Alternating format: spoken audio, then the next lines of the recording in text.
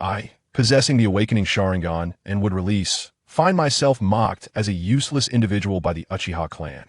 This ridicule stems from my unexpected journey into the world of Naruto, where I became the sole descendant of both the Uchiha and Senju clans through their intermarriage.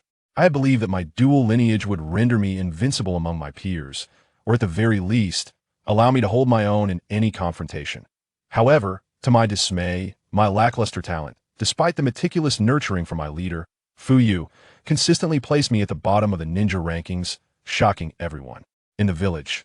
Eventually, the Uchiha clan relinquished their initial hopes for me, transitioning from high expectations to a laissez-faire approach. Little did they know, my perceived inadequacy was not due to a lack of talent, but rather because of a formidable entity dwelling within me that required my sustenance. It wasn't until I turned 10 that I finally qualified to engage with his presence that on that fateful day, as I entered my mental space, I greeted the overseer with a cheerful "Good morning," the legendary Senju Hashirama. Upon seeing my face, his eyes widened in disbelief. "Uchiha Madara, you are alive." I was momentarily taken aback, realizing that the infamous presbyopia of Konoha's founders began with Hashirama's generation. "Lord Hashirama," I implored, "allow me to explain. I bear a striking resemblance to Lord Uchiha Madara, yet I am not him." Before I could elaborate, Hashirama interrupted, his not-so-sharp mind racing to a conclusion. He soon surmised that a descendant of the Uchiha had employed forbidden techniques to resurrect the youthful Madara, further venturing into even more perilous and malevolent jutsu. His expression turned grave as he admonished, "You should not disturb the deceased with such vile ninjutsu." My face fell in frustration. But before I could respond, Hashirama proposed, "Let us engage in a thrilling battle." With that, he clapped his hands and called out, "Would release, would clone technique." However, the ensuing moment left him utterly astonished. "Where has my chakra gone?" Just then, a melodious electronic voice resonated in my mind, emanating from Hashirama's emotions. "You have acquired the bloodline of wood release through sacrifice, along with various wood release techniques. It became evident that I was an extraordinary transmigrator, having recently arrived in the Naruto world and inadvertently awakened a remarkable ability. Whenever my target harbored intense emotions toward me, I could absorb any of their techniques or skills. Although as my strength grew, the weaker foes would be automatically filtered out by the system. I never anticipated that the system would directly assimilate Hashirama into my being, turning him into my beginner's gift package, one that he could not resist, safe and effective.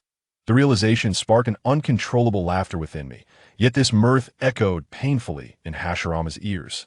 Images of Uchiha Madara resurfaced in his mind, and he thought, "This damn smile, how can you claim you are not Madara?"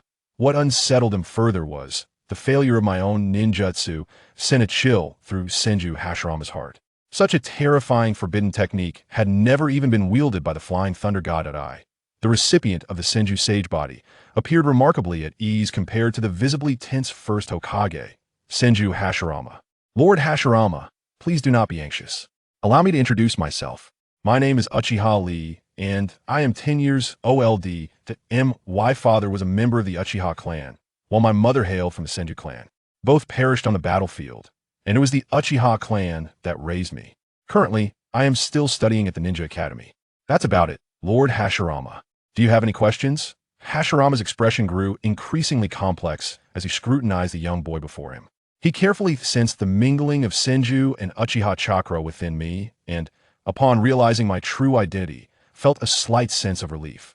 Through our conversation, I provided a detailed account of the current state of the ninja world and addressed Hashirama's inquiries regarding the village.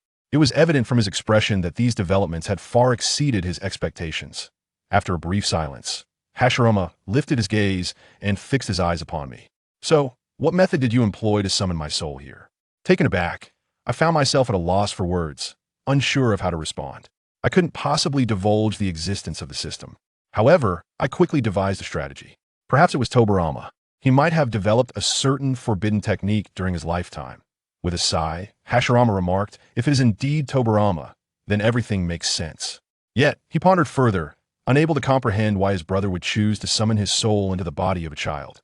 Noticing that Hashirama was already half convinced, I lowered my head in silence, fearful of revealing my amusement, especially since I had already benefited significantly from his would release techniques. Consequently, I waved my hand in farewell, stating, "Lord Hashirama, let us conclude our conversation for today. We shall meet again another day. With that, before Hashirama could extend a hand to stop me, I departed from the mental space. I slowly opened my eyes in the room and accessed the system panel. However, upon gazing at the interface, I could not help but feel disheartened aside from the rewards bestowed by the system. I possessed no skills of my own. After shutting down the panel, I refrained from engaging in further idle chatter with Hashirama and instead nestled into my bed for a restful slumber. After all, tomorrow was the day of a highly significant practical examination. The next day, I arrived punctually at the Ninja Academy. Due to my mixed heritage of the Senju clan, my status within the Uchiha clan was quite awkward, and many clan members looked down upon me. However, I enjoyed a favorable reputation among my peers at the academy. Just as I stepped through the entrance, a lovely little girl with red eyes dashed toward me, presenting a beautifully crafted bento box. "Good morning, Lee. Please have some bento." "Thank you, Hong," I instinctively replied as I accepted the bento box, but before I could express my gratitude, once Hong blushed and ran away. "What was there for you to blush about? Is it that a celestial body has possessed you? After all, if by chance a wealthy heir were to witness this, what would happen if they decided to make my life difficult?" I glanced around and, indeed, spotted Asuma in the distance. His gaze far from friendly, a mere tail end of the Uchiha clan. And yet, he was so close to Hong, as if he had no regard for his own standing. If it weren't for the crowd, he would have relished the opportunity to teach me a lesson that I pondered that if, during the practical exams draw, I were to face him, he would undoubtedly want to pummel me into submission. Yet, I waited in vain for the system to notify me. Evidently, my provocation of Asuma was insufficient that I discreetly surveyed my surroundings, calculating potential targets that could yield rewards.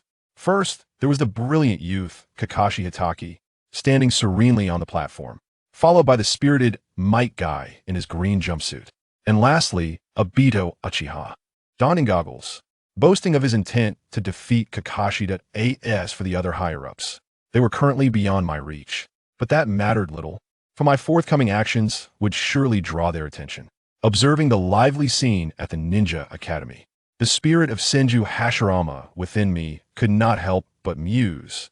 Indeed, the Flying Thunder has adeptly shielded the children. As the first Hokage, he harbored a unique affection for the descendants of Konoha. Yet, in the next moment, he curiously inquired about the current Hokage. I replied, "It is Lord Hashirama. The third Hokage is Lord Hiruzen Sarutobi." Hashirama nodded. "Ah, a monkey he is rather commendable." Naturally, Hashirama was aware that Hiruzen was the proud pupil of the Flying Thunder.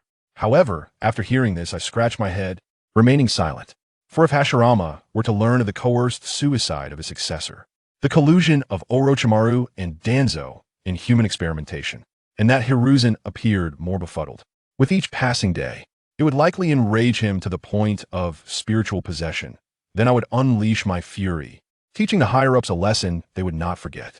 Meanwhile, as the children of the Ninja Academy frolicked, the chief examiner, Miyagi Shunsuke, clapped his hands. "All right, you rascals, quiet down. We are about to commence the first round of practical tests. Your performance will determine your eligibility for graduation, with the third great ninja war looming." The graduation system at the Ninja Academy was remarkably flexible. As long as one believed they met the criteria, they could submit an application for graduation. For instance, the prodigious Kakashi graduated at the tender age of 5. At this moment, Miyagi Shunsuke had drawn the first slip of paper. The first match was Uchiha Obito against Hong. When the examiner called out Uchiha, the atmosphere in the arena noticeably intensified. However, upon hearing my name, the crowd's enthusiasm waned. "Who wants to watch a mere tail-end Uchiha?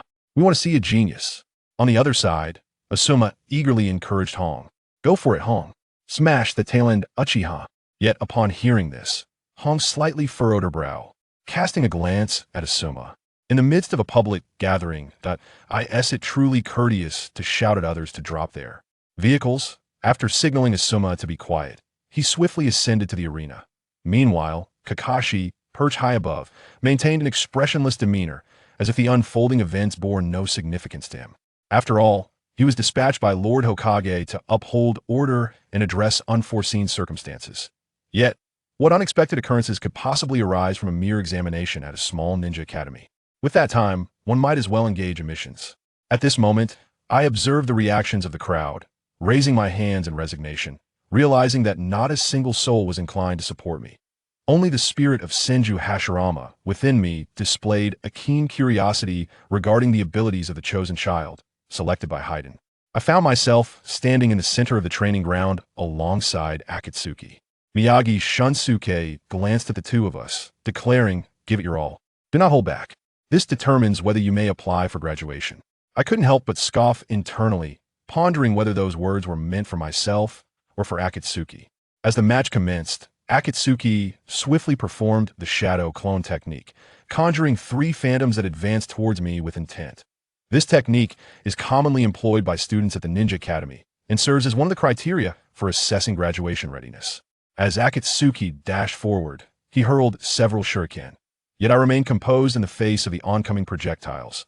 With a mere flick of my fingers, several robust vines erupted from the ground, effortlessly swatting away the flying shuriken. Upon witnessing this, Akatsuki halted in surprise, evidently unfamiliar with such a technique. However, the expressions of the proctor and other seasoned ninjas outside the arena grew serious, as if they recognized this ninjutsu from somewhere. With little time for contemplation, Akatsuki and his clones charged at me. Yet in the next moment, the vines surged forth, swiftly dismantling his clones. Before Akatsuki could react, one of the vines ensnared him midair. What kind of ninjutsu is this? I've never seen anything like it, Akatsuki thought, desperately slashing at the vine with his kunai. However, his efforts proved futile. The sharp kunai merely left shallow marks upon the vine's surface. Simultaneously, he felt his chakra draining, and soon, the kunai clattered to the ground. At this juncture, I turned to the main examiner, Shunsuke Sensei. Have I won? It was only then that Shunsuke snapped back to attention and announced my victory. The moment the words left his lips, I released the technique, allowing the nearly unconscious Akatsuki to descend slowly. I caught him gently in my arms.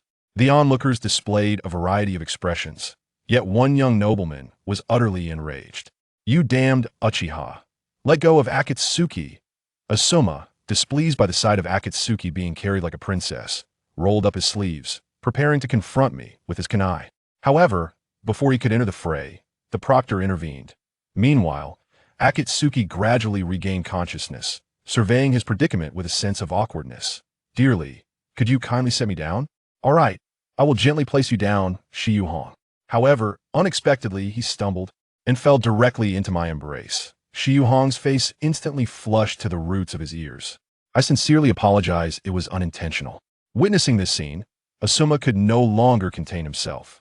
He swiftly approached the siege interface, deliberately raising his voice. "Teacher Junjia, I have a request. I wish to apply for a match against Uchiha Rika." "No siege allowed." Junjia coldly dismissed Asuma's appeal. "We will arrange a private spar when time permits. Today, we are pressed for time." Upon hearing this, Asuma grew anxious. What is the purpose of a private spar? What he desires is to defeat me once more in front of everyone. Do not presume that a fortunate victory over Shiyuhong will guarantee your graduation. The path of a ninja is far from easy. Miyagi Junjia waved his hand dismissively. In the next moment, Kakashi approached. Just as he was about to forcibly escort Asuma away, I unexpectedly stood up. "Teacher Junjia, I too wish to spar with Asuma." Miyagi Junjia looked even more troubled. "In school, I have always been a model student, never engaging in their antics. Why do I seem like a different person today?" He irritably waved his hand. "We shall discuss this after the other students finish." The long wait finally came to an end, after the final match concluded. Teacher Gongjing called upon me and Yuan Fei. Asuma urged us to settle it quickly, while he stretched his joints, displaying a peculiar smile. "Teacher Junjia, rest assured, I shall be swift." I glanced at the flushed Asuma, and couldn't help but chuckle softly. It was quite reasonable to think so. After all, Asuma indeed held interest in Shiyuhong. Had it been Uchiha Bido in my place, I would not be surprised if he had already activated his Sharingan. With such interaction, soon, as the match commenced, Asuma suddenly lunged forth, 3 shurikens soaring through the air towards me. My pupils constricted, and I flung a few shurikens back, accurately knocking them down amidst the clashing metal sounds. Asuma charged towards me in anger, yet I remained still, unyielding. In the next instant, a spiral wooden spike quietly emerged from my palm. When the distance between us shrank to merely 3 meters, the wooden spike swiftly extended, its sharp tip halting perilously close to Asuma's Adam's apple. "Is this a wooden shield?" Kakashi's eyes widened in astonishment. fixated on the sharp wooden spike, while cold sweat trickled down Asuma's chin, dripping onto the spike. That was close. Just as he began to breathe a sigh of relief, he suddenly realized my figure had vanished from sight. In the blink of an eye, I reappeared before Asuma, my chakra-infused fist striking fiercely against his face. This punch was a forceful descent. The audience even heard the sound of bones dislocating. Asuma flew out 10 meters like a broken kite that I glanced at the astonished Miyagi Junjia. Teacher Junjia, this will suffice. Miyagi Junjia swallowed hard, assessing Asuma's injuries, only to find that the lad had lost consciousness. What on earth? A single punch rendered Asuma unconscious? Miyagi Junjia expressed his confusion. In just a few short days, how did this young man elevate to such heights? He even discovered that, just moments ago, as I threw my punch, he distinctly sensed a tremendous surge of chakra emanating from me. This magnitude far surpassed that of an ordinary Chunin. Junjia pondered for a moment, deciding to report my circumstances to the Hokage. The earlier appearance of Muzi, along with the vines that emerged during the battle with the former Hong, reminded him of the wooden shield that only the first Hokage could wield. Considering my lineage, bearing half the blood of the Senju clan, everything began to make sense. As a medical team carried Asuma away, the match came to a close. After Kakashi restored order, he once again turned his attention to me. He had resolved both battles with astonishing swiftness, securing victory in record time. If all went as expected, Asuma would need to rest for 10 days to half a month. This extraordinary strength was something he had only witnessed Tsunade employ. Contemplating this, Kakashi's mood soured. After all, he was the village's prodigy, yet the sudden emergence of someone like me seemed to overshadow him. However, while Kakashi's thoughts drifted, I had quietly left the training ground. It was only a matter of time before today's events reached the ears of Youthful, Risen, and the esteemed Danzo. My next course of action was simply to await their summons. Senju Hashirama, having observed the earlier confrontation, regarded me with admiration, exclaiming, "Well done." That punch was truly impressive. Sitting cross-legged on the ground, his eyes glimmered with appreciation. If I was not mistaken, I had already demonstrated some proficiency in manipulating the wooden shield. Lord Tsunade has exaggerated. I responded modestly. I only grasped the barest fundamentals. This was not an exaggeration after all. Compared to Senju Hashirama's ability to summon colossal wooden dragons, I still had a long way to go. Moreover, my ambitions extended far beyond mere basics. The mighty Kizato Buddha was but a glimpse of what I sought. Naturally, the straightforward Senju Hashirama did not ponder deeply on such matters. He laughed heartily, finding me to be quite an interesting child. Was it possible that Fate had summoned him to this realm to assist me? Amidst these thoughts, I found myself at the entrance of the Uchiha clan's quarters. Just as I contemplated returning to rest, I was unexpectedly called by a figure behind me. "Brotherly, please wait." Turning around, I was greeted with a smile. It was Shisui. It is well known that the Uchiha clan harbors many eccentric individuals. Although Shisui is not one of them, he tends to approach tasks in a rather abstract manner, always seeking to resolve the deepening discord between the Uchiha and Konoha through his own efforts. It was during one of our discussions about the will of fire upheld in our village that Shisui found great value in my words. Consequently, he often sought me out for dialogues, and over time, we became friends who shared everything. After the Uchiha allowed me to roam freely, Shisui frequently came to spar with me. Unsurprisingly, the outcome often resulted in my resounding defeat. As we walked and talked, time slipped away unnoticed. Having arrived at the training grounds of the Uchiha clan, at that moment, Shisui suddenly halted his steps. "Brother, it has been quite some time since we last sparred." I was taken aback. I had always been the one to request a match, hoping to glean something from the experience. Yet today, unexpectedly, Shisui took the initiative to propose it. Very well, I thought perhaps I could extract some reward from him in return. Meanwhile, on the training field, two young Uchiha faced off. Shisui, observing me as I casually manipulated the vines, felt a momentary sense of unease. For some reason, he sensed that my demeanor today was somewhat different from usual. Taking a deep breath, he declared, "Brother, I'm coming in." With that, he swiftly launched a few shuriken. However, I merely beckoned with a finger, and the vines emerging from the ground effortlessly knocked them down. Yet, this was merely a feint. The afterimage left by Shisui had yet to dissipate when the glint of his kunai was already poised at my back. He brandished the kunai, thrusting it mercilessly towards me. "Reveal your true strength, brother," he urged, suppressing a laugh. Despite being younger than my sister, he had keenly observed my performance today. Shisui believed I had been concealing my abilities, but for some reason, I had inadvertently revealed a portion of my strength today. He was convinced that my capabilities surpassed what I had shown, and only a full-fledged assault could compel my true power to surface. Indeed, the kunai plunged into my back, however. I felt no familiar sensation. It was as if it had pierced a block of wood. A wooden clone, unbeknownst to me, had emerged from some hidden corner. Explaining that this was a technique used by the first Hokage, Shisui smiled upon hearing this. Brother, you are indeed not so simple. Yet before he could finish his thought, I clapped my hands together, executing the wood release, wood clone technique. A sturdy branch surged towards Shisui, ensnaring him firmly. But as the dust settled, I soon realized that what I had trapped was merely a wooden stump. A substitution technique? I turned to Shisui, only to find him suddenly laughing. To release ninjutsu without hand signs, brother, you have truly surprised me, he exclaimed. If that is the case, I too shall unleash my full power. With that, the Sharingan slowly manifested in his eyes, and, as the ocular technique activated, his aura surged significantly. It seems this time, I shall emerge victorious, he asserted confidently. After all, the Sharingan has always been a source of pride for the Uchiha clan, capable of seeing through an opponent's movements and ensnaring them in illusions, rendering them utterly vulnerable. Observing all this, I scratched my head. Shisui had indeed become the most formidable genius of the Uchiha in recent years. Without an external advantage, I would find it quite challenging to contend with him. Meanwhile, Senju Hashirama, who was secretly watching the match, was equally astonished. This younger Uchiha, named Shisui, was even younger than when he had awakened his Sharingan. In an unknown situation, it was indeed troublesome without the Sharingan dot on the other side. Uchiha Shisui rapidly formed hand seals, then took a deep breath, unleashing the fire release. Fireball technique, that a colossal fireball erupted from his mouth, its blinding crimson light saturating the entire training ground. Senju Hashirama's pupils constricted, questioning whether such a fire shield was truly a jutsu that a student of the Ninja Academy could wield. It was hard to believe that at this age, he had once been tossing stones into the river alongside me. Yet, in response, I remained remarkably composed.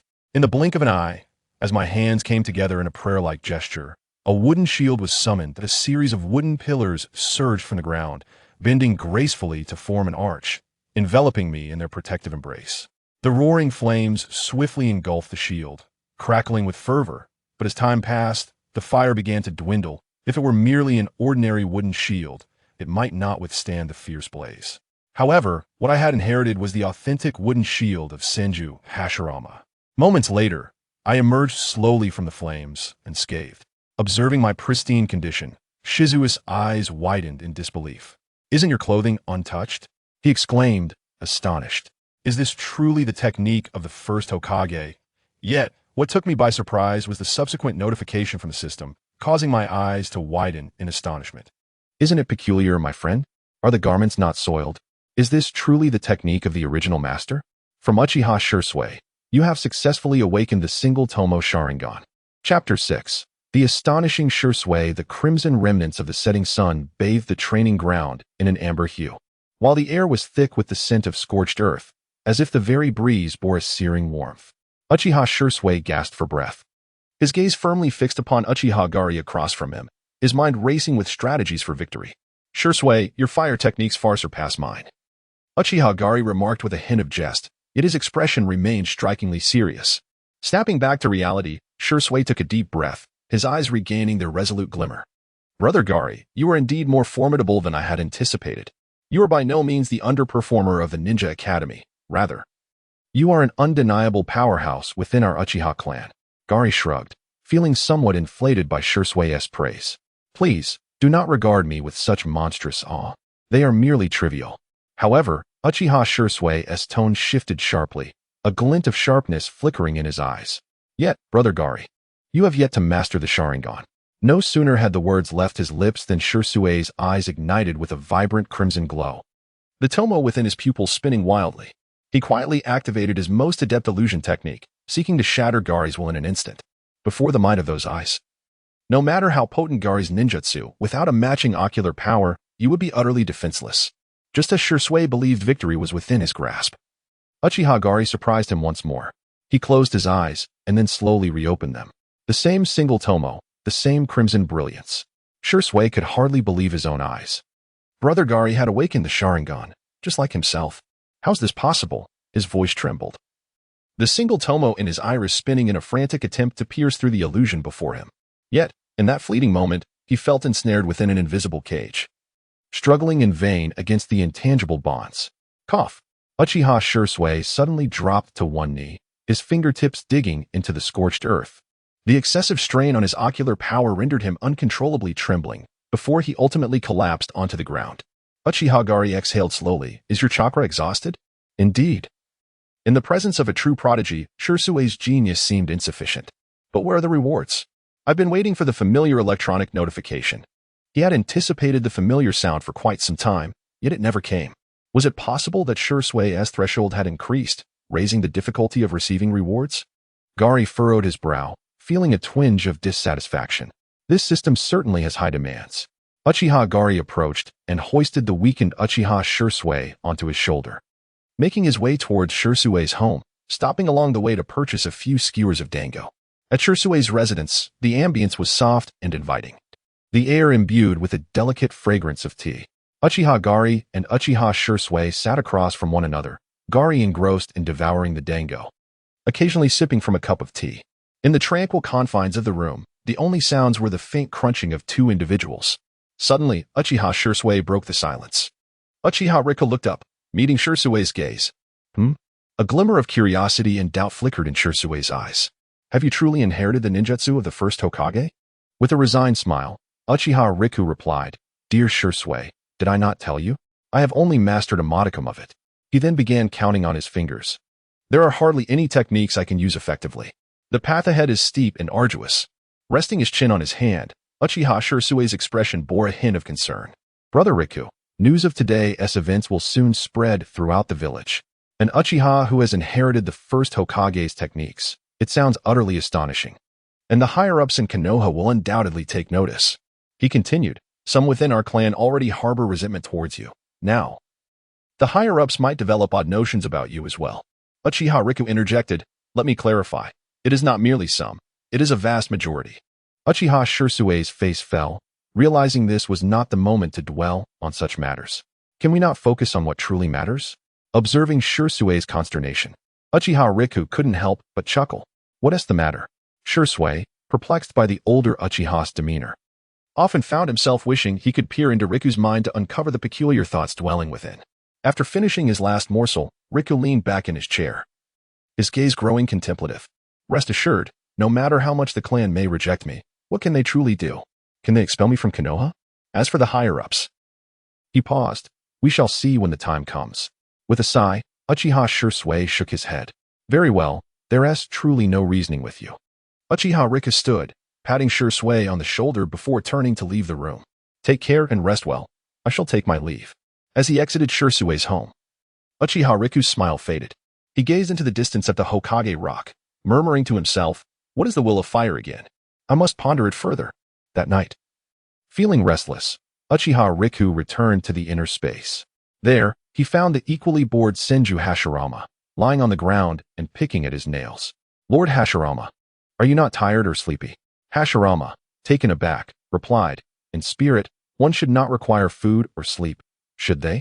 That makes sense, Uchiha Rika nodded, settling beside Hashirama. After a brief exchange of light conversation, Hashirama began discussing Riku's performance earlier that day. When you utilized would release, I saw a reflection of myself within you. His tone was tinged with nostalgia and satisfaction. What surprised me even more was your quiet awakening of the Sharingan. In that fleeting moment, I was led to believe that Uchiha Madara had returned. Uchiha Kagami refrained from responding. Fully aware of the intricate emotions that Senju Hashirama harbored towards Uchiha Madara, an amalgamation of profound camaraderie and irreconcilable enmity.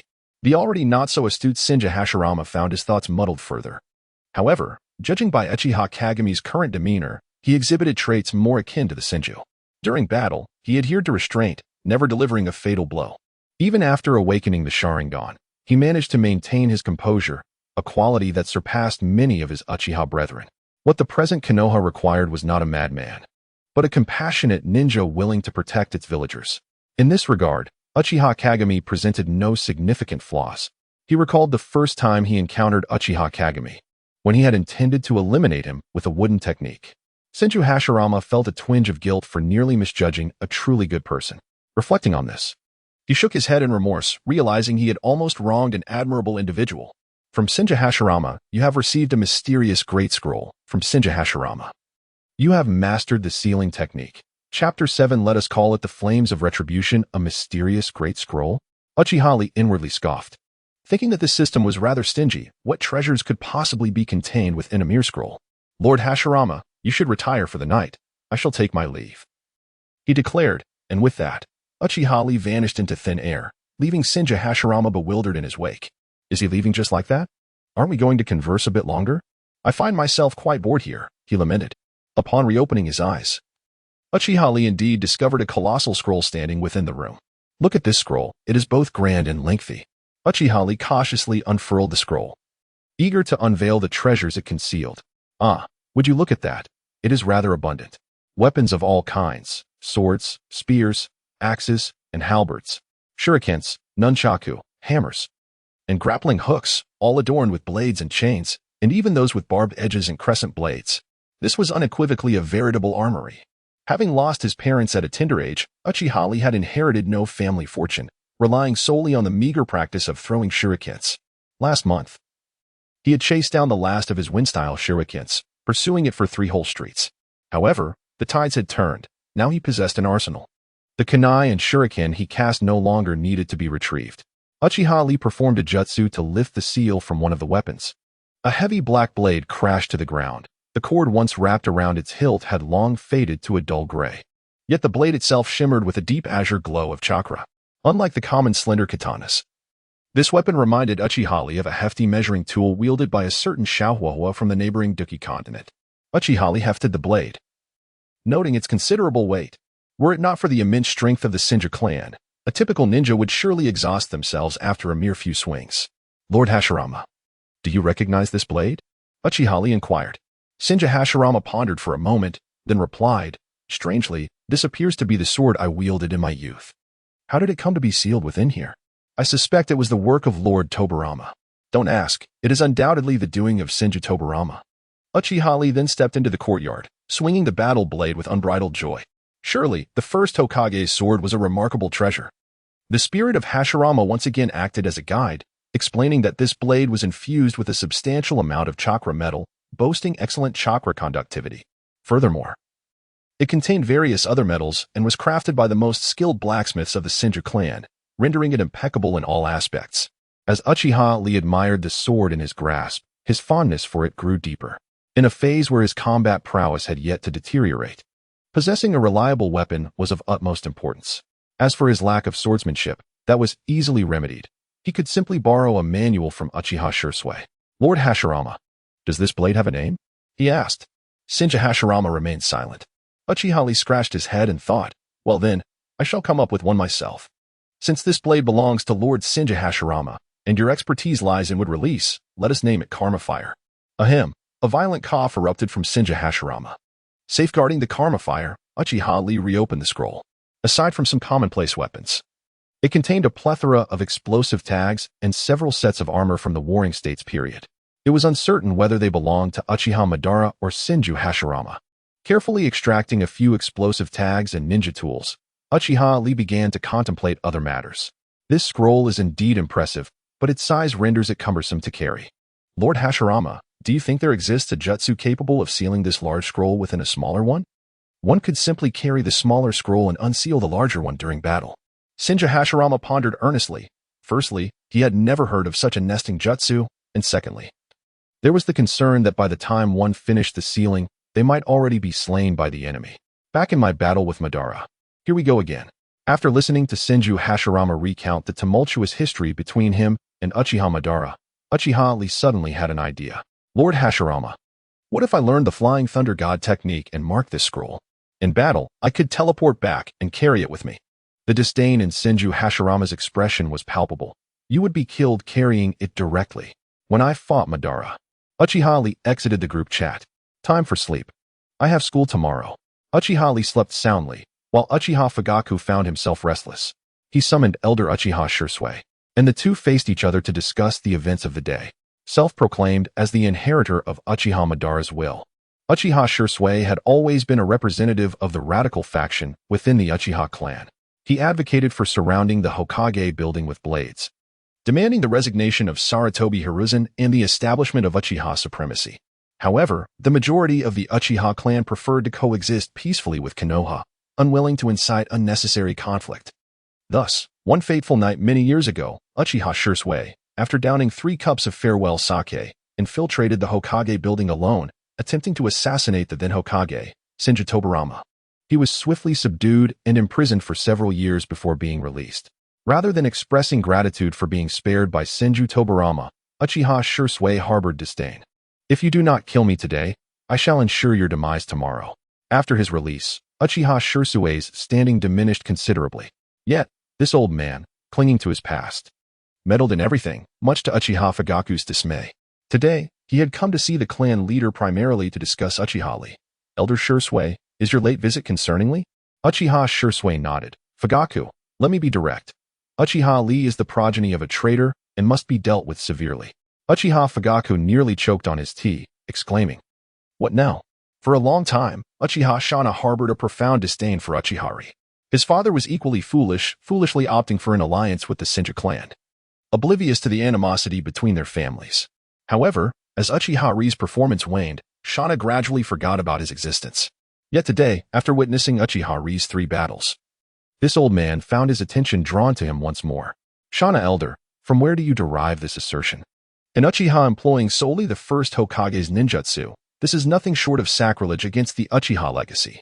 Uchiha Fugaku set down his teacup and, after a moment's hesitation, spoke. "He bears half the blood of the Senju clan. This is an immutable fact. Furthermore, did he not awaken his Sharingan today?" Uchiha Shana raised his voice, protesting. "Yet he bears no semblance of an Uchiha. The way he clapped his hands is reminiscent of that detestable Hashirama Senju." Uchiha Fugaku swiftly covered Shana's mouth, exclaiming, "Do not spew such nonsense and drag me into your folly. The name of Lord Hashirama is not one you can sully in whispers. Moreover, you once remarked that this boy resembled Lord Madara Uchiha and would surely achieve greatness. Must you now retract every word?" Uchiha Fugaku's expression was one of deep concern. He understood Shana's apprehensions all too well. The clan leader feared that should the Uchiha truly rebel, Uchiha Rie might falter due to his lineage, possibly becoming a traitor. If Uchiha Rie remained a mere underdog, it would be inconsequential, but today he had unexpectedly triumphed over 3 opponents with remarkable ease. It must be noted that while Uchiha Shisui was young, he was undeniably a prodigious talent. Should Uchiha Rie indeed turn traitor, it would significantly jeopardize Shana's ambitions for rebellion. Yet, should the Uchiha truly rebel? Or, more aptly, could the Uchiha successfully mount a rebellion?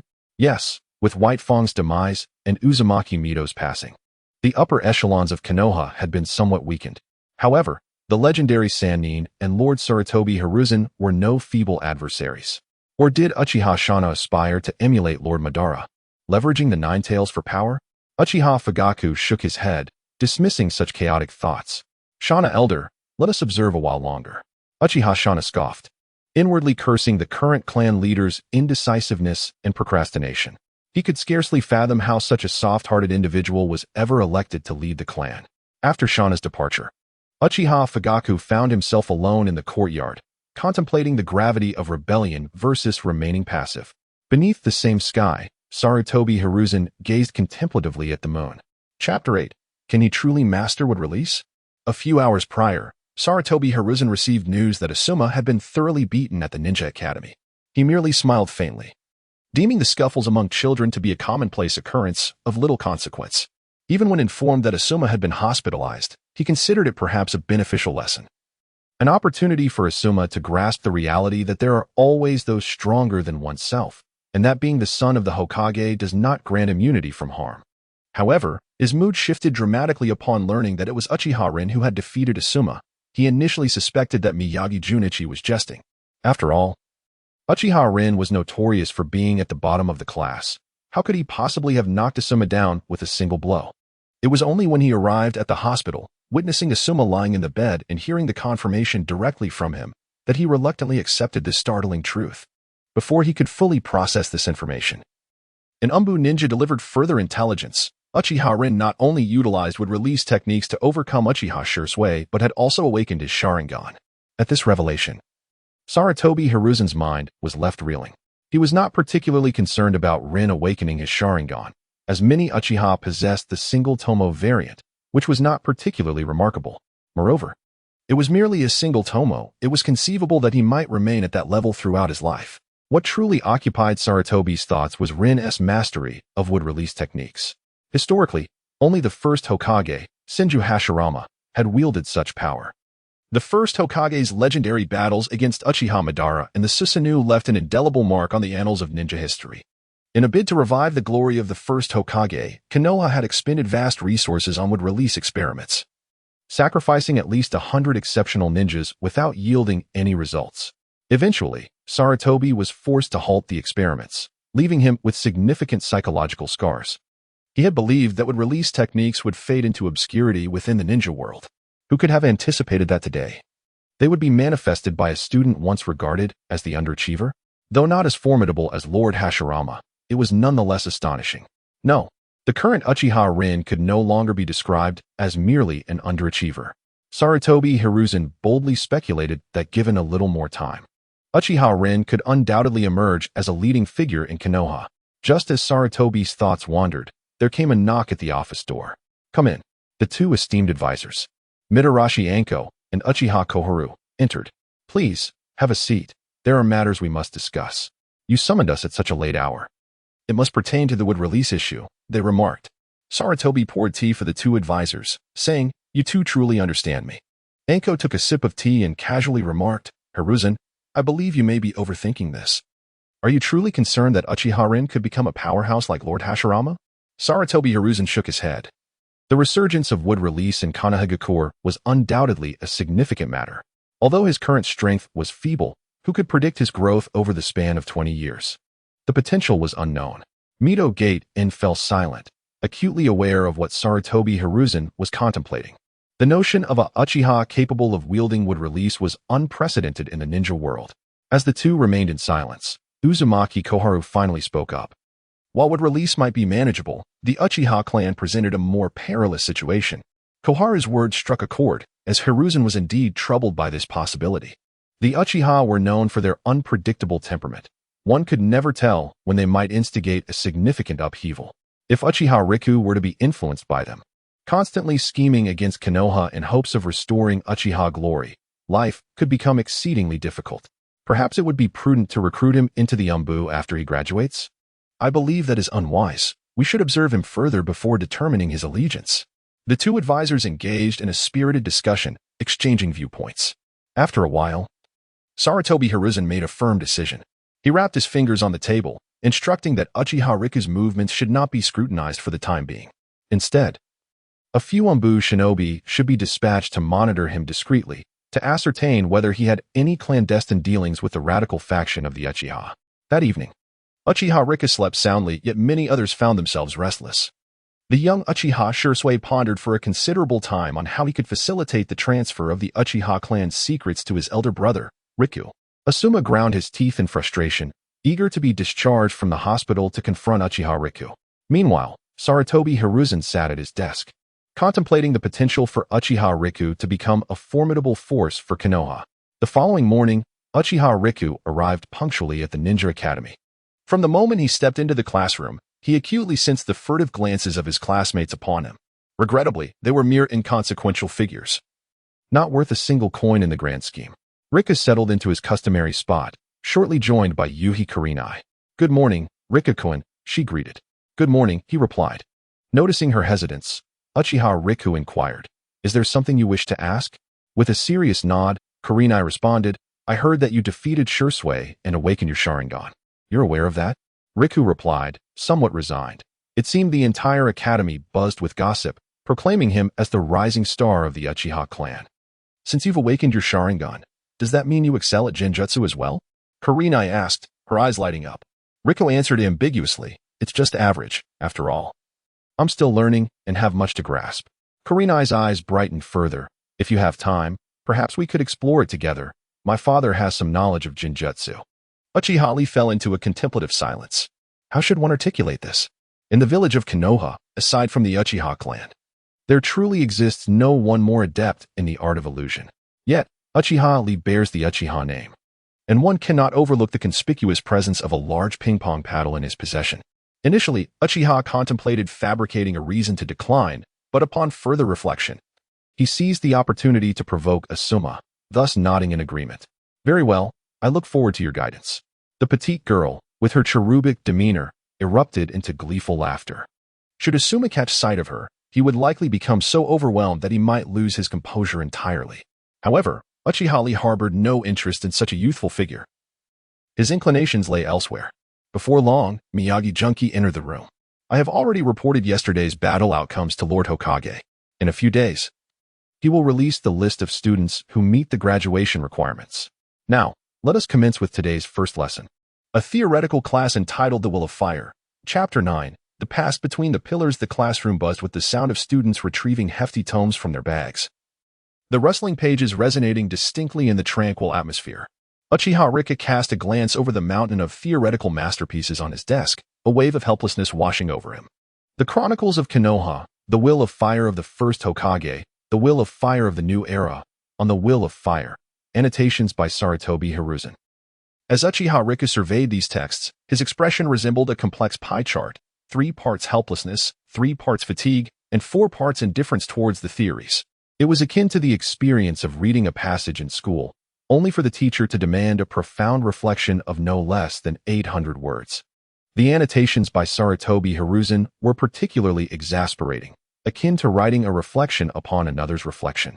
Uchiha Riku couldn't help but sigh inwardly. Such convoluted reasoning was excessively abstract. Meanwhile, Miyakawa Junpei had already begun to elucidate from the textbook. In the last lesson, we discussed the ninja academy established by the second Hokage.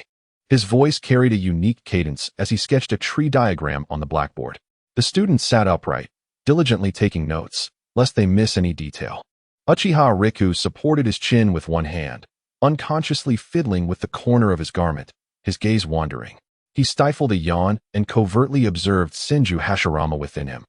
The legendary first Hokage, at this moment, was listening with an unusual seriousness to Miyakawa Junpei's explanation. Yet, judging by his bewildered expression, it was clear he struggled to grasp the content. Hashirama-sama, are you listening? Senju Hashirama awkwardly scratched his head. Has the Will of Fire become so profound since my passing? If Hashirama's Will of Fire was version 1.0, then it seemed the concept had evolved to version 3.0, making it understandable that he found it perplexing. Hashirama was even more confused. What was this 1.0 and 3.0? Your words are even more incomprehensible than what this teacher is presenting. Uchiha Riku, feeling rather bored, decided to engage Hashirama in a different conversation. Hashirama-sama, tell me a tale from your era. With a snap of his fingers, he conjured 2 grand sofas and plopped down onto one. In our time, Senju Hashirama leaned back on the sofa, reminiscing about the painful past. The training grounds were perpetually steeped in the scent of blood. A comrade who was full of life today could become a lifeless corpse by tomorrow. War was the prevailing theme of our era. Uchiha Riku recognized that the era Hashirama spoke of was the Warring States period. The conflicts among ninja clans were unceasing, with each day either engulfed in war or preparing for one. It was during that time that you encountered Uchiha Madara, was it not? Uchiha Riku inquired softly. Upon hearing the name of Madara, Hashirama Senju fell silent for an extended period. A flicker of intricate emotions crossed his gaze, as if he were reminiscing about a past filled with both camaraderie and conflict. Had it not been for the wars, perhaps Madara and I could have become lifelong friends. We once shared a common ideal, aspiring to establish a peaceful ninja world where shinobi would no longer engage in slaughter due to familial animosities. Yet, fate dictated otherwise. I am of the Senju clan, and he belongs to the Uchiha. Our hands are stained with the blood of too many of each other's kin. Each time we met on the battlefield, I approached with a resolve to face death. I knew Madara felt the same. At this juncture, Hashirama paused briefly. Fortunately, luck was on my side. I survived to witness the war's end and, alongside Madara, helped establish Konohagakure. In that moment, we believed we could finally realize our dream of peace. Uchiha Itachi supported his chin, his eyes reflecting a hint of perplexity. However, the texts indicate that Uchiha Madara is a traitor to the village. Not only did he abandon Konoha, but he also became its enemy. Hashirama's expression grew somewhat complex as he rubbed his temples, seemingly organizing his thoughts. In those days, Tobirama consistently opposed my philosophy of peaceful coexistence with the Uchiha. He repeatedly asserted that the Uchiha clan was inherently malevolent. Those words, ultimately, reached Madara's ears. He understood that the seeds of suspicion had begun to take root in both our hearts. Hashirama continued, stating that Madara realized, despite our shared ideals, they appeared fragile in the face of familial hatred and mistrust. Thus, on a certain night, he departed from Konoha alone. As he spoke, Hashirama's gaze once again fell upon Uchiha Itachi. He scrutinized the young man closely, as if he perceived a familiar figure within him.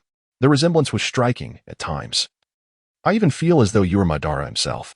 Uchiha Itachi erupted into a fit of coughs, inquiring if this was the reason Hashirama once contemplated ending his life with a would-release technique. Hashirama's face flushed with embarrassment, insisting it was all a misunderstanding. Then, an audacious thought surfaced in Hashirama's mind. Itachi, could it be possible that you are, in fact, a descendant of Madara? Uchiha Itachi was taken aback, questioning whether Hashirama had just claimed him as a distant grandson. I am unaware. My parents have never mentioned past events, and I only discovered my mother's lineage from her relics. Hashirama chose not to dwell on such matters any longer. Today, the teachings of the Will of Fire at the Ninja Academy led him to ponder many things.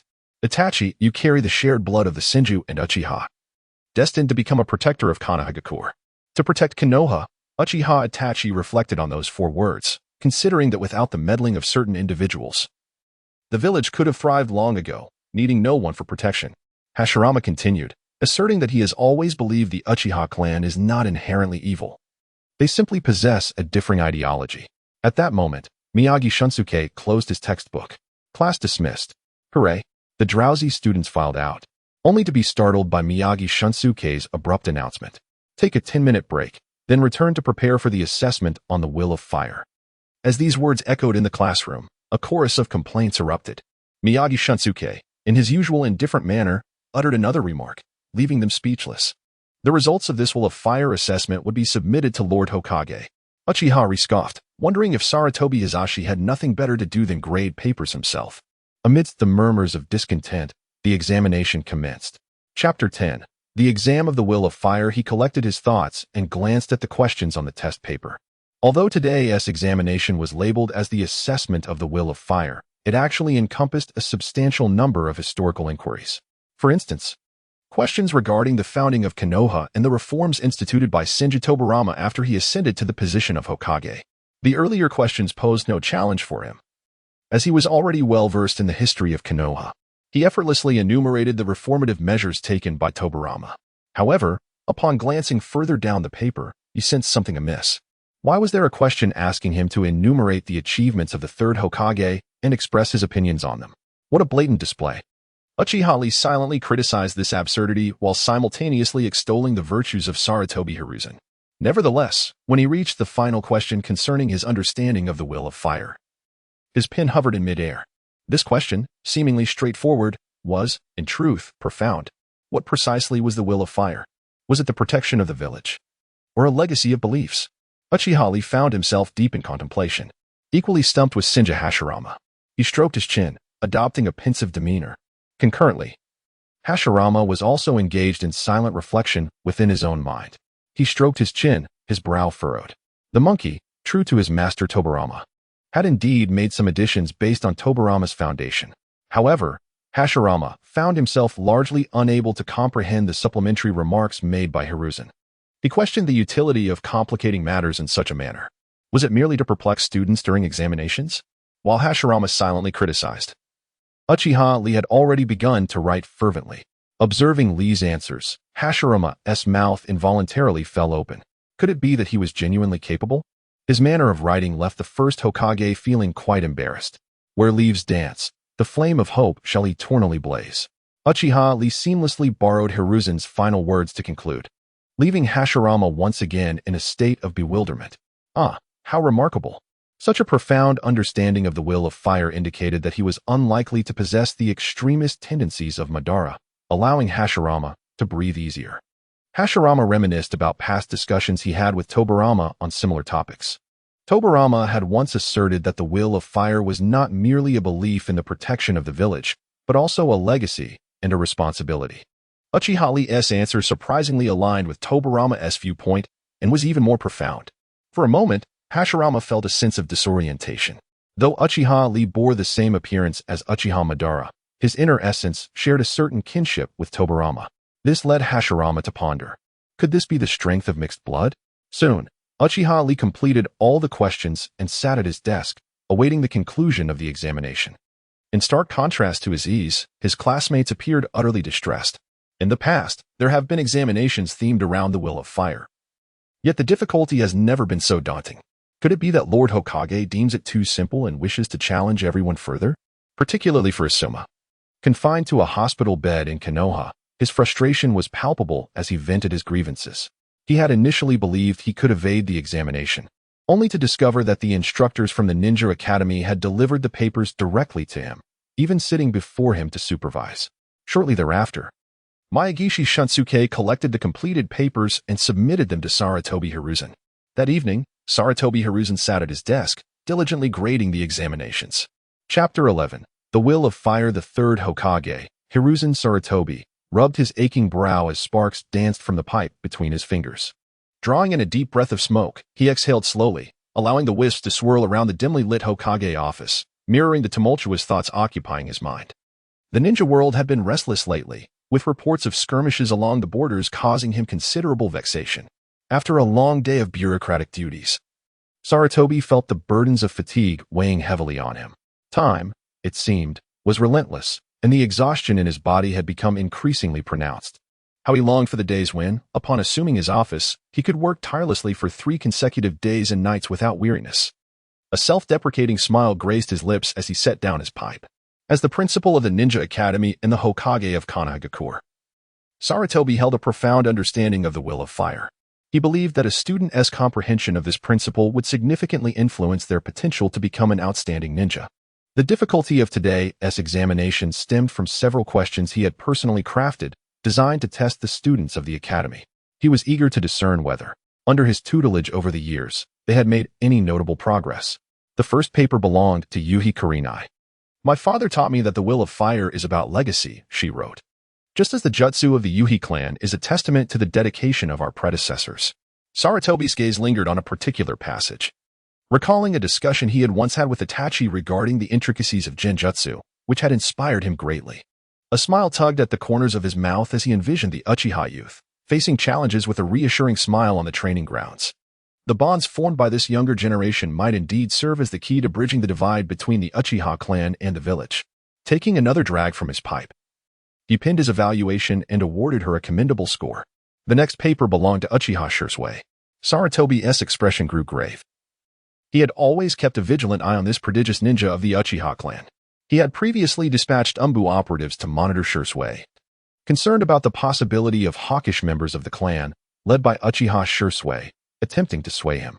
Reassuringly, Shisui had expressed clear opposition to their radical ideologies, advocating for a more conciliatory approach to resolve the tensions between the Uchiha and Konoha. His sentiments were reflected in his examination responses, where he skillfully sidestepped any mention of Konoha and Uchiha. Yet, Sarutobi discerned much between the lines. Shisui aspired to become a top genius of Konoha, viewing this as a bond to mend the relationship between the Uchiha and the village. Furthermore, he referenced Uchiha Itachi, stating, a true stronghold should serve as a bridge for communication. Upon encountering a fellow student adept in wood release, Sarutobi's fingers tightened around the examination paper. He recalled how Senju Hashirama could have utterly obliterated the Uchiha, but chose instead to place his faith in Madara. Should we not also believe, Sarutobi mused softly, tapping his fingers lightly against the desk. Uchiha Shisui, though still in his youth, exhibited wisdom that far surpassed that of ordinary individuals. His words were imbued with a profound concern for the relationship between the Uchiha clan and the village of Konohagakure. At such a tender age, did he wish to bear such a heavy burden? Sarutobi Hiruzen smiled, recognizing the precociousness of the young lad. Towards the end, Shisui once again broached the subject of applying for early graduation. In this time of need for our village, esteemed Hokage, I humbly request permission to graduate ahead of schedule. Hiruzen's expression was complex as he pondered for a moment before inscribing his remarks. Your request for early graduation is unrelated to today's matters, Shisui. You have digressed. Please be mindful next time. The moment the third examination paper was unfurled, Hiruzen felt a throbbing in his temples. The flamboyant calligraphy spelling out Asuma Surtobi nearly pierced through the paper, with the final character's stroke extending onto the next page. Struggling to maintain composure, Hiruzen's instincts flared upon reading the first sentence. The old man incessantly preached the will of fire, yet in reality, it was mere brainwashing rhetoric. The pipe clattered against the desk, splattering ink onto the Hokage's robe. Within the examination, Asuma unleashed his full force, vehemently criticizing Hiruzen and the concept of the will of fire. He asserted that Hiruzen was simply an old fool, lacking a true understanding of the will of fire, spouting the same empty platitudes with no nutritional value. The essence of the will of fire had long been eloquently articulated by the first Hokage. The old man was merely engaging in futile exercises. Rather than wasting time, he ought to contemplate how to confront the increasingly arrogant neighboring villages. Hiruzen, in a fit of indignation, marked Asuma's paper with a resounding 0. You insolent brat! In all of Konoha, there is no one else who dares to speak to me in such a manner. Yet Asuma's audacity did not end there. Further examination revealed his mention of Uchiha Itachi. However, unlike Kurenai and Shisui, Asuma deemed Itachi inherently malevolent, employing bizarre ninjutsu learned from unknown sources to attack him. Hiruzen could no longer tolerate this and tore Asuma's examination paper into shreds. Would release as mere nonsensical ninjutsu? Bold of you. It seems you truly wish to court your own demise. Hiruzen summoned the Umbu, instructing them to keep a close watch on Asuma, restricting his movements. Yes, Hokage-sama. The expression behind the Umbu's mask was complicated. Could the second Hokage not spare Hiruzen some concern? Suppressing his rising ire, Hiruzen continued to review the papers. After some time, he finally arrived at Uchiha Itachi's examination. Wherever the leaves of Konoha dance, the fire shall persist. Hiruzen unconsciously recited aloud. Many years prior, the figure of the second Hokage had vanished from the battlefield. Hiruzen's fingers trembled slightly as the embers from his pipe fell onto the leaves, igniting them and illuminating the new sprouts, leaving behind charred marks. This little imp, in the days of yore, the second Hokage, Tobirama Senju, who was also the revered mentor of Hiruzen Sarutobi, sacrificed his life to protect the descendants of Konohagakure. This remains an indelible regret for Hiruzen Sarutobi throughout his life. He gingerly picked up the examination paper, finding it incredulous that such a document was penned by a mere child from the Ninja Academy. Furthermore, this child bore the surname Uchiha.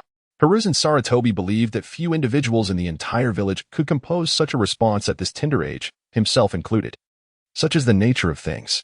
The answers provided by Uchiha Itachi encapsulated the quintessence of both the second and third Hokage, even deserving the title of the Will of Fire. Hiruzen Sarutobi carefully set the paper down and rose to gaze out the window at the Hokage monument, speaking to himself. Lord Tobirama, I never anticipated that the child inheriting your Will of Fire would carry the Uchiha name. Even though Uchiha Itachi possesses a lineage that intertwines with the Senju clan, many tend to overlook this fact. Whenever Uchiha Itachi is mentioned, it is often in reference to the child who bears an uncanny resemblance to Uchiha Madara. Uchiha Itachi, truly a remarkable child. Presently, the Uchiha clan, led by the radical Shisui, shows signs of resurgence. A descendant like Uchiha Itachi, capable of wielding wood release, would undoubtedly be their target of interest. A plan must be devised to draw Uchiha Itachi closer. Hiruzen Sarutobi harbored a vague intuition that Uchiha Itachi could be the key to resolving the issues surrounding the Uchiha clan. His brow furrowed slightly as he pondered whether to find an opportunity to meet with Uchiha Itachi. A sneeze interrupted his thoughts. Uchiha Itachi had just sneezed. Who might be watching him? Beside him, Kurenai Yuhi inquired with concern, Itachi-kun, are you all right? It's nothing, perhaps just a cold, he replied. Upon saying this, Uchiha Itachi glanced at the time. I must be on my way. Very well, Itachi-kun.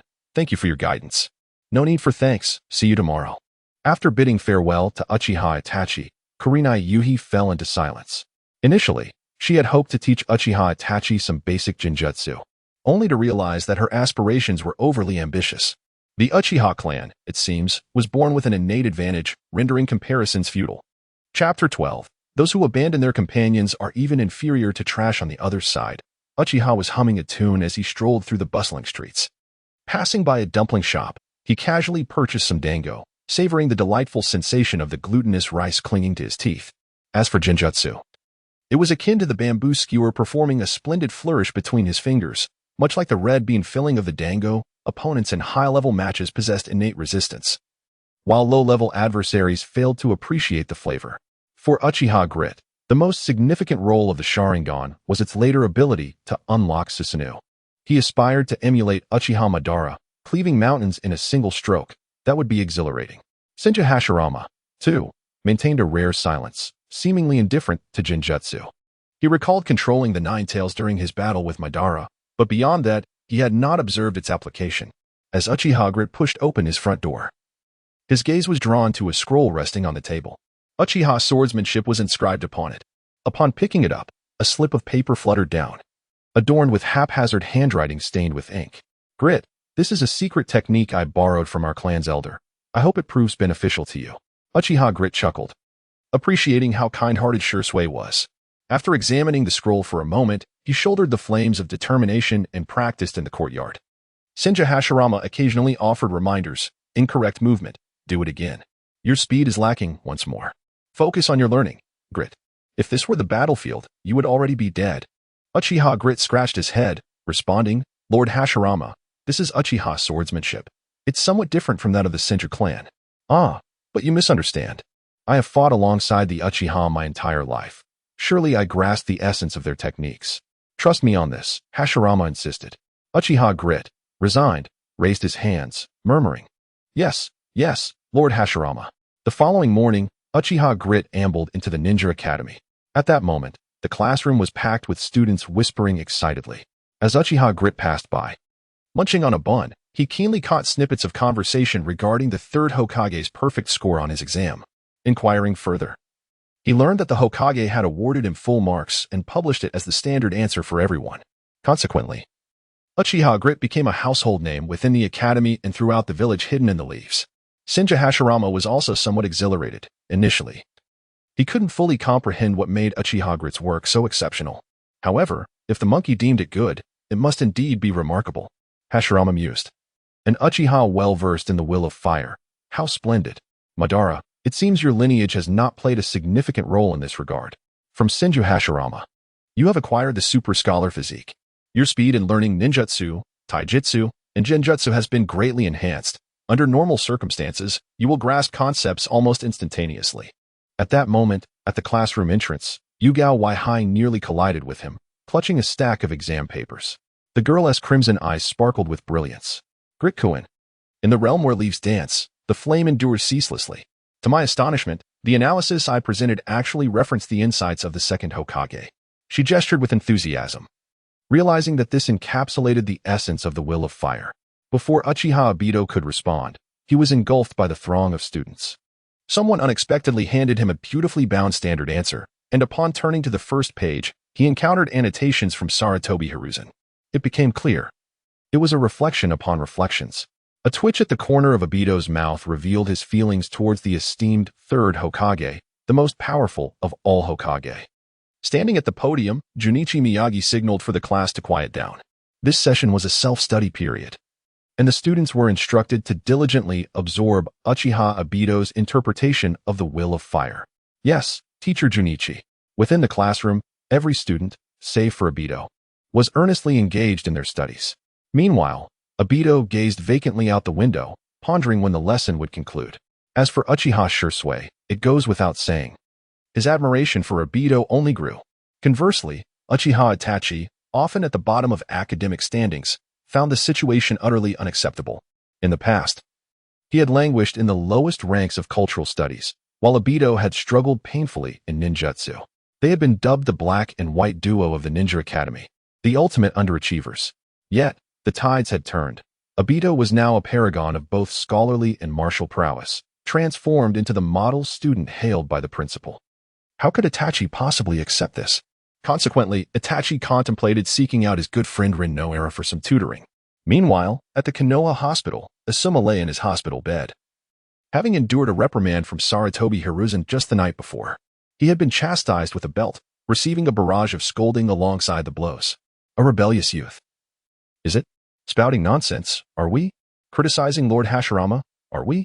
When did I ever criticize Lord Hashirama? Silence. Crack. Asuma's face bore the marks of indignation. He had grown accustomed to beatings over the years. Yet, Before departing, Hiruzen imposed one final requirement. He must masterfully recite the entirety of the Will of Fire before being discharged. Was this not an unreasonable demand? Regarding Uchiha Obito, the child of someone else's household as per Asuma's parents, he felt a surge of anger. How could the perennial underachiever in physical training suddenly grasp the Will of Fire? A concept that astonished even the Hokage? Before long, jealousy crept into Asuma's thoughts. Could it be that the son of the Hokage found himself envious of a mere Uchiha? Amidst this tumult of emotions, Asuma found himself genuinely beginning to memorize the text. Overall, the majority of villagers and students felt inspired. However, one individual stood apart, Hatake Kakashi. Those familiar with the tales of the Hokage know that Kakashi's father, Hatake Tsukumo, was renowned as the White Fang of Konoha. Once, he had wielded a chakra blade on the battlefield, entering and exiting with ferocity, effortlessly dispatching the parents of his foes. His name resounded across nations, even commanding respect from the legendary Three Ninjas. Within the village, Hatake Tsukumo was cherished by the villagers, hailed as a worthy candidate for the next Hokage. Yet, this exceptional ninja ultimately chose to take his own life. In the course of a mission, he opted to abandon the task in order to protect his comrades. This decision thrust him into the maelstrom of public scrutiny, and even the two companions whose lives he had saved turned against him with accusations. Consequently, Hatake Tsukumo's resolve shattered, leading him to end his own existence. This left a profound psychological scar on the young Kakashi. He found himself bewildered. During his schooling, teachers spoke of the Will of Fire, emphasizing the importance of safeguarding one's comrades. Yet, his father had lived this principle, sacrificing the mission for the sake of his friends, only to be criticized for it. It seemed that no matter the rhetoric, they always found a justification. As Kakashi grappled with this harsh reality, believing that the mission superseded all, the eccentric Hiruzen Sarutobi began to advocate fervently for Uchiha Itachi's exemplary exam results, demanding that everyone study diligently. Kakashi thought to himself, is this not madness? It felt as though he was spiraling back to square one. Kakashi felt on the verge of a mental breakdown. Before the memorial stone, he traced his father's name with his fingers, kneeling in the mud. As the haunting image of that night, the moment he plunged a chakra-infused dagger into his heart, played relentlessly in his mind. Father, what am I supposed to do? The gentle rain fell like shattered glass beads upon the bluestone slab, and Tsukumo's gravestone appeared particularly desolate amidst the downpour. The sound of footsteps approached, growing nearer. Kakashi. Failure in a mission is a ninja's disgrace, but one who abandons their comrades is lesser than even the most wretched of beings. Chapter 13. What truly represents the Will of Fire? The sound of a black umbrella parting the curtain of rain roused Kakashi, who was engulfed in profound sorrow. Rin. What brings you here? He observed the raindrops clinging to her eyelashes, and the knuckles gripping the umbrella handle, pale with chill.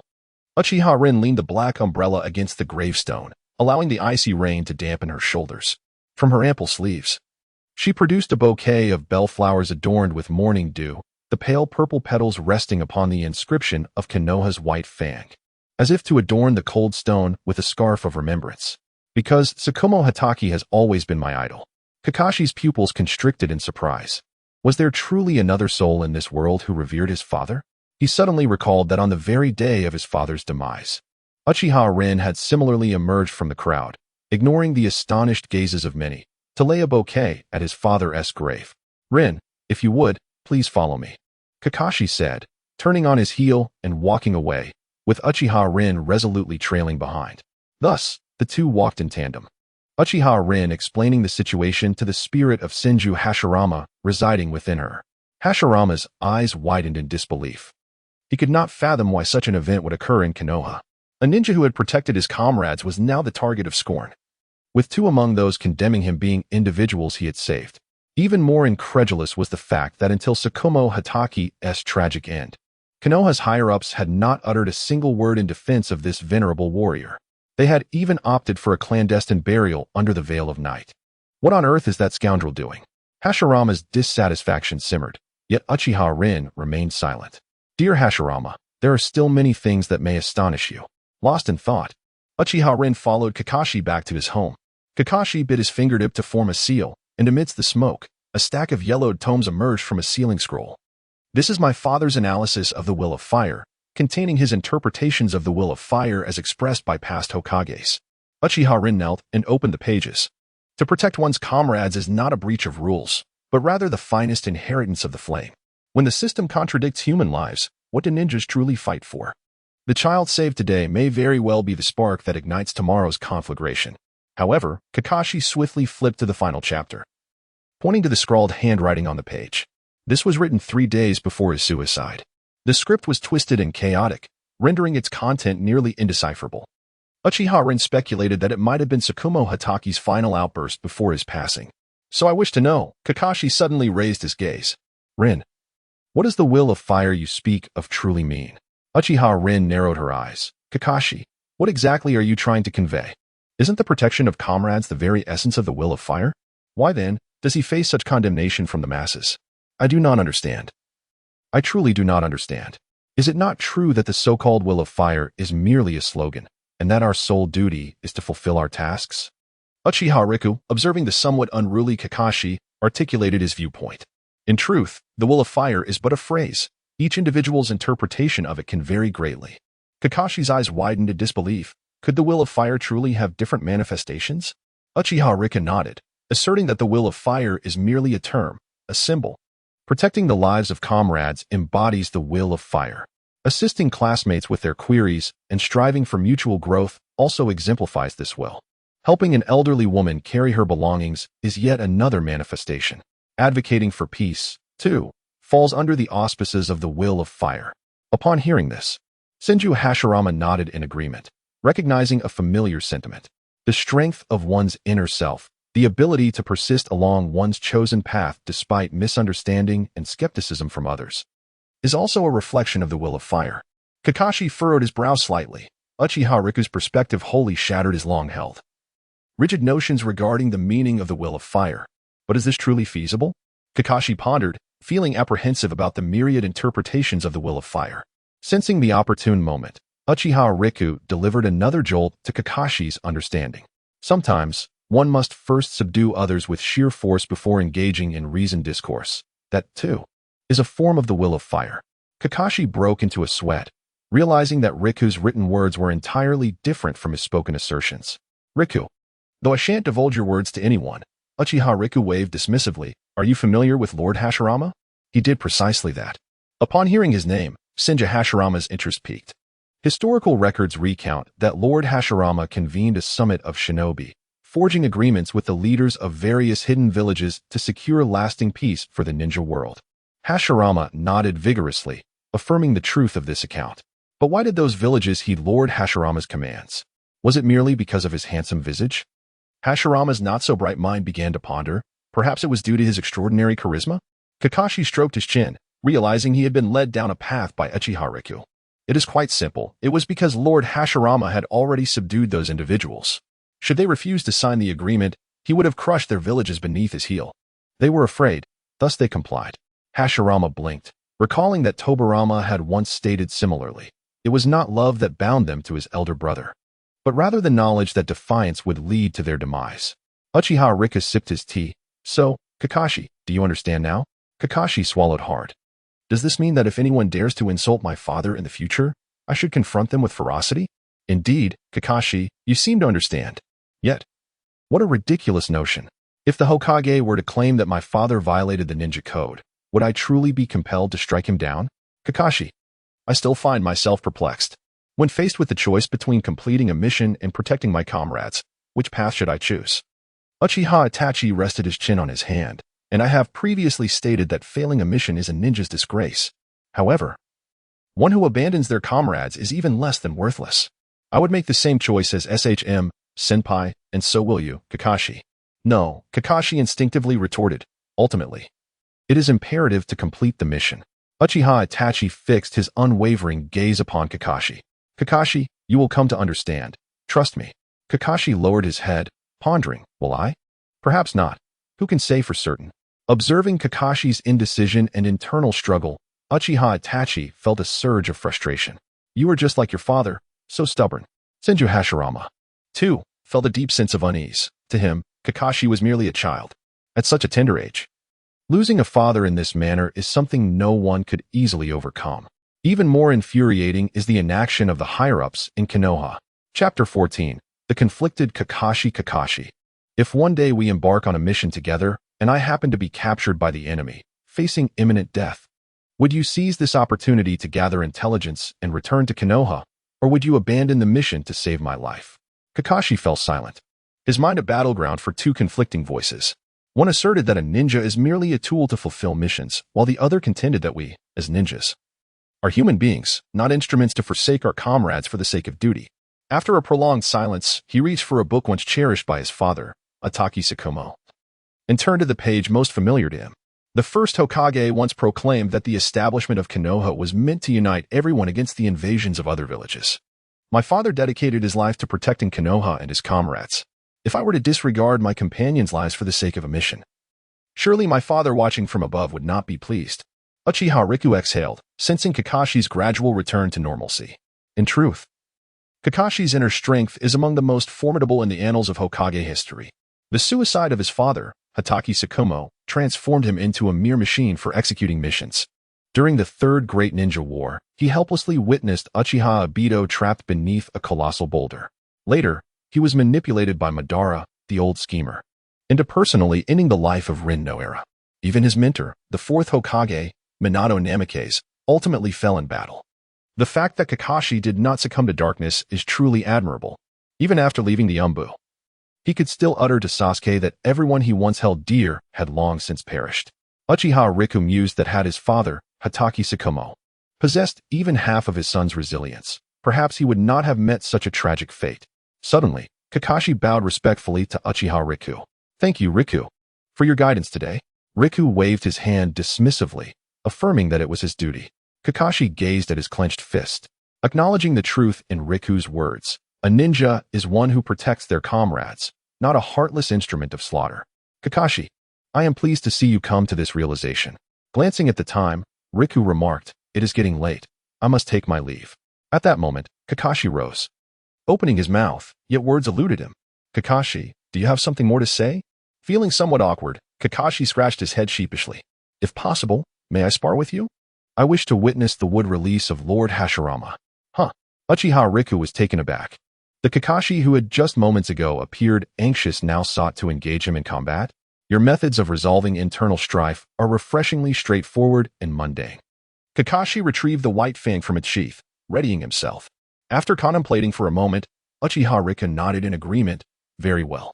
On the training field, Uchiha Riku and Kakashi stood opposed, with Kakashi bearing his short blade, resembling a sharp spear poised for action. The wooden stakes in the training ground cast elongated shadows under the setting sun, while Kakashi's forehead protector reflected a piercing light. If you wish to wield a weapon, I can prepare one for you, he offered. No need. I have my own, replied Uchiha Ri as he produced a scroll. Recently, Uchiha Ri had resealed the inferno within the confines of the small scroll, ensuring its accessibility at any moment. Sealing technique, release. With a thud, smoke billowed around them. When Kakashi finally discerned Uchiha Ri, who bore the inferno, he was momentarily taken aback. Both of them were still in their growth phase, their heights not particularly tall. Yet the weapon Uchiha Ri carried towered over them. That blade is rather immense, Kakashi remarked in astonishment. In comparison, the short blade left by his father appeared almost toy-like. Fortunately, Kakashi quickly adjusted his mindset. After all, what mattered was agility over size. Senja Hashirama sat on the sofa, intently observing Uchiha Ri and Kakashi. Life as a spirit was undeniably dull, and watching Uchiha Ri engage in combat became his daily source of amusement. As the youth clad in a green bodysuit would put it, this is youth. Ri, I'm coming in. Bring it on. I'm about to ignite. Barely had the words left his mouth when Kakashi surged forward, maximizing his speed. He lowered his center of gravity slightly, his right hand gripping the white fang short blade, which gleamed with a silver arc at his fingertips. Almost simultaneously, Kakashi's figure blurred, the gust from his body flicker technique sending debris flying from the ground. Kakashi's strategy was clear, to strike swiftly against a slower opponent. Truly, as a distinguished member of the Hatake clan, he made such a judgment in mere moments. Uchiha Ri marveled, his Sharingan's tomo spinning furiously. Under the dynamic vision of his eyes, Kakashi's advancing trajectory appeared to be dissected into countless frames. With a thunderous clang, the broad blade of the inferno intercepted the thrust of the white fang with precision. Uchiha Ri could distinctly see the astonishment flash in Kakashi's eyes. He likely never anticipated that his deadly maneuver would be so effortlessly countered. Your swordsmanship is commendable, but Uchiha suddenly grinned, the veins in his right hand bulging as he wielded the blade. Too light. A surge of immense strength erupted. The inferno, accompanied by a howling rush of air, bore down on the white fang, which creaked under the pressure. Uchiha intensified his force, firmly pinning the short blade. Kakashi immediately felt the pressure multiply and shifted to wielding the blade with both hands. However, he was unprepared for the overwhelming might of Uchiha. The edge of the blade inched closer to his neck. In just one exchange, Kakashi found himself on the defensive. Senju Hashirama grinned widely. The monstrous strength of the Senju clan, combined with the simplest of sword techniques, had not been in vain during their night of training. Indeed, Uchiha had yet to fully master the more delicate swordplay. His current approach emphasized brute force to achieve victory. Kakashi's grip weakened, and an unsettling anxiety swelled within him. If this continued, defeat was imminent. With a determined clench of his jaw, he shifted the blade's angle, dissipating much of the infernal energy. Simultaneously, he transitioned to a one-handed grip on the sword, drawing a kunai with his left hand and lunging fiercely toward Uchiha's throat. Uchiha slightly tilted his body, evading the kunai's trajectory.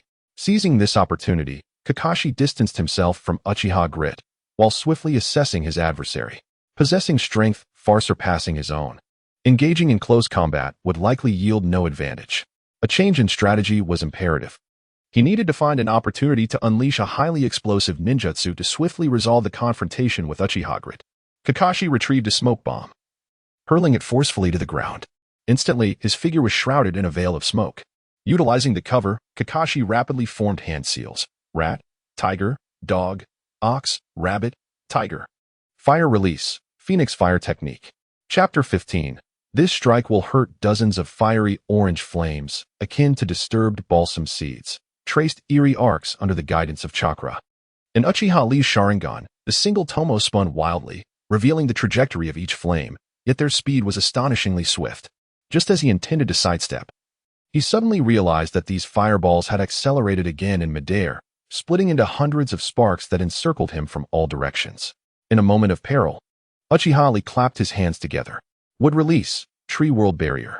With a thunderous roar, gnarled wooden vines erupted from the earth, erecting a 3-meter-high circular barrier around Uchiha. The fireballs collided with the wooden wall, producing a series of resounding thuds, before falling lifelessly to the ground. Truly, no hand seals were required. As the smoke dissipated, Kakashi gazed at the unscathed wooden barrier, a bitter smile emerging beneath his mask. Is this the power inherited from the first Hokage? Just as Kakashi was lost in thought, a whooshing sound suddenly echoed from above. Uchiha descended with his blazing sword. Instinctively, Kakashi raised his blade to block, and the clash between White Fang and the Inferno erupted in dazzling sparks. Uchiha, using the cover of the smoke, leaped into the air, his crimson Sharingan spinning slowly. Too slow. Uchiha's whispered words sent a chill down Kakashi's spine. The pressure at the point of their blades' intersection was akin to a mountain, causing Kakashi's grip to shatter. Blood trickling down the handle of White Fang. Bang! The Inferno struck the ground with force, then lunged once more toward Kakashi. Clang!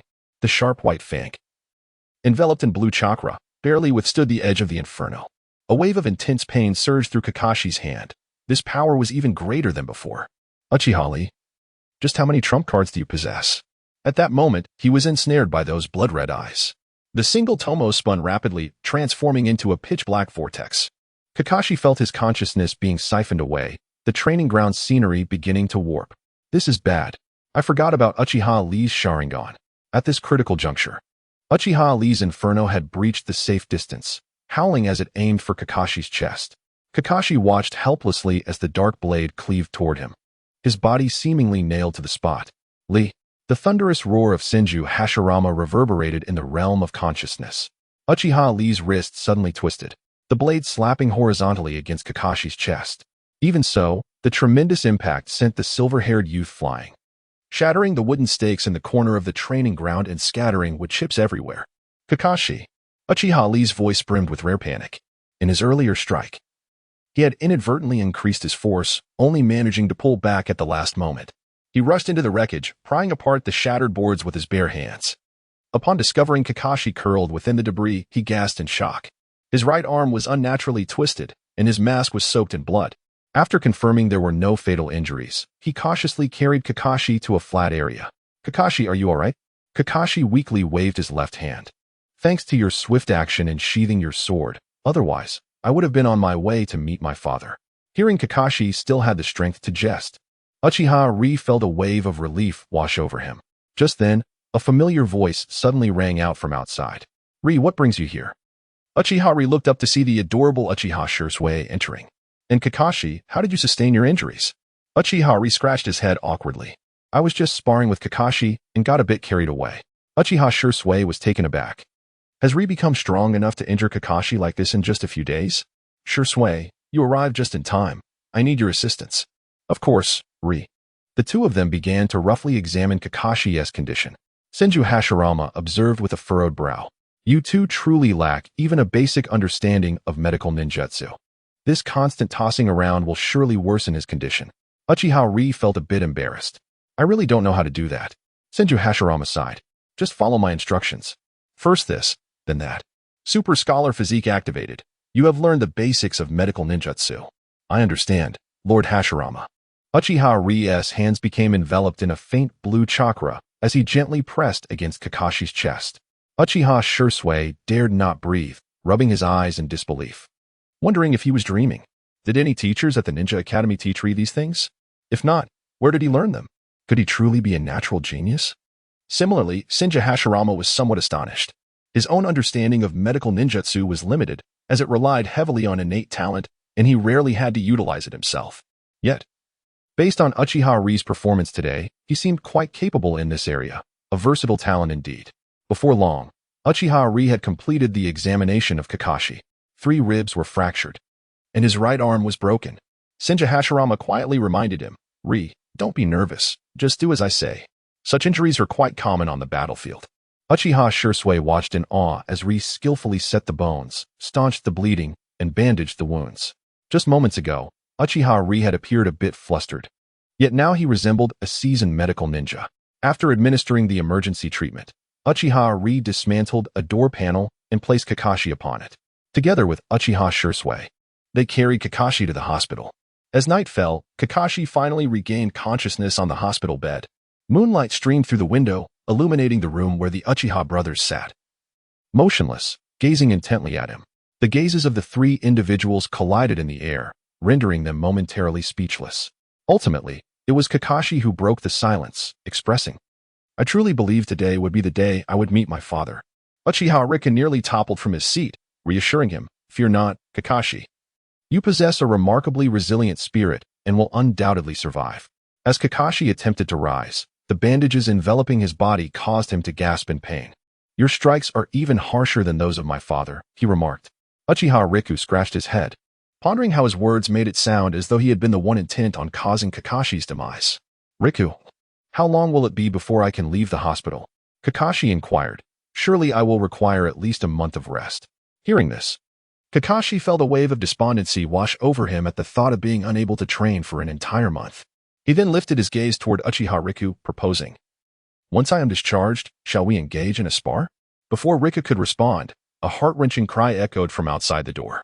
Kakashi, are you all right? With a loud crash, a green figure burst into the hospital room. Upon seeing Kakashi lying on the bed, pale and weakened, the figure exclaimed, Which wretched scoundrel has done this to you? I shall avenge you with my ultimate technique.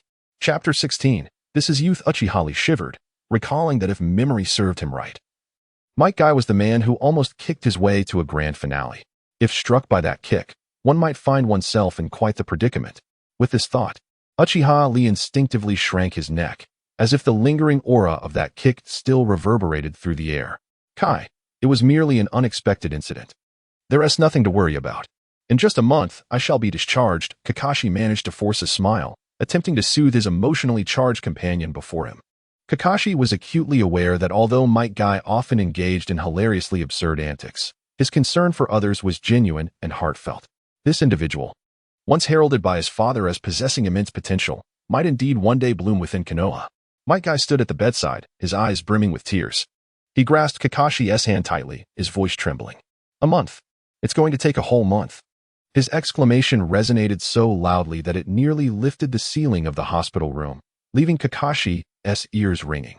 Sighing in exasperation, Kakashi thought to himself that he had yet to voice any grievances, Yet Might Guy appeared to be the one suffering the gravest injustice. Kai, please calm down. Kakashi attempted to interrupt his emotional outburst, but it was evident that Might Guy had become lost in his own world. As he wiped away his tears, he pulled out a thick notebook from his pocket, filled with dense writings. In that case, let us postpone the challenges I've prepared until a month from now. Upon hearing this, Kakashi involuntarily shuddered. The painful memories of being chased through the streets by Might Guy flooded his mind, filled with bizarre challenge proposals that still haunted him. Challenges aren't really that significant, are they? Kakashi endeavored to decline delicately, but Might Guy was evidently not listening. His eyes sparkled with excitement, as if he had already envisioned the scene of their intense confrontation a month hence. This is youth, Kakashi. The previously silent Uchiha's expression transformed. Realizing that Might Guy was disheartened by the inability to challenge Kakashi, Uchiha discreetly glanced at the challenge notebook, filled with Might Guy's numerous inventive ideas. For instance, a race with Kakashi to see who could devour ramen the fastest, with the loser having to perform 3,000 sit-ups. Or a contest to see who could urinate the farthest, with the loser required to throw punches 1,000 times. Another challenge involved each landing a punch on the other, with the first to fall being the loser. Finally, his gaze fell upon a particularly marked entry circled in red. Special challenge: break Kakashi's defense record with 1,000 years of pain, requires special kunai. Uchiha instinctively covered his backside. Such a thought process. Within the entire ninja world, surely no one else could conceive of it. As Uchiha Grit sank into contemplation, Might Guy suddenly seemed to have an epiphany. With an air of mystery, he retrieved a bottle from his backpack and discreetly placed it into Kakashi's hand. Kakashi, this is a concoction I prepared myself. Take one every day, and you shall recover swiftly. Kakashi glanced at the bottle, then at Might Guy, and finally at Uchiha Grit. The expression in his eyes was unmistakable. Was it truly safe to consume this pill? Uchiha Grit shrugged, indicating his helplessness in the matter. At that moment, Kakashi raised his voice. Guy, the soldier pills you gave me last time, they were remarkably effective, weren't they? Might Guy excitedly interjected, indeed. During that mission, you fought continuously for 3 days without any issues. Kakashi, with his deadpan gaze fixed on the ceiling, replied, yes, but I ended up bedridden for half a month. The medical team said my chakra pathways seemed as though they had been struck by lightning. Might Guy burst into hearty laughter. That was my experimental version. I have now developed an advanced super version that I shall let you try another day. Grit, Shisui, you may also partake. The two men shook their heads vigorously, fearing that if they ingested it, even Lady Tsunade herself would be unable to save them. Kakashi inwardly lamented, pondering how Might Guy could be so reckless with his life. Nonetheless, he managed to feign a smile, carefully placing the vial on the bedside table. Deciding to examine the contents of this miraculous pill once Might Guy had departed. At that moment, Might Guy glanced at the moon. Grit, Shisui, you two should head back. I shall keep Kakashi company during this time. Uchiha Grit awkwardly scratched his head, feeling somewhat hesitant. He understood what Might Guy's company entailed, nothing short of bizarre training regimens and challenges. Kakashi, your right hand is injured. In a few days, let us engage in a spar using our left hands. Isn't that a bit unwise? Nonsense. Under my guidance, I am confident Kakashi will recover quickly. And then we shall embark on our grand escapade. Uchiha Grit sighed in resignation, aware that further protest would be futile. He glanced at Kakashi, who had already surrendered to the situation, lying on the bed with an expression of utter disillusionment. Fine. I shall take my leave. Within the confines of the hospital room, Might Guy's exclamation echoed. Kakashi, I have devised a method for rapid recovery from fractures. Please, do not approach. At the ramen shop, Uchiha Grit and Uchiha Shisui relished their belated dinner. Brother Grit, I did not anticipate your mastery of swordsmanship to be so swift. Oh, it is merely that I possess a bit more strength and a stroke of good fortune. Uchiha Shisui, believing Uchiha Grit was being modest, could not help but marvel again. Truly a genius. Even your temperament surpasses my own. It seems I have much to learn still. Brotherly, I submitted an early graduation application to the Hokage, but he informed me that I do not yet meet the necessary criteria. Uchiha gently patted Uchiha Shisui's head, acknowledging that you are still quite young. We are not in an era of war. The Hokage wishes for you to remain in school to acquire some knowledge. However, I genuinely feel that there is little left for me to learn at school. Uchiha Shisui counted on his fingers, dismissing one subject after another. In terms of ninjutsu, I have surpassed the majority of my peers, and my theoretical exam scores are among the highest. I have also emerged victorious in several combat exercises. I truly find school rather dull. Uchiha lightly tapped the table, urging, "Let us return for now, Shisui. We must adhere to the Hokage's orders." Hearing this, Uchiha Shisui could only sigh in resignation as he made his way home. Meanwhile, Uchiha rummaged through the Uchiha sword techniques, diligently studying each page. Super Scholar physique activated. Uchiha rapidly perused the scroll, feeling an influx of knowledge pouring into his mind. What follows is a necessity for extensive combat practice to enhance his proficiency. Chapter 17. A traitor among us. For the following 2 weeks, Konoha was unusually tranquil. Sunlight bathed every corner of the village, with bustling streets full of villagers engaged in their daily affairs. Students at the Ninja Academy attended their classes punctually, while ninjas diligently carried out their missions. The entire village seemed to have fallen into a harmonious rhythm, devoid of any turbulence. With Sarutobi Hiruzen advocating for a reinforced understanding of the will of fire, the villagers had little leisure to stir up trouble. Uchiha Riku practiced his swordsmanship at home after school, unperturbed and at ease. He even mused that a few more days of such tranquility would be quite pleasant. However, fate had other plans. Despite Riku's intention to avoid conflict, there were always a few rascals eager to provoke him. The Uchiha clan convened at their regular monthly gathering. On this day, the elders and elite members assembled to discuss the clan's future and the village's circumstances. After exchanging some trivialities, they arrived at the customary outburst from Uchiha Shana. This hawkish elder openly expressed his dissatisfaction during the meeting, standing at the center of the conference room. His voice resonated with indignation. "We Uchiha are a proud clan, steeped in our own traditions and glory. Why must we embrace this so-called will of fire?" As his words echoed, a profound silence enveloped the room. "Do you not understand? Sarutobi Hiruzen seeks to divide us." Uchiha Fugaku, the clan leader, furrowed his brow, attempting to diffuse the tension. "Elder Shana, please lower your voice. Even at a whisper, the Hokage would hear you." With a resounding clap on the table, Uchiha Shana exclaimed, "Damn it, a bunch of cowards. If Uchiha Madara were to know that his descendants have become like you, he would never rest in peace." With that, Uchiha Shana stormed out, leaving Uchiha Fugaku with no choice but to announce the dissolution of the meeting. After the gathering, several representatives from the hawkish faction visited Uchiha Shana's residence for dialogue. While termed as communication, it was, in fact, a plotting session to discuss when and how to incite rebellion and the necessary preparations beforehand. "Elder Shana, we can no longer continue down this path," one clan member whispered. "Sarutobi Hiruzen may profess peace, but in reality, he is covertly undermining our Uchiha strength. If we do not take action soon, the Uchiha clan will inevitably be marginalized." Seated in the main position, Uchiha Shana's gaze was icy. He spoke slowly. "Not only that, but we Uchiha have also produced a traitor. A significant portion of the will of fire being implemented by Sarutobi Hiruzen is attributable to him." "Uchiha Riku?" Another clan member furrowed his brow. "That boy has always been at odds with us, cooped up at home concocting who knows what. Humph, merely the offspring of a traitorous woman from the Senju clan." Uchiha Shana scoffed. "The progeny of a traitor remains a traitor. I perceive that Sarutobi's intention is to manipulate him, gradually sowing discord within the Uchiha clan." Upon hearing this, the other Uchihas were incensed. The clan was already divided, and the emergence of yet another traitor jeopardized their aspirations for rebellion and the coveted position of the fourth Hokage. Uchiha Shana lightly tapped the table, determined to impart a lesson that would make him understand the dire consequences of betraying the Uchiha. A glint of ruthlessness flickered in his eyes. "I shall make him comprehend that the honor of the Uchiha is not to be desecrated. Hokage, you may proceed."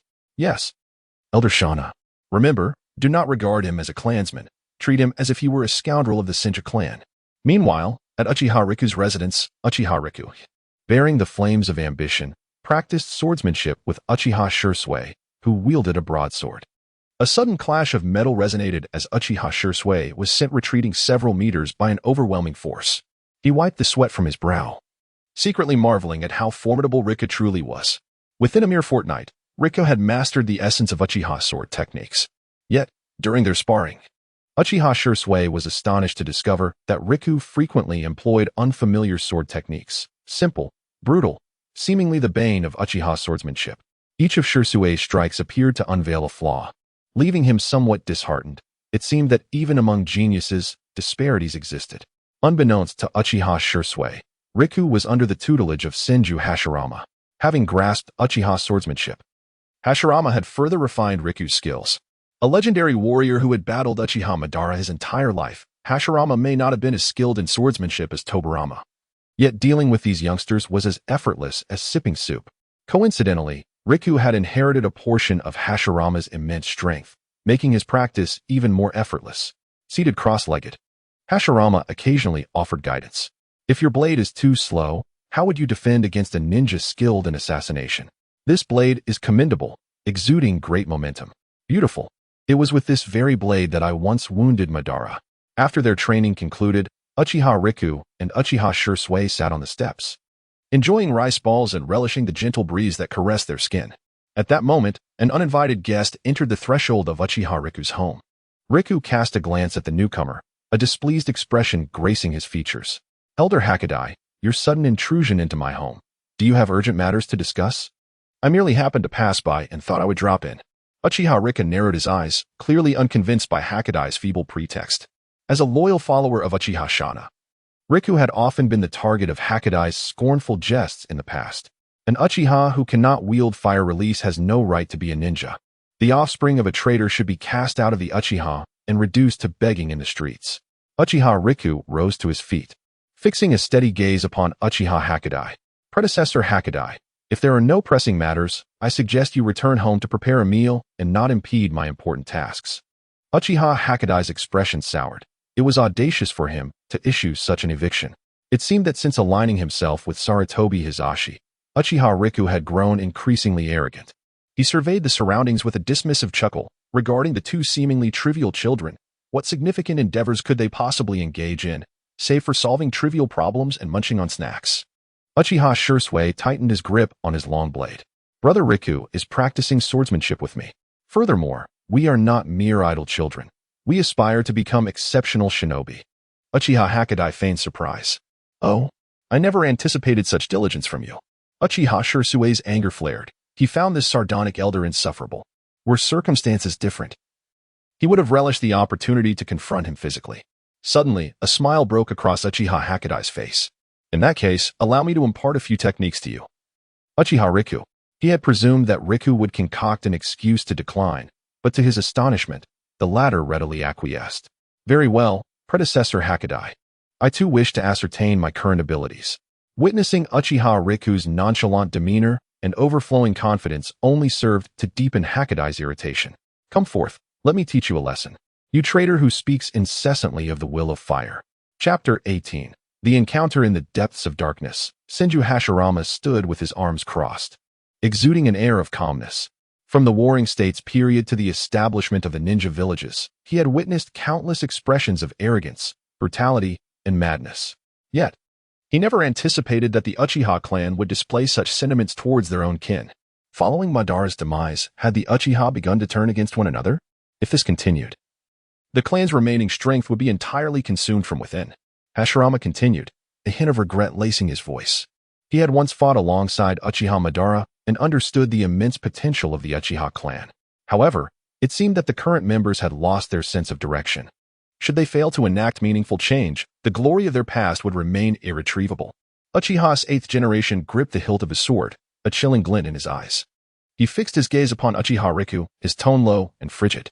Uchiha Riku, I now offer you one final opportunity. At the next gathering, before the elders of the Uchiha clan, you shall bow and confess your wrongdoings, vowing to sever all ties with the higher-ups of Konoha. If you comply, we shall consider this matter settled. To his astonishment, Uchiha Riku leaped forward, blade in hand, without uttering a word. 8th generation, your words are excessive. The elder had not anticipated such defiance from Riku, who showed him no respect. With a dismissive snort, he unsheathed his sword, the blade gleaming ominously as it surged towards Riku. Clang! The two swords clashed violently, sparks flying. Uchiha's 8th generation abandoned all fanciful techniques, opting for a straightforward confrontation. He believed that with his formidable strength and incredible speed, he could easily overpower Riku. However, the outcome was far from his expectations. Uchiha Riku, wielding the blade of raging flames, fiercely restrained the elder. The elder's expression darkened in disbelief. He had not anticipated Riku's strength to be so formidable. 8th generation. My youth is unfettered. Should I hold back, you might find yourself harmed. At this moment, the elder's visage grew even graver. He dared not show leniency. The earlier clash nearly dislodged his own weapon. Inwardly, he cursed, "This wretched brat, where does he draw such strength? And from whence did he acquire that towering blade?" As Uchiha's 8th generation's thoughts wandered, Uchiha Riku suddenly retreated before launching a powerful strike.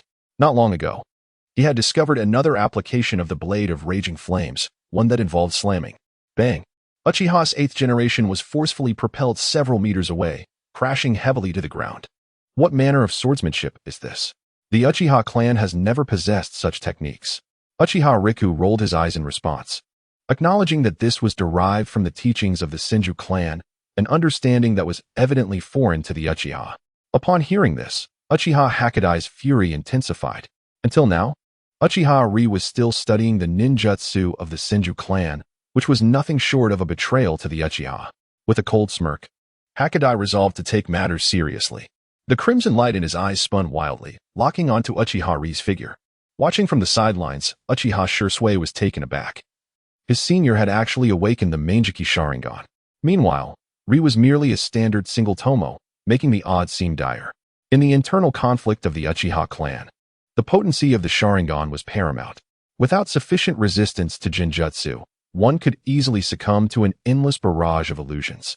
Even with adequate resistance, the enhancements brought forth by the Manjiki would bestow upon Uchiha Hakadai immeasurable advantages.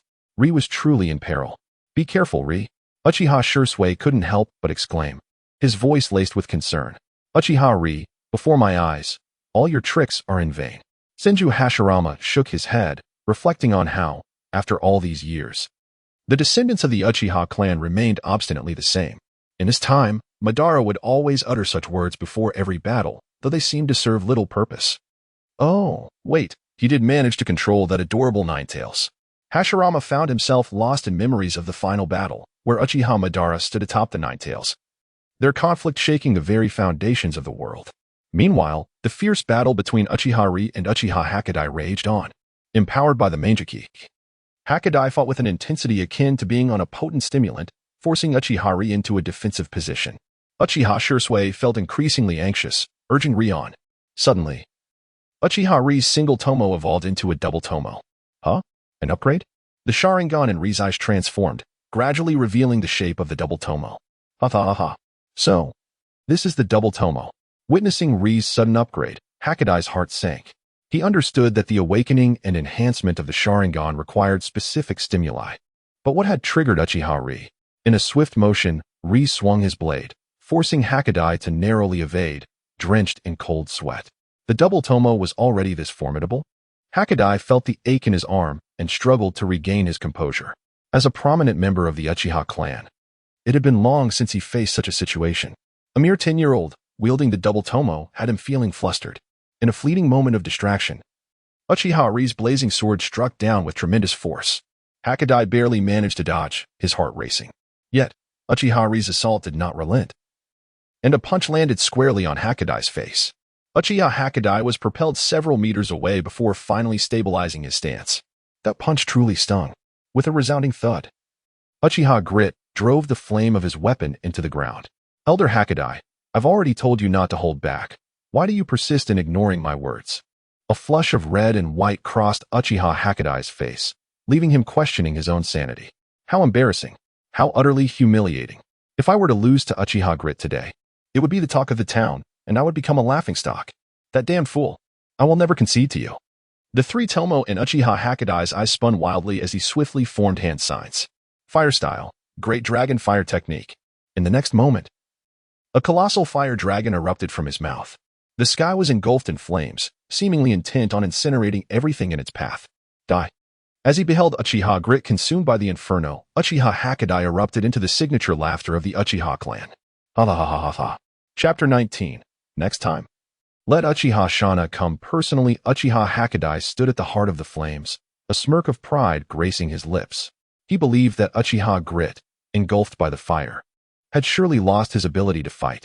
To his astonishment, a calm voice emerged from the inferno. "Hakadai-senpai, what are you laughing at?" In an instant, Hakadai's grin froze, a foreboding sense of dread rising within him. As the flames gradually dissipated, he beheld the scene before him. Uchiha Grit had opened a wooden barrier and was slowly stepping out, followed by a bewildered Uchiha Shisui, who appeared unscathed. "No, it can't be," Hokage murmured, unable to comprehend the sight unfolding before him. The fire-style jutsu had failed to penetrate the wooden fortress? Grit's voice rang out once more, laced with subtle mockery. "Perhaps your fire technique is simply too weak." Hokage's expression darkened immediately. Being ridiculed by a mere 10-year-old child was an immense humiliation for him. "I may not excel in fire techniques like most of my clan," Uchiha Grit replied, his hands slowly coming together in a prayer-like gesture. "But I have dabbled a bit in wood style." No sooner had he spoken than Grit clapped his hands together, causing the ground to tremble. Countless sturdy trees erupted from the earth, rapidly growing to form a dense forest. Hokage's eyes widened. This ninjutsu bore a striking resemblance to the techniques recorded in ancient texts as those used by Hashirama Senju. "This is impossible," Hokage lamented, realizing that he was battling not just an Uchiha, but a Senju. However, Grit showed no mercy, relentlessly bombarding Hokage with wood-style jutsu. Faced with an overwhelming onslaught, Hokage had no choice but to retaliate with his own techniques. He understood that Grit's frequent use of jutsu must be depleting his chakra significantly. If he could endure until Grit's chakra was exhausted, victory would swing in his favor. Though this approach felt somewhat disgraceful, he could not afford to dwell on such matters now. Yet, Hokage was still too young. Grit's chakra seemed inexhaustible as jutsu after jutsu rained down upon him. Meanwhile, Hokage found himself struggling to keep up, even the Sharingan becoming difficult to maintain. His body began to tremble, his breaths growing hurried. At that moment, Grit clapped his hands once more and commanded, "Wood style, for pillar prison." Instantly, numerous wooden pillars surged from the ground, forming a sturdy confinement that ensnared Hokage within. To ensure he could not escape, Grit added several vines, binding him tightly like a rice dumpling. "All right, Hokage-senpai, shall we begin?" Grit's voice echoed, tinged with a hint of playful mockery.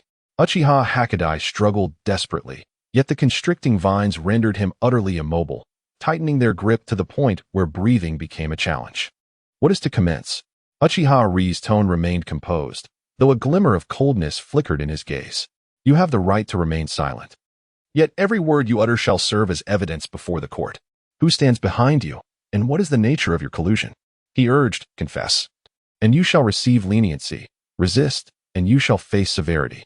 Uchiha Hokage scoffed, a flash of disdain crossing his eyes. "You ignorant wretch. Do not underestimate the pride of our Uchiha clan. I shall not divulge a single word." No sooner had he spoken than Uchiha Ri's expression turned icy.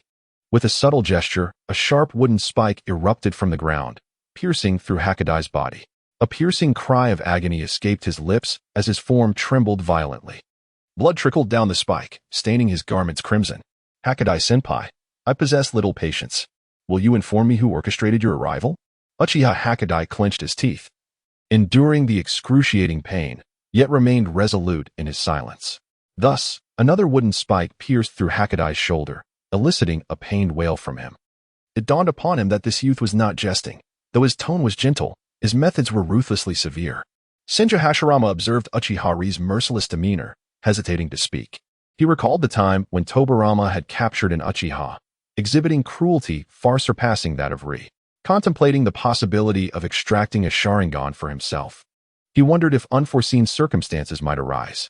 Could it be that a fragment of Tobirama's consciousness lingered within Uchiha Ri? Or was it the Uchiha bloodline at play? It was incomprehensible, utterly perplexing. "It was Elder Shana who sent me." Uchiha Hokage finally succumbed to his agony, struggling to articulate his words. "Uchiha Shana?" Upon hearing this name, Uchiha Ri's brow furrowed slightly. He was familiar with the name. Uchiha Shana, one of the elders of the Uchiha clan, had long harbored discontent towards the higher echelons of Konohagakure, believing that the Uchiha clan deserved greater status and authority. Elder Shana contends that you have become the emblem of the will of fire, a representation that contradicts the values of the Uchiha clan. Hokage spoke laboriously, his voice quivering. Elder Shana's intentions are clear, he continued, a hint of resignation in his tone. Either elevate the Uchiha to the position of Hokage or await our gradual demise at the hands of Konoha. Upon hearing this, Uchiha Ri felt little surprise stir within his heart. The thoughts of Uchiha Shana are far from novel. Many within the Uchiha clan share similar sentiments. They consistently believe that the Uchiha should occupy the pinnacle of the ninja world, rather than being suppressed by the higher echelons of Konohagakure. "Return and inform Elder Shana," Uchiha Ri declared as he released Uchiha Hokage, adding that if necessary, the elder should come personally next time. Uchiha Hokage, clutching his wounded side, stumbled away from the scene. Brother Ri, do you truly believe there will be no repercussions for so brazenly challenging Elder Shana? Uchiha Ri gently patted Uchiha Shisui's head, saying, you ought to understand. The Uchiha clan has always revered strength above all. As long as you demonstrate absolute power, they will not harbor resentment. Rather, they will worship you. Uchiha Shisui nodded, though somewhat incomprehensibly. Despite his youth, he was aware of the intricate dynamics within the Uchiha clan. Though Uchiha Ri's actions appeared forceful, they might also provoke greater hostility. Is this truly the right course of action? Contemplating this, Uchiha Ri raised his flame of vengeance once more. Have you recuperated? Let us proceed. At this moment, within a vast valley, the silver-haired Uchiha Madara revealed an enigmatic smile. Chapter 20. Uchiha Madara in the final confrontation with Senju Hashirama. This demon of the ninja world cunningly survived. In that battle, he nearly exhausted all his resources, feigning death to elude the gaze of the ninja realm. From that moment on, he concealed himself within this cavern, preparing to execute his grand plan, the Eye of the Moon, utilizing a multitude of white zetsu to gather intelligence. Uchiha Madara ascended to the pinnacle of information brokers in the ninja world. The white zetsu infiltrated various ninja villages silently, accumulating every morsel of useful information. Whether it was the movements of the 5 great nations or the secrets of various ninja clans, nothing escaped his watchful eyes. He wielded dominion over the entire ninja realm, as if an invisible hand orchestrating the fate of all. Recently, his objective became distinctly clear: to find an individual capable of assisting him in realizing this plan. This person must possess sufficient strength, ample potential, and an abundance of hatred. After prolonged observation, Uchiha Madara designated Uchiha Obito as his primary candidate. Although Obito's talent was not exceptional, his fragile psyche rendered him susceptible to external influence. With a modicum of guidance, he could easily transform into a perfect pawn. However, as time progressed, Madara began to take notice of another individual, Uchiha Itachi. Upon first laying eyes on the visage strikingly similar to his own, he was momentarily taken aback. That face, those eyes, appeared as though he had stepped forth from a mirror. A torrent of complex emotions surged within him, encompassing anger, curiosity, and even a hint of indescribable excitement. Amidst this tumultuous sea of feelings, Uchiha Madara transformed into a vigilant observer, meticulously tracking Uchiha Itachi's every move. He diligently gathered all pertinent information, scrutinizing each word in search of clarity. Upon discovering that Itachi was a descendant of both the Senju and Uchiha clans, Madara's interest deepened. From that point onward, he began to monitor every battle involving Uchiha Itachi. When he witnessed Itachi awaken the Sharingan and subsequently employ would release, Madara's exhilaration soared. It was would release. In the entire ninja world, aside from Senju Hashirama, no one else could wield such power. Moreover, Madara himself was in dire need of would release to elevate himself to the next stage. Even more significantly, he saw a reflection of himself in Uchiha Itachi, an impressive, charismatic Uchiha. Was this not merely a youthful version of himself, endowed with the additional prowess of would release? He envisioned this scenario in his mind, a younger version of himself plunging the world back into peril. The mere thought sent shivers of excitement through him. Madara's resolve began to waver. Originally, he had planned to await the outbreak of the Third Shinobi World War, orchestrating the demise of Noara Rin to corrupt Uchiha Obito, thereby transforming him into a loyal pawn. Yet now, the emergence of Uchiha Itachi unsettled his heart. In comparison to Uchiha Obito, Itachi seemed to align more closely with his ideals. However, this matter is far from simple. It is exceedingly easy for someone as foolish as Uchiha Obito to succumb to darkness, yet Uchiha Itachi is a different case altogether. In his eyes, Uchiha Itachi is a ninja not easily deceived, possessing an independent mind. Thus, it is prudent to prepare for both contingencies. One must find an opportunity to bring about the demise of their beloved ones. Uchiha Madara contemplated silently, aware that only through extreme suffering and hatred could one truly unleash their potential. He aimed to subject both Uchiha Obito and Uchiha Itachi to the anguish of losing everything, to witness who could emerge with greater power from such despair. Whoever succumbs to darkness first shall be the one he manipulates. Uchiha Madara smirked coldly, confident that both Uchiha Obito and Uchiha Itachi would ultimately become mere pawns in his game. As for the other, time is on his side. He possesses ample patience to await the most opportune moment. Uchiha Madara murmured softly, "This world shall inevitably descend into endless darkness. A cruel glimmer flashed in his eyes, as though he could already envision the future he would shape with his own hands. In the Uchiha clan's territory, within Konohagakure, the atmosphere in the residence of Uchiha Shisui was so tense it was nearly suffocating. At the entrance, Uchiha Hokage knelt on the ground, his forehead wrapped in a blood-soaked bandage, his complexion pale as parchment. His breath was rapid, and his hands were clenched into fists, knuckles whitening in an effort to suppress the humiliation and fury within. I am deeply sorry, Elder Shisui, I have failed. Uchiha Hokage's voice was low and hoarse, tinged with a tremor. Silence enveloped the room, as if the very air had solidified. Suddenly, the shattering of porcelain shattered the stillness, followed by Uchiha Shisui's furious roar. Useless. Truly useless. Uchiha Shisui's voice thundered through the room, reverberating painfully in Uchiha Hokage's ears. Hokage lowered his head even further, nearly touching the ground, overwhelmed by shame and self-reproach. As a seasoned Uchiha elite with years of experience on the battlefield, he could hardly believe he had been bested by a mere 10-year-old child. This was an unparalleled disgrace. How dare you return? Uchiha Shisui's voice was ice-cold, a sharp blade piercing through Uchiha Hokage's heart. A Uchiha elite in his 20s, thoroughly defeated by a child. Why do you have to still call yourself Uchiha? Uchiha Hokage trembled slightly, the strength of Uchiha Itachi far exceeding his expectations. When that child fought, he resembled an emotionless monster, a stark contrast to the gentle demeanor he usually exhibited. Elder Shisui, I did my utmost. Uchiha Hokage's voice barely rose above a whisper. You. Uchiha Shana's aged fingers pointed accusingly at Uchiha Hokage. Be gone. I no longer wish to see your face. Yes. Lord Shana, Uchiha Hokage replied as he hurriedly fled the scene, leaving Uchiha Shana to vent his fury alone. That wretched brat, Uchiha, dares to provoke me into taking matters into my own hands. Uchiha Shana's wrath erupted like a volcano, his eyes turning a vivid crimson as the tomo of his Sharingan spun wildly. With a swift kick, he overturned the coffee table, sending teacups and the teapot crashing to the floor, shards scattering in all directions. Did he think I would hesitate to act against him? I, Uchiha Shana, have the audacity to slay even a Hokage, let alone a traitor from my own clan. His fury was now uncontrollable as he strode purposefully toward the door, intent on confronting Uchiha himself. However, just as he pulled the door open, a tall figure interposed himself in front of him. Elder Shana, where do you think you are going? Uchiha Fugaku's voice was calm yet steady, although concern flickered in his gaze. I am going to see a junior. I shall return shortly, Uchiha Shana replied coldly, his tone laced with murderous intent. Uchiha Fugaku's brow furrowed slightly. Who? That traitor, Uchiha. Uchiha Shana's voice was as chilling as ice. In an instant, Uchiha Fugaku's expression grew grave. Elder Shana, the Sharingan of the Uchiha should not be turned against our own kin. Chapter 21. The Uchiha should not be this way. After a brief silence, Uchiha clenched his long blade tightly, pushing aside Uchiha Fugaku, and stormed out in anger.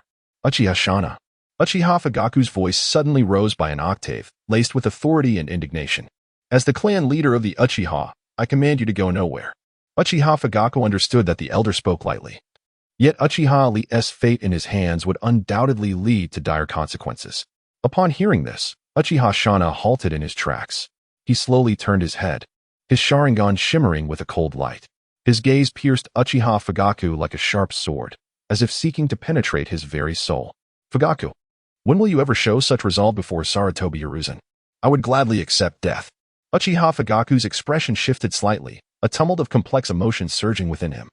As the leader of the Uchiha, he had consistently compromised under the pressure of Konoha's higher-ups, never truly advocating for the rights of his clan.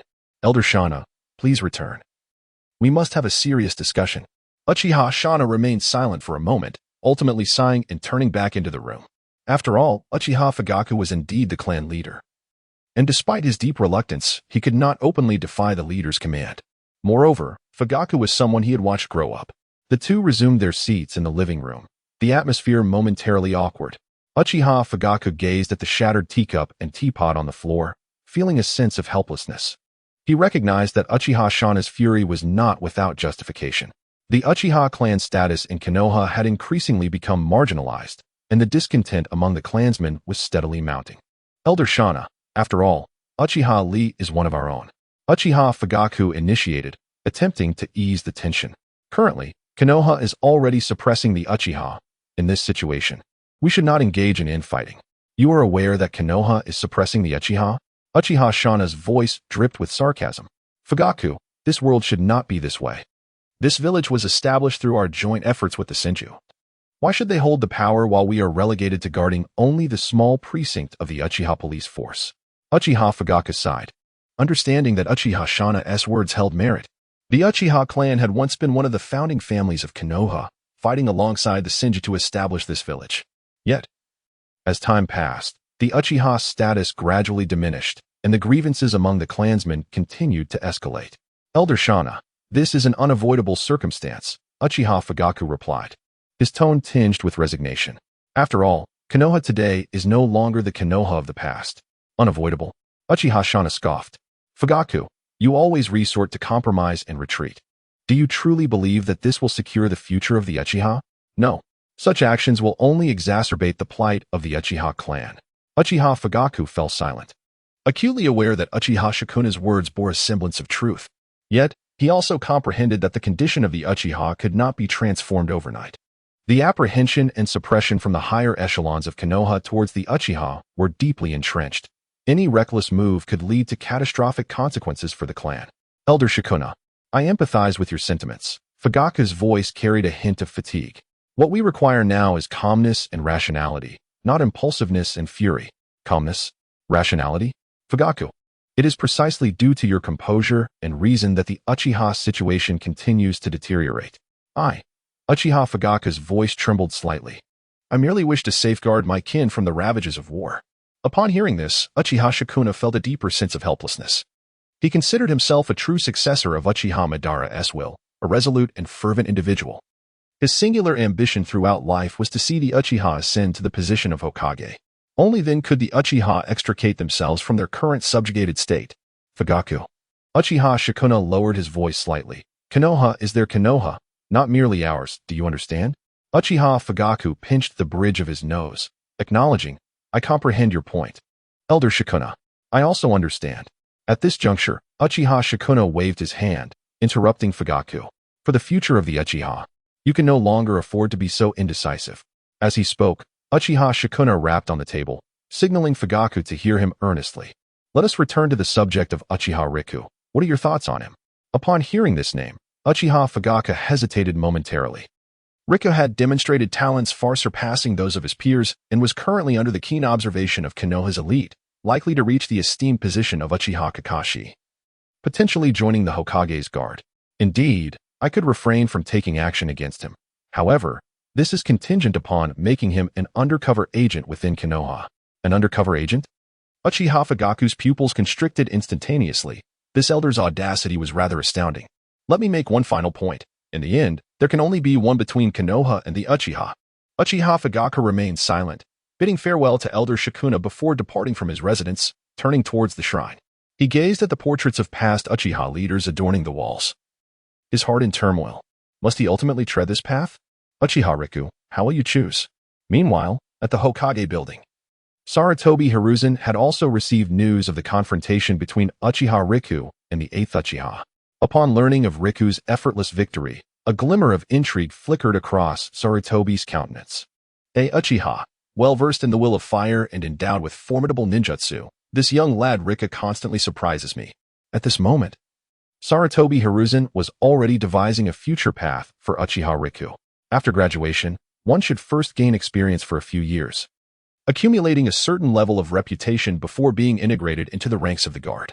Of course, should he be unwilling, arrangements could be made for him to join the covert division, tasked with executing perilous missions.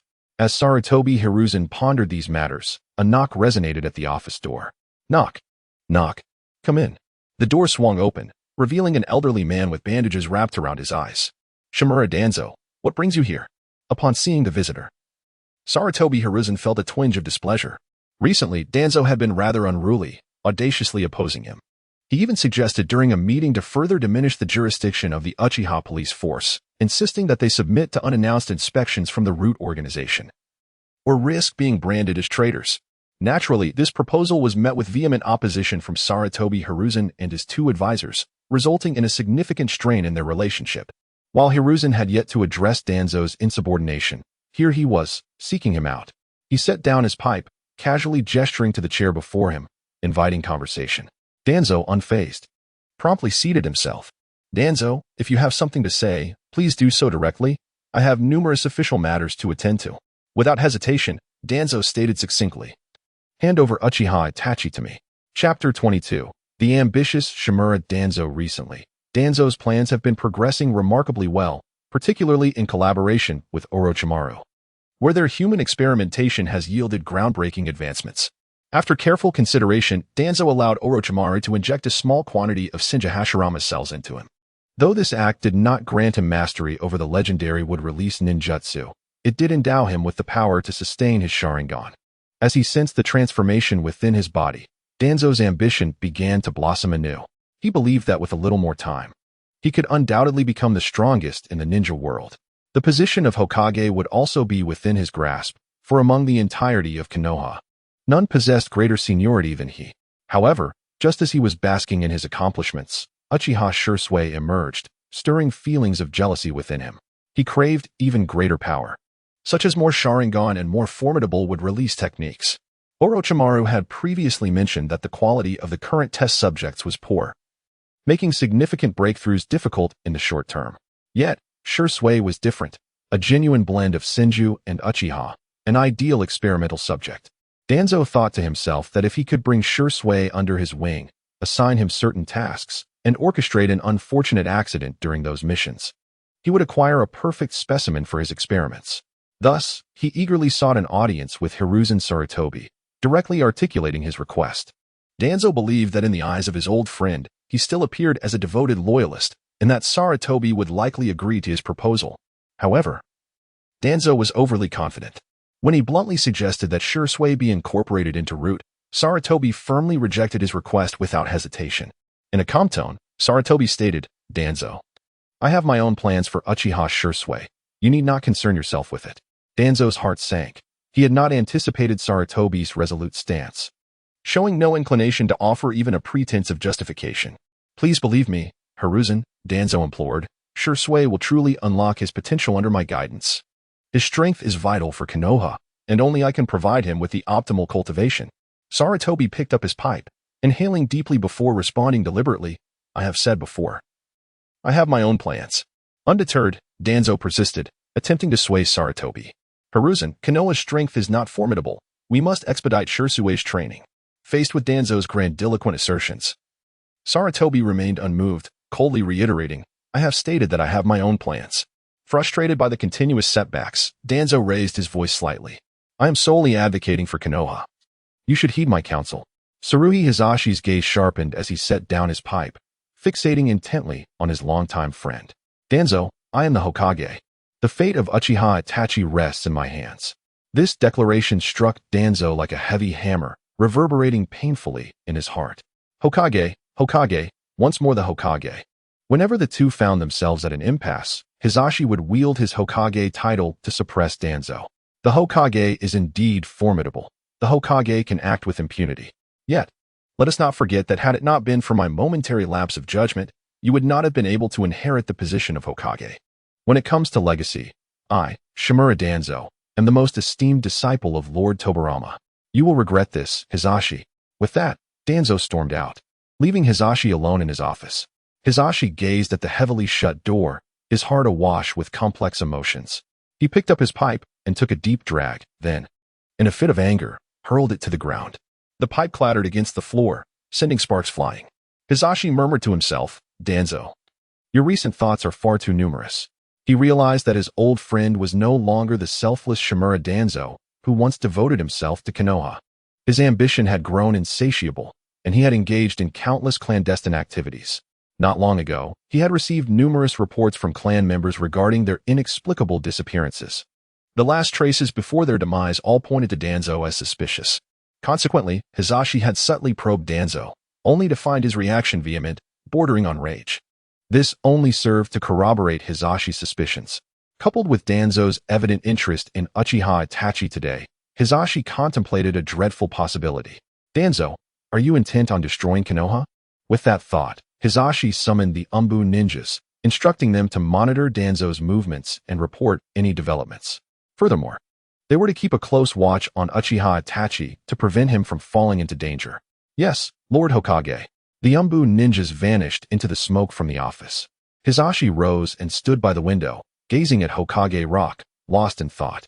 At the Uchiha clan grounds, within Uchiha Itachi's home, the sound of heavy breathing filled the air as Itachi was stirred from his sleep by incessant reminders from various factions echoing in his mind, ruffling his unkempt hair. He felt a tumult of emotion swirl within him. He had not anticipated drawing Uchiha Madara's attention so swiftly. Leaning against the headboard, Itachi pondered the sequence of events that had transpired. Based on the timeline, Uchiha Madara must now be a frail old man, quietly observing his chosen representative, Uchiha Obito. Perhaps in watching Obito, he had inadvertently taken notice of Itachi himself. Due to his lineage and the innate talents he exhibited, he captured the attention of Uchiha Madara. Undoubtedly, Uchiha Riku was far superior to Uchiha Obito. Could it be that Uchiha Madara had found a new candidate? This thought troubled Uchiha Riku. In Konoha, there was a Hokage named Sarutobi Hiruzen, who vigilantly monitored the villagers' activities with his telescope technique. In an unknown valley, there was also a figure known as Uchiha Madara, who dispatched white Zetsu to surveil everyone daily. Did they not comprehend the meaning of privacy? Sarutobi Hiruzen's interest in Uchiha Riku did not concern him in the slightest. In fact, he looked forward to their encounter. However, regarding Uchiha Madara, Uchiha Riku believed it was not yet the appropriate time for them to draw closer. Suddenly, a bold thought sprang to Riku's mind. What if he could take advantage of Uchiha Madara's grave injuries and approach him to deliver a lethal would-release attack? The next moment, Uchiha Riku scoffed at his own naivety. After all, this was Uchiha Madara. Even a malnourished camel surpasses a horse in size. Currently, he could single-handedly deal with tailed beasts as if it were child's play. Approaching him now would merely be offering oneself as a target. Meanwhile, sensing something amiss with Uchiha Riku, Senja Hashirama voiced his concern. Riku, what troubles you? Uchiha Riku instinctively replied, It's nothing, Lord Hashirama. I was just pondering if I could exchange a few blows with Lord Madara, should he be gravely injured. Senja Hashirama regarded Uchiha Riku with a look of caring incredulity. Are you all right? From Senja Hashirama, you have acquired would-release, Birth of the World Tree. Chapter 23, The Invitation from Uchiha Fugaku upon hearing the system's notification. Uchiha Itachi suddenly regained his composure, realizing he had nearly divulged the existence of Uchiha Madara. He discreetly glanced at Senja Hashirama, who appeared utterly bewildered, and quietly sighed in relief.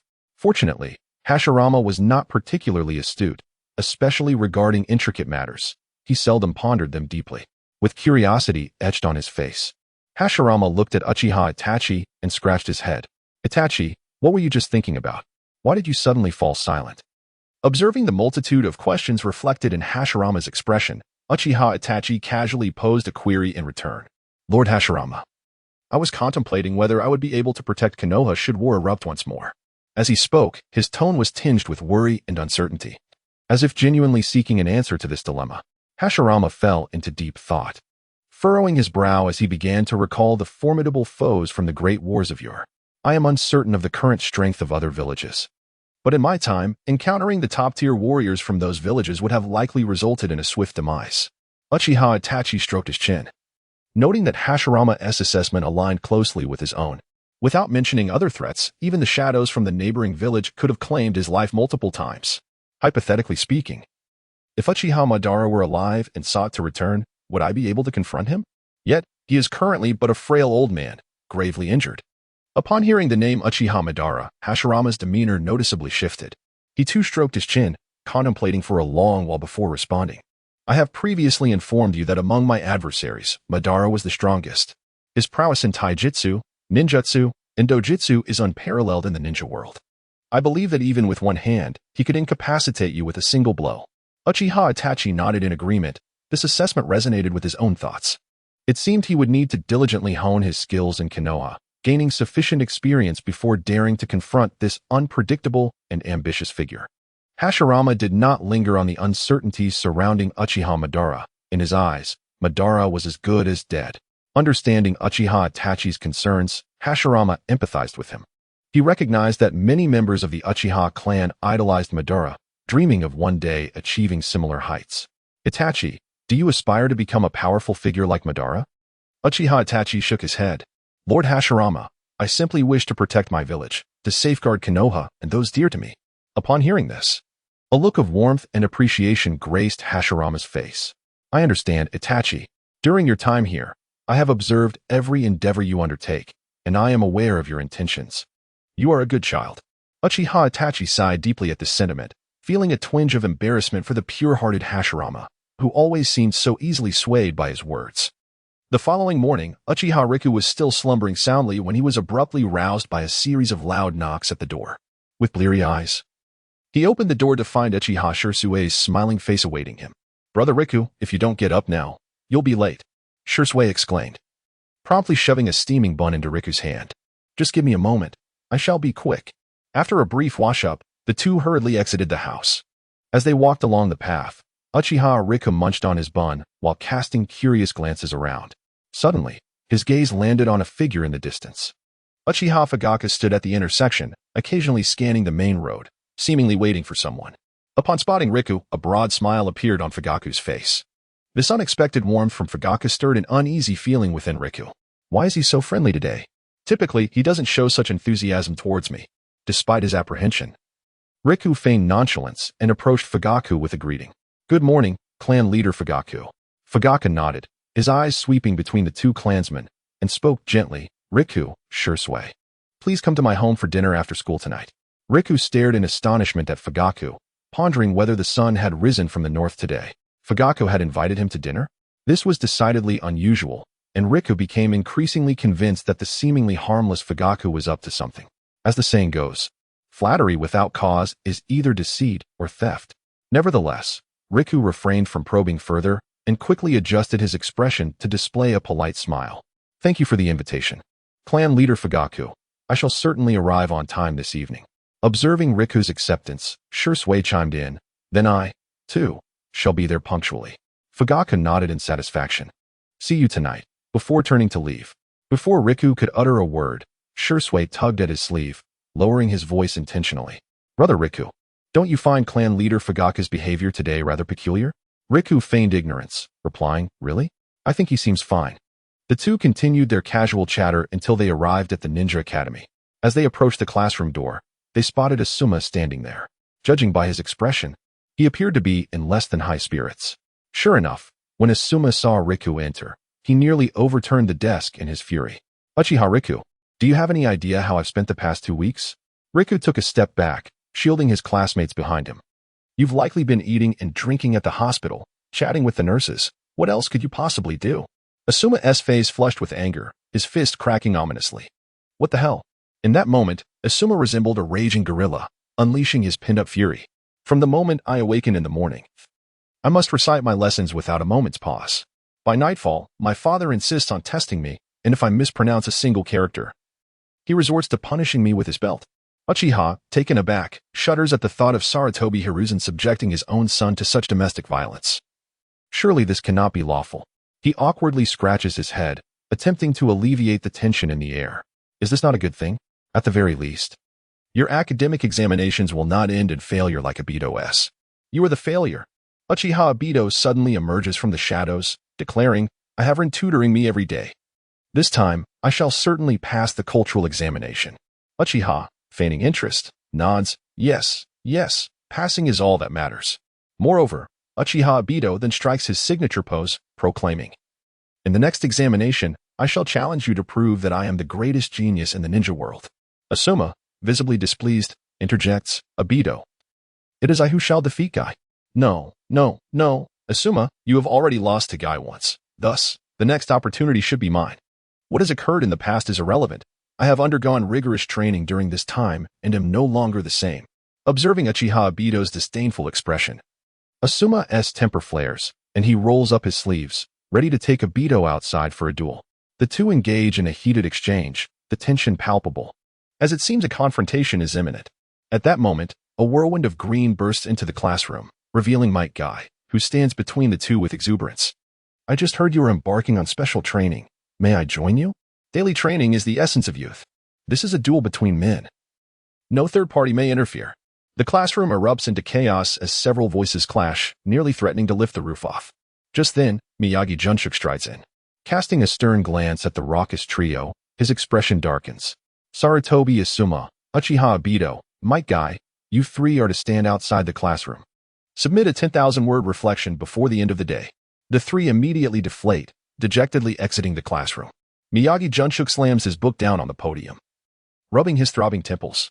Each day, tormented by these troublesome youths, he muses that he must request compensation for mental anguish from the Hokage. Meanwhile, Senja Hashirama, observing the lively classroom, bursts into hearty laughter. This is the Konoha I envisioned. The children appear quite joyful. Today, Miyagi Junshuk is lecturing on theory. But Uchiha Guy soon finds his mind wandering. He contemplates how to manage Uchiha Fugaku that evening. Later, Uchiha Guy instructs Uchiha Shisui to return home first, as it is his inaugural visit to the clan leader's residence and he ought to bring a gift. By the time Uchiha Guy selects an appropriate present and steps outside, night has fallen. He hastens towards Uchiha Fugaku's home, only to encounter an elderly man, wrapped in bandages and leaning on a cane, appearing before him Shimura Danzo. Chapter 24. Lord Danzo. After being rebuffed by Sarutobi Hiruzen, Shimura Danzo did not lose hope. In comparison to the might of wood release, what was the wrath of Sarutobi Hiruzen? Surely, he could not truly consider ending his own life. Driven by an intense desire, he sought out Uchiha Itachi personally. Danzo approached directly, proclaiming, "Uchiha Itachi, I hold you in high regard. Join Root, and under my guidance, your talents will be fully realized. Together, we shall lead the village onto the path of righteousness." Uchiha Itachi halted, narrowing his eyes as he scrutinized Shimura Danzo. This was their first encounter, and as rumored, the elder exuded a chilling aura, akin to a venomous serpent lurking in the shadows, poised to strike with lethal precision. "Lord Danzo, I did not expect you to seek me out personally," Itachi remarked, somewhat perplexed. "What is amiss today? So many prominent figures have been stirred. First was Uchiha Fugaku, the clan leader, and now the leader of Root, the Hokage's advisor, Shimura Danzo. Will Sarutobi Hiruzen himself be next?" Danzo reveled in Itachi's expression, in his eyes. As the second-in-command of Konohagakure, personally meeting an ungraduated student was a tremendous honor bestowed upon the youth. Once he secured Uchiha Itachi, his subordinate Uchiha Shisui would likely be easily manipulated as well. Gradually, he would siphon the resources of the Uchiha clan, and soon, who in Konoha could stand against Shimura Danzo? Senja Hashirama scrutinized the elderly figure before him through the eyes of Uchiha Itachi. Struggling to reconcile this man with the Shimura Danzo he remembered. Is this dangerous individual truly the favored disciple of Tobirama? Itachi mentally responded, "Indeed, Lord Hashirama." Danzo is now the Hokage's advisor, assisting him in managing the affairs of the village. Upon hearing this, Hashirama felt an unsettling premonition. From the moment he laid eyes on Danzo, he had instinctively tagged him as a dangerous presence. Such a frigid gaze should not belong to one of Konoha's higher-ups. Hashirama boldly speculated that Danzo may have strayed from the righteous path. For the first time, he made a decision on Itachi's behalf. "Itachi, I am uncertain what Root entails. But Danzo is perilous. It would be wise for you to keep your distance." In truth, Uchiha Itachi shared this sentiment. Associating with Danzo today could very well lead to an inexplicable disappearance tomorrow. He smiled politely, "Lord Danzo, if memory serves me correctly, graduates of the Ninja Academy require the Hokage's arrangements for their future placements. Therefore, it would be prudent to await the Hokage's decision." Itachi's repeated mention of the Hokage's name irked Danzo greatly. Nevertheless, he suppressed his dissatisfaction and reiterated his proposition. "Join the Root organization, and you shall be my sole apprentice, with the potential to inherit the leadership of Root in the future. As for your proficiency in wood-release ninjutsu, there exists a plethora of secret texts within the Root organization that you may peruse at your convenience. What do you think of this proposal?" Shimura Danzo believes that the conditions he offers are exceedingly generous. In the entirety of the Uchiha clan, no one has ever penetrated the core of Konoha. As a member of the Uchiha Grit should be well aware of the value of such an opportunity. Faced with the olive branch extended by Danzo, Uchiha Grit is taken aback. Setting aside Danzo's origins, these terms are indeed enticing. However, one must not overlook the underlying implications. Regardless of how favorable the conditions may be, joining Root is out of the question. "Lord Danzo, I harbor no interest in becoming your student, nor do I wish to be part of Root," Uchiha Grit declared. Danzo's expression darkened as he regarded Uchiha Grit. His personal visit was a tremendous display of goodwill. It was unthinkable for someone of Grit's stature, a mere clan member, to speak to him in such a manner. Outrageous. Simply outrageous. Danzo pointed an accusatory finger at Uchiha Grit, proclaiming, In my capacity as the Hokage's advisor, I command you to return to the root headquarters with me. Otherwise, you shall be deemed a traitor to Konoha. Uchiha Grit was at a loss for words.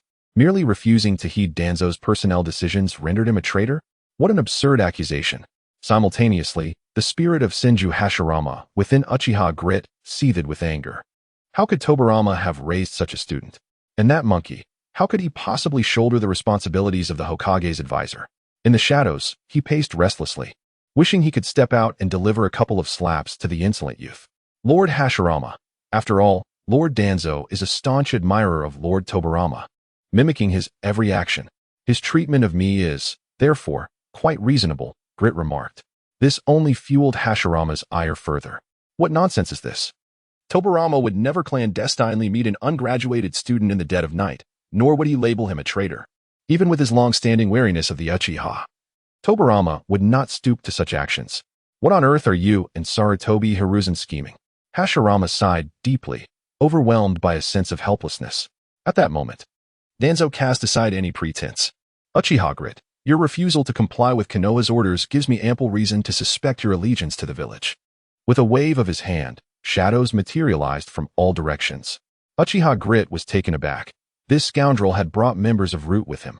Clearly, he had prepared for this eventuality. Danzo's expression remained stoic. He had already devised a plan. Soon, he would drag Uchiha Grit to Root's prison, where he would be subjected to relentless interrogation for 3 days and nights, during which Orochimaru would be summoned to extract his flesh and cells for experimentation. If Sarutobi Hiruzen were to discover this, he would casually impose several charges and swiftly execute him. Surely, Sarutobi would not concern himself with the life of a mere dead man, especially since the current Konoha still requires his presence. Members of the Root organization gradually approached, surrounding Uchiha Guy. Guy, it seems you are truly in peril now. Senju Hashirama assessed the situation. Even if Uchiha Guy were to eliminate these inconsequential members of the Root, he would still be no match for the old schemer Danzo. Hashirama always sensed a familiar chakra emanating from him, leaving him to wonder what despicable tricks he might still be concealing.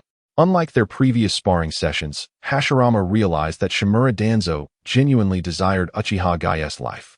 In the depths of the shadowy space, he anxiously paced, wishing he could lend even a fraction of his power to Uchiha Gai.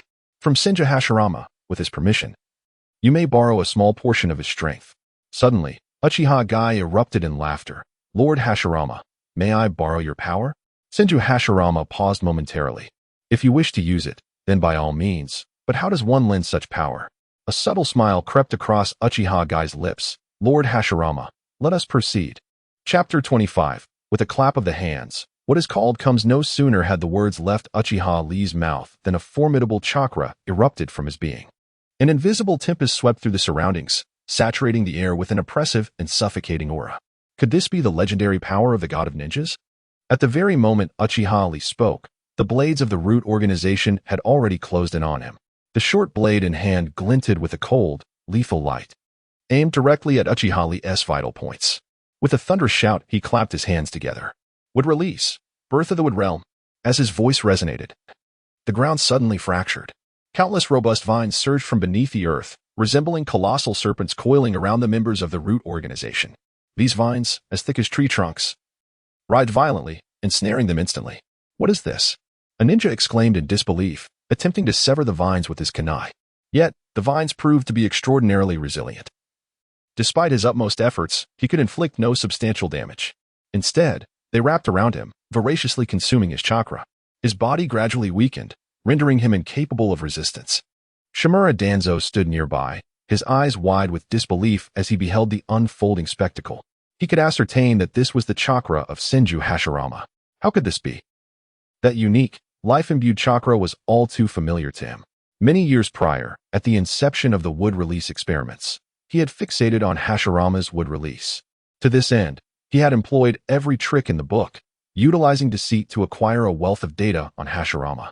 He immersed himself in it daily, fantasizing that one day he too could fully inherit Hashirama's legacy. What he had not anticipated was that today, Hashirama's signature jutsu would resurface. Yet, it was not he who wielded it, but the descendant of the Uchiha clan, tainted with half its innate malevolence, Uchiha Lee. This was nothing short of a desecration of Shinja Hashirama. From Shimura Danzo, you have gained mastery in wind release. At this moment, Shimura Danzo completely lost his composure. The Uchiha were a clan born of evil, unworthy of harnessing the power of wind release. He bellowed furiously, his hands swiftly forming seals as chakra surged violently within him. A powerful gust coalesced around his body, sweeping through the vicinity like a tempest. Wind release, vacuum great sphere, Danzo shouted, as a spiraling current expanded, forming a colossal air cannonball that hurtled toward Uchiha with a deafening roar. The ground beneath was torn asunder, and nearby trees were uprooted, caught in the maelstrom. Uchiha remained expressionless. Had this been in the past, he would have been oblivious to his impending doom. However, times had changed, old man. Come. He clapped his hands once more. Would release, great barrier technique. As his words fell, a wooden shield, resembling a fearsome, tusked visage, erupted from the ground. Standing resolutely before him. Boom. The projectile collided violently with the wooden shield, producing a deafening explosion. Yet the shield remained unyielding, showing not even a hairline fracture. Uchiha Riku stood unharmed behind it. How could this be? Shimura Danzo could hardly believe his eyes. His full-force attack had been effortlessly blocked by Uchiha Riku. Danzo was utterly incensed. Why? How could he wield the techniques of Lord Hashirama Senju? No, he was practically the embodiment of Lord Hashirama himself. Danzo's chakra surged to its zenith. Today, I must take you back to the root. Not even Sarutobi Hiruzen can protect you. Mark my words. Danzo. Hashirama Senju sighed helplessly. Did you truly intend to kill Uchiha Riku? He was a mere child of 10, a villager of Konoha. Closing his eyes, he allowed Uchiha Riku to execute his jutsu. Bang! A fist imbued with immense chakra struck Danzo squarely in the chest, sending him flying through the air. Crashing into the forest created by Uchiha Riku. He was ensnared by vines that voraciously consumed his chakra. Bound, Danzo gazed at Uchiha Riku, his eyes reflecting a blend of anger, confusion, bewilderment, and a hint of helplessness. Why? This boy bore an uncanny resemblance to Uchiha Madara. Yet, when he unleashed his jutsu, it was as if Hashirama himself had returned. What fortune had he stumbled upon? Moreover, how did he possess such terrifying chakra? That last punch nearly cost him his life. Must he even unleash his full power against a mere child? Danzo glanced at his ensnared right hand. No, it was not yet time.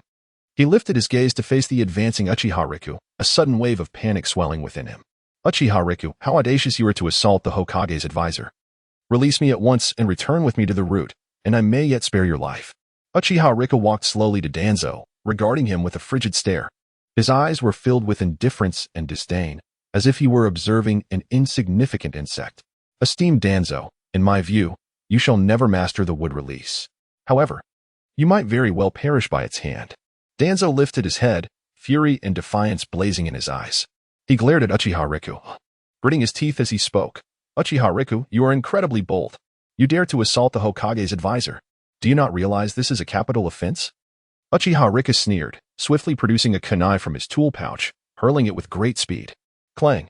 Just as the kunai was about to pierce Danzo's body, several shuriken flew from the shadows, deflecting the kunai.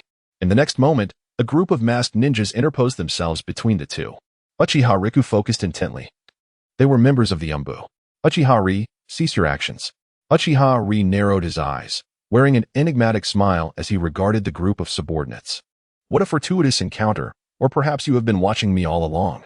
The foremost Umbu ninja stepped forward, refraining from directly answering Uchiha-ri's inquiry. You are undoubtedly aware that brawling is prohibited within the confines of Konohagakure. Uchiha-ri shrugged his shoulders. And so what?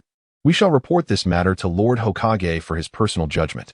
At present, Lord Danzo has sustained injuries, and we must escort him to the medical team for treatment. Uchiha-ri pondered for a moment. The experience card from Shinja Hashirama was nearing expiration, and the overwhelming side effects caused him excruciating pain throughout his body. Under such circumstances, the prospect of forcibly eliminating Shimura Danzo seemed implausible. To take a step back, if he were to indeed slay Danzo in front of the Umbu, it would be a direct affront to Sarutobi Hiruzen.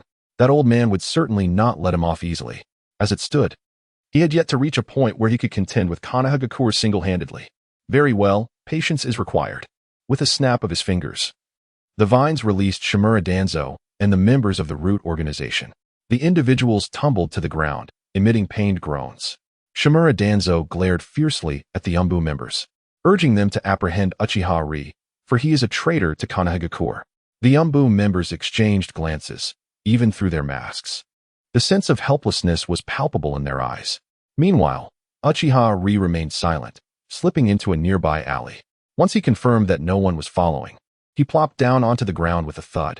Damn, the after-effects are indeed formidable. Chapter 26. Uchiha Fugaku. While Uchiha Shisui rested, Senju Hashirama found himself lost in contemplation. He stroked his chin, pondering the reasons behind Uchiha Shisui's remarkable ability to wield his power with such fluidity. This phenomenon bore resemblance to the Jinchuriki's borrowing of the tailed beast chakra. However, the tailed beasts are, in essence, embodiments of chakra, making such borrowing rather unsurprising. Yet, Uchiha Shisui had extracted a substantial amount of chakra directly from his own spiritual essence. This was a concept Hashirama had never encountered before. He murmured to himself. Could this all be the handiwork of his brother Tobirama? He was aware that Tobirama devoted his life to 3 pursuits, targeting the Uchiha, and once more, targeting the Uchiha. During his lifetime, Tobirama had meticulously studied the Uchiha clan Sharingan, seeking a method to counter their powers. Was Uchiha Shisui truly the culmination of Tobirama's experiments? A sharp pain pierced his head. Perhaps he needed to think more clearly. Meanwhile, Uchiha Shisui consumed 2 soldier pills, regaining some strength, and made his way towards the Uchiha Fugaku household. As he approached the gates of the clan, a short figure hurriedly rushed toward him. Brother Shisui, why are you so late? Has something happened? Uchiha Shisui keenly observed the faint traces of blood on Uchiha Shisui's attire. Uchiha Shisui patted Uchiha Shisui's head, concealing the recent altercation with Shimura Danzo. It's nothing. I merely stumbled and fell. Naturally, Shisui was not deceived by Uchiha Shisui's fabrications. He was not a mere child to be easily fooled. Nonetheless, he refrained from pressing further, recognizing that his elder brother must have his reasons. Let us hurry. Clan leader Fugaku must be waiting anxiously. Before long, the 2 of them knocked on Uchiha Fugaku's door. Knock, knock, knock.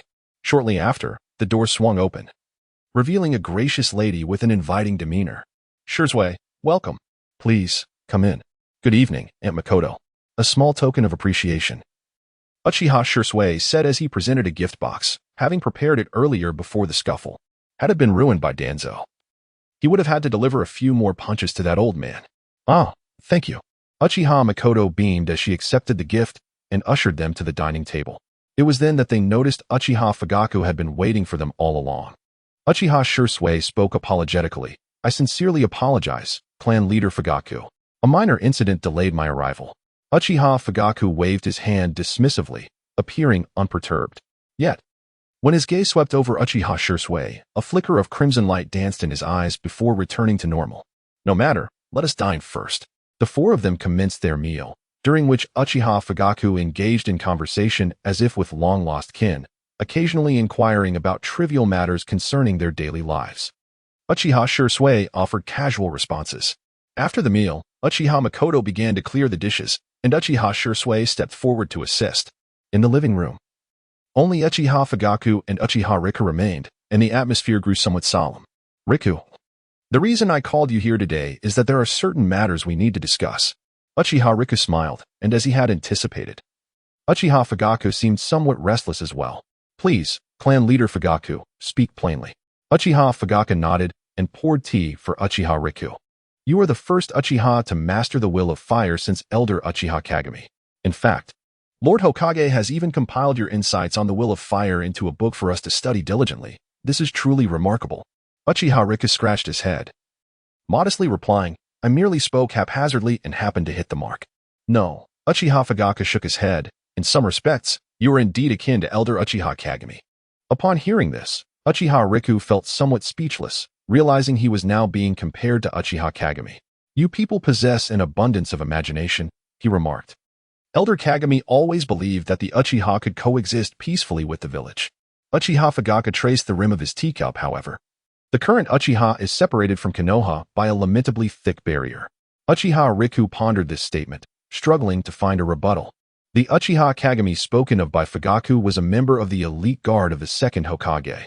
Frankly speaking, he was a rare normalcy among the eccentricities of the Uchiha clan.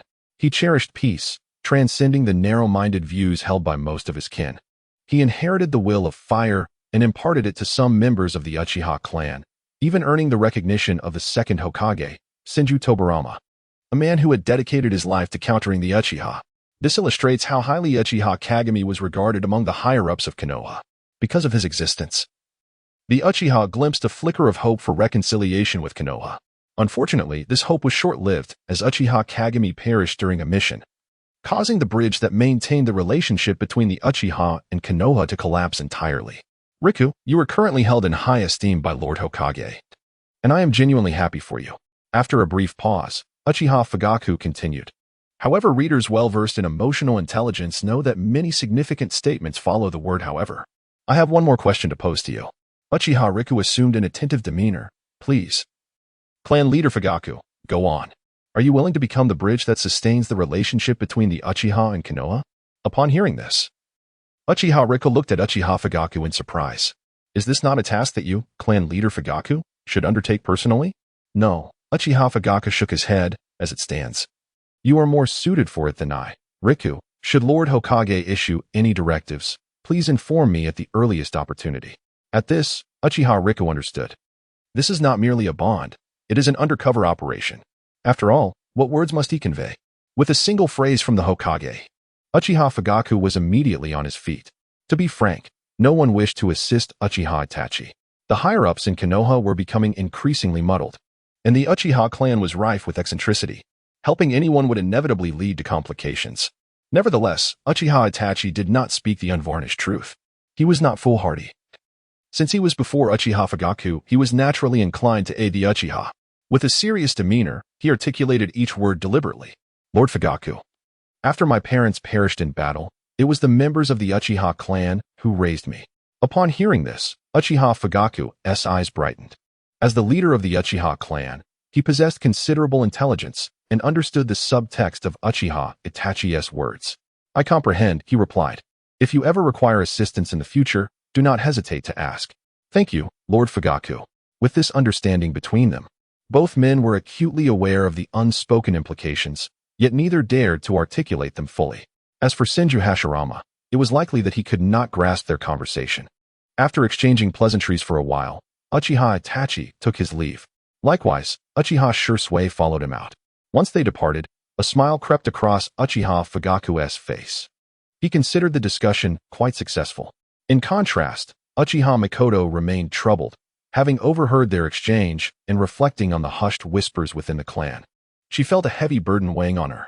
Fugaku, is the Uchiha truly destined to tread this path?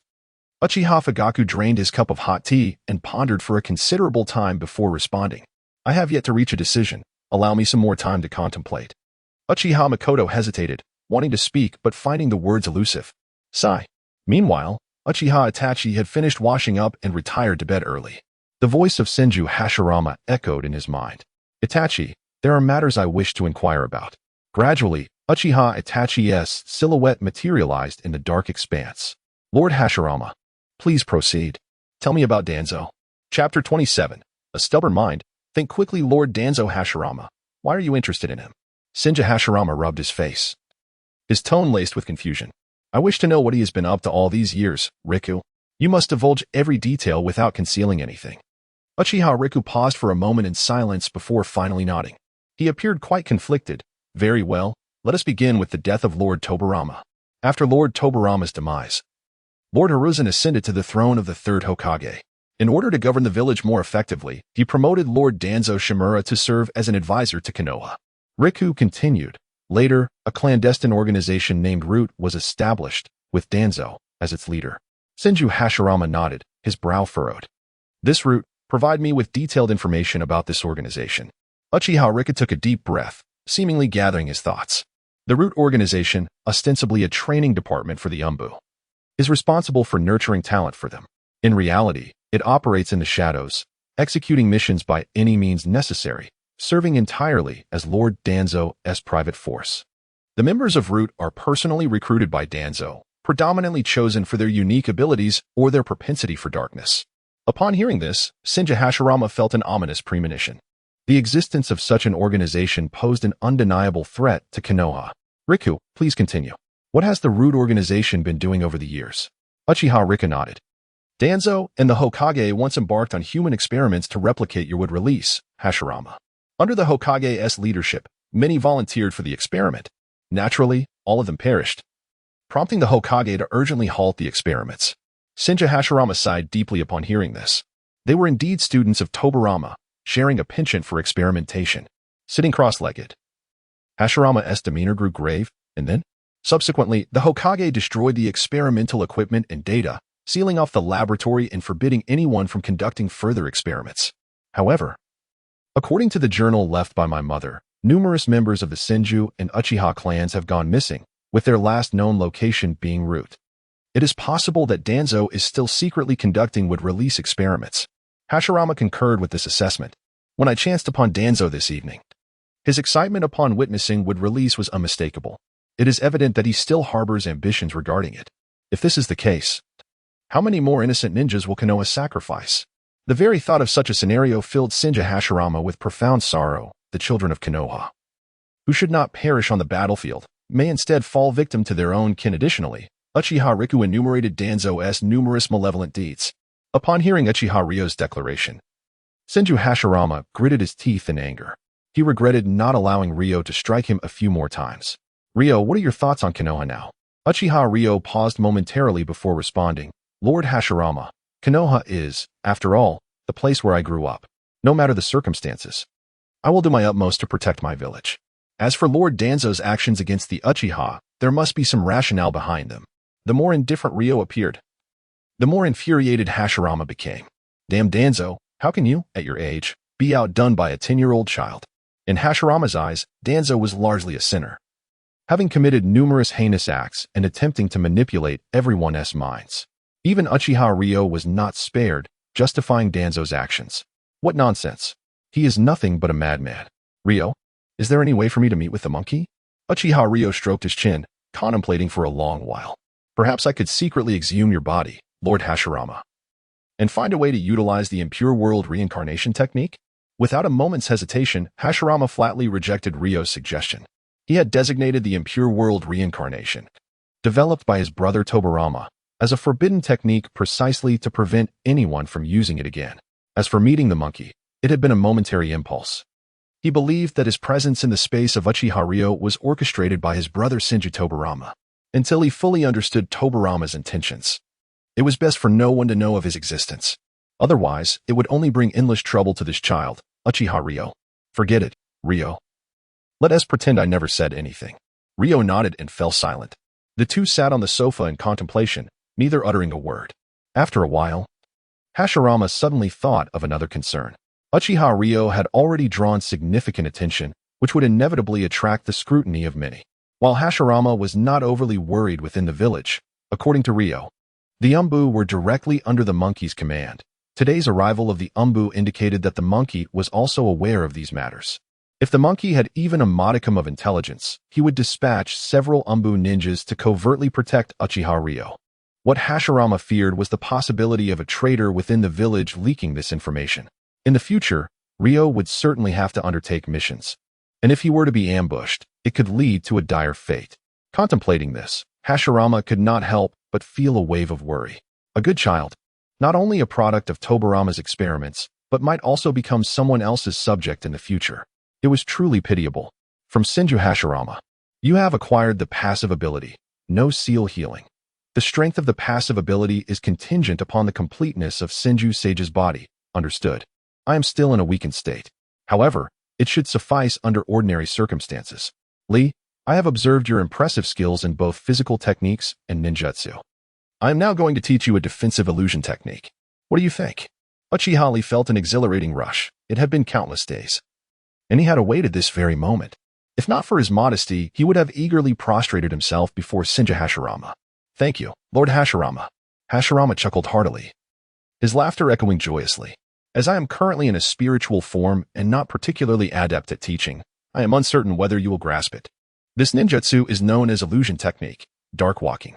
Rising to his feet, Hashirama extended his hands. Do not rush. Take your time. As he spoke, he began to form hand seals, instructing, you must first do this, then that. For an ordinary ninja, mastering it would require at least 10 days to half a month. Furthermore, Hashirama's teaching method was exceedingly abstract, akin to how a future Naruto would teach Konohamaru the Rasengan, significantly complicating the learning process. However, Uchiha had an advantage. Super Scholar Physique activated. You have acquired illusion technique, dark walking. Unbeknownst to Hashirama, he was lost in thought, trying to recall how Tobirama had taught his students back in the day. Come on, think.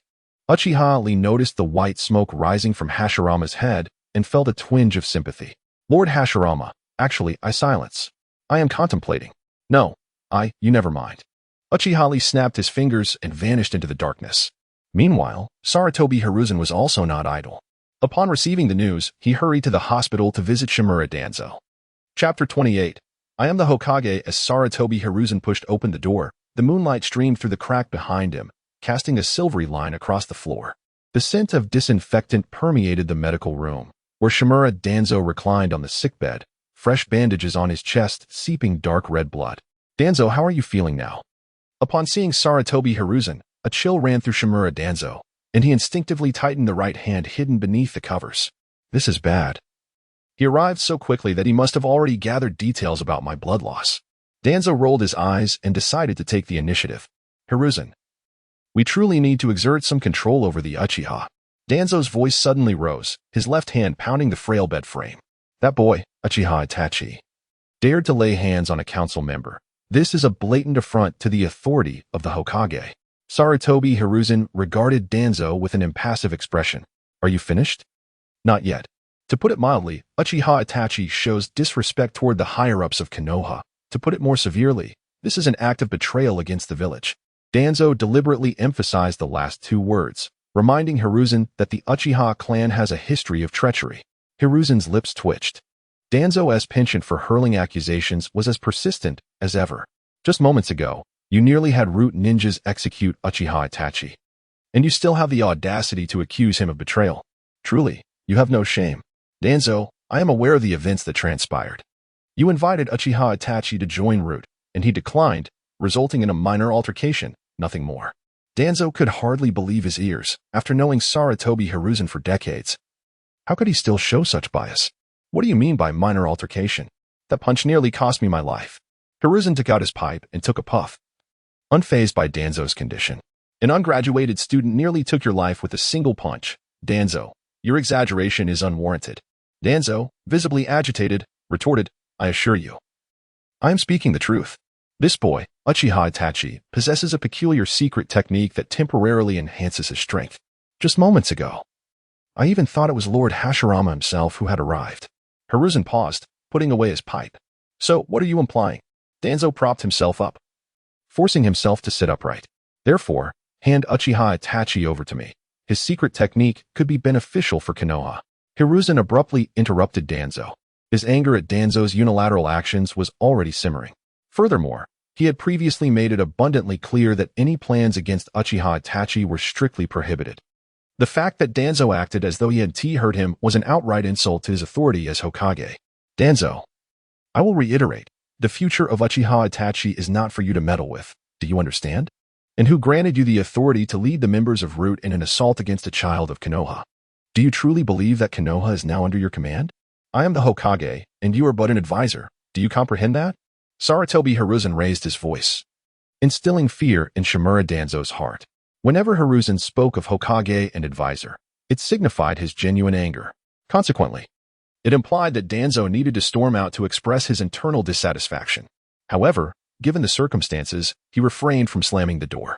More importantly, Hiruzen seemed unusually irate today. Perhaps he had uncovered something alarming.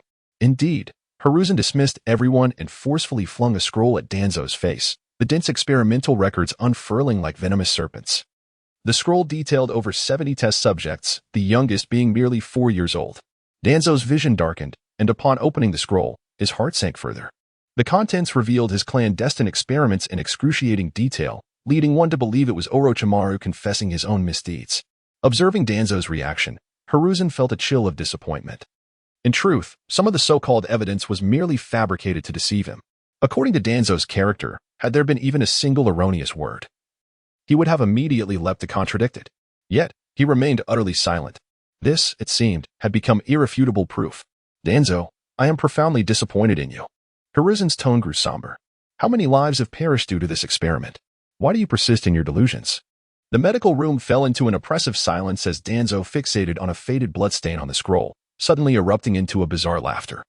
You were the one who once proclaimed the creation of Konoha's ultimate weapon, yet now you play the role of the benevolent Hokage.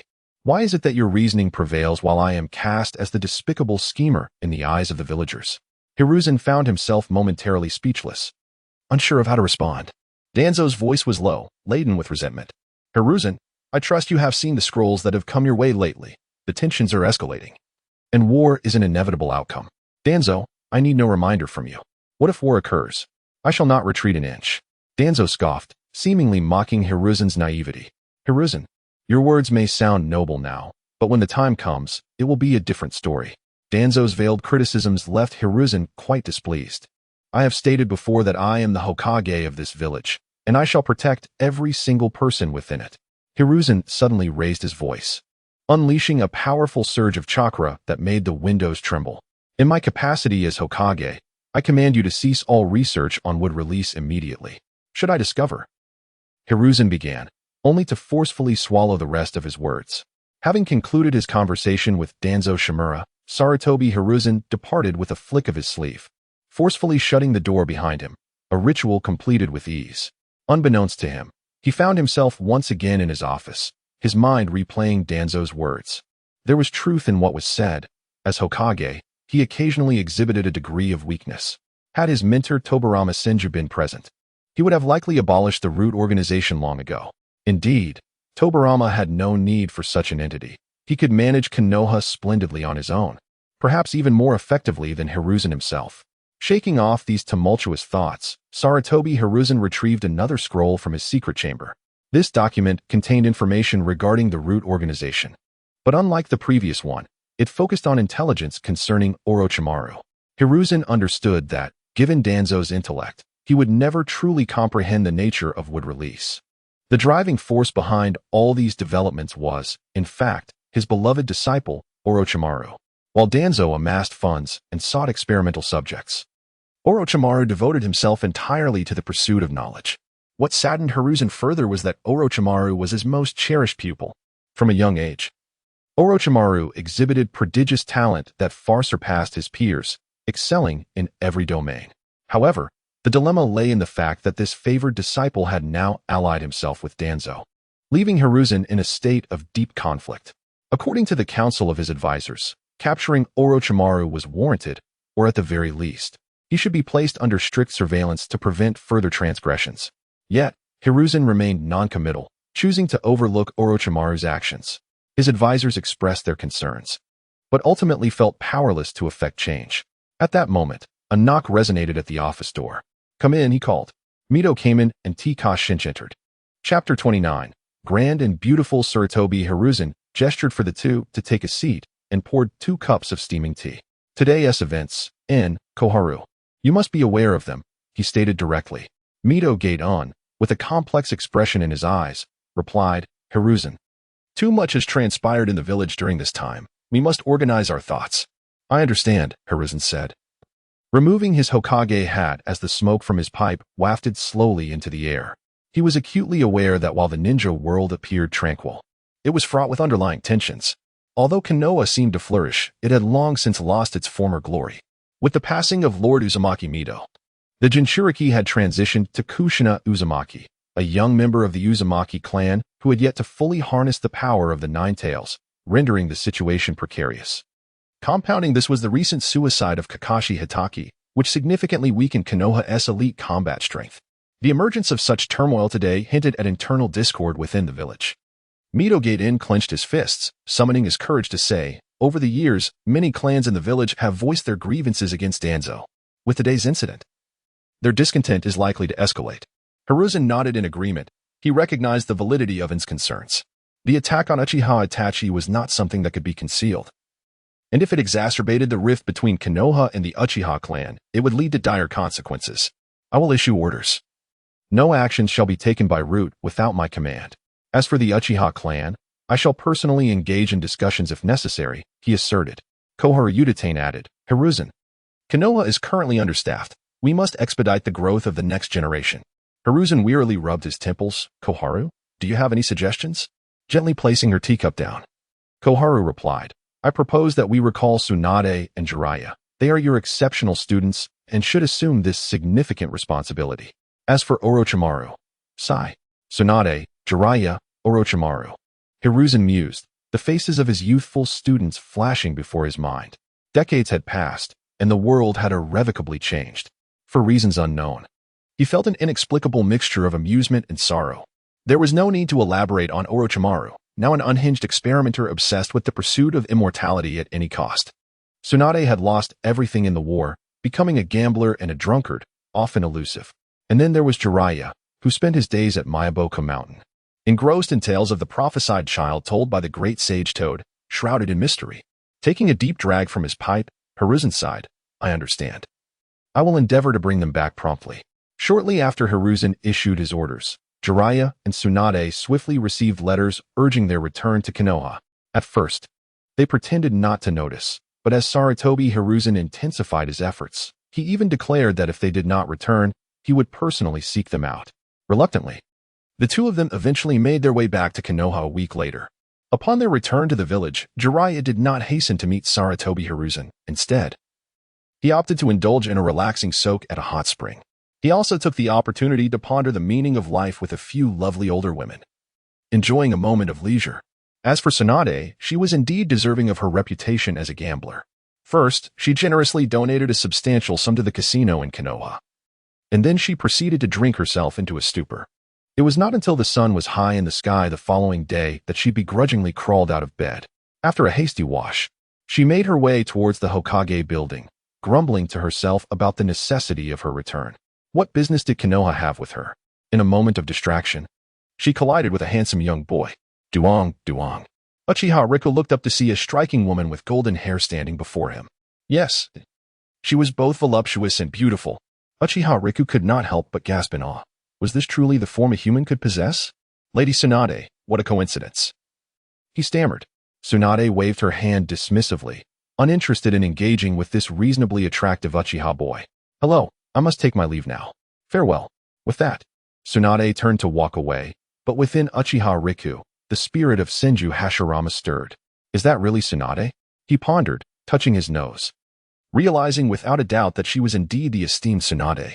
Senju Hashirama, feeling a twinge of confusion, noted how lackluster she appeared in broad daylight, as if she had not yet recovered from a night of drinking. Thanks to you, Lord Hashirama, our respected Lady Tsunade now has but two interests, drinking and gambling.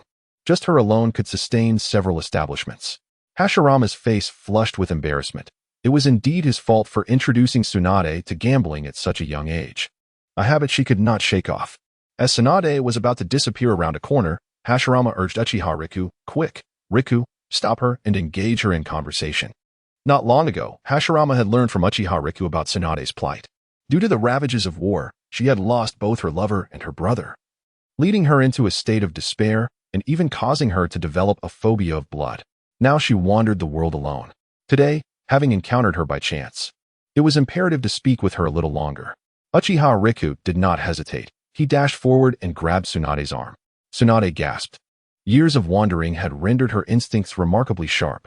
Assuming it was yet another inconsiderate fool trying to initiate conversation, she instinctively threw a punch. As the fist closed in, Uchiha Riku shouted, Whoa, Lady Tsunade, was it really necessary to consider punching me just for wanting to chat? Hearing his exclamation, Tsunade snapped back to reality. But it was too late. The punch was already on its way to his face. Uchiha Riku suddenly extended his hand, unleashing a formidable chakra that blocked the incoming punch. Bang! The collision of flesh produced a dull thud. Lady Tsunade, it is I, a well-meaning individual. Just as Tsunade was about to respond, she felt a slight warmth emanating from the necklace around her neck, casting a faint glow. Squinting her eyes, she observed the unfamiliar young man before her, whose chakra radiated an essence reminiscent of would release. In that fleeting moment, memories from many years ago flooded her mind. Back then, she was merely an innocent girl, learning about the world. Her grandfather, Hashirama Senju, not only indulged her in gambling but also occasionally instructed her in martial arts. The sudden surge of chakra from Uchiha Riku evoked a sense of familiarity within her. At the same time, Tsunade found herself amused. This child's chakra resembled her grandfather's. Yet his appearance was strikingly akin to that of Uchiha Madara. "What is your name?" she inquired. "Huh, Lady Tsunade, I didn't call out. I merely stated I am a good person."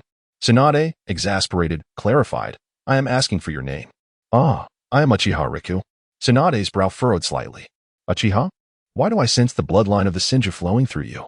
Uchiha Riku stepped closer and lowered his voice. "Lady Tsunade, my mother hails from the Senju clan. However, due to the policies established by Lord Hashirama, I generally overlook this matter." "I see," Tsunade mused, caressing her now dim necklace. "So, you are a descendant of both the Senju and Uchiha clans. You must be the first of your kind in all of Konoha." Uchiha Riku offered a polite smile, remaining silent. Who can predict what the future holds? For reasons unknown, Tsunade suddenly felt a profound curiosity towards this boy who bore a striking resemblance to Uchiha Madara. She sensed a unique allure surrounding him. Rubbing her throbbing temples, she asked, "Do you have any free time later?"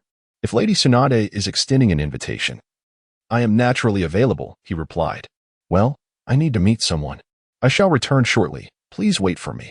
Chapter 30. The Three Ninjas? Three Eccentrics. As Tsunade turned the corner, she was suddenly greeted by a lewd yet familiar laughter. There, Jiraiya was sprawled against a wall, his eyes crescent-shaped with mirth, feverishly sketching in a small notebook as passers-by from the medical team walked by. C.A.D. Can you believe this is A.D.? Tsunade rolled her eyes and casually picked up a stone, hurling it at him. The stone whistled through the air, striking Jiraiya squarely on the head. He fell to the ground, exclaiming, Who is attacking me?" Upon recognizing the assailant, a sycophantic grin spread across his face. "Ah, Tsunade, long time no see. You look even more radiant." Tsunade looked down at Jiraiya, remarking, "Jiraiya, after all these years, you remain unchanged." Unfazed, Jiraiya dusted himself off and retorted with mock seriousness, "Tsunade, what do you think I was doing? This is art, my dear. It's all for the sake of artistry, you see?" Tsunade rolled her eyes again, uninterested in engaging with him. "Let us go. The old man is waiting anxiously." The two entered the Hokage's office, taking their seats on the plush sofa without waiting for Sarutobi Hiruzen to speak. Spotting some snacks on the table, they helped themselves without hesitation. This audacious display left Sarutobi momentarily dumbfounded. In all of Konoha, there was no other individual who could so effortlessly disregard his authority. For a fleeting moment, Sarutobi found himself questioning if he was indeed the Hokage. He rapped the table sharply, adopting a serious tone. "Tsunade, Jiraiya, we agreed to meet at 8 in the morning. It is now past noon. Are you both busier than I, the Hokage?" Tsunade waved her hand dismissively. "It's just a 4-hour delay. At least I showed up." Jiraiya chimed in. "Indeed, Sarutobi-sensei. I traveled a great distance to return. A slight tardiness is perfectly reasonable." At this, Sarutobi exploded with rage. Bang! His hand slammed down on the table, reducing it to splinters. Tsunade and Jiraiya stood frozen, unsure of how to react. "You two stand up." In light of the ongoing tensions between Konoha and other hidden villages, with the specter of war looming, you still dare to jest. In an instant, both leapt from the sofa, bracing themselves for the impending storm of reprimand. "Let us start with you, Jiraiya. Every day you either pursue that elusive child of prophecy or flirt shamelessly with female ninjas. Can't you engage in something of substance?" Jiraiya began, but was swiftly interrupted by Sarutobi's unrelenting tirade. "And you, Tsunade, every day you either drink or gamble. Is this what Lord Hashirama taught you all those years ago?" Tsunade pondered for a moment. "Well, not entirely. Drinking is simply something I learned as I grew up." Sarutobi Hiruzen was exasperated. "Are we really discussing when to start drinking? What I meant was, as ninjas of Konoha, can you not contribute something meaningful to the village?" The tension in his temples throbbed, threatening to burst his heart with frustration. Instinctively reaching for the pipe on the table, he found nothing. "Where's my table?" Jiraiya, ever the clever one, rummaged through the remnants of the table and retrieved the pipe, igniting it before handing it to Sarutobi. "Teacher, please don't be angry. This time, it was our fault. We will certainly be more attentive next time." Sarutobi accepted the pipe and took a deep drag, his emotions swirling as he gazed at his two students. If all went as expected, Tsunade, Jiraiya, and Orochimaru, who for various reasons was absent, were all strong candidates for Hokage. Yet, looking at them now, they seemed increasingly unreliable. If entrusted with Konoha, they would likely transform it into a combination of a bathhouse, casino, and nightclub within mere months. Noticing Sarutobi regaining his composure, Jiraiya cautiously inquired, "Teacher, is there an urgent matter that prompted your letter summoning us back to Konoha?" The mention of Konoha instantly brought Saratobi back to a state of seriousness. "During your absence, several issues have arisen in the village, compounded by continuous border skirmishes, which have raised my concerns." Upon hearing this, Jiraiya realized the gravity of the situation.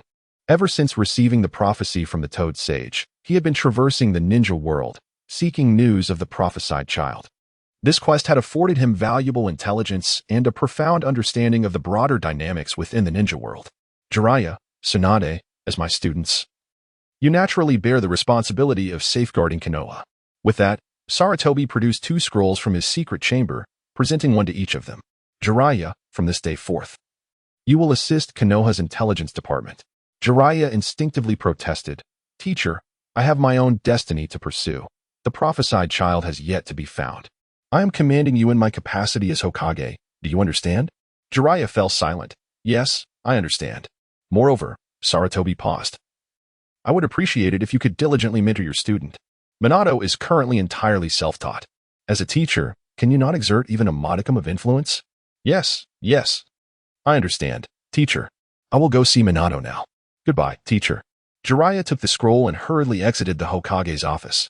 "And this scroll is yours, Tsunade." Tsunade glanced at the scroll but made no move to accept it. "Old man, I have said many times that Konoha's fate is of no concern to me." In her heart, she had already sacrificed much for the village. In the end, she had lost everything she could afford to lose.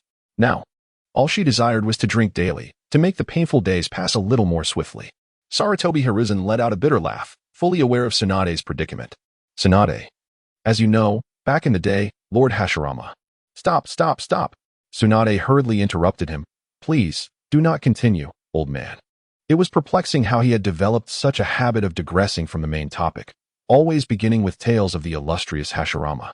Ignoring her protests, Saratobi continued to narrate the history of Konoha with unrelenting fervor, leaving Tsunade feeling increasingly uneasy, even slightly nauseated. Ultimately, she could bear it no longer. "All right, just tell me what you want me to do. But let me be clear, I may not agree to it." Saratobi smiled gently. "After your departure, the village's medical program has faced considerable challenges." Tsunade furrowed her brow slightly. "Are you suggesting I train medical ninjas like I did in the past?" "Indeed. You are the most formidable medical ninja in the ninja world. With your guidance, the strength of the medical team would significantly improve." Tsunade pinched the bridge of her nose. "I'm merely someone with a phobia of blood. I cannot teach others." Saratobi sighed at her words. "In that case, how about you begin by organizing the materials on medical ninjutsu? We can address the subsequent matters later." After a moment of contemplation, Tsunade eventually acquiesced. "Fine." As she prepared to rise and leave, Saratobi added, "I have arranged for an assistant for you." Tsunade yawned and waved her hand dismissively. "I don't need an assistant. An ordinary fool would only be a source of trouble for me." Saratobi, as if he had not heard her, handed her a document. "This child is quite capable. His name is Uchiha Riku." Tsunade scratched her head. Why does that name sound so familiar? Chapter 31. Is this a coincidence? Tsunade flipped through the documents and was momentarily taken aback. What a remarkable turn of events. She had just encountered him at noon, and now the old man was recommending him as his assistant. She pondered silently what the old man, Hiruzen Saratobi, truly intended. Was he genuinely impressed by Uchiha Itachi's talent? Or was there a more profound reason behind his decision? Hiruzen took a puff from his pipe, a satisfied expression gracing his features. He slowly exhaled a ring of smoke, gazing at Tsunade with a smile. "What do you think? This child seems promising, does he not?" Tsunade rolled her eyes. She indeed required an aide to manage the mundane affairs of her daily routine. Her interest in Uchiha Itachi further justified her decision to let him have a trial run. "I will observe him for a while. If he fails my assessment, do not hold it against me." At her words, Hiruzen's smile widened. "Very well, proceed with your evaluation." He waved his hand dismissively, appearing quite magnanimous. In truth, Hiruzen's recommendation of Uchiha Itachi was not merely based on his perceived talent. More significantly, he sought to leverage Tsunade's influence to safeguard the young boy. After all, the current state of Konoha was far from tranquil. His longtime friend, Danzo Shimura, ostensibly complied with Hiruzen's orders, yet harbored his own ulterior motives. This man was ruthless, willing to resort to any means to achieve his goals. Uchiha Itachi's recently revealed potential had likely provoked Danzo deeply. Even Hiruzen himself could not ascertain what actions this old acquaintance, whom he had known for decades, might take. Furthermore, Konoha still required Danzo's strength, making a complete rupture impractical. Thus, entrusting Itachi to Tsunade was undoubtedly the wisest course of action. "All right, old man, I'm heading back," Tsunade remarked as she returned the documents on Uchiha Itachi to Hiruzen and exited the office. Hiruzen watched her retreating figure and suddenly called out, "Make sure to buy me a new desk when you get the chance." After Tsunade departed, she proceeded to the designated meeting place with Uchiha Itachi. She remained somewhat perplexed as to why the necklace left by her grandfather, Hashirama Senju, had reacted upon encountering Itachi. At that moment, the Ninja Academy had dismissed for the day, and numerous students were making their way home. Uchiha Itachi, however, had conjured a lounge chair using wood release techniques and was leisurely waiting for Tsunade's return, perhaps out of boredom. He had even purchased a copy of The Will of Fire, revised edition from the nearby bookstore, sipping tea while engrossed in reading. He appeared less like an ungraduated student and more akin to a retired elder. Itachi's unusual behavior undoubtedly drew the attention of several classmates. He had become the undeniable star of the Ninja Academy, his popularity far surpassing that of Kakashi during his time. Discussions had already begun speculating whether Uchiha Itachi was the most talented genius Konoha had seen in years. As the crimson sun began to set, Yuhi Kurenai hurried a few steps to the side of Uchiha Ri, her face alight with excitement. "Ri, I happen to have a question regarding genjutsu. I still find myself perplexed by the methods you previously mentioned for breaking it." Uchiha Ri set down his book and straightened his posture. "The issue lies in your control over the chakra within your body. It is not yet sufficiently stable. I recommend engaging in more related exercises. Your efficiency will undoubtedly improve." Understanding dawned upon her. The two engaged in an animated discussion, Uchiha Ri patiently addressing Kurenai's inquiries, occasionally illustrating his points with hand gestures. Kurenai nodded eagerly, her eyes brimming with admiration. Their lively exchange, however, was not shared by Asuma, who observed the fervent dialogue with a twinge of jealousy. "Kurenai, a new barbecue restaurant has opened nearby. Allow me to treat you to some grilled delicacies." Kurenai looked up at Asuma, her expression tinged with regret. "Asuma, I am currently discussing genjutsu with Ri. Could you please wait a moment?" Faced with this gentle rejection, Asuma redirected his frustration towards Uchiha Ri. "You, the underachiever of the Uchiha clan, could you refrain from interrupting my date with Kurenai?" Kurenai blushed at the implication. "Who is going on a date with you, Asuma?" Observing Asuma's growing agitation, Uchiha Ri sensed that it was time to intervene. "Asuma, might I inquire what has you in such a hurry?" Engaging in a discussion about genjutsu with Kurenai is hardly an unusual occurrence, is it? Have you forgotten what the Hokage imparted during the Will of Fire special training course? Helping one another is a manifestation of the Will of Fire itself. Uchiha Ri's words resonated with those present, eliciting nods of agreement, regardless of their validity. Anything cloaked in the name of the Will of Fire was deemed correct. As for Asuma, the mention of the Will of Fire triggered an unexpected wave of nausea within him, as painful memories of sleepless nights spent memorizing lessons before his release from the hospital flooded back. To his surprise, the anticipated electronic voice did not manifest, leaving Uchiha Ri puzzled. Was it that Asuma had fallen behind, or was his emotional state insufficient? Just then, Tsunade appeared before Uchiha Ri, instantly captivating everyone's attention. "Uchiha Ri, come with me. The old man has decreed that you shall be my assistant from now on." Uchiha Ri understood well who Tsunade referred to as the old man. The current third Hokage, Sarutobi Hiruzen. It was likely that only Tsunade had the audacity to address him in such a manner. Without a moment's hesitation, Uchiha Ri made a significant decision and chose to accompany her.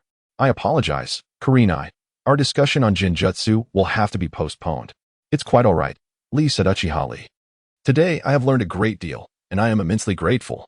With a casual wave of her hand, Tsunade departed alongside Uchiha Ri, leaving the other students in a state of astonished murmurs. Is that elder sister truly the legendary Tsunade, one of the famed Sannin? It appeared she was quite familiar with Lee. As Tsunade and Uchiha Ri moved further away, the chatter behind them gradually faded into silence. The two walked in silence until they arrived before an unremarkable building, where Tsunade finally halted. "This was my former laboratory. Please tidy up the interior first, and then procure some alcohol for me. By the way, can you cook?"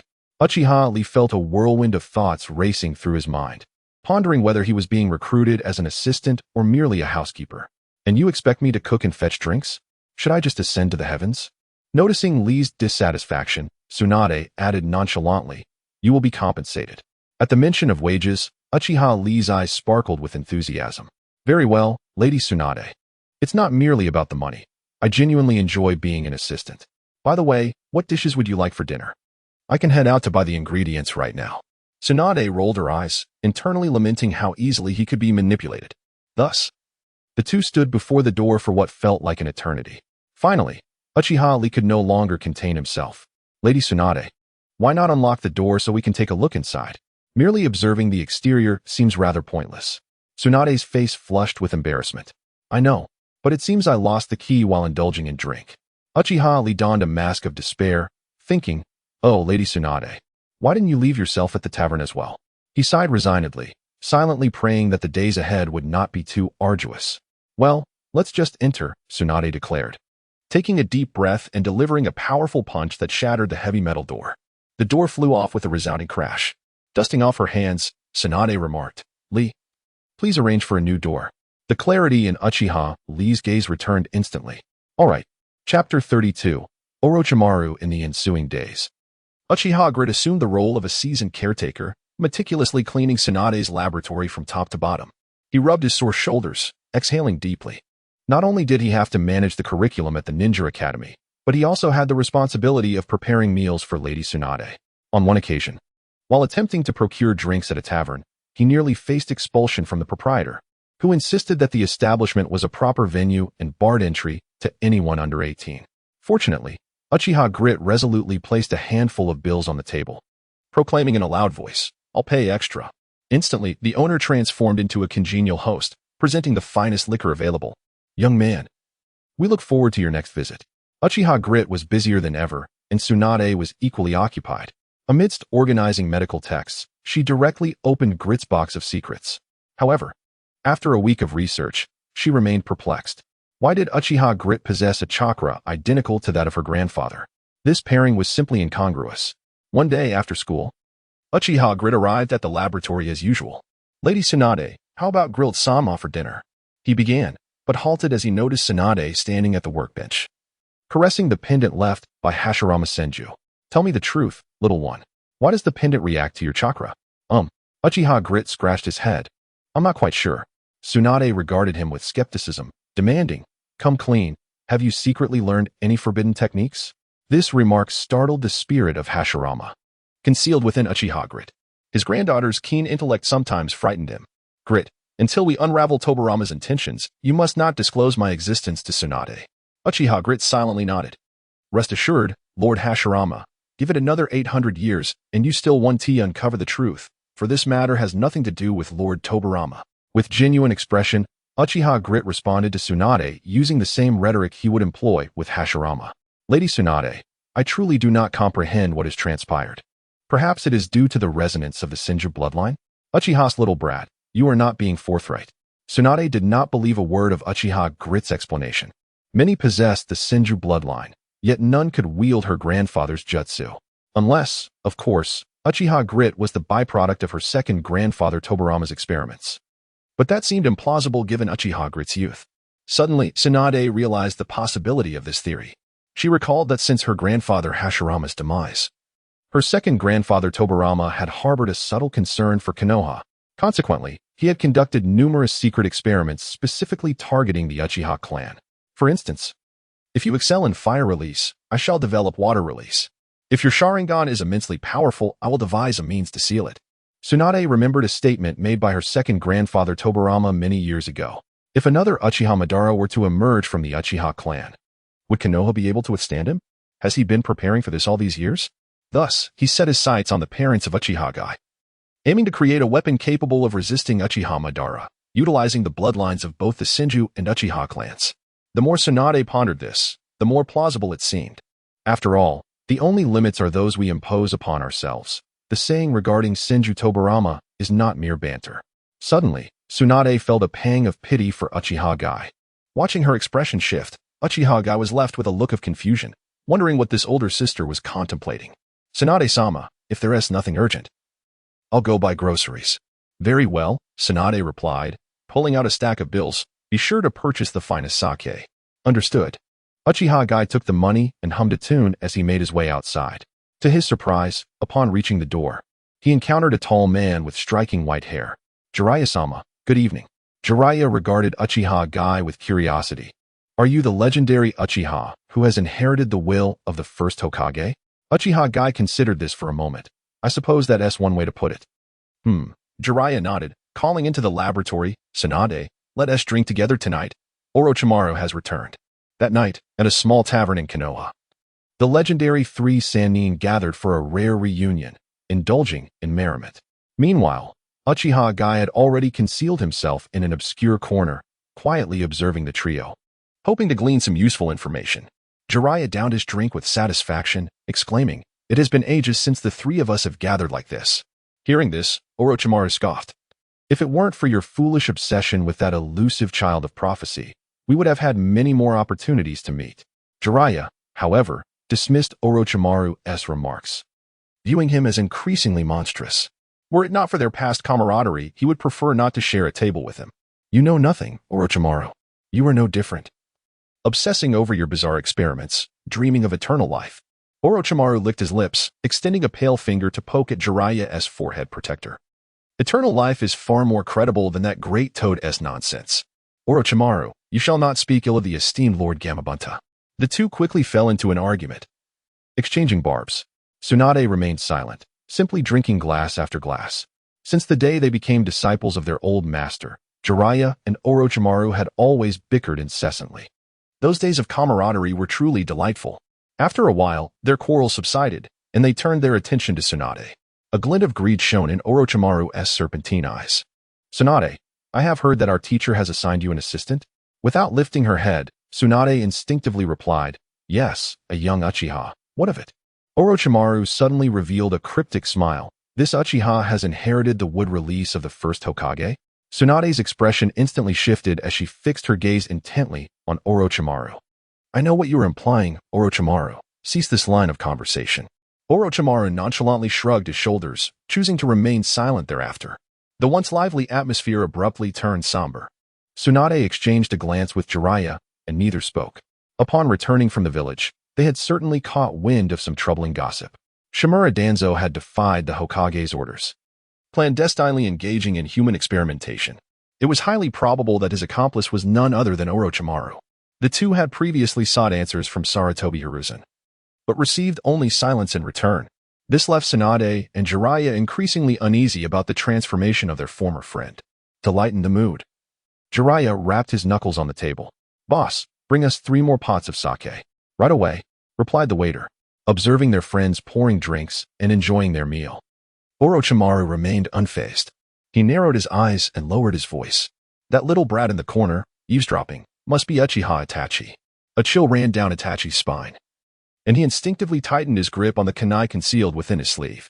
Chapter 33, I will personally end you. Meanwhile, within the depths of Uchiha Itachi, Senju Hashirama had sensed the impending danger with acute awareness. Itachi, if necessary, I can lend you my chakra. Uchiha Itachi raised an eyebrow, touched by Hashirama's unexpected offer of assistance. Very well, Lord Hashirama, let us proceed. As the ominous figure of Orochimaru drew near, Itachi's hands gradually converged. If you dare approach, I shall shatter your serpent head with a single punch and extract your gallbladder to brew liquor.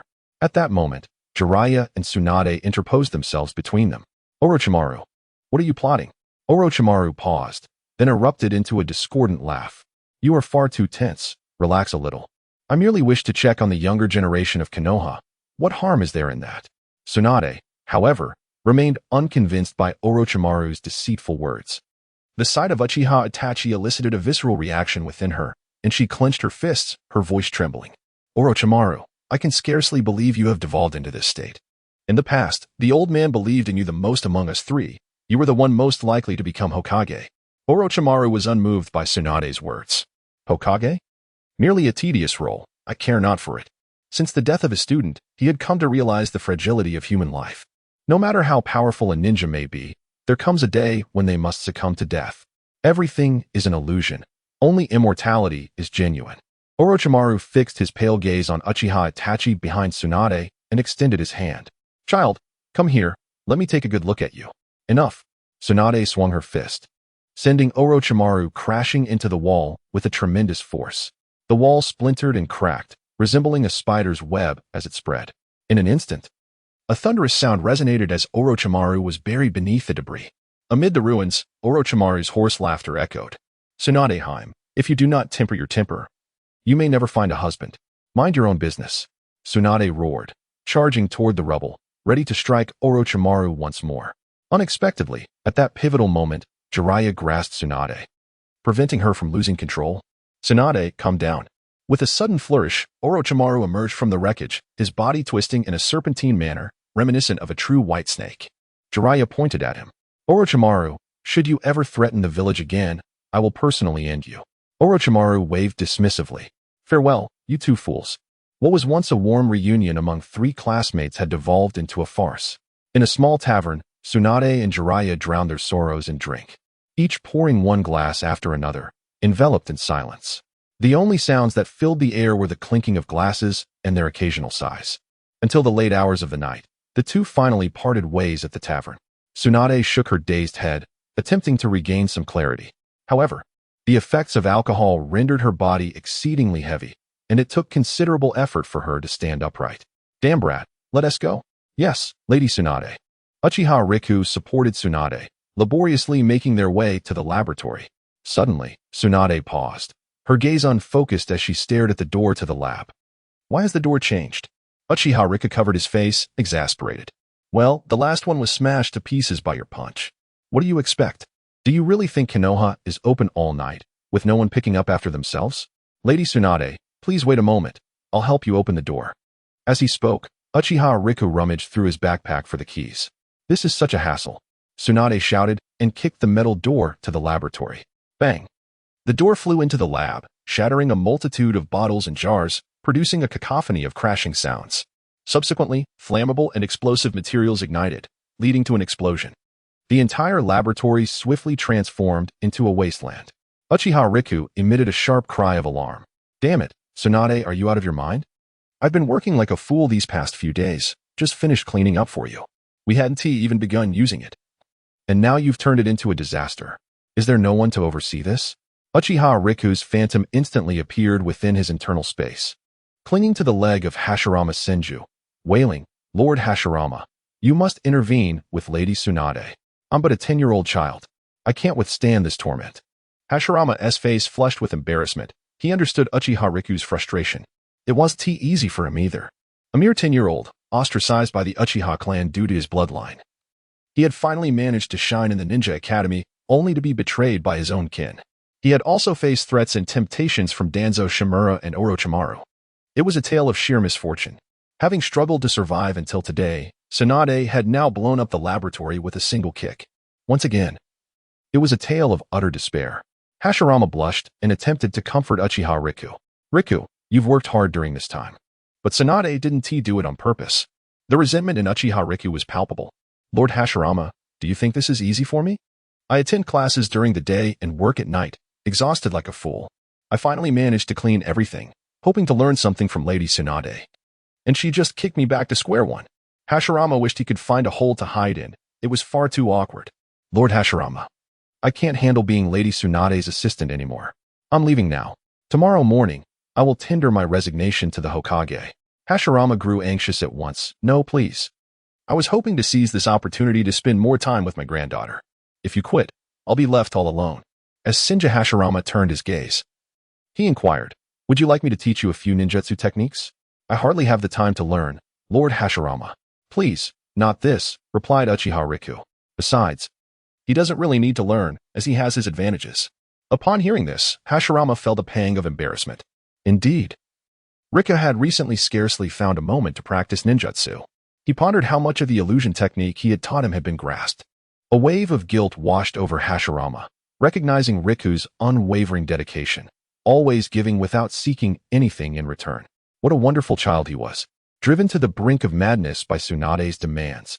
From Senju Hashirama, you have received wood release, flower tree world descending. Upon hearing the melodious electronic notification, Uchiha Riku swiftly regained his composure. Farewell, Lord Hashirama, I must attend to Lady Tsunade. Hashirama began, Riku, just a moment, but before he could finish, Riku had already vanished. In the next instant, Hashirama noticed Riku extinguishing a fire. Was that merely an illusion? Did Riku never come here? Meanwhile, Tsunade seemed to sense something amiss. Upon glancing back, the intensity of her gaze betrayed her intentions. Riku, was my manner of opening the door perhaps a tad too abrupt? While directing the water-style ninjas to put out the flames, Uchiha Riku retorted, "Dear Lady Tsunade, what do you think?" Tsunade scratched her head in embarrassment, still reeling from the effects of her excessive drinking the previous night. After a considerable pause, she managed to clear her thoughts. "Riku, please tidy this place up again. I shall return home for some rest." Riku, taken aback, protested, "Why should you rest at home while I clean up after you?" "Lady Tsunade, I must say something you may not want to hear. Although I am currently your assistant and assisting you with your duties as expected, your demands are rather—" Before he could finish, Tsunade unearthed a box from the corner of the laboratory and tossed it to Riku. "Here is the money. Use it to buy whatever you need. And consider the remainder as compensation for your efforts." "And what did you just say?" "I had a bit too much to drink and didn't quite catch it."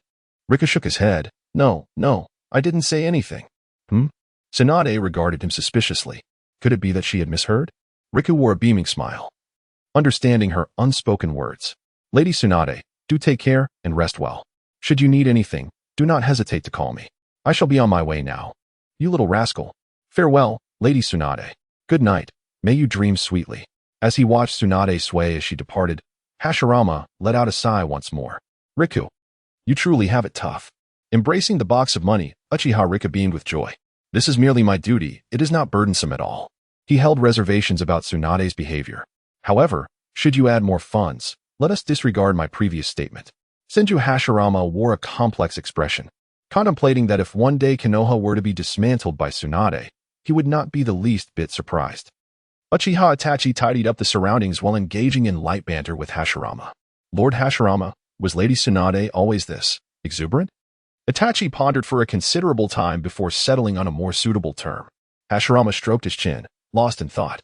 "I recall the first time Tsunade gambled. She lost all her pocket money and, in a fit of rage, overturned the table, delivering a punch to each of them. Later, Mito was furious, delivering a stern reprimand to Tsunade, followed by sending someone to apologize. Itachi couldn't help but smile quietly. After all, Tsunade was indeed a princess with a strong character. He had been cleaning for quite a while, only to realize it was as if he hadn't tidied up at all. The current state of the laboratory resembled the aftermath of a bombardment. Oh well, perhaps tomorrow would be a better time to address it. Itachi lifted the damaged door, pounding it twice to flatten it, then forcefully slammed it against the door frame. He managed to find a few nails and fixed it with a series of knocks. "This will have to do. The remaining tasks can wait until tomorrow." Hashirama gazed at the dilapidated door and tumbled off the sofa. Has Itachi really adopted Tsunade's methods? If given another 3 to 5 years, would Konoha end up with yet another ultimate gambler and drunkard?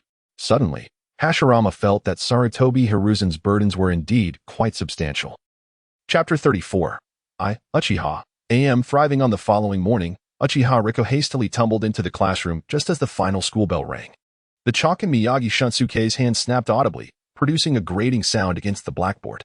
"Uchiha Riku, you're late again," he scolded, irritation gnawing at him. "Either apply for early graduation or attend class properly. Your constant tardiness is unacceptable."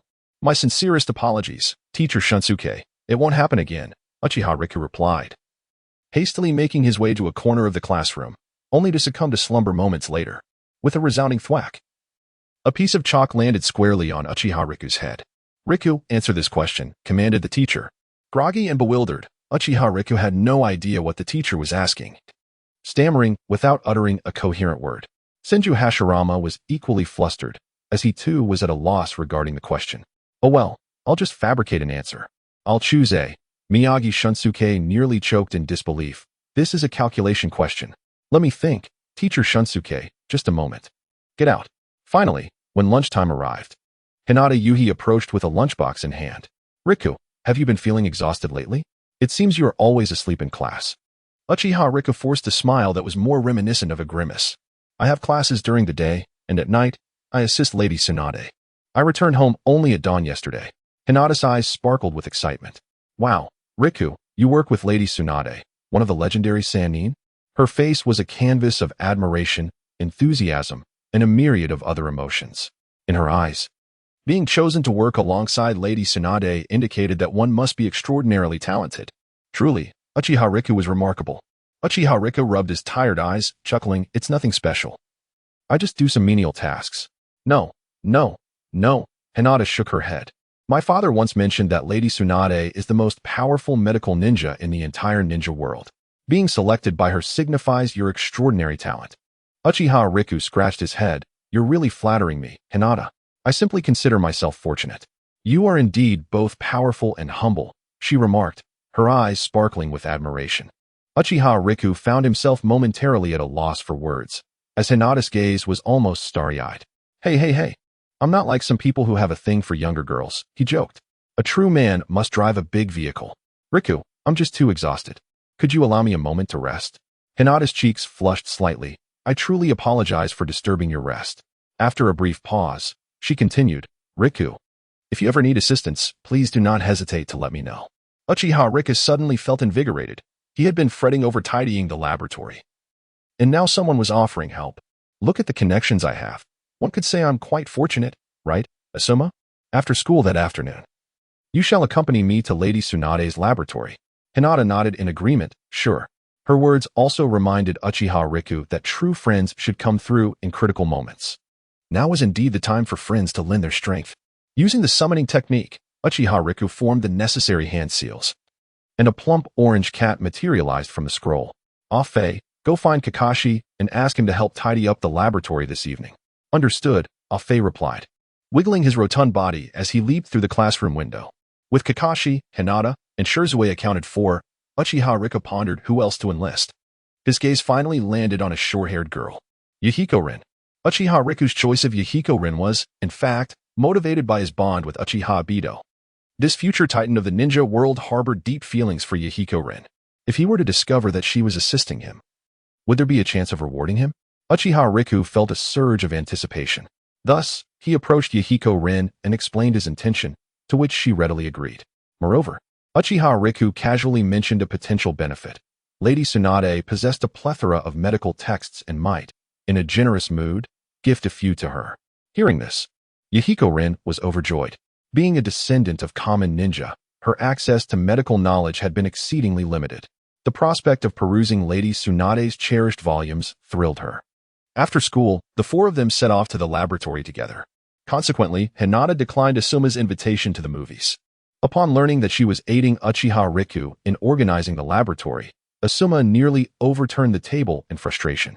Had he not been outmatched, he would have gladly given him a couple of punches.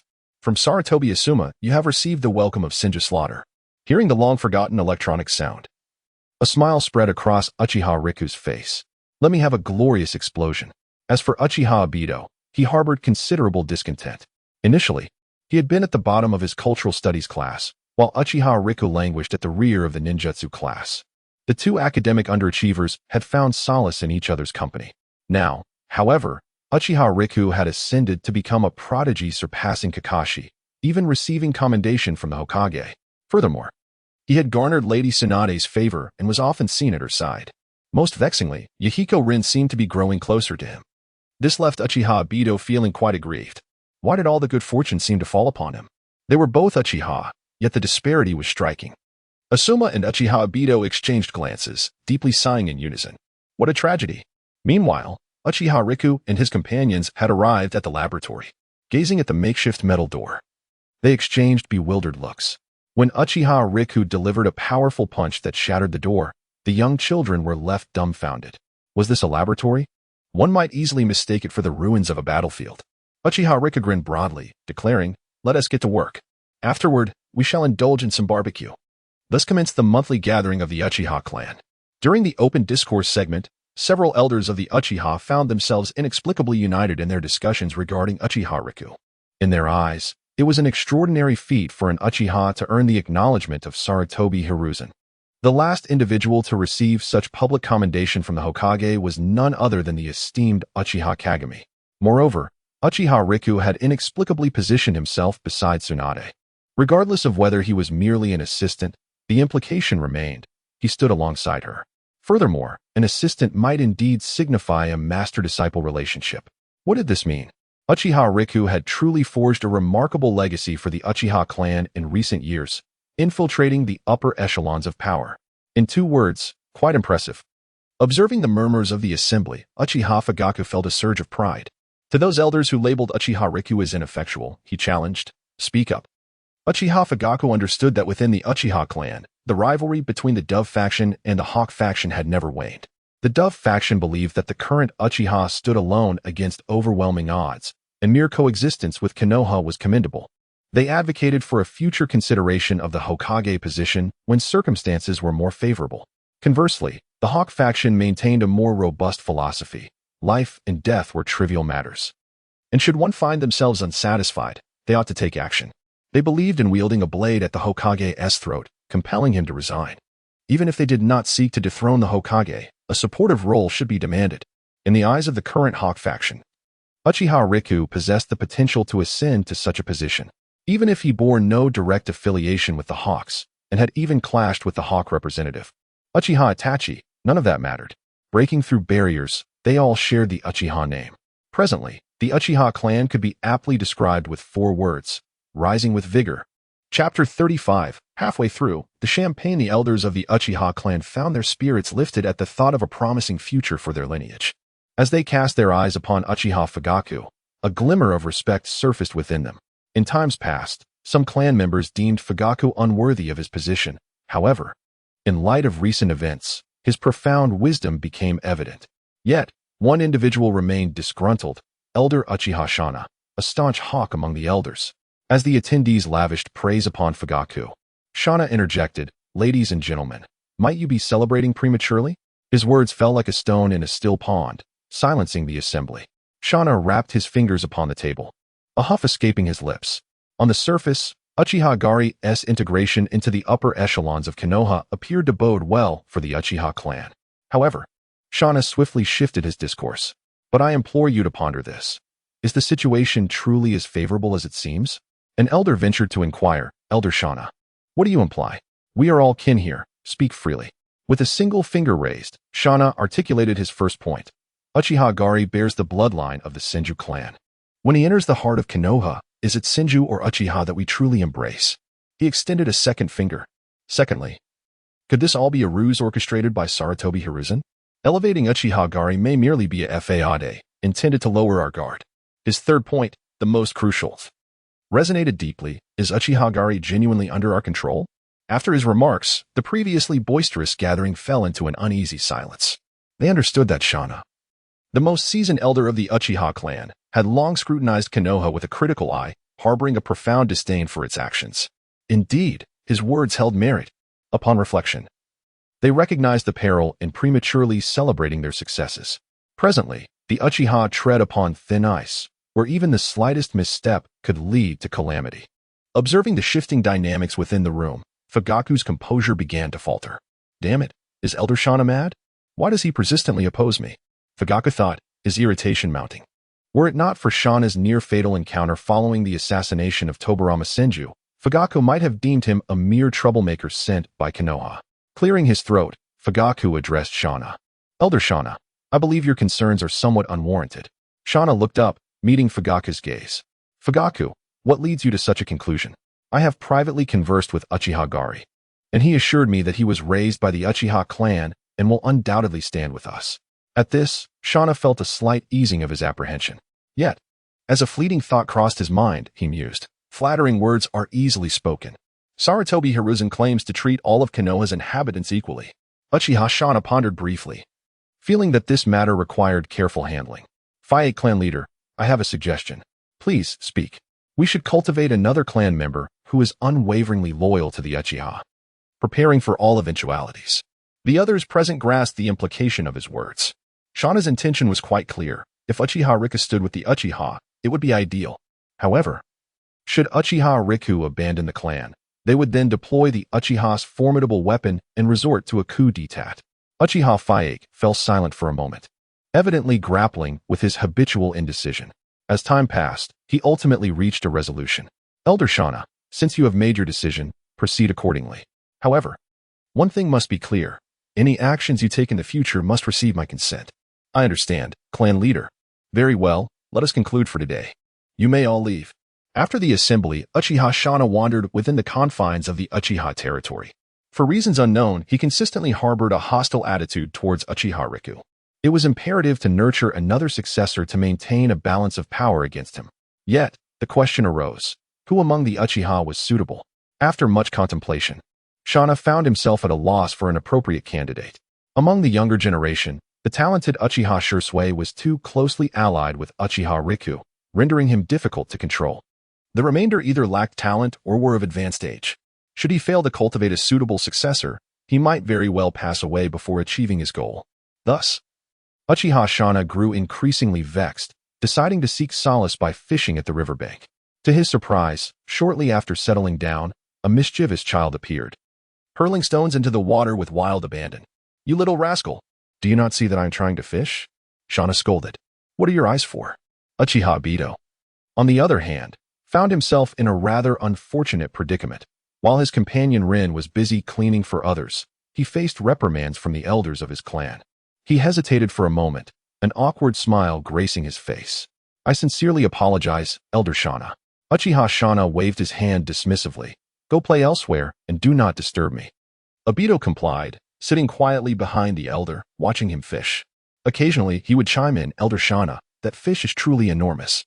"Elder Shana, do you ever return empty-handed?" Elder Shana.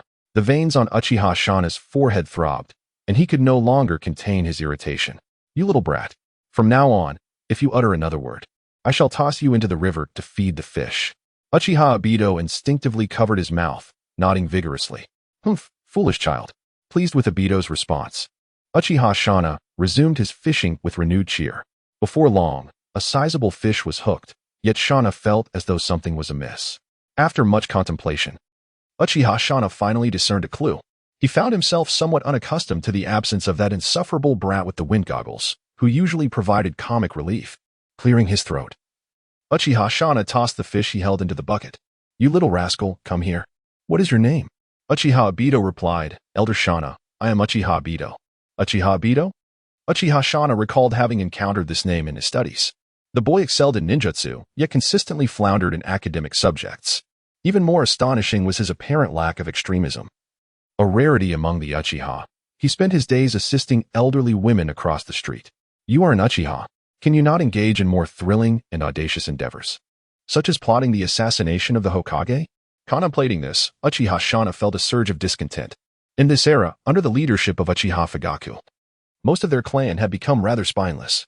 Only a small faction, led by him, remained steadfast in their original purpose, dedicating their lives to the pursuit of the Hokage's position.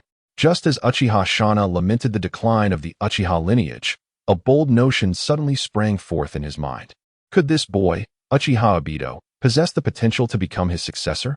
Chapter 36. The explosion of coins. Uchiha Shana was startled by his sudden thoughts. He let out a wry smile, realizing that he might have been flustered in his anger. How could Uchiha, who spoke so fervently of love, possibly become a staunch advocate of the hawkish ideology? He shook his head, contemplating that perhaps he had been muddled by the weakness of Uchiha Fugaku. However, his gaze inadvertently fell upon Uchiha Obito. "Obito, you seem rather downcast," he observed. Uchiha Obito pushed up his forehead protector and stammered for a while, before finally divulging the matter at hand. "It's nothing significant, really. Rin declined my invitation to go out and chose instead to help Uchiha Guy with his cleaning duties." "Oh?" Uchiha Shana's interest was piqued upon hearing this.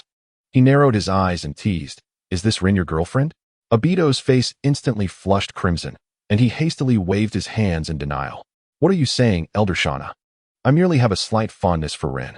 His voice dwindled to a mere whisper, almost a self-muttering. Uchiha Shana chuckled softly, a glint of cunning flashing in his eyes. I understand that Uchiha Guy requires assistance, but I had arranged to meet Rin first." Instead of pressing further, Uchiha Shana shifted his focus to another name, Uchiha Guy. "Damn it, why is that kid everywhere? Would it be too much to hope he could just disappear?" Regardless of Uchiha Fugaku's assertions, Uchiha Shana remained resolute in his belief that Uchiha Guy was a descendant of the Uchiha traitors and should never be trusted lightly. Otherwise, one might fall victim to Sarutobi Hiruzen's schemes and risk a treacherous betrayal. Contemplating this, Uchiha Shana's gaze turned even colder. Observing Uchiha Obito's sullen demeanor, His mind began to race with thoughts. It was evident that Obito harbored feelings for the girl named Rin. However, Rin seemed indifferent towards Obito, likely favoring Uchiha instead. With this in mind, a scheme began to form in Uchiha Shana's mind. Could it be possible to exploit Uchiha Obito's affection for Noera Rin and transform him into a weapon against Uchiha? Uchiha Shana gazed at the dim sky, seriously calculating. He had perused numerous military texts and vaguely recalled that in an ancient Eastern kingdom, a similar stratagem had been employed. A strategist had successfully sowed discord between two brothers who were originally in love with the same woman. In contrast, Uchiha Obito and Uchiha Gai were never particularly close, and their emotional ties were tenuous at best. Therefore, the execution of this plan would be somewhat less challenging. Yet, another issue arose. Could this boy named Uchiha Obito, with his less than stellar performance in the Ninja Academy, bear such a weighty responsibility? Uchiha Shana harbored doubts regarding his capability. However, Uchiha Shana began the classic cycle of denial and self-denial once more. Choosing Uchiha Obito was indeed a correct decision. He does not belong to any faction and currently has some conflicts with Uchiha Gari. But wait, can such a trivial matter truly lead the seemingly affectionate Uchiha Obito to complete darkness? Oh, indeed, this little rascal appears quite foolish. And succumbing to darkness should be rather effortless. But wait, what does it matter if he falls into darkness? Will it truly unleash his potential? If he were to be provoked intensely enough to awaken his Sharingan, then perhaps it would not be so simple. Still, that is incorrect. Awakening the Sharingan has never been a straightforward endeavor. Oh, yes. If Rin were to be killed and the blame placed upon Uchiha Gari, then the plan could succeed. Yet, that too is flawed. If Rin dies and Uchiha Obito does not awaken his eyes, then her death would be in vain. Yes, indeed. Rin is merely a descendant of commoners. Her demise would go unnoticed. For the grand cause of the Uchiha, what is the sacrifice of a few pawns? No, that is wrong. How dare you? Uchiha Shana rose to his feet, emitting a maniacal laughter. Ha! His laughter echoed through the sky, resonating harshly. Uchiha Obito, who was fiddling with his fishing rod, was suddenly startled, nearly toppling into the river. Uchiha Obito thought, this is it. The elder has gone mad. Should I fetch the medical team to examine him? After a while, Uchiha Shana grew weary of laughing. He turned his gaze towards the bewildered Uchiha Obito, his eyes glinting with an eerie light. Obito, do you yearn for power? Uchiha Obito blinked, utterly perplexed.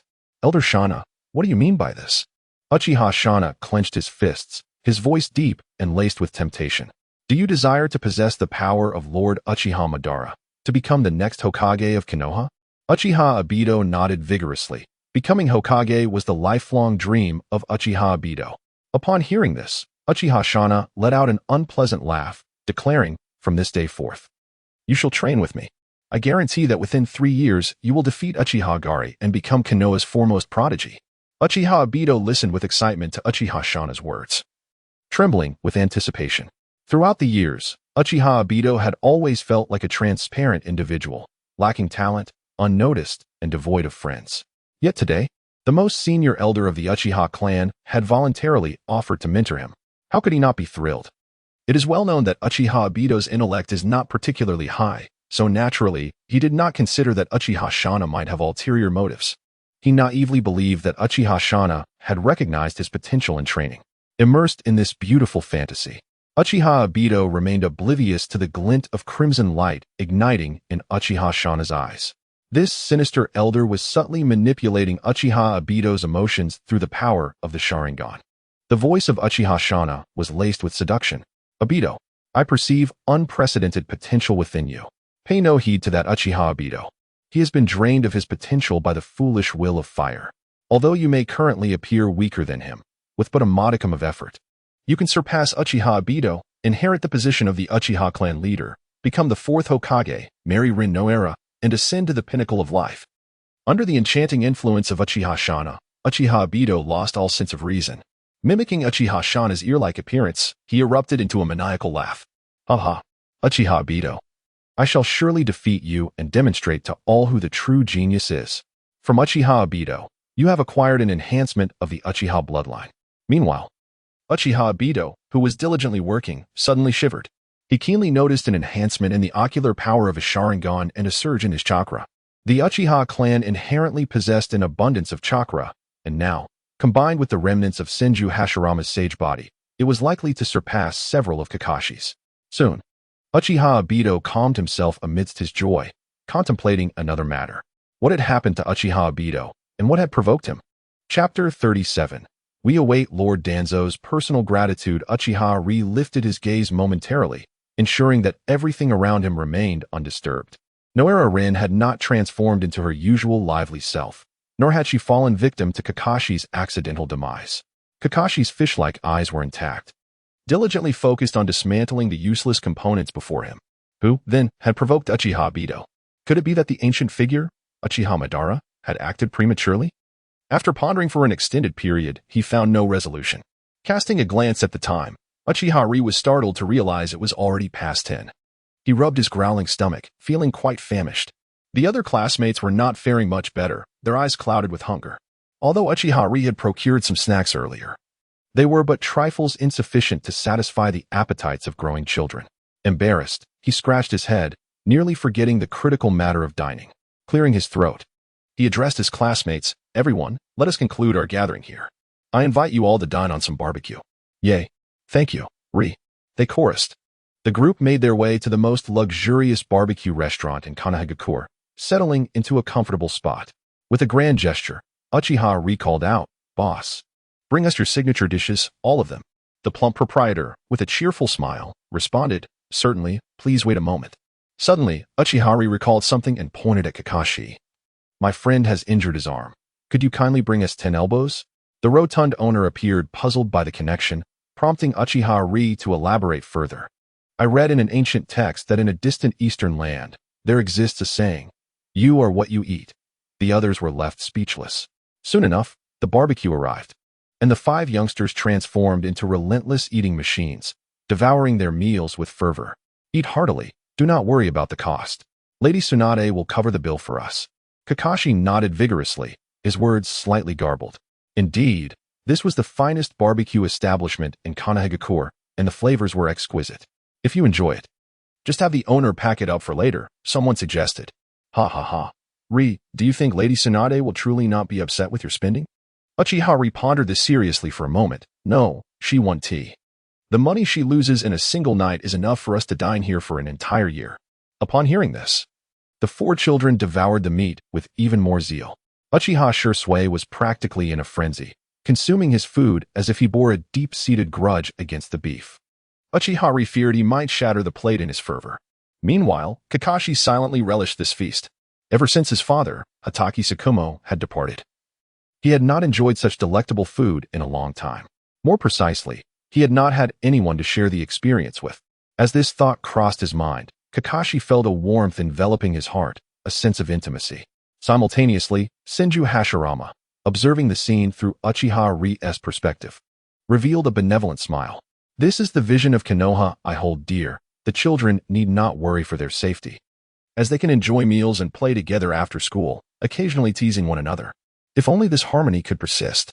Senju Hashirama adjusted his comfortable sitting posture, his thoughts drifting back to the past. He recalled the brief period of peace following his discussions with Uchiha Madara, during which they established Konoha together. One fateful night, the two ascended the back mountains of Konoha, drinking and gazing at the moon above. In those moments, they set aside their enmity, their hearts filled solely with aspirations for a brighter future. Yet, such bliss is often fleeting. Who could have anticipated that the ninja world would descend into madness, with its inhabitants fighting incessantly, as if addicted to conflict? It seems they cannot find solace until they have extinguished another's life. Madness, indeed, surpasses even Madara's loss of reason. Senju Hashirama shook his head in resignation, sighing. Peace, such a luxurious concept. As time passed, the 4 friends had their fill. Uchiha Shisui and Kakashi accompanied Noera Rin and Yuhi Kurenai home, while the trio wandered aimlessly through the streets. After all, returning home alone seemed less appealing than engaging with companions. Suddenly, Kakashi inquired, "Shisui, has the Ninja Academy yet to issue your graduation notice? It should be forthcoming." Uchiha Shisui pondered. "My performance aligns with the school's standards. Perhaps they are merely processing paperwork." "And what about me, Shisui?" Uchiha Shisui, the curious child, pointed to himself.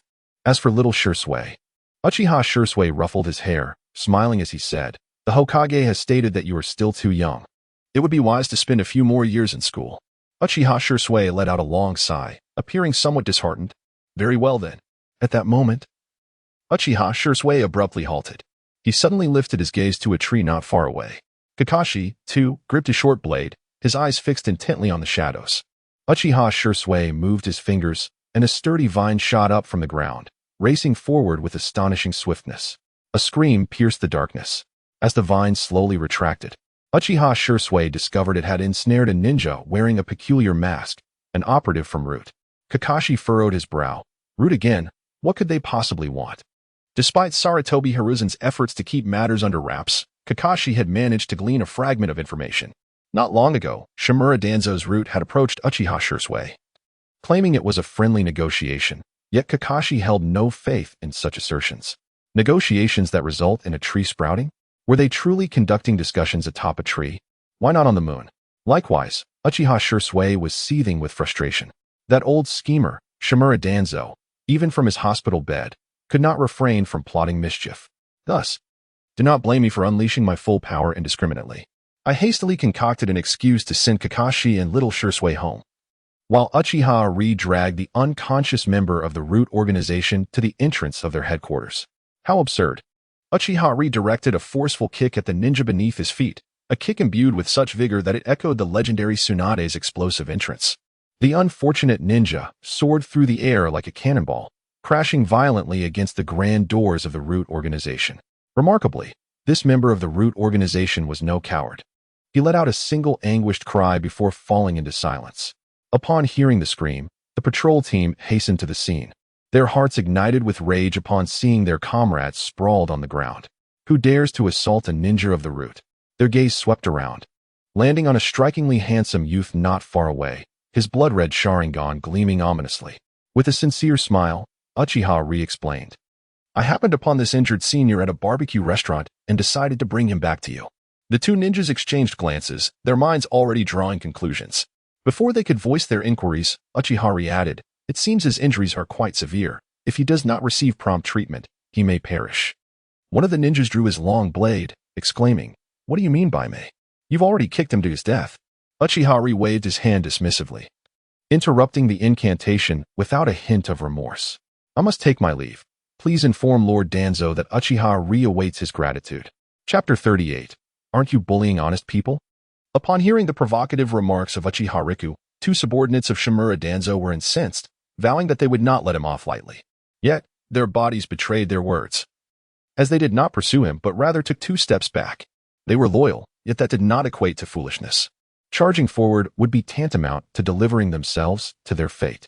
Fearing that their relatives would be attending a wake the following day, they allowed Uchiha Riku to depart and hastened to inform Shimura Danzo.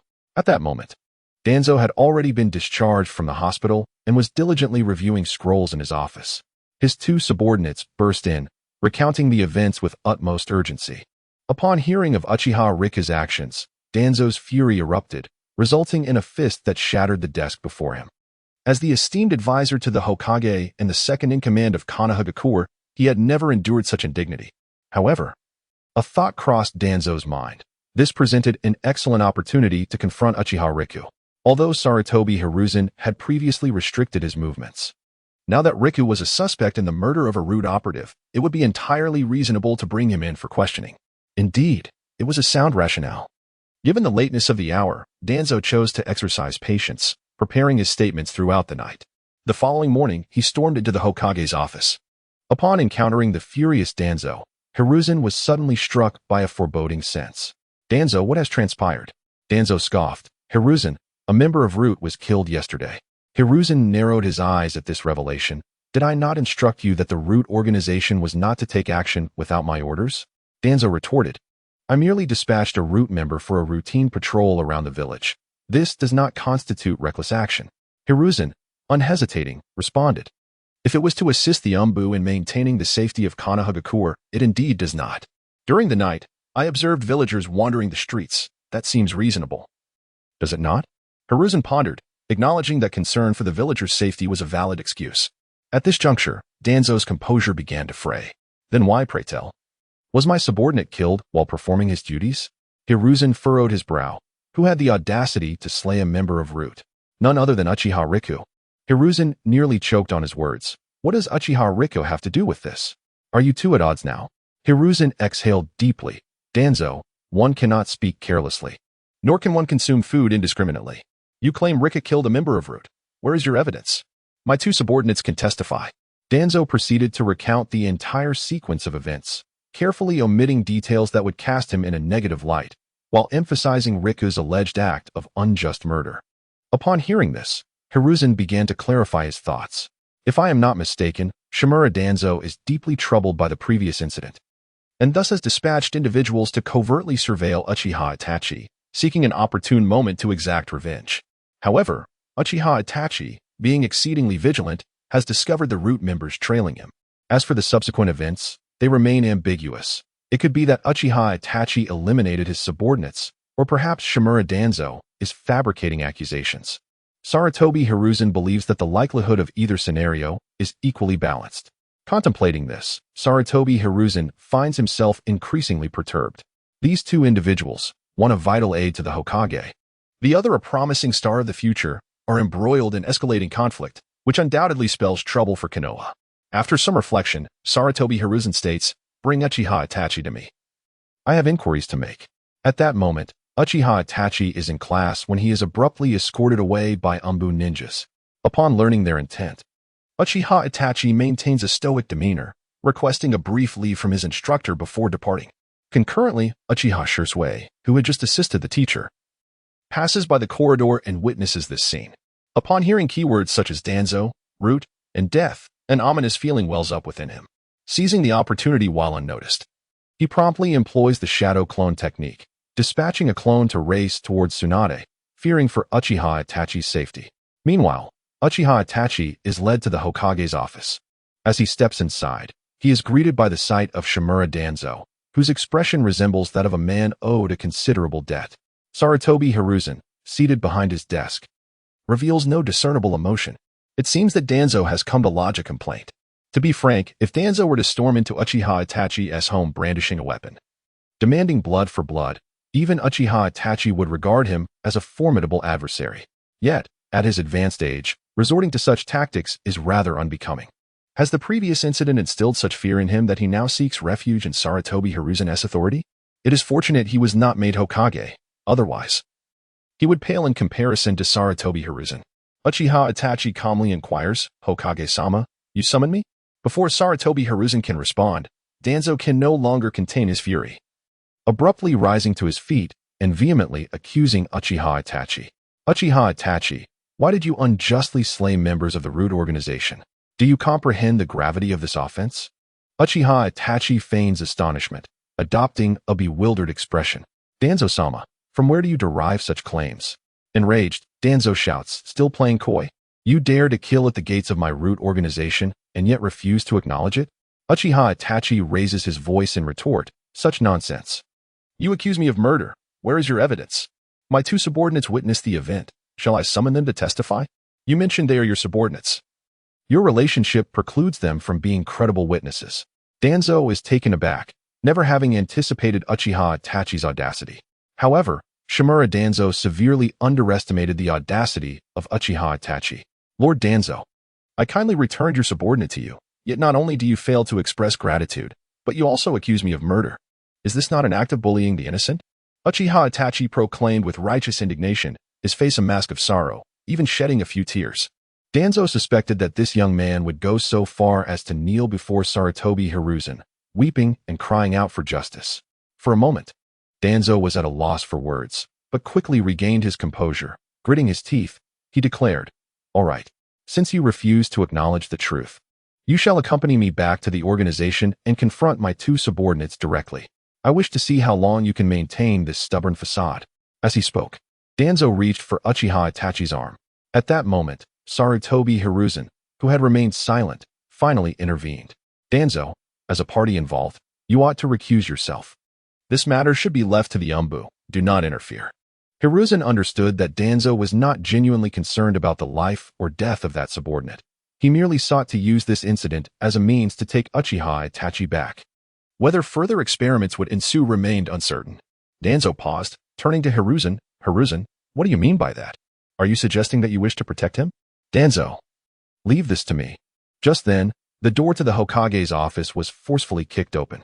Tsunade strode in with purpose, stepping up to Uchiha Itachi, and swatted away Danzo's outstretched hand. I heard someone was about to interrogate my assistant. Chapter 39. What does the dog bark at? Tsunade fixed her gaze on Danzo Shimura, confronting him with a piercing intensity. So, Danzo, you intend to take Uchiha Itachi away? Hiruzen Sarutobi stared at Tsunade, who had abruptly barged in, feeling as though his head had swollen in size. Tsunade, this is a formal interrogation. Formal? Tsunade pointed accusingly at Danzo. How many of those who have been interrogated by Root over the years have emerged alive? Danzo cleared his throat, attempting to regain control. Princess Tsunade, please refrain from making such accusations. Silence. You have no right to speak here. Tsunade ruthlessly interrupted him, harboring profound disdain for this old man who colluded with Orochimaru and regarded lives as mere trifles. Although Danzo felt deeply irritated, he found himself powerless in this situation. If a conflict arose with Uchiha Itachi, Hiruzen might administer a fair punishment. However, if Tsunade were to strike him, it would simply be his own fault. A consequence of his actions. Should he have any grievances, he could take them to the daimyo. Hiruzen gently tapped the desk, endeavoring to restore order amidst the chaos. Tsunade, this is the Hokage's office, not your laboratory. Uchiha Itachi discreetly tugged at Tsunade's sleeve. Lady Tsunade, I merely returned the injured to the Root. I did not commit murder. Tsunade responded with a soft hum, fully aware that she could never believe this foolish boy, who cooked for her daily, bought her drinks, and tidied up, could be capable of such a heinous act. Hiruzen, puffing on his pipe, fell into a prolonged silence. Only when the pipe's embers extinguished did he slowly speak. I will assign the Umbu to thoroughly investigate the matter concerning Uchiha Itachi. During this period, he is not to leave the village. Do you understand? Uchiha Itachi nodded slightly. I understand, Hokage-sama. Very well, you may leave. I have further discussions to hold with Danzo. Uchiha Itachi exited the Hokage's office, following Tsunade, who had already begun to sway away. Noticing that Uchiha Itachi had not followed closely, she inquired, What are you doing here? Standing guard for the old man? The Hokage merely instructed me to wait at the door. He did not tell me to leave, Uchiha Itachi replied. Tsunade covered her face in exasperation, realizing how much he resembled her grandfather, Hashirama Senju. Are you foolish? The Umbu are quite busy. When they have the time to attend to you, they will certainly find you. Uchiha Itachi absent-mindedly responded with a simple "oh," his eyes reflecting innocence and naivety. Then, Lady Tsunade, I shall return to my class now. Very well, off you go. Uchiha Itachi returned to school, while Tsunade proceeded to the adjacent archive room to organize documents. Neither of them paid the incident much mind, while Danzo and Hiruzen erupted into another argument. Hiruzen, how can you so blatantly protect Uchiha Itachi? Hiruzen, feeling exasperated, pinched the bridge of his nose, attempting to calm Danzo. Danzo, I have already stated numerous times that I will have the Umbu investigate this matter thoroughly. You will receive a satisfactory response. Why do you persist in clinging to this issue? After pondering for a moment, Shimura Danzo spoke slowly. In 3 days, I expect a resolution regarding the matter. Sarutobi Hiruzen felt an overwhelming urge to confine Danzo and extinguish him with fire. As an advisor to the Hokage, Danzo had but a few responsibilities, yet as Hokage, Hiruzen bore a multitude of considerations. Not long ago, he had received intelligence from a member of the Umbu. Within the Uchiha clan, due to the release of Uchiha Shisui, the hawkish faction had begun to resurge. Despite Uchiha Fugaku's earnest attempts at pacification, their desire for the Hokage's power remained unquenchable.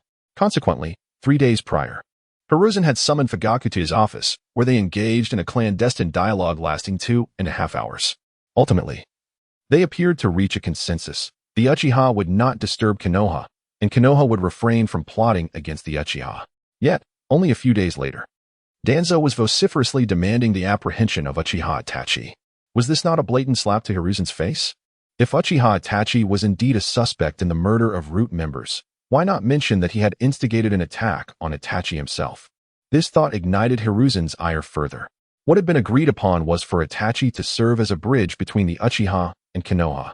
Yet, Danzo insisted on demolishing that bridge, leading everyone to mutual destruction. Was this not a frivolous endeavor? You may leave, Danzo, as I have stated, without my command. You are not permitted to lay a hand on Uchiha Itachi. Danzo gritted his teeth, snorted in disdain, and stormed out. Hiruzen pinched the bridge of his nose. contemplating the need for a new door tomorrow to be charged to Root's account. That afternoon, Hiruzen entered the conference room. Upon opening the door, he found two of Konoha's advisors already present.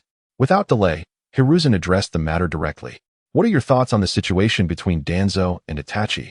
The three present, along with Danzo, had known each other since the era of the second Hokage and were well acquainted. Mito Gadei hesitated for a moment before expressing his viewpoint. Hiruzen, we both know what kind of person Danzo is. He would never unleash a fury over the death of a subordinate. He merely seeks to use this opportunity to control Uchiha Itachi. Please continue. Hiruzen nodded, finding some agreement with this perspective. Not to mention, Danzo had conducted experiments in secret that had resulted in the deaths of countless individuals, justifying it as a minor sacrifice for the future of Konoha. This indicated that over the years of his tenure, Danzo's heart had grown increasingly dark. Furthermore, Hiruzen, I have also received reports from other shinobi clans regarding Danzo's conduct.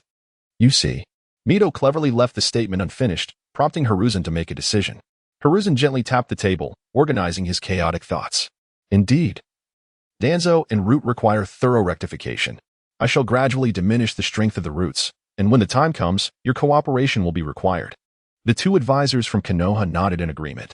As time quietly slipped away, a fortnight passed swiftly. During this period, the village of Konoha seemed to have returned to a state of tranquility, with each individual quietly attending to their own affairs. Uchiha Itachi was frequently summoned by the Umbu for inquiries regarding the truth of the events that transpired that day. In response, Uchiha Itachi resolutely denied any involvement, leaving the Umbu ninjas at a loss.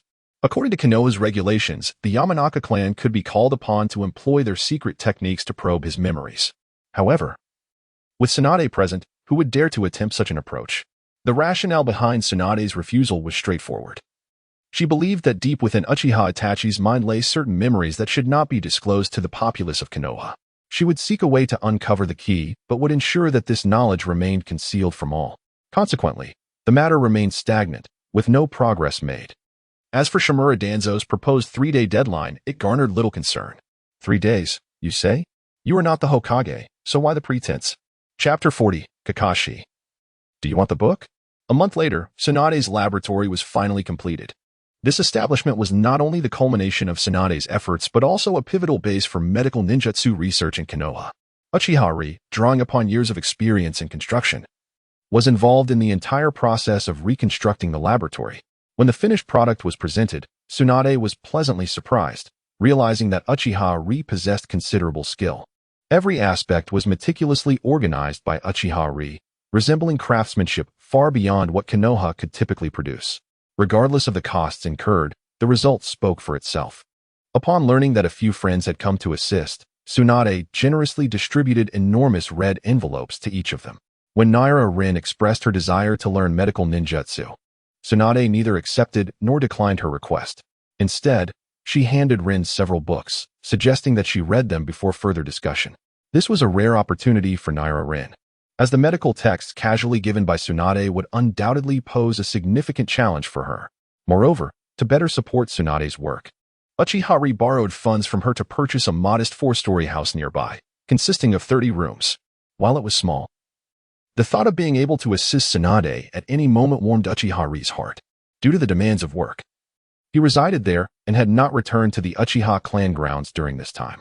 Of course, there was another reason. He often felt an unsettling sensation of being watched when he did return. To add to his unease, the system had ceased to reward him with gold coins, leaving him uncertain whether it was a bug or simply an indication of someone's incompetence. Feeling bored in his solitude, he brought Uchiha Shisui over as company. However, Uchiha Ri's prolonged absence from the clan grounds sparked discontent among Uchiha Shisui and others. In a fit of frustration, Shisui stormed into Uchiha Fugaku's home. Fugaku, that traitor is becoming increasingly intolerable. Uchiha Fugaku, who was enjoying tea, was startled by Shisui's sudden intrusion. Shisui, who are you referring to as a traitor? Who else could it be but Uchiha Ri? Shisui spat through clenched teeth. Now he's spending all his time cozying up to Tsunade. What a disgrace. Uchiha Fugaku nearly choked. Shisui, please mind your words.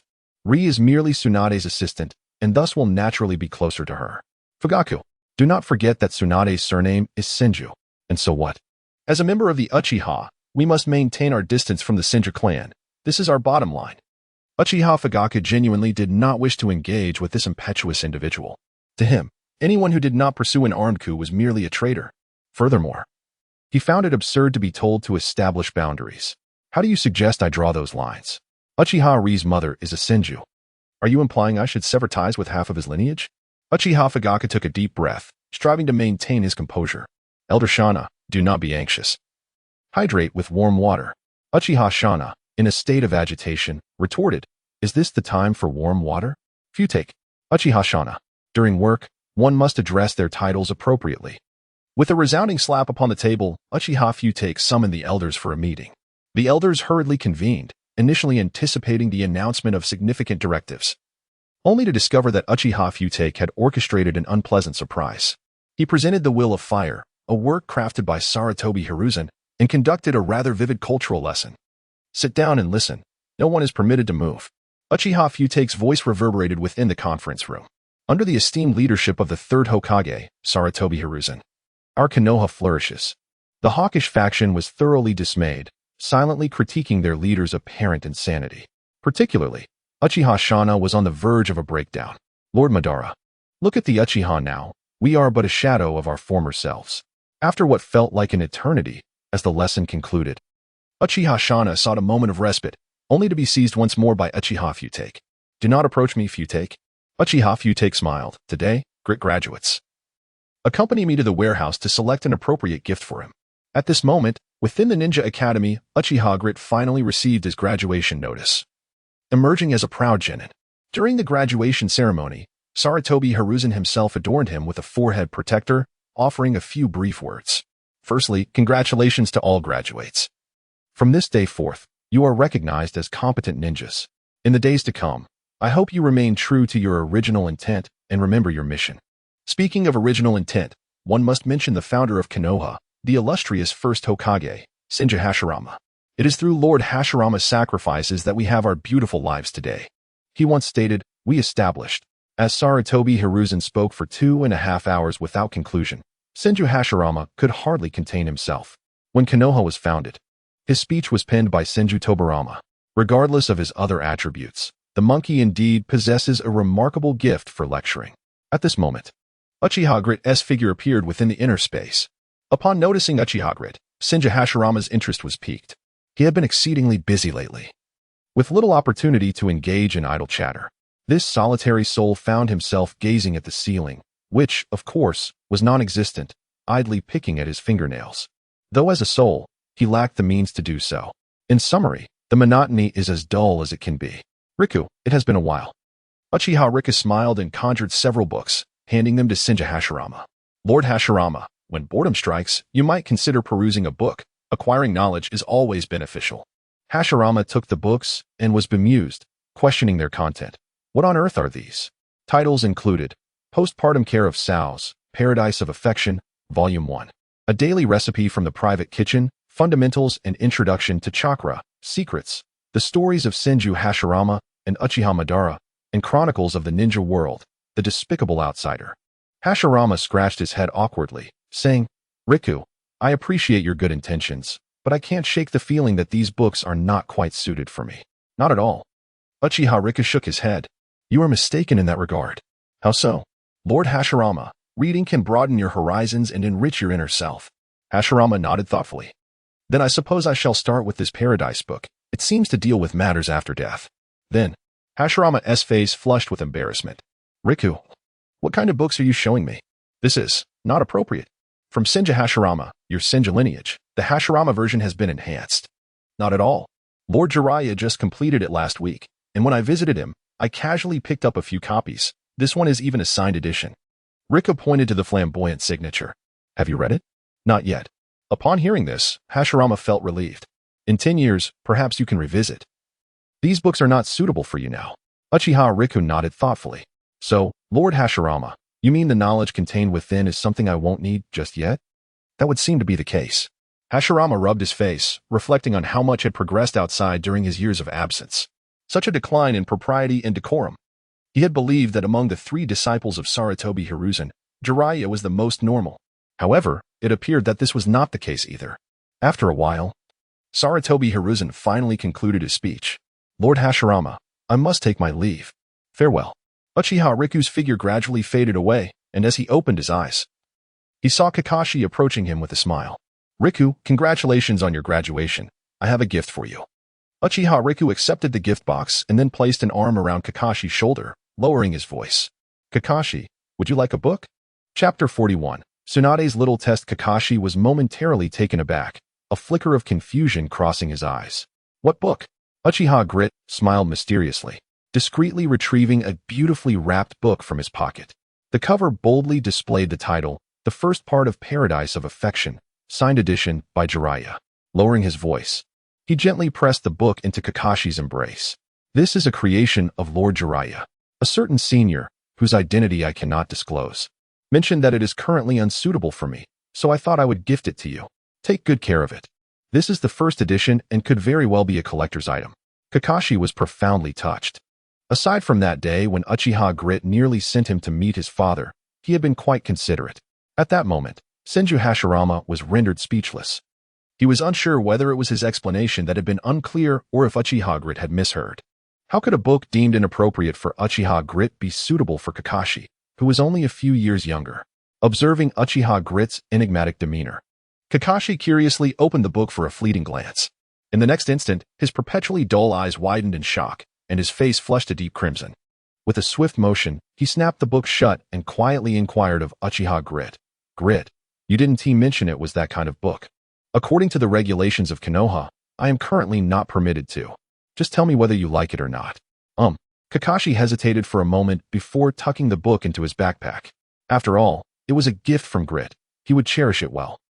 Uchiha Grit gently patted Kakashi's shoulder, a knowing smile gracing his face. No wonder you've grown so experienced. Seeing Kakashi open the book, Senju Hashirama was as anxious as a cat on a hot tin roof. Uchiha Grit's words seemed to imply that he had indeed considered Hashirama's advice before bestowing the gift upon Kakashi. Grit, are you there? Can you hear me? Uchiha Grit, of course, did not hear, as he was currently surrounded by classmates, receiving their meticulously prepared gifts. The first to present a gift was Kakashi, who solemnly handed Uchiha Grit a volume titled Tactical Notes. Grit, this is a compilation of insights I've gathered after each mission post-graduation, including strategies for trap disarming and analyses of enemy weaknesses. I hope it proves beneficial to you. Uchiha Grit accepted the gift with both hands. Thank you, Kakashi. Following him, Noera Rin presented a portable medical kit, while Yuhi Kurenai offered a soothing herbal tea for calming and detoxifying. Initially, she had intended to gift a tome on genjutsu, but after all, Uchiha was his surname, wasn't it? Finally, there was the exuberant Might Guy, the future powerhouse of Konoha, who gifted a large bottle of his homemade special potion, which looked quite intimidating. Uchiha Grit pondered the opportunity to slip it to Shimura Danzo and see if the old man could withstand it, while Uchiha Grit basked in the joy of his gifts. Not everyone shared his elation, particularly Asuma. As the crimson sun set, Shiyuhong once again declined his invitation for a date, citing her intention to visit Lady Tsunade's laboratory. Asuma felt a profound sense of anguish, but remained silent. He hurried back home, transforming his sorrow into motivation for mastering ninjutsu. While forming hand seals, he reassured himself that women merely hindered the swiftness of his seals. Another source of discontent was none other than the cunning Uchiha Obito. It was widely acknowledged that Obito was not particularly shrewd to begin with. Recently, he had been subjected to the fervent brainwashing by Uchiha Shina, who insisted that only by defeating Uchiha Riku could he win the affections of Noera Rin. However, Obito remained skeptical, claiming it had nothing to do with Rin. His sole ambition was to become Konoha's foremost genius. Upon hearing this, Uchiha Shina narrowed his eyes. To aspire to genius, one must inevitably make sacrifices. In the afternoon, Uchiha Riku's ninja cat, a fae, delivered a letter to him. Lady Tsunade requested his presence at training ground number 1. Thank you for your efforts, he said, patting the increasingly rotund fae, who then vanished in a puff of smoke. Shortly thereafter, Uchiha Riku arrived alone at training ground number 1 and greeted Tsunade from a distance. Good afternoon, Lady Tsunade. Tsunade nodded slightly, casting a glance at the forehead protector atop Uchiha Riku's head. Uchiha Riku, you have finally become an accomplished ninja. Observing the spirited Uchiha Riku, Tsunade felt a wave of nostalgia.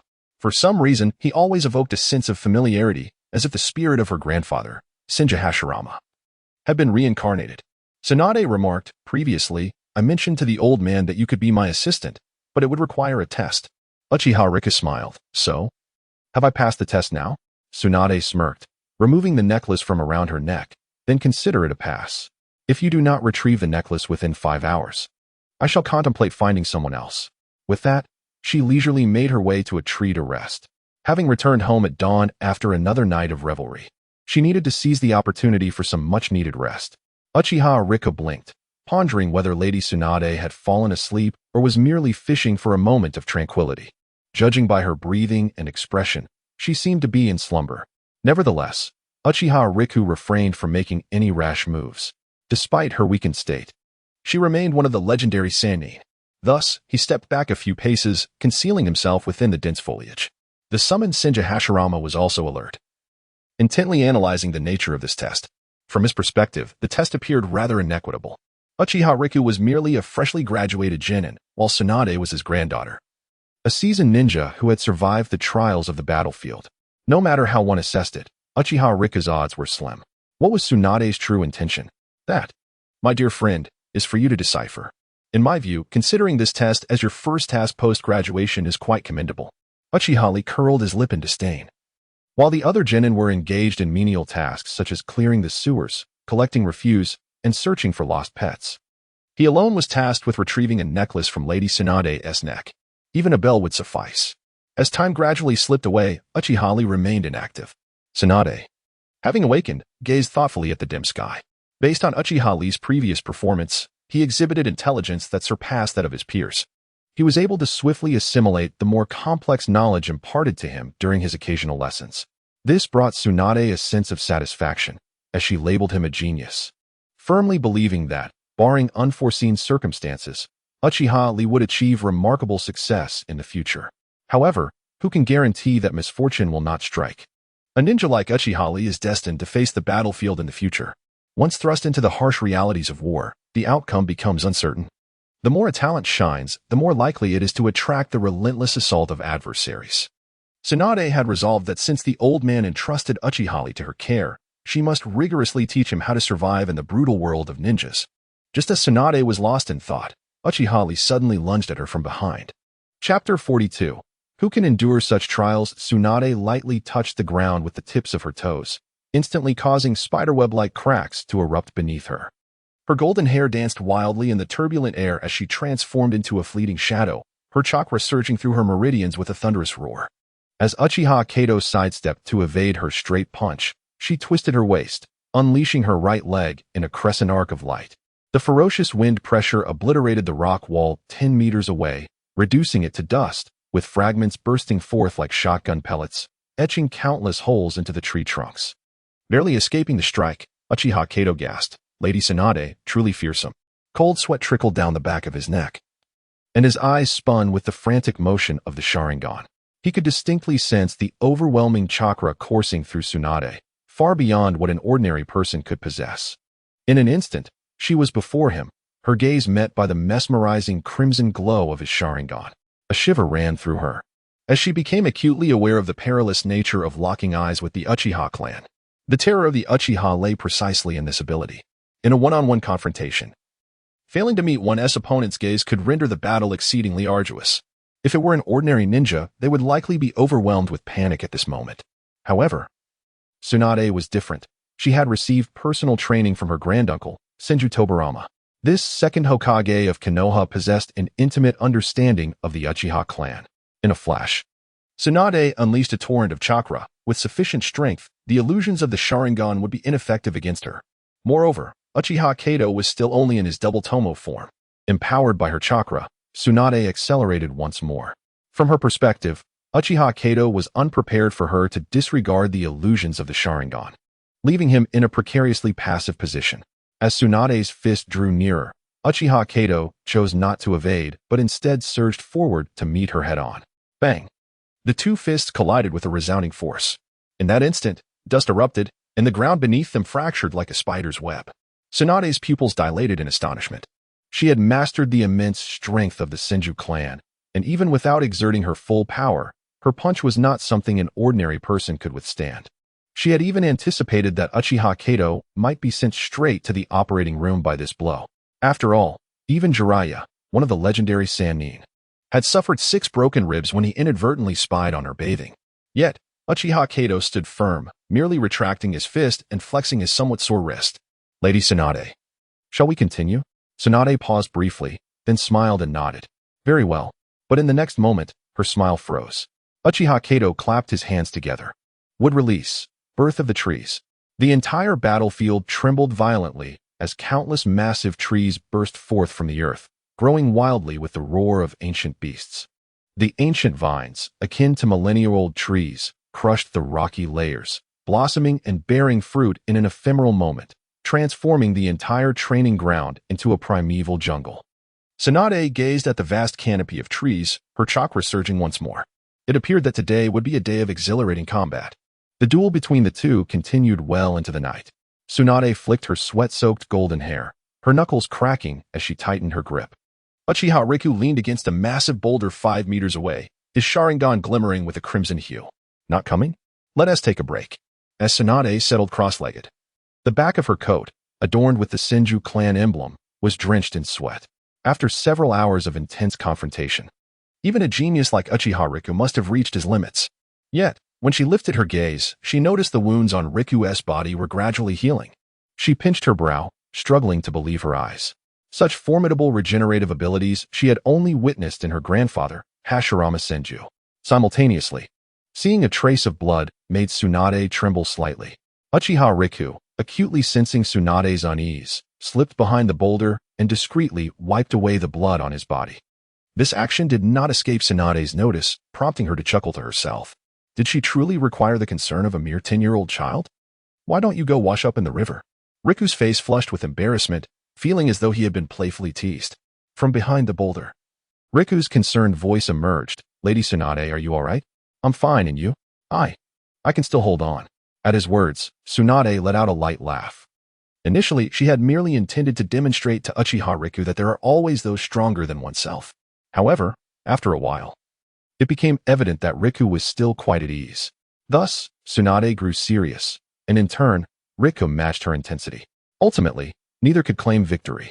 Of course, Tsunade refrained from unleashing her full strength or breaking the seal, just as Riku did not demand rent from Hashirama.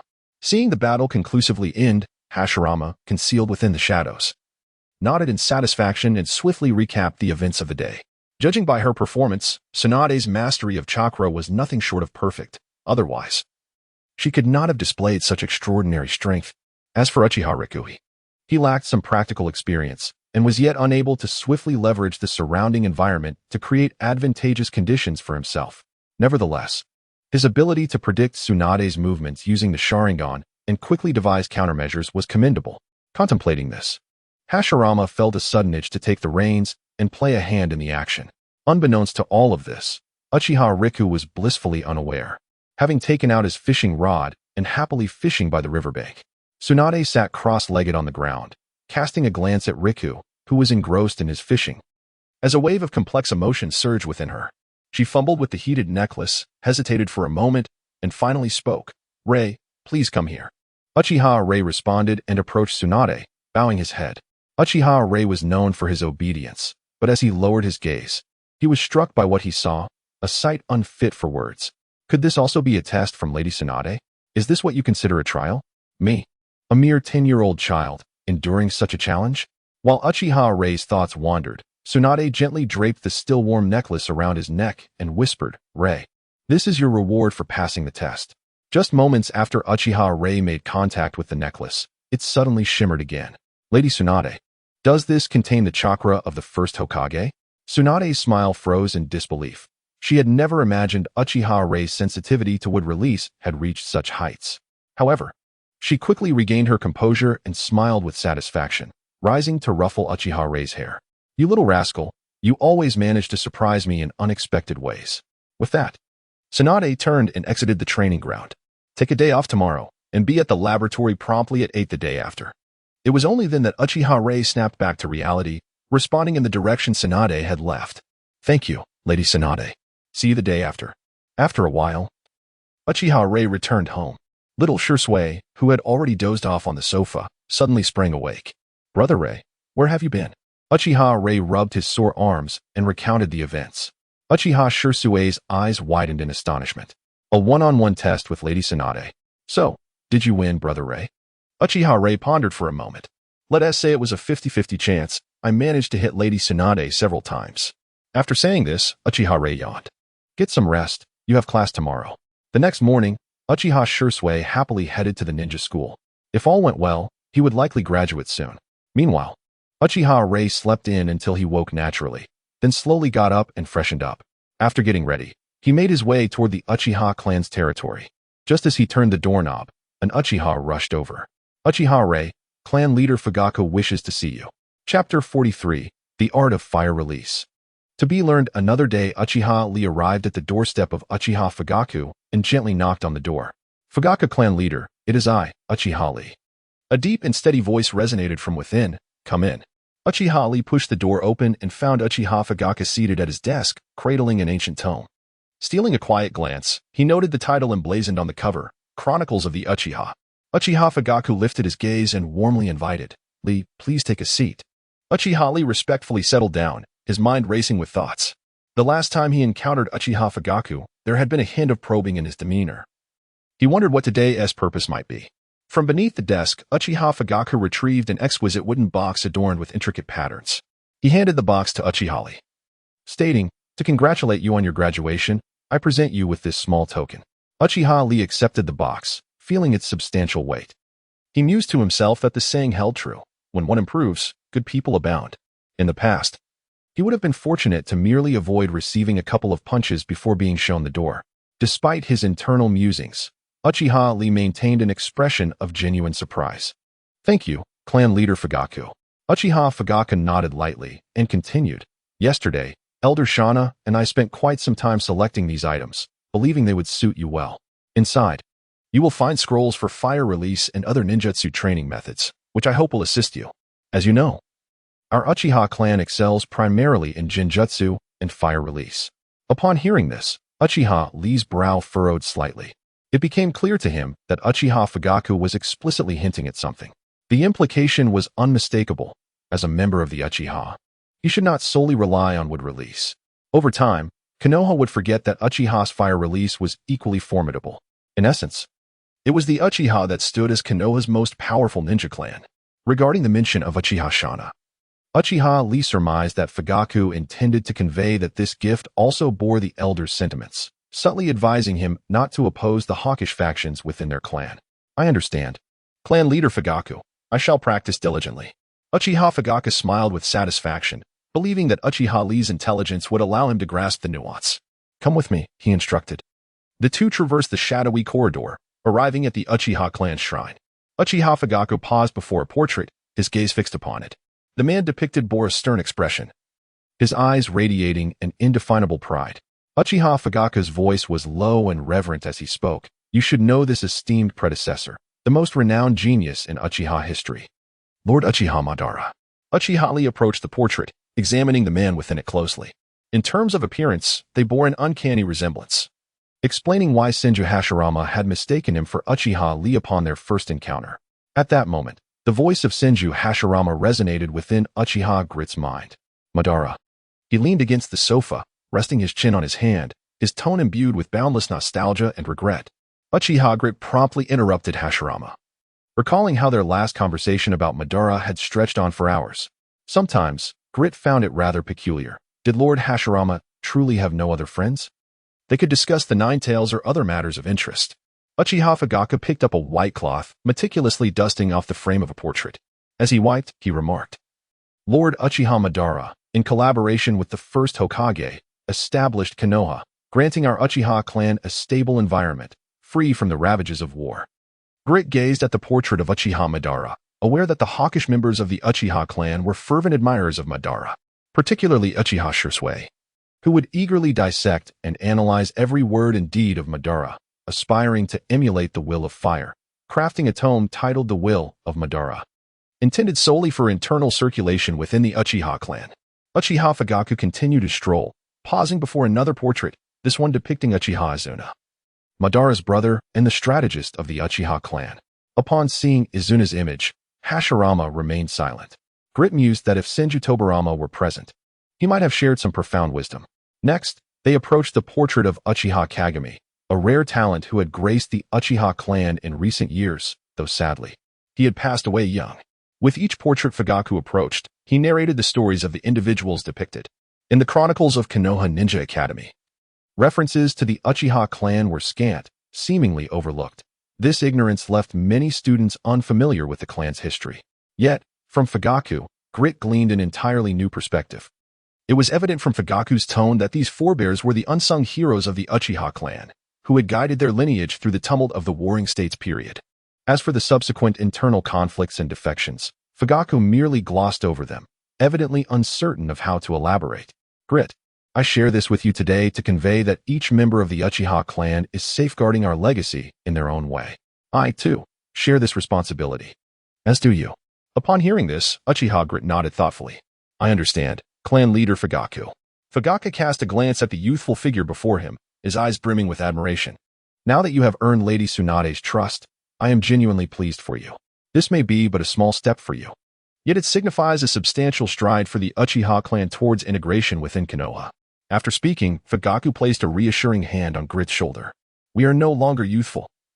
The future of Konoha ultimately rests in the hands of your generation. Now, off you go. Uchiha Lee performed a respectful bow before turning to depart. I shall take my leave now. Upon returning home, Uchiha Lee meticulously unrolled each scroll and attentively absorbed their contents. Just as Uchiha Fugaku had mentioned, the 3 fire release scrolls contained advanced ninjutsu pertinent to the Uchiha clan. I shall learn the fire release techniques when the opportunity arises. Additionally, there was a guide to shuriken advancement, filled with exceedingly practical tips. Ah, this is quite beneficial. Oh, so that's how it works. Super Scholar activated. Uchiha Lee carefully tucked the scrolls away in a concealed spot beneath his bed. Beside them lay the immense scroll awarded by the system. I shall study it later. Having finally secured a day of rest, I ought to catch some sleep. The following morning, Uchiha Lee arrived punctually at the laboratory. To his astonishment, Tsunade appeared completely sober, devoid of any inebriation. How peculiar! How can she refrain from drinking? Tsunade suddenly struck Uchiha Lee lightly on the head. What are you daydreaming about, you little rascal? And nothing. Uchiha Lee stammered, instinctively retreating a step while covering his head. Lady Tsunade, what is my task for today? Chapter 44. The Little Sun and the Wind Water Gate. Today's tasks include, first, completing the cell viability tests, and second, organizing this year's medical records. At first, Uchiha Lee managed to remember them all, but eventually resorted to jotting them down. Soon, even that became too burdensome to maintain. Tsunade truly treated him like a workhorse. Once these tasks are accomplished, the prodigal son of the Uchiha clan next door would be able to awaken his Sharingan. Keep it up, Lee. I have high hopes for you. Yes, Lady Tsunade. Uchiha Lee replied listlessly, suddenly empathizing with the graduate students who languished in the laboratory. As he washed his hands, he curiously inquired, Lady Tsunade, did the sun rise in the west today? Why didn't you indulge excessively in drink yesterday? Could it be that you have been wounded by the allure of wine and have thus sworn off alcohol? Tsunade curled her lips. Jiraiya invited us for dinner this evening, and I accepted on your behalf. He somehow procured a few bottles of aged wine, and naturally, I must save that for our gathering. Dinner? Suddenly, an ominous premonition washed over Uchiha Lee. Lady Tsunade, the dinner Jiraiya mentioned, it is not intended to be at a barbecue restaurant, is it? Tsunade shook her head. Of course not. Then let me venture a bold guess. The location is not at my home, is it? Tsunade nodded. Indeed it is. Uchiha Lee nearly crushed the beaker in his hand. Then the question arises, dear Lady Tsunade, whom do you believe should be responsible for preparing the dinner? Certainly you. Who else could it be? Crash. The beaker shattered. It was confirmed. Tsunade truly lacked consideration for others, even with the use of wood clones to enhance efficiency. The fatigue accumulated after their dispelling was significant. Just imagine, after a grueling day in the lab, he would still have to return home to cater to guests.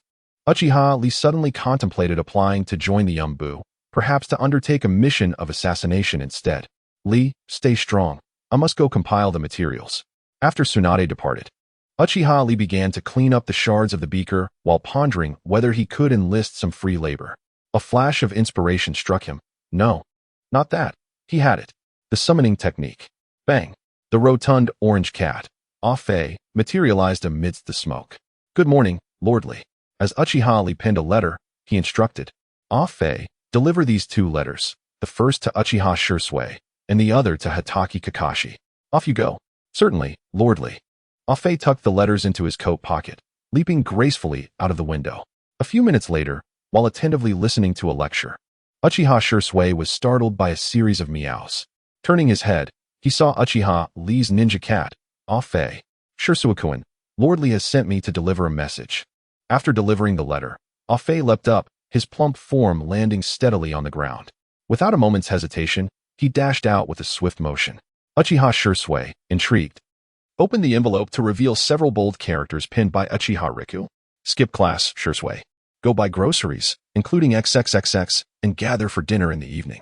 Seizing the opportunity while the teacher turned to write on the blackboard, Uchiha Shisui slipped out through the back door. He quickly arrived at the market, declaring, I want this. This and that. Please charge it to Lady Tsunade's account. Meanwhile, Kakashi had just returned a lost pet dog to an elderly gentleman and was preparing to take on another task. At that moment, a Fei's figure suddenly appeared. Kakashi-kun. A letter from Lord Riku. Kakashi opened it to find a request. If you have time, please come over in the evening to help make dinner. Kakashi thought to himself, is it because I boasted about my culinary skills at the barbecue place that Uchiha Riku remembered? He chuckled wryly. I'm not a chef. Please tell Riku that I will come. With that, Kakashi hurried back home at lightning speed. He retrieved several kitchen knives from a box and began to sharpen them diligently.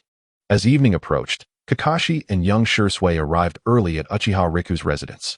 Their roles were clearly defined. Kakashi would chop vegetables and cook, while Uchiha Shisui would assist with various tasks. Kakashi stood before the cutting board, took a deep breath, and slowly drew a knife, aiming it at the chicken resting on the board. Observing this, Uchiha Shisui gulped. Was it truly necessary to approach cooking with such intensity, akin to executing an assassination mission?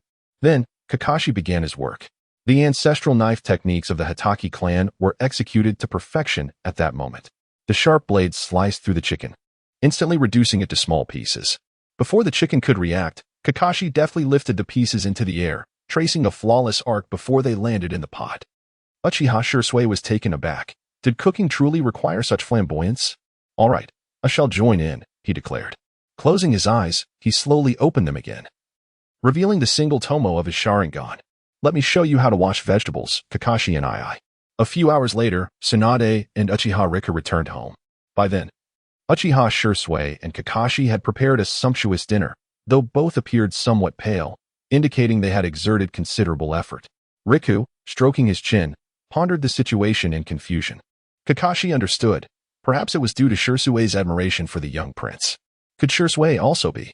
He mused. Oh my, he is maturing ahead of schedule. Before long, Jiraiya arrived, accompanied by a young man with striking yellow hair.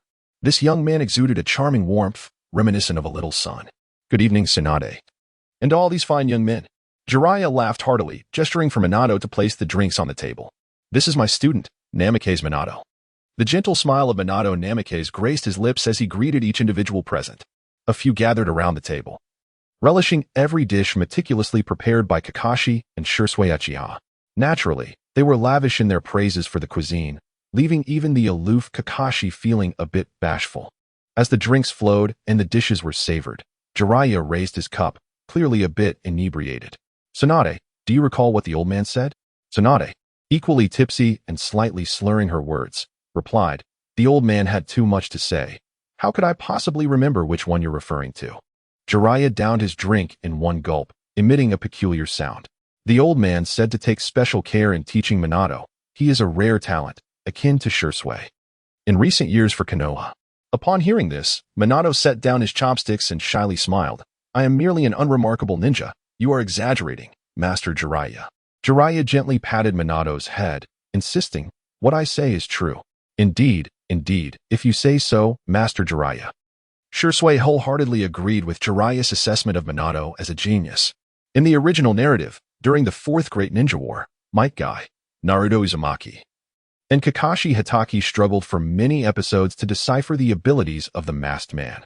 Yet, when Obito Uchiha, transformed into the masked figure, first clashed with Minato, the latter swiftly deduced his skills and sent him fleeing with a well-placed Rasengan. Shisui thought this, but evidently it was not the opinion held by Obito. Master Jiraiya, My brother Shisui is the one with the greatest talent. Chapter 45. I wish to experience the flying thunder god Uchiha Riku, hastily covered Uchiha Shisui's mouth. For such words were not to be uttered lightly. He was a genius, while I was merely a novice. Surely, our circumstances differ vastly. Jiraiya swirled his drink, leisurely proclaiming, "Little one, what do you know? Minato has inherited the flying thunder god technique from the second Hokage, Tobirama Senju." He emphasized the name Tobirama, casting a glance at Tsunade's astonished expression. Upon hearing this, Tsunade's hand, which was poised to pour more sake, froze in midair. The flying thunder god? You mean to say you have mastered the flying thunder god? Jiraiya reveled in Tsunade's shock, a triumphant note lacing his tone. What else? It is a unique skill in the entire ninja world.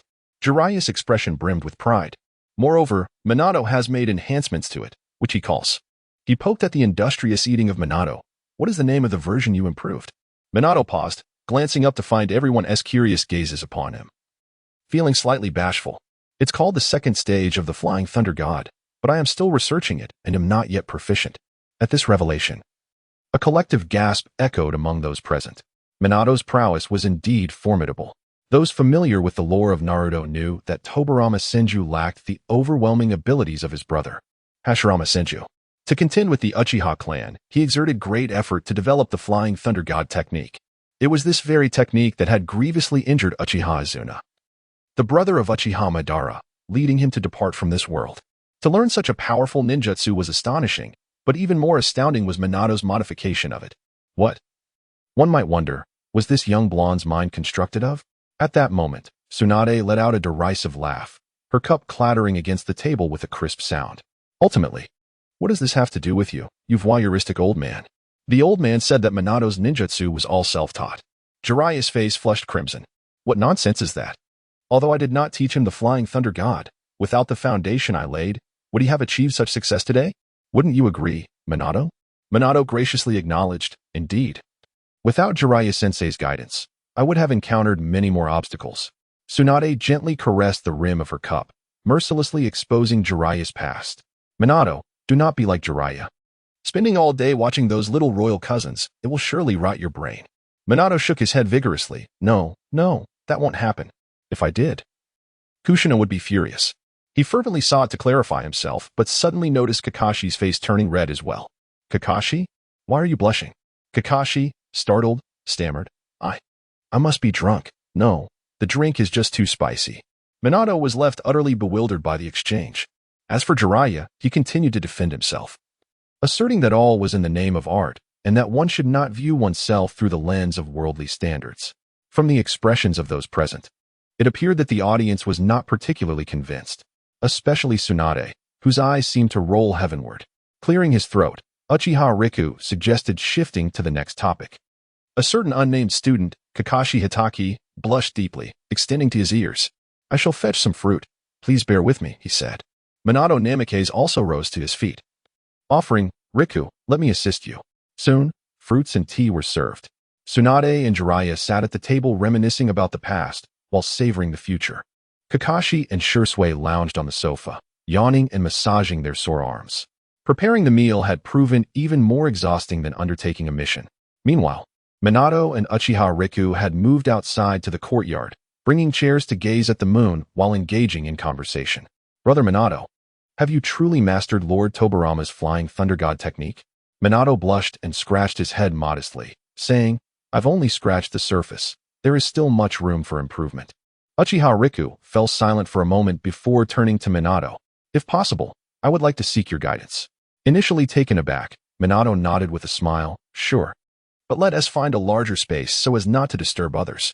At that moment, Uchiha Riku called out fervently for Hashirama Senju. Lord Hashirama, come witness the flying thunder god technique. I'm coming. Hashirama set down the book he had been reading, certainly not the one written by Jiraiya. For he was not that kind of person, though Uchiha Riku was.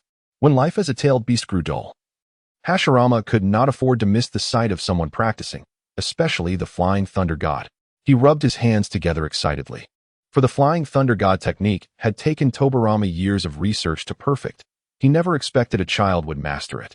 As Uchiha Riku and Minato made their way to the training ground, Hashirama had already pulled out his notebook, meticulously noting down the potential outcomes. Uchiha Riku possessed the Sharingan and would release as his signature skills. According to his understanding, the Flying Thunder God belonged to space-time ninjutsu, capable of instantaneous movement. Its speed was so astonishing that even the perceptive Sharingan struggled to keep up. While the Sharingan could discern an opponent's movements and chakra flow, it could not predict or respond to the overwhelming speed of the Flying Thunder God. Now, it remained to be seen how well Uchiha Riku had mastered would release. Soon, the two arrived at the training ground. Standing opposite each other, Uchiha Riku bore a colossal inferno, while Minato held a kunai. "Riku, I'm coming at you." "Bring it on, brother Minato." No sooner had he spoken than Minato's figure vanished from sight. In the next instant, he reappeared beside Uchiha Riku, thrusting the kunai towards his neck. Clang! A colossal inferno loomed before Namikaze's Minato, obstructing his kunai's advance. Without affording him a moment to react, Uchiha Riku's left hand descended violently upon his handsome visage. With a swift motion, Minato's figure vanished once more, causing Riku's fist to strike nothing but air. Minato, now devoid of his playful demeanor, earnestly assessed the unfolding situation. In the absence of the Flying Thunder God technique, a mere body flicker technique would be easily tracked by the Sharingan, allowing Uchiha Riku to anticipate his movements with ease. Furthermore, at the very instant Riku unleashed his punch, Minato sensed an overwhelming surge of chakra emanating from him. Instinctively recognizing that had that blow connected with his face, it would have inflicted considerable pain, Minato concluded that resorting to the Flying Thunder God technique was imperative. He swiftly retrieved a multitude of kunai marked with the Flying Thunder God seal from his ninja tool pouch and hurled them towards Uchiha Riku with great speed. Chapter 46. A subtle hint. Senju Hashirama nodded slightly. Upon closer inspection, it was evident that Namikaze Minato possessed considerable skill. Just from the manner in which he hurled the kunai, one could discern that he had devised a strategy of his own. Simultaneously, curiosity piqued within him regarding how Uchiha Riku would respond. Whoosh! 12 kunai sliced through the night sky, tracing elegant arcs as they reflected a chilling brilliance under the moonlight. Namikaze Minato fixed his gaze intently upon Uchiha Riku's silhouette. The kunai he released appeared casual, yet they meticulously sealed off every possible escape route. The first kunai embedded itself at an angle within the crevices of shattered stones, while the second struck fiercely into a stout tree trunk. Each kunai bore the intricate markings of the Flying Thunder God technique.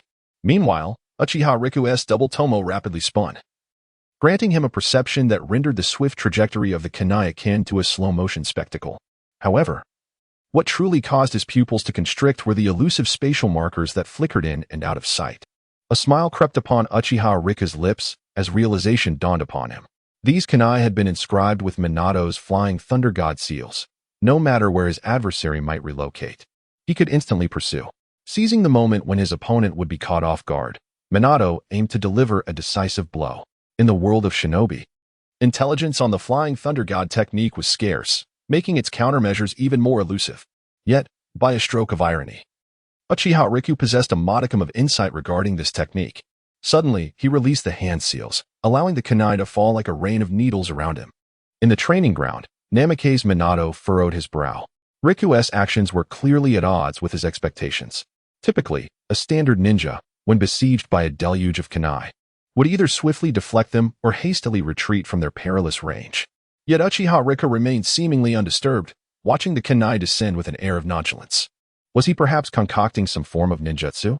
Minato pondered briefly but resolved to strike first. Just as he was about to weave his hand signs, Uchiha Riku slammed his hands down forcefully, producing a thunderous sound. Subsequently, he clapped his hands together. Would release. Birth of the Woodland Realm. The ground erupted with a roar reminiscent of a titanic beast, as the stone slabs cracked with every inch, and gnarled vines burst forth from the earth, ascending with an overwhelming force. As Minato retreated, he inadvertently caught sight of a breathtaking spectacle. The kunai inscribed with the Flying Thunder God markings were shredded by the vines, which then scattered them to the far corners of the battlefield. Uchiha Riku stood atop the trees, surveying Minato from an elevated position. Senju Hashirama gazed upon the newly formed primordial forest, a vision that mirrored his own youth.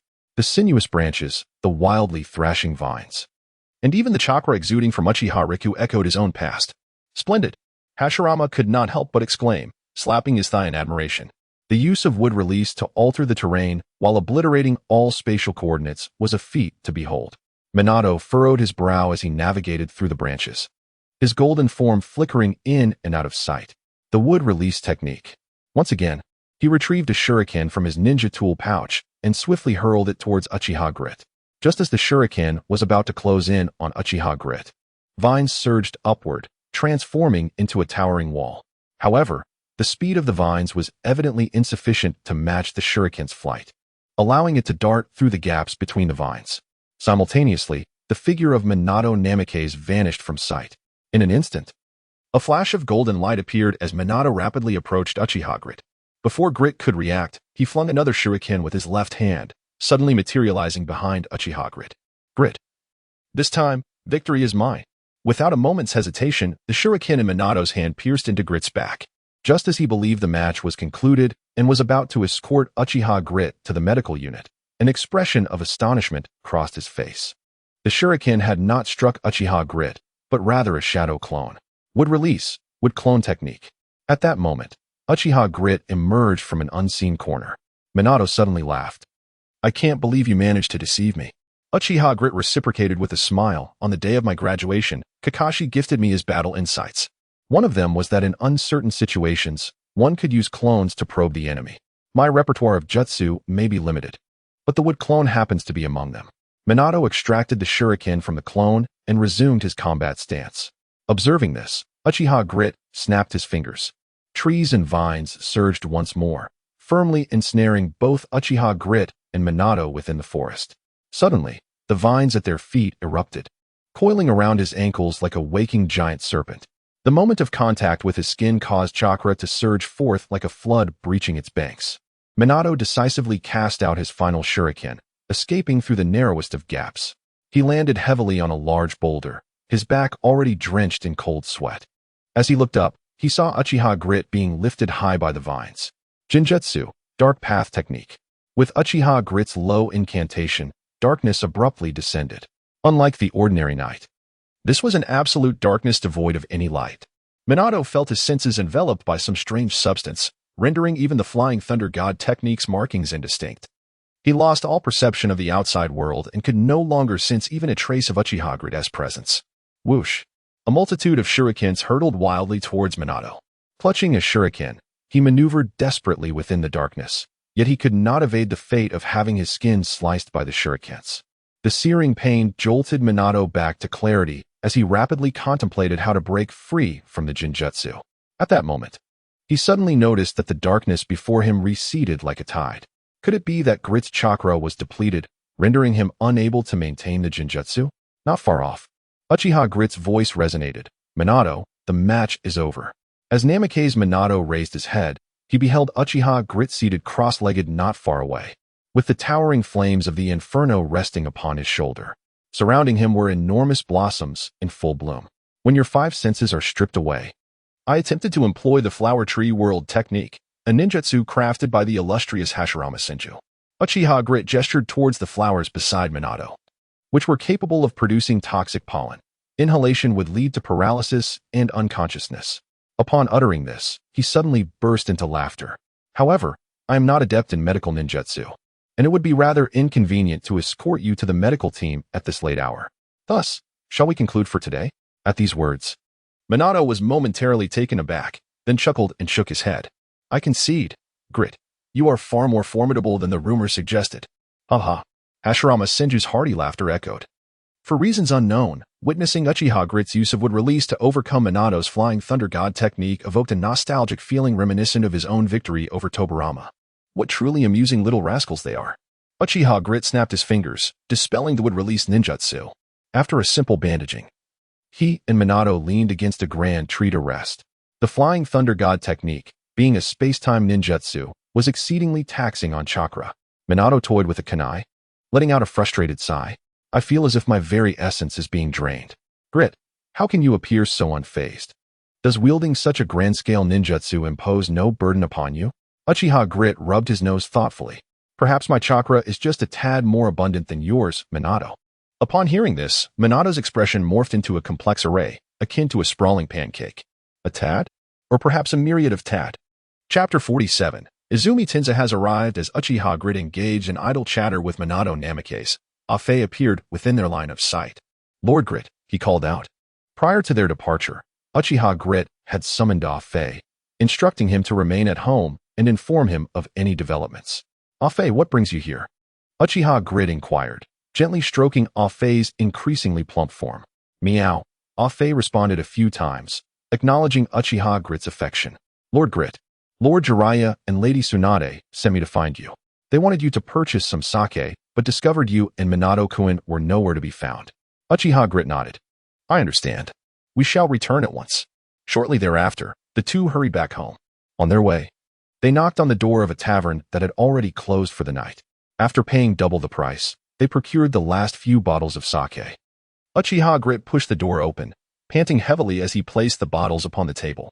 I sincerely apologize for the wait, my esteemed companions. At that moment, Tsunade and Jiraiya were both inebriated, their speech a jumbled mess. Tsunade appeared to have already succumbed to slumber. Jiraiya exerted great effort to lift his head and gazed at Uchiha Grit. When I asked you to buy sake, I didn't mean for you to brew it. Why did you take so long? Minato Namikaze exchanged a knowing glance with Uchiha Grit, stifling a chuckle. I apologize, Lord Jiraiya. It was quite late, and the tavern had already closed. Jiraiya seized a bottle of sake, dismissing the matter. As he poured, he remarked, Minato, I was just telling Tsunade that you have the potential to become Hokage one day. Tsunade retorted, what significance does being Hokage hold? Only fools vie for such a position. Come now, tell me, is becoming Hokage truly so mundane? Minato blinked, hesitating before responding. Well, yes, becoming Hokage is undoubtedly my dream. Upon hearing this, Jiraiya appeared quite pleased. Did you hear that, Tsunade? Becoming Hokage is his dream, unlike you, you drunken fool. He lifted his gaze to Minato. Upon noticing the bandages adorning his form, he became suddenly alert. Minato, are you injured? After a moment's contemplation, Minato resolved to speak the truth. I recently sparred with Uchiha Grit and sustained a minor injury. Jiraiya responded with a casual "oh," adding, sparring among juniors is quite common in the ninja world. In my youth, I often practiced with Orochimaru, though I lost a bit more often. Pouring himself more sake, he continued, be gentle, after all. Uchiha Grit is merely a 10-year-old child. If he gets hurt, who will make this gambling fool work? Minato's face flushed. Lord Jiraiya, it was I who lost. Oh. Losing is normal. You lost. Bang. Jiraiya crushed the wine glass in his hand, the spirits splattering everywhere. Uchiha Itachi looked on with a pained expression, lamenting the costly drink and glass. Couldn't he shatter something else, that lecherous old man? Jiraiya stared incredulously at Minato Namikaze. Minato, you lost. Yes, Lord Jiraiya. I have indeed lost. No, he what? Jiraiya stammered, momentarily at a loss for words. His alcohol-clouded mind was forcibly jolted awake by the shocking revelation. Yet he could not comprehend how Minato could possibly be defeated. You didn't use the Flying Thunder God technique? You let it slide? No, Minato shook his head. Quite the contrary. From Jiraiya, who said hand seals are necessary. With a stomp of my feet, I can still call forth what I wish. Jiraiya felt that the world had gone mad. Uchiha Itachi, after all, was merely a freshly graduated genin. Yet Minato Namikaze, a seasoned jonin, had undertaken numerous perilous missions. How could a genin now best a jonin? Jiraiya glanced at the shattered glass and then at his two younger comrades. Surely, he must have overindulged. With that thought, he collapsed onto the table, slipping into silence. Uchiha Itachi exchanged glances with Minato, sharing a wry smile. Well, here we go.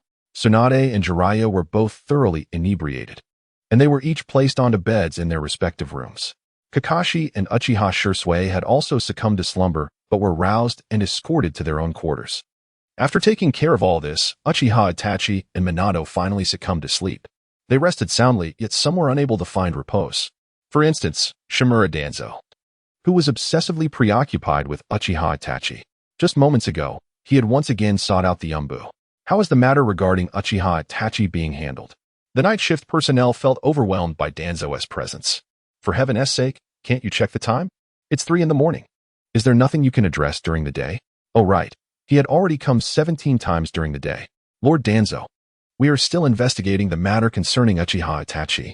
Danzo's expression darkened. How long will this investigation take? Is the efficiency of the Umbu so dismally low? Beneath the mask, the Umbu ninja forced a smile. Regardless of whether they could resolve the issue, their demeanor was unwaveringly courteous. Lord Danzo, as you know, the Umbu is short-staffed, and tasks are plentiful, So smack. Danzo slammed his hand on the table. These are mere excuses. You are simply not taking this matter to heart.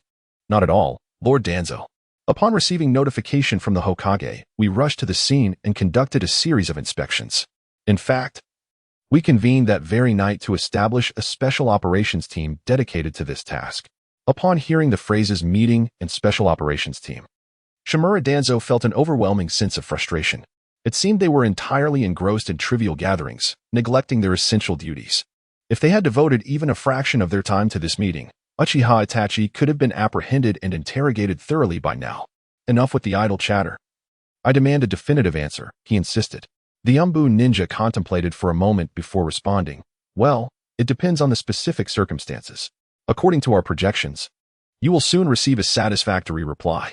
Danzo was on the verge of losing his composure, thinking to himself, what foolishness have these Umbu ninjas been indulging in? Soon? How soon? Soon means as quickly as possible. How quickly does that entail?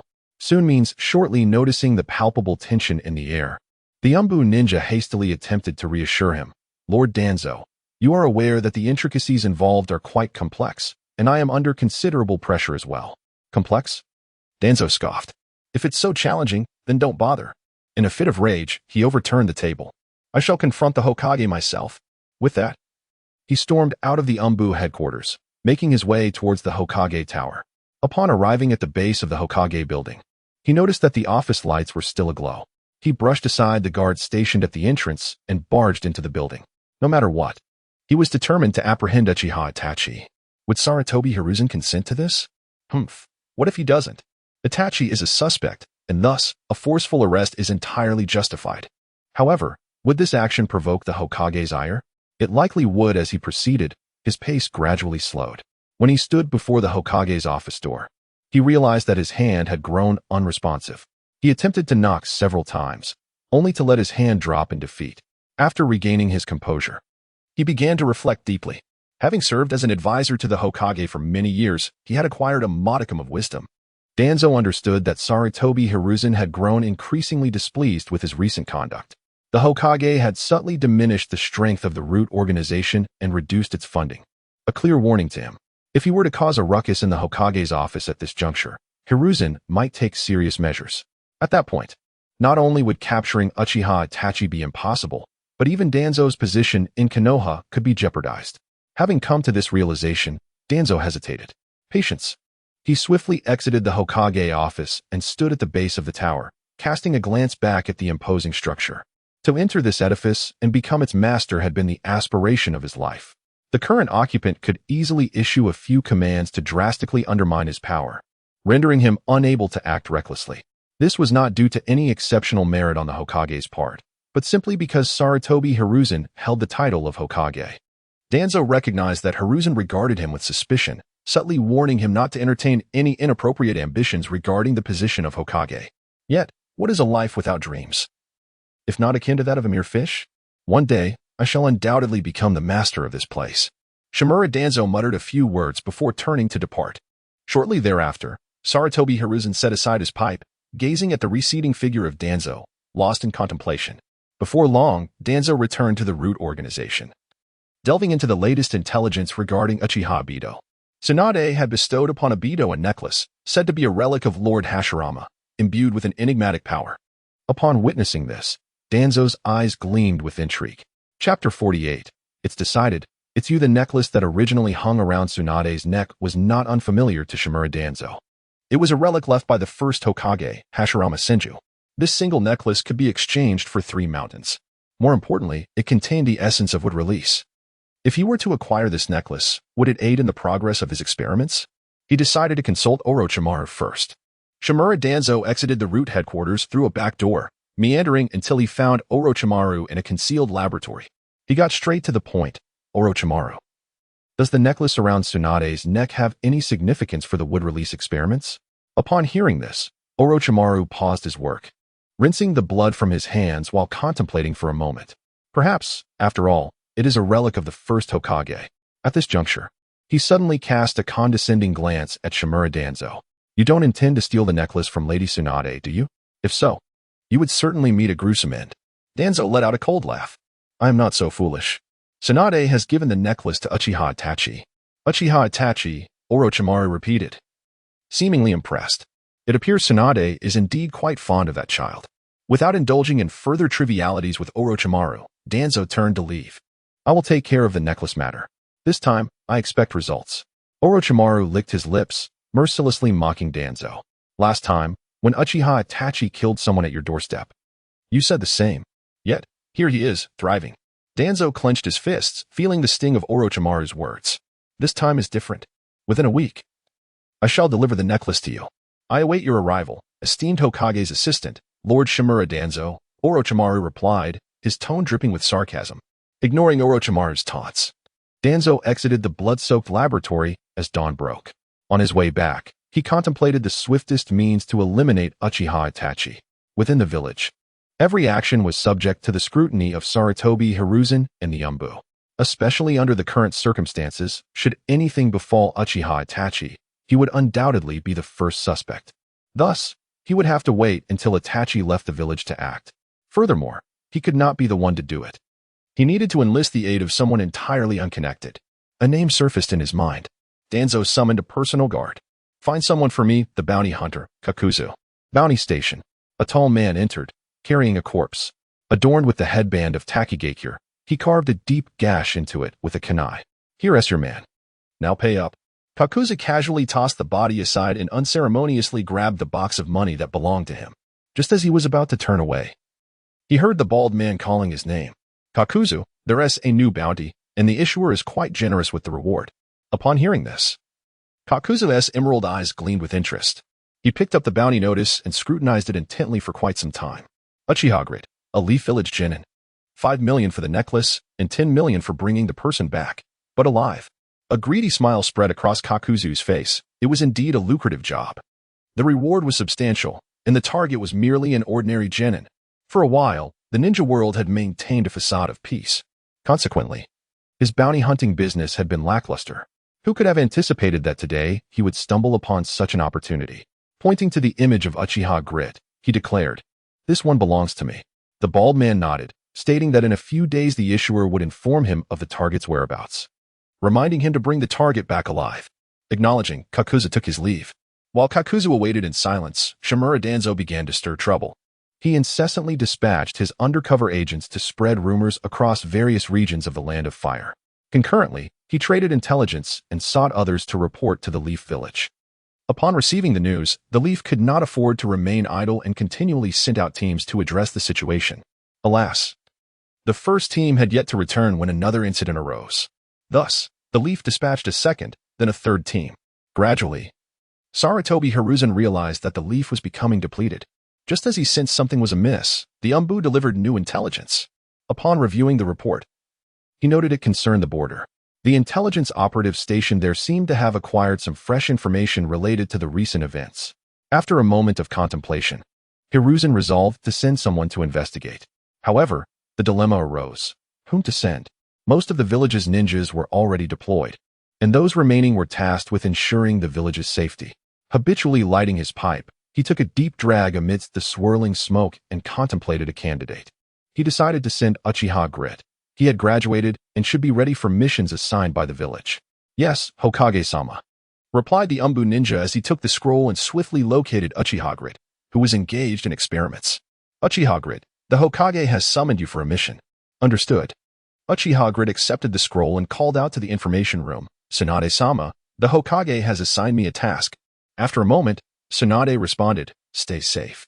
Just after speaking, she suddenly felt a wave of dizziness and an ominous premonition washed over her. Just yesterday, she had visited the casino and had an extraordinary streak of luck, winning back all she had lost over the past 2 weeks. A normal person might consider themselves fortunate, but Tsunade was anything but normal every time she won. Trouble was sure to follow. The more one wins, the greater the stakes become. After much contemplation, she felt compelled to seek clarity. Just as Tsunade arrived at the laboratory table, she discovered that Uchiha Grit had already departed, leaving behind a note. Lady Tsunade, I purchased some vegetables yesterday and stored them in the refrigerator. Feel free to stir-fry them at your leisure. If you find yourself too lazy to cook, please ask Shisui to prepare something. As for liquor, instruct Shisui to visit the chubby uncle at the second shop on the street, as they offer discounts. I shall return shortly. Uchiha Grit. Tsunade scrutinized the note, increasingly sensing something amiss. She envisioned an aged general upon a stage, adorned with an array of flags. Meanwhile, Uchiha Grit had returned home. This marked his inaugural mission, and he was uncertain of what to bring. Perhaps he should take everything. Thus, he retrieved a colossal scroll from beneath his bed and set off. As Uchiha Grit hummed a tune and sauntered towards the entrance of Konohagakure, he suddenly caught sight of a white-haired youth. What a coincidence, Kakashi. Kakashi nodded in acknowledgement. The Hokage has dispatched me to accompany you. Chapter 49, Lord Julian. It's time to pay the rent, all right. Kakashi, I was just worried about getting lost, he said. Kakashi nodded. Let us set off. The sooner we depart, the sooner we return. Along the way, Kakashi spoke little, other than sharing his experiences from missions and insights on wilderness survival. It was solely a journey of haste. Who claimed Kakashi was lackluster? He was truly formidable. Eventually, even Uchiha Lee could no longer endure the pace. Kakashi, why are you moving so swiftly? The scenery here is exquisite. Let us linger a while. Kakashi's brow furrowed. Lee, you are here to execute a mission, not to indulge in a leisurely excursion. What significant task could a mere genin possibly be assigned? Kakashi, sipping water, nearly choked. Was Uchiha Lee truly a villager? After years in Konoha, it was astonishing to encounter such a remarkable thought process. Nevertheless, Uchiha Lee quickened his pace. Before long, they arrived at the rendezvous point as per the information received and successfully obtained the intel. Without lingering, they shared a piece of bread and began their return to Konoha. As night descended, the duo tread softly on the fallen leaves, producing a gentle rustling sound. Kakashi's expression was tense, his gaze sharp as a hawk, scanning the surroundings. For reasons unknown, he was plagued by a sense of foreboding. Suddenly, from the depths of the thicket, there emerged a slow and heavy footfall. A tall man with glowing green eyes approached deliberately. Upon seeing the man's face, Uchiha Lee gasped, Kakuzu, what wind has blown this old fiend our way? Kakuzu's green eyes glinted menacingly in the moonlight. At last, my prey has arrived, he declared. As he spoke, a palpable aura of malice radiated from Kakuzu, causing the very air around him to feel as though it had solidified. Under this oppressive presence, beads of sweat began to form on Kakashi's forehead. The immense pressure made it difficult for him to breathe, and his hand trembled slightly around the short blade. Instinctively, he shielded Uchiha Lee behind him and fled. Uchiha Lee's heart raced, but before he could utter a word, Kakuzu lunged forward with astonishing speed, swatting Kakashi aside as if he were a mere insect. Get out of my way, you hold no interest for me. No sooner had he spoken than the seams on Kakuzu's hands suddenly ruptured, allowing countless dark threads to emerge. With a swift motion, he extended his right hand, and numerous black tendrils surged forth like venomous tongues, darting towards Uchiha Lee. Bang! The tendrils collided with the flames, producing a thunderous sound. Lee! Kakashi bellowed, recklessly charging towards Uchiha Lee, only to be struck aside once more by Kakuzu. He crashed heavily against a tree, blood spilling from his mouth as the agonizing pain of fractured ribs left him nearly breathless. Struggling to lift his head, despair filled his eyes. If memory served him correctly, this man was indeed Kakuzu. Once a ninja from the hidden waterfall village, he had battled against the revered god of shinobi, Hashirama Senju. Now, his identity had transformed into that of a bounty hunter. It is said that his combat prowess rivals that of the Kage from various hidden villages. Thus, he dares to accept any task and eliminate any foe. Moreover, this individual never engages in futile endeavors. Today, when he intercepted Kakashi and Uchiha Grit, it was undoubtedly at the behest of another. With this thought, Kakashi clenched his teeth. No matter what, he must bring Uchiha Grit back to the village alive. Enduring the excruciating pain coursing through his body, he rose to his feet. Just as he took a step forward, a scroll flew out from the depths of the forest, which Kakashi instinctively caught. Kakashi, run. The voice of Uchiha Grit echoed from the woods. One of us must survive. Don't forget, you still have a mission for Konohagakure. With a thud, Kakashi gritted his teeth, knowing Uchiha Grit spoke the truth. If they stayed, both would perish. But must he truly flee? Another deafening sound reverberated through the forest as Uchiha Grit retreated several paces, landing before Kakashi. He turned to Kakashi with a grin. Don't worry, I have a backup. I won't die. Grit. Kakashi's voice was hoarse and trembling, tears welling in his eyes. Uchiha Grit kicked him, urging, get out of here. You're hindering my performance. If we both die, what will that accomplish? Saying this, Uchiha Grit swiftly formed hand seals, summoning the ninja cat. Fatty. Run as fast as you can with Kakashi. Fatty glanced at Uchiha Grit. Understood, Lord Grit. Kakashi understood that, theoretically, this was the most prudent decision. If he stayed behind, Kakuzu could easily crush him and subsequently hunt down Grit. If Grit held off, he might buy Kakashi some time to escape. With this in mind, Kakashi hesitated no longer. He wiped away his tears and took off running. At that moment, Kakuzu emerged from the forest, watching Kakashi's retreating figure with a hint of disdain. Sacrificing oneself to protect a comrade's escape? What a dull fellow.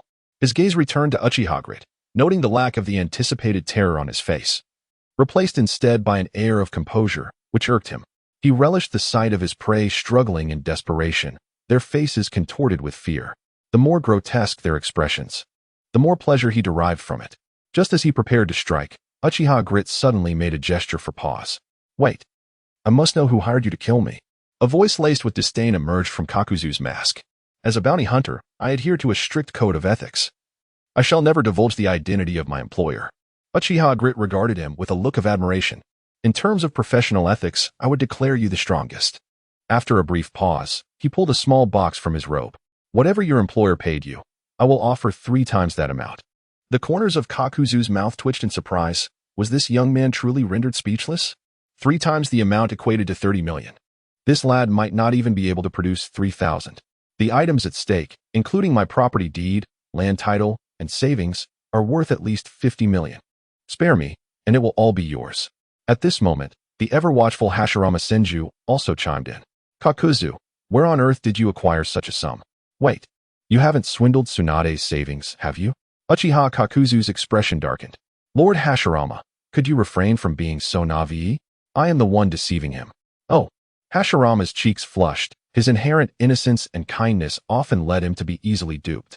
Meanwhile, the green-eyed creature Kakuzu hesitated for merely half a minute before arriving at his decision. Fool, even if I kill you, it will still be mine.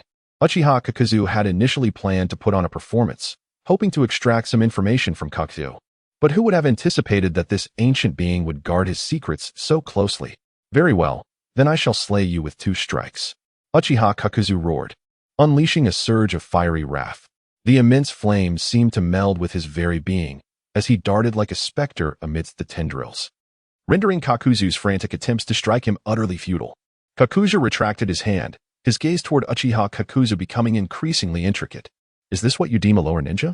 This fellow is more troublesome than the average elite ninja. Kakuzu began to take Uchiha Kakuzu more seriously, re-evaluating him with newfound respect. There is some merit to you. But this is where it ends. As soon as he finished speaking, Kakuzu unfurled his dark cloak, revealing a peculiar mask. The mask opened its gaping maw, voraciously compressing the surrounding air into a shrill, high-pressure wind sphere. Wind release, pressure damage. The wind sphere shot forth violently, forming a colossal vortex, poised to engulf Uchiha Kakuzu entirely. Uchiha Kakuzu rapped on the door. Lord Hashirama, it is time to pay the rent.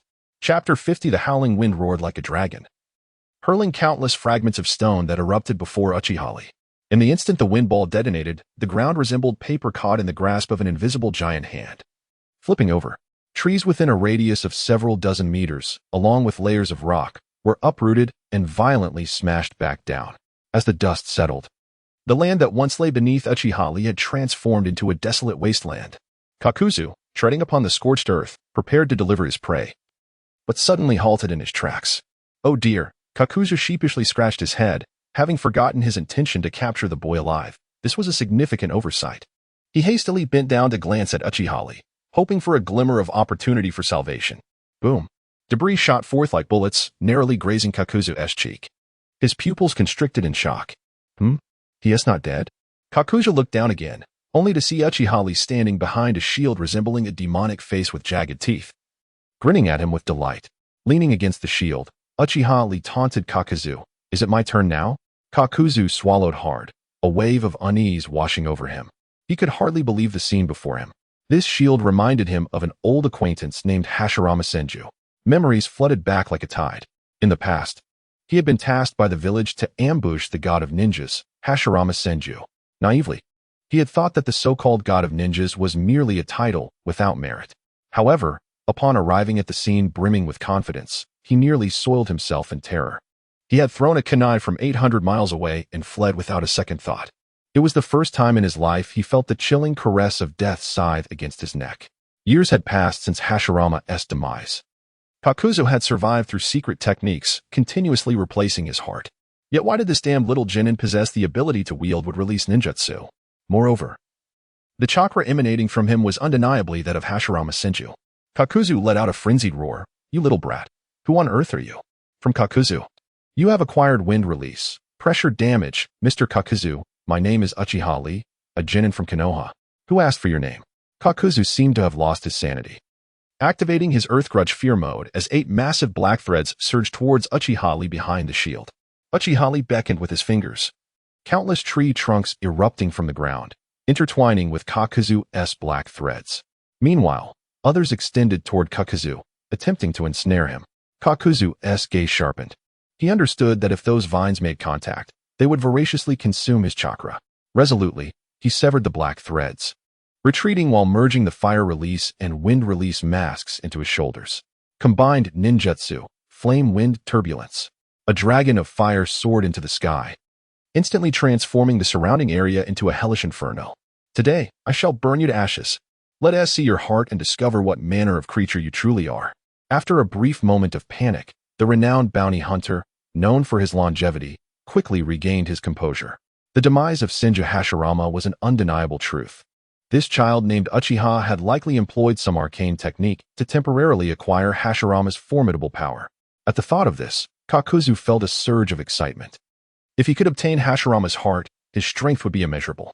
As for the 10 million, he could earn that gradually. Kakuzu's calculations rang clear in his mind. Yet they proved futile.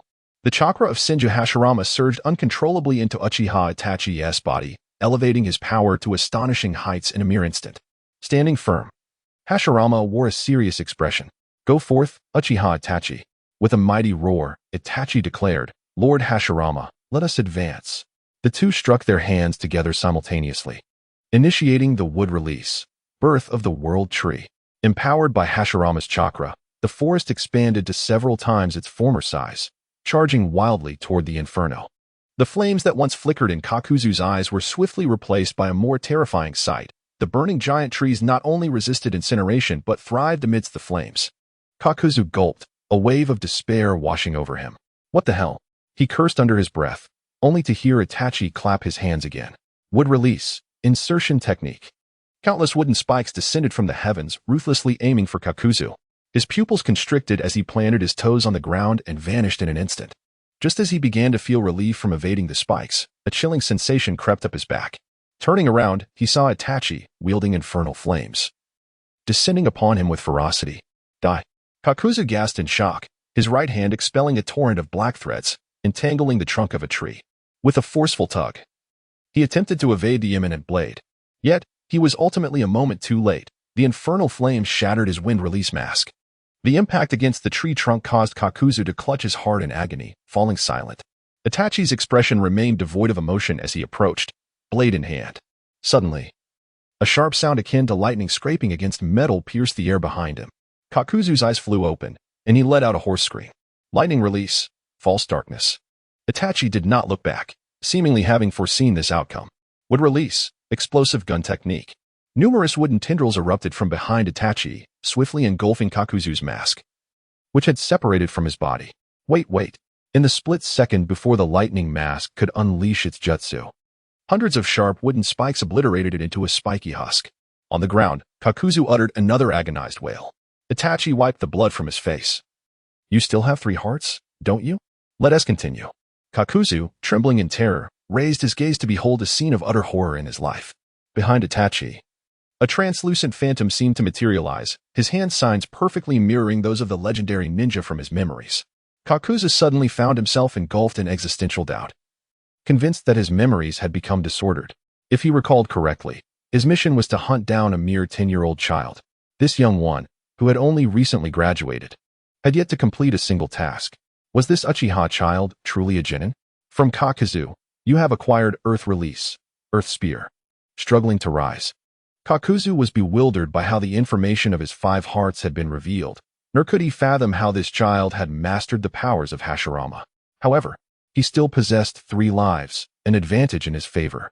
With this thought, the mask on his back began to writhe, unleashing the dark earthbound spirit from beneath the ground.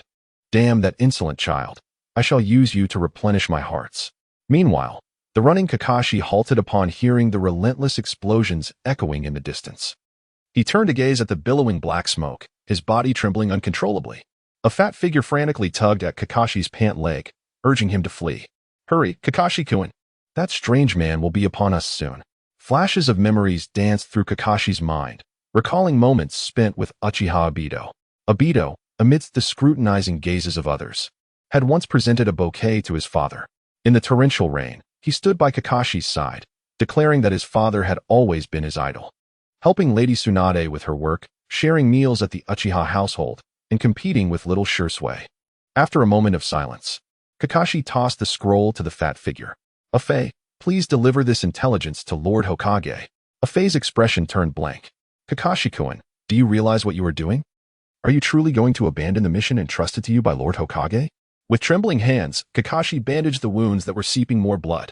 Obito had once said that those who forsake their comrades are even less than worthless. Kakashi roared, rallying himself, and turned to sprint away. In that instant, he truly grasped the fervent will of fire that burned within his father. Obito, I am coming. Chapter 51. Uchiha Obito, coming to deliver gold coins from Hatake Kakashi. Do not underestimate the bond between us.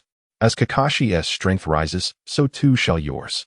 Kakashi finally returned, stumbling to his knees upon the scorched earth, his trembling fingers sinking deeply into the still smoldering black soil. He could hear no sounds of battle, nor could he perceive the fluctuations of chakra. Had he arrived too late? Kakashi shouted in frustration, Obito. Tears streamed down his cheeks. Uchiha Obito, where are you? Before long, a feeble voice emerged from the woods. Kakashi, I'm here. Kakashi froze momentarily. The tone was reminiscent of someone who had just awakened. It was undoubtedly Obito. He leapt up and rushed into the forest with fervor. Uchiha Obito leaned against a tree, his coat soaked in blood, yet a smile graced his face. The fierce flames were embedded in Kakuzu's heart, and his vibrant green eyes had finally dimmed. Kakashi could scarcely believe his eyes. Obito, you truly are alive. Obito grinned. Didn't I tell you? I have a cheat. I cannot die. Obito, I should not have left you behind. Obito shook his head. But you have returned. I've always told you. When I find myself in peril, you would not abandon your comrades. Kakashi bowed his head, remaining silent for a long time. Obito chose not to dwell on sentimentality any further. He gestured towards the scattered remains of Kakuzu and his heart mask minions. You should rest for a moment. We still have significant work ahead. Huh? What do you mean, huh? Keep going. Obito rummaged through a massive scroll, locating a medical kit and tossing it to Kakashi. He also retrieved 2 large pastries, some jerky, and a kettle. Could you prepare some food? I'm feeling rather fatigued. Kakashi was taken aback. While others had scrolls filled with weapons, Obito seemed to have packed his home inside. Why not throw in a few tents while you're at it? All right. You possess that 3-room 1-hall technique, so you won't need that. Kakashi quickly tended to his wounds, consumed a few bites of food, and then fell into a deep slumber. Obito's figure reappeared in the dark space. Lord Hashirama, thank you for your willingness to lend me your strength. Actually, there is no need for such formality. Senju Hashirama appeared somewhat bewildered, as he could not sense the chakra within himself. He was unsure how his chakra had been infused into Obito. But with a clap of his hands, Obito surged with vitality. Truly, the forbidden techniques devised by Tobirama were not comprehensible to the ordinary individual. Obito and Senju Hashirama sat on a sofa. Obito, are you all right? Just a bit weak. It's nothing serious. Upon hearing this, Hashirama inquired about Kakashi's condition. What about White Fang's son? I saw him collapse from exhaustion. Rest assured, Lord Hashirama, I have conducted a simple examination, and it appears he is merely fatigued. Upon hearing these words, Senju Hashirama finally felt at ease and nodded. He gazed at Uchiha Riku's youthful visage and erupted into hearty laughter. In you, I see the reflection of my younger self. Uchiha Riku, feeling shy, shook his head modestly. Lord Hashirama, how could I possibly compare to you? With a mere flick of your fist, both Kakashi and I would be rendered incapacitated. Hashirama paused, then chuckled again. That is not my point. It is your willingness to protect your comrades that truly resonates with me. Just like White Fang's son, Hatake Kakashi. You both possess the courage to forsake fear and sacrifice yourselves for the sake of your friends. This embodies the will of fire that I have always spoken of. You know I may not be as intelligent as Tobirama, nor as articulate as Monkey, but I must express that both of you are truly remarkable. From Senju Hashirama. The blazing wool of fire. Ah, this. Might it be just a tad too powerful? The ethereal form of Hashirama gently patted Uchiha Riku's head. Rest well. I will protect you when it matters most. Thank you, Lord Hashirama. Uchiha Riku's figure gradually faded, and he succumbed to a deep slumber. Meanwhile, in a distant cave, Uchiha Madara began to feel a sense of unease. That little rascal, Uchiha Riku, is increasingly resembling Hashirama, leaning against the broad back of a chair. He supported his chin with one hand. Madara pondered the implications of a future where he would encounter someone in the shinobi world bearing a striking resemblance to himself, yet wielding Hashirama's jutsu. The expressions of those shinobi would surely be riveting. Obito, this boy named Kakashi, seems to have a rather good rapport with Uchiha Riku. The shadowy form of Kurizetsu emerged slowly from the darkness. I understand, Lord Madara.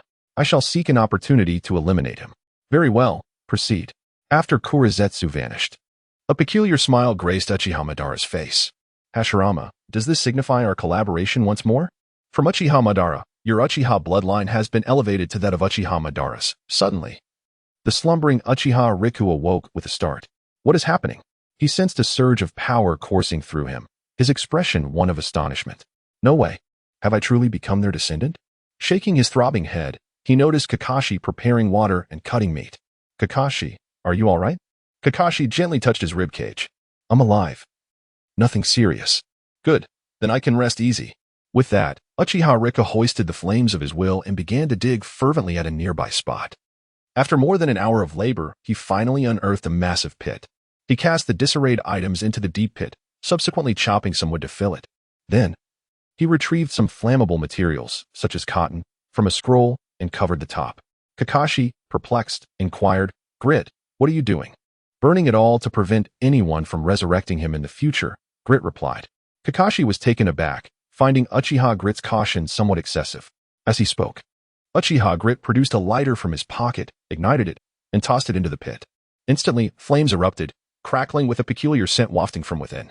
Uchiha Grit and Kakashi squatted by the pit, one splitting wood while the other tossed it in.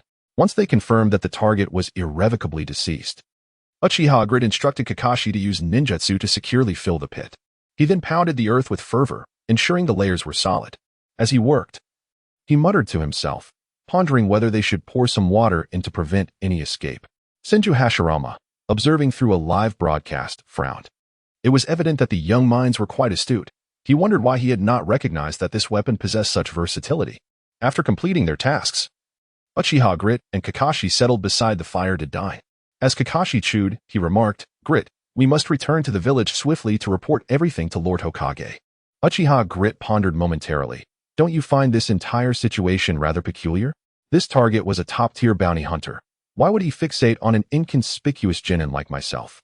Kakashi swallowed a bite of his food and reflected, recalling his father's words that bounty hunters only act for profit, indicating someone had likely hired him. Uchiha Grit shrugged. Then the question arises. I have never left the village. Who could possibly harbor such deep-seated enmity against me? Kakashi, without lifting his gaze, casually replied, Well, that's simple. It must be someone from the village seeking your demise. He trailed off, nearly startling himself with the implications of his own thought. His mind wrestled with conflicting ideas. On one hand, he deemed the notion too abstract. Uchiha Grit was merely a newly graduated genin, generally well-liked. How could he have offended anyone?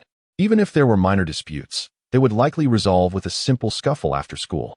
Yet, on the other hand, he considered the possibility. Based on past missions, he had encountered some dangerous individuals willing to do anything for power. Uchiha Grit possessed both the Sharingan and would release, making the theory not entirely implausible. Moreover, within Uchiha Grit's body, Senju Hashirama wore a shocked expression. What was this young lad insinuating?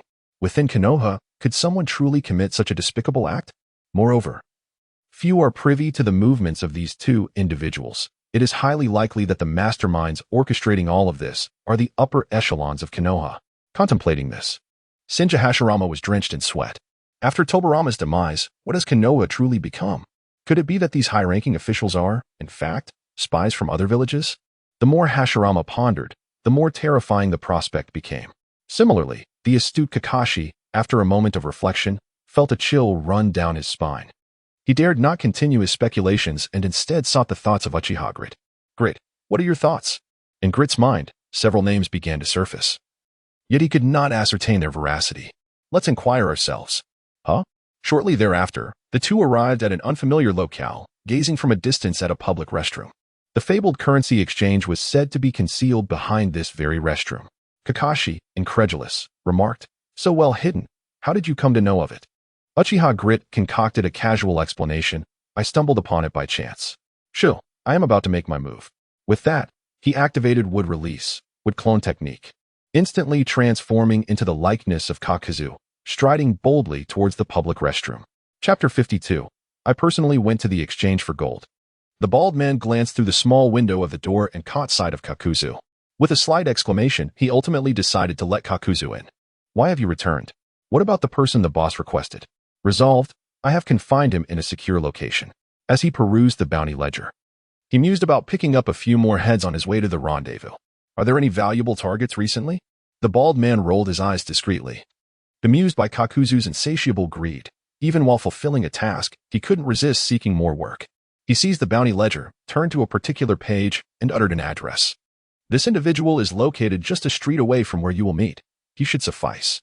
Kakuzu emitted a disgruntled sound. "Only 1,000,000 Ryo? Well, it's better than nothing." He said no more and turned to leave the bounty office. Meanwhile, the bald man kept a keen watch on him. For reasons unknown, he felt that today as Kakuzu was somewhat different. Just as he pondered this, Kakuzu slammed the door shut, vanishing around the corner. Uchiha Itachi dispelled his transformation and nodded towards the long-waiting Kakashi. "We know the meeting point. Let us proceed."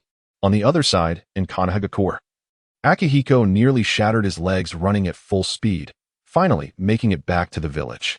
He dashed to the village entrance, spotting the man who resembled a small son. "Minato-kun, please assist me in delivering this scroll to Lord Hokage." With that, he collapsed to the ground, dissipating into smoke. Namikaze Minato accepted the bloodstained scroll, an ominous sensation washing over him. Without a moment's hesitation, he vanished from his position, reappearing instantaneously within the Hokage building. At that moment, a temporary meeting concerning recent events was convened in Konohagakure. Attendees included Hokage Sarutobi Hiruzen, his advisor Shimura Danzo, consultant Mito Kazumi, and other clan leaders or representatives from various shinobi clans. Sarutobi Hiruzen tapped the table, addressing the assembly. "Gentlemen, the situation at the borders of the Land of Fire has become untenable with those refugees and bandits becoming increasingly active. To counter them, we have deployed a substantial number of personnel. Yet now, in the towns right under our noses, the infiltrators and spies seem to be stirring. Do you believe this is mere coincidence?" The clan leaders exchanged glances, none daring to speak. Finally, one of the consultants, Mito Kazumi, slowly articulated, "I suspect that all of this may be orchestrated by someone behind the scenes. Perhaps other villages are harboring ill intentions, seeking to test the strength of Konohagakure." Upon hearing this perspective, Sarutobi Hiruzen nodded slightly. "It is possible, but I believe there may be something amiss within the village." His words trailed off as Danzo began to perspire profusely. Could it be that his schemes had been uncovered by Hiruzen? That shouldn't be the case. When had he ever been so careless? At that moment, the door was flung open, and Namikaze Minato burst in, breathless and fervent.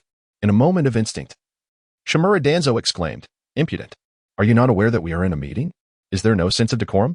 Minato Namikaze cast a glance at Danzo and replied, "I understand your urgency, but please, remain calm."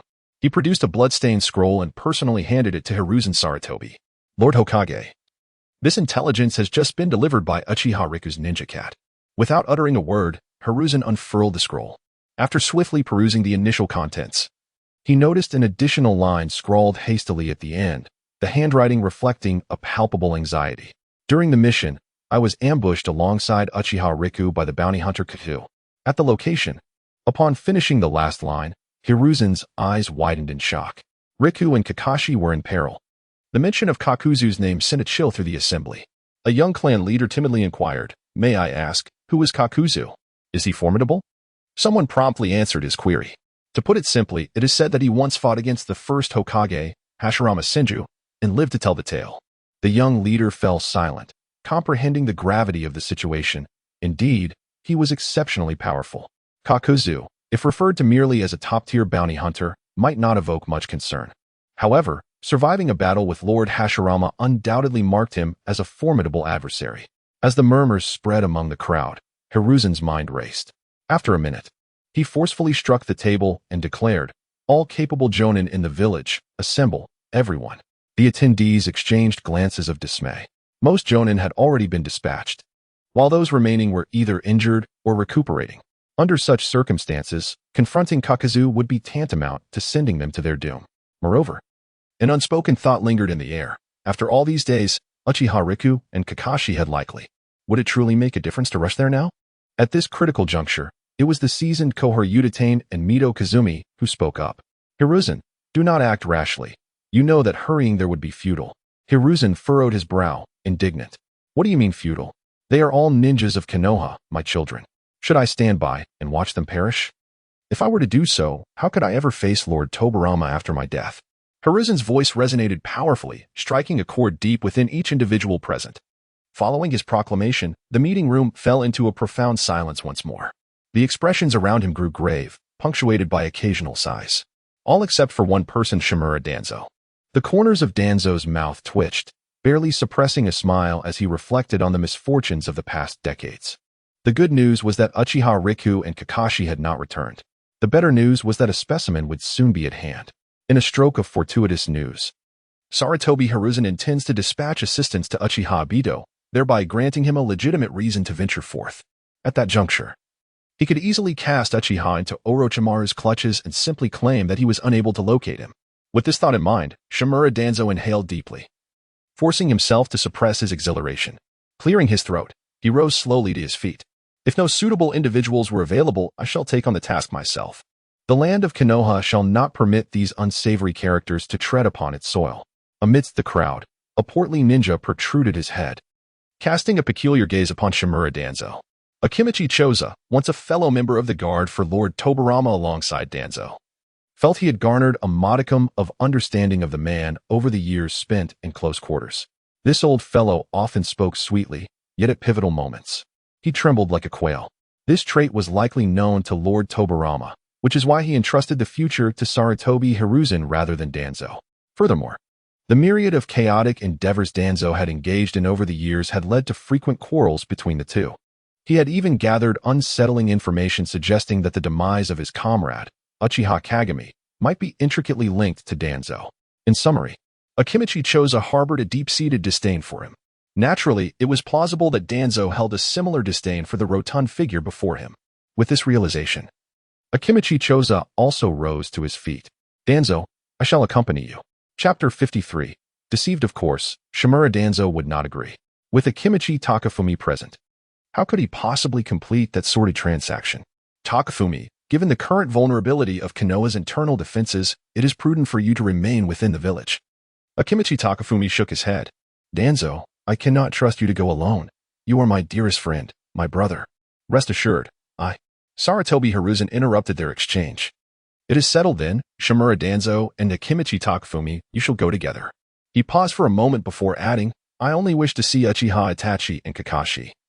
Eliminating Haiden is not within the scope of this mission."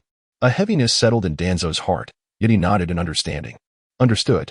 In a corner, Nara Shikaku had been observing silently, taking note of the subtle expressions on Danzo's face. He sensed that something was amiss with Danzo.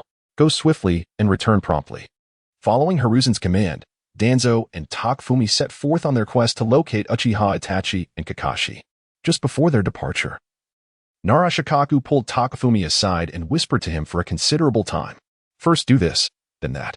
Also, I have brought your secret medicine." Takafumi accepted the medicine with a sigh. "Let us hope it remains in use."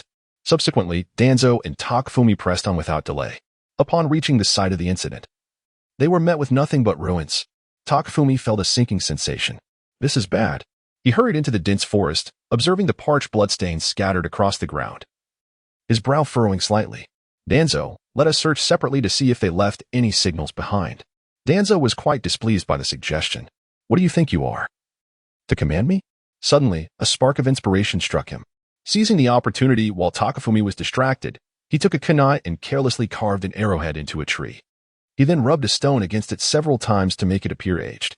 Having completed this task, Danzo called out, "I found something, come take a look." Takafumi, with his sizable frame, rushed over. Upon seeing the arrowhead, a look of skepticism washed over his face. "Danzo, do you truly believe I am a fool?" This idea was concocted by Naruto to test Danzo. Haiden had fought against Lord Hashirama. If he could afford to leave a mark for 2 children, he would be utterly incompetent. Who would have thought that Danzo would take the bait? How can someone so inept aspire to be Hokage? Nevertheless, Takafumi remained silent, feigning confusion. And then, seeing Takafumi's reaction, Danzo felt a weight lift from his heart. The fool, it seems I have outsmarted him once more. Let us follow this mark. It should lead us to their whereabouts. Takafumi nodded subtly. Very well. Thus, Shimura Danzo led Akimichi Torif back and forth until they arrived at the rendezvous point. It was a secluded little town, where scarcely a soul could be seen during the day, and at night it resembled a desolate wasteland.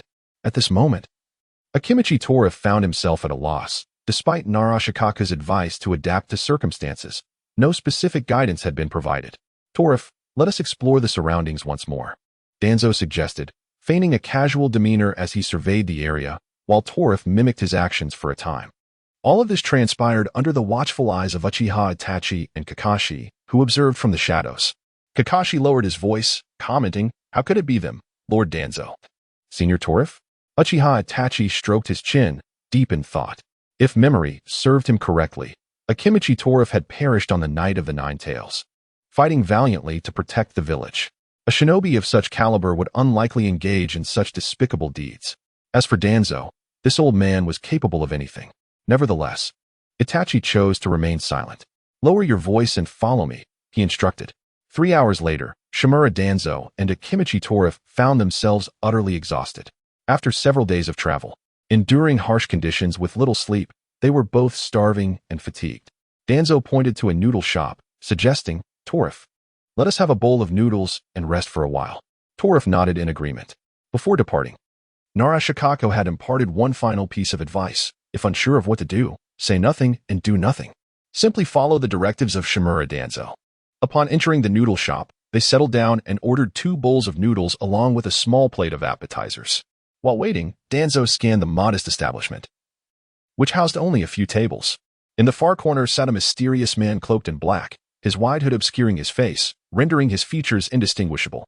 However, upon noticing Danzo, the man began to tap lightly on the table at an odd rhythm. Danzo's heart raced. It was him. As he contemplated how to discreetly dismiss the bothersome Torif, the latter stood, stretching lazily. "I need to use the restroom," he announced. Once Torif had left, the noodles arrived without delay. Without a moment's hesitation, Danzo produced a small vial and poured its colorless liquid into the bowl. This was one of Orochimaru's experimental concoctions, colorless, odorless, and possessing potent hypnotic properties. After consumption, one would be rendered sound asleep within 3 minutes. In the corner, the man in black widened his eyes, thinking to himself, "Old man, you have quite a few tricks up your sleeve." A few minutes later, Torif returned, oblivious to the plot, and began to eat voraciously. However, as he continued, he suddenly collapsed beneath the table, succumbing to a deep slumber, his snoring echoing like thunder. Danzo feigned concern, calling out to him a few times to ensure he was truly asleep before turning his attention back to the man in the corner. "Where is he?" he inquired. The man removed his hood, revealing a pair of striking green eyes. "First, the payment," he demanded. As he spoke, Kakuzu retrieved a necklace from his bosom. Danzo Shimura snapped his fingers, and the owner of the noodle shop promptly delivered a box of money. This amounted to 5 million ryo. "The remaining 5 million will be handed over once I see the talent." Kakuzu nodded and instructed him to follow. Thus, the two proceeded along the quiet path, one leading and the other following. At this moment, Hashirama Senju found himself at a loss for words to describe the turmoil within his heart. His not-so-bright mind felt as if it might explode, struggling to comprehend that the one who had hired Kakuzu to hunt down Uchiha Obito was none other than Danzo Shimura. He was a student of Tobarama Senju, and not only had he failed to inherit Tobarama's will of fire, but he had also descended into such despicable behavior. "Tobarama, we ultimately failed to shape the village into the vision we held dear." Before long, the 2 men arrived at the entrance of an abandoned warehouse. Upon opening the heavy iron door, Kakuzu pointed to a corner where Uchiha Obito lay unconscious. Upon seeing the long-desired Uchiha Obito, Danzo lost all composure. He tossed the 5 million ryo he had dropped to Kakuzu, his voice trembling with excitement. Truly, a top-tier bounty hunter. His efficiency is unparalleled. "The money is here, now. Bring me the man." Suddenly, Kakuzu shook his head, declaring that he had changed his mind and demanded more money. Danzo thought he had misheard. It was rumored that Kakuzu, despite his high charges, maintained an equally high level of professionalism, never betraying his employer or increasing his price midway through a job. This realization sent a chilling wave through Danzo's mind. Wait, you are not Kakuzu. Who are you? Kakuzu shouted back. I am your father, with a clap of his hands. He unleashed the would release, silent killing binding technique. Chapter 54, Shimura Danzo's demise. Meanwhile, Kakashi, having witnessed the departure of Shimura Danzo and Uchiha Itachi, stealthily infiltrated the noodle shop. The forehead protector glimmered coldly under the moonlight as he held his breath, stealthily maneuvering along the damp brick wall. As the faux proprietor turned to scoop up noodles, Kakashi leapt forward, his razor-sharp white fang piercing mercilessly through the man's chest. The false proprietor had not even a moment to utter a sound before collapsing lifelessly to the floor. Kakashi disposed of the body within the cupboard and then approached the deeply slumbering Akimichi Choza, vigorously shaking his rotund form. Choza-senpai, awaken, please, Kakashi implored. Drenching a basin with ice water from the refrigerator, he splashed it over Choza, yet the man remained in his deep slumber. Kakashi furrowed his brow, realizing the potency of the drug Shimura Danzo had employed. Hastily, he rummaged through his backpack, discovering the medication that Uchiha Itachi had entrusted him. It was purportedly borrowed from Lady Tsunade's laboratory and was expected to be effective. This, bandages, of no use. This, hemostatic agent, also ineffective. Ah, finally, Kakashi exclaimed, locating the appropriate antidote. He pried open Choza's mouth and forcibly administered the remedy. Cough, cough, cough. Moments later, Choza erupted into a fit of violent coughs, his bloodshot eyes fluttering open. How do you feel, Choza-senpai? The brat from the White Fang clan, Choza rasped, turning his head toward Kakashi. That old bastard Danzo administered at least triple the dosage. Shaking his buzzing head, he commanded, follow me. The two accelerated to their utmost speed, hastening toward a singular direction. Suddenly, they were struck with horror, nearly having their eyes pop out in disbelief. Before the warehouse, Uchiha Itachi was mercilessly assaulting Shimura Danzo. Thick tree branches lashed violently against Danzo's body, sending him crashing to the ground. He was then thrust into the air by surging vines, only to be met by the colossal fists of Uchiha Itachi. His chakra swelled exponentially, a faint ethereal shadow materializing behind him. Danzo's anguished cries pierced the air as he gazed into Itachi's crimson eyes, an overwhelming sense of dread washing over him. He comprehended that Uchiha Itachi was indeed intent on his demise. Bang! Danzo was struck into the vines with a powerful punch, emitting a pained wail. The intricate vines then ensnared him tightly, leaving him suspended in midair. From the vines, a profusion of sharp thorns sprouted, piercing through Danzo's skin. He writhed in agony, releasing a series of defiant roars. As Tobirama-sama had asserted, the Uchiha truly were a clan of innate malevolence. Do you realize the gravity of your actions? Assaulting the Hokage's aide is a capital offense. If you do not cease, the entire Uchiha clan shall pay the price for your recklessness. Senju Hashirama struck the ground fiercely. Damn it, Danzo. No matter how much Tobirama despises the Uchiha, he would never stoop to your level of disgraceful conduct.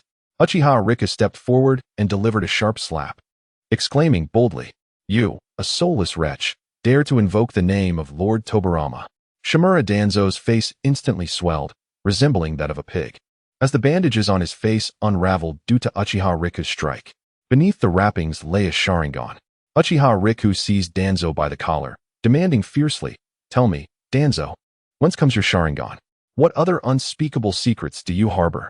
Senju Hashirama, feeling utterly disheartened, let out a long sigh, wishing to remain silent. In that moment, Uchiha Rika tore apart Danzo's upper garment, revealing a white arm beneath. Hashirama's keen senses immediately recognized the presence of his own cells within. If it were merely a matter of utilizing his cells, that would be one thing. However, how could you possess a Sharingan, Danzo? How did it come to be? Do you dare to speak of it? Uchiha Riku's hand descended with lethal intent, severing one of Danzo's arms. Before he could react, Riku had already dragged him into a genjutsu realm. Danzo found himself engulfed in a pitch-black environment, his heart racing with unease. At that moment, Uchiha Riku's figure gradually materialized, accompanied by a tall man. Danzo's complexion turned pale. The first Hokage. How could you? Hashirama sighed. You speak incessantly of Tobirama. Yet I can unequivocally tell you, Danzo, you are unworthy to be his disciple. You have betrayed the will of fire. Upon hearing this, Danzo's heart nearly ceased to beat. He fell to his knees, pleading, "Lord First, please forgive me. All I did was for Konoha." Silence. Hashirama's forehead bulged with veins. "You speak of righteousness while committing treachery behind closed doors. You are a disgrace to Konoha." Faced with Hashirama's accusations, Danzo dared not utter a word in retort. He could not discern whether this was an illusion or reality, but one thing was certain. He was genuinely afraid. Uchiha Riku remained silent for a moment. "Lord Hashirama, how shall we deal with Danzo?" Hashirama closed his eyes, deeply tormented within. "Finish it, Riku." "Understood." Danzo nearly lost control of his bladder, unable to believe his ears. The first Hokage was calling for his death. "Lord First, I have shed blood for Konoha. I have contributed to the village. You cannot kill me." From Shimura Danzo. "Your analytical and interpretative abilities have been greatly enhanced." Uchiha Riku's right hand began to gather chakra, emitting a humming sound, Raikiri.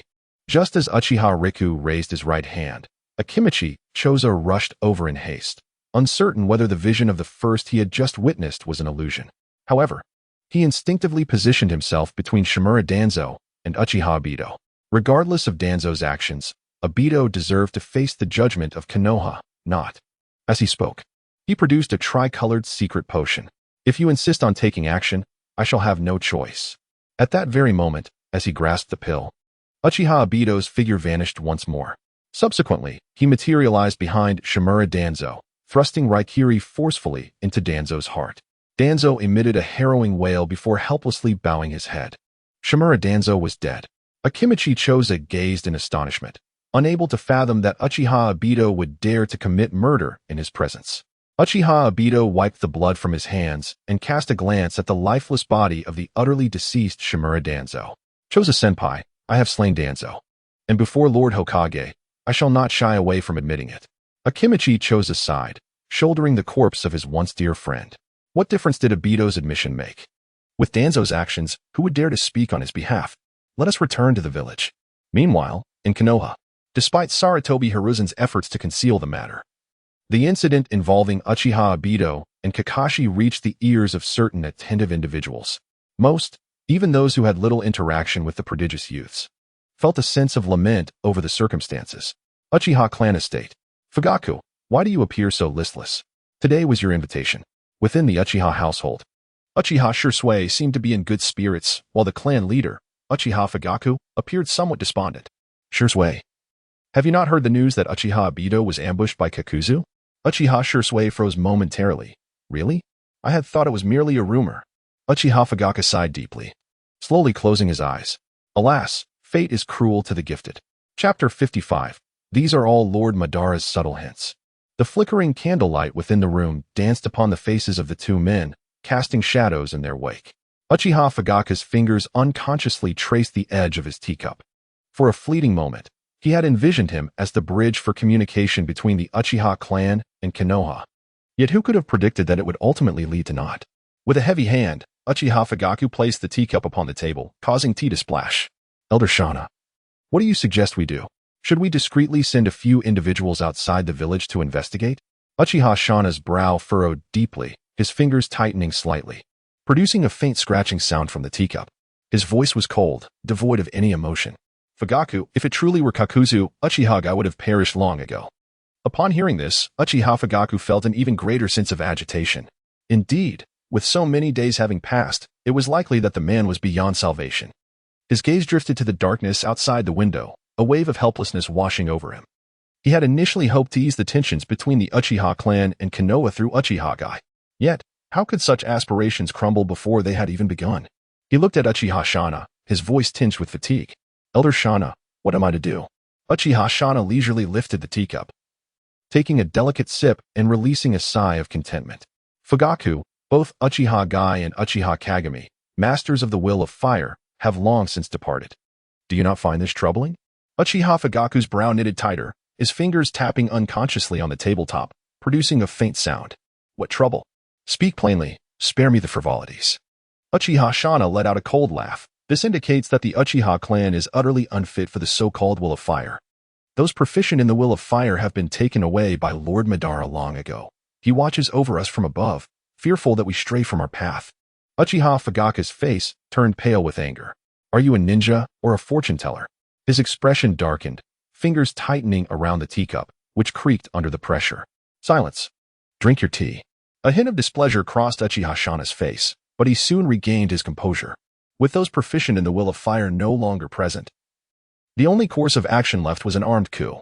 Lord Madara, I, Uchiha Shana, shall undoubtedly restore the glory of the Uchiha clan within my lifetime.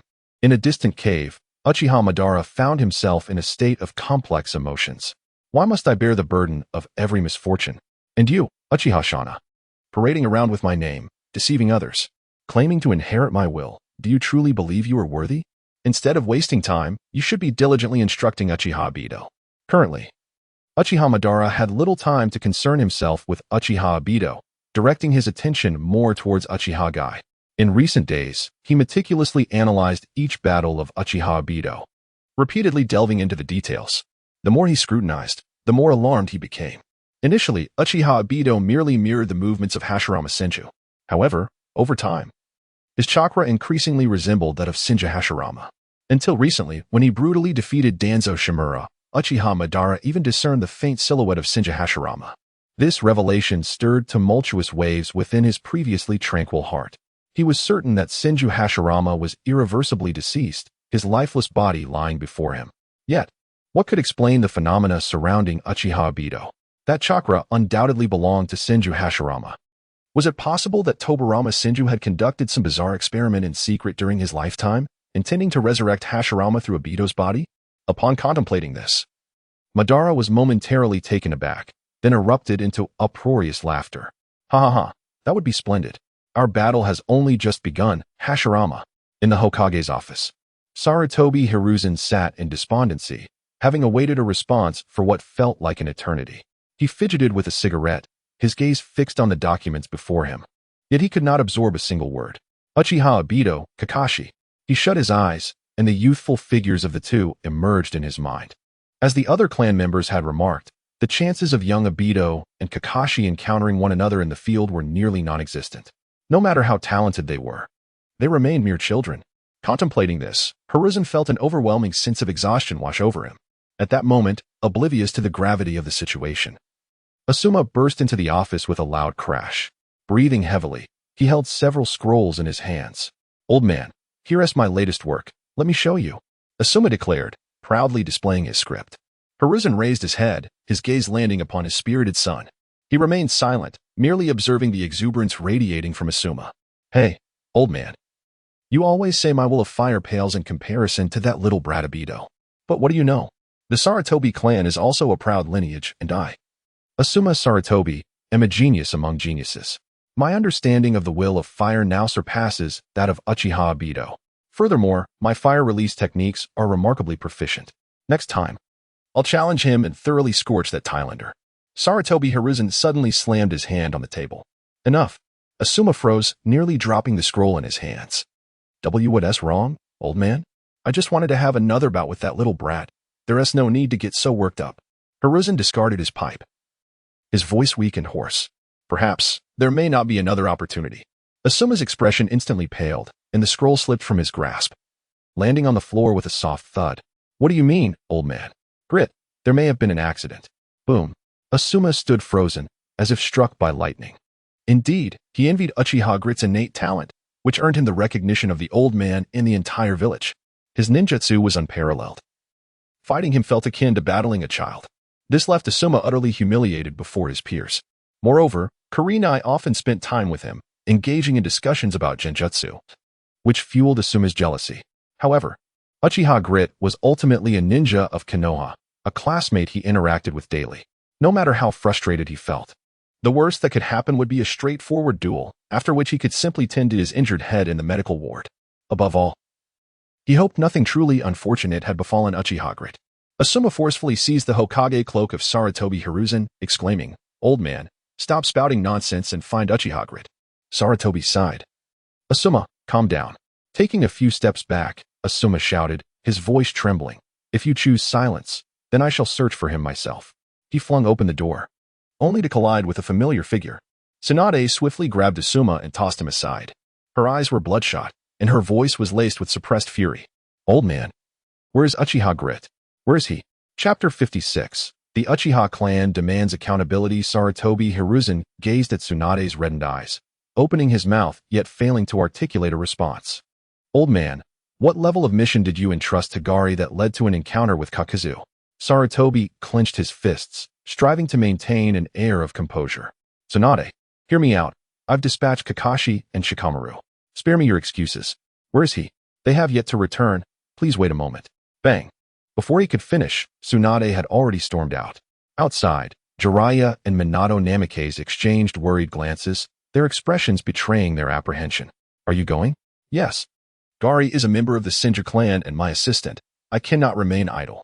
Jiraiya shrugged. In that case, Minato and I shall accompany you. Thank you. With no further pleasantries, the trio turned to leave. As Asuma was about to follow, Jiraiya tossed him back into the office. At the entrance of Konoha village, a diminutive figure stood alone. Uchiha Shisui lifted his gaze toward the distant darkness, anxiety flickering in his eyes. His fingers tightly clutched the corner of his coat, as if attempting to seize something elusive.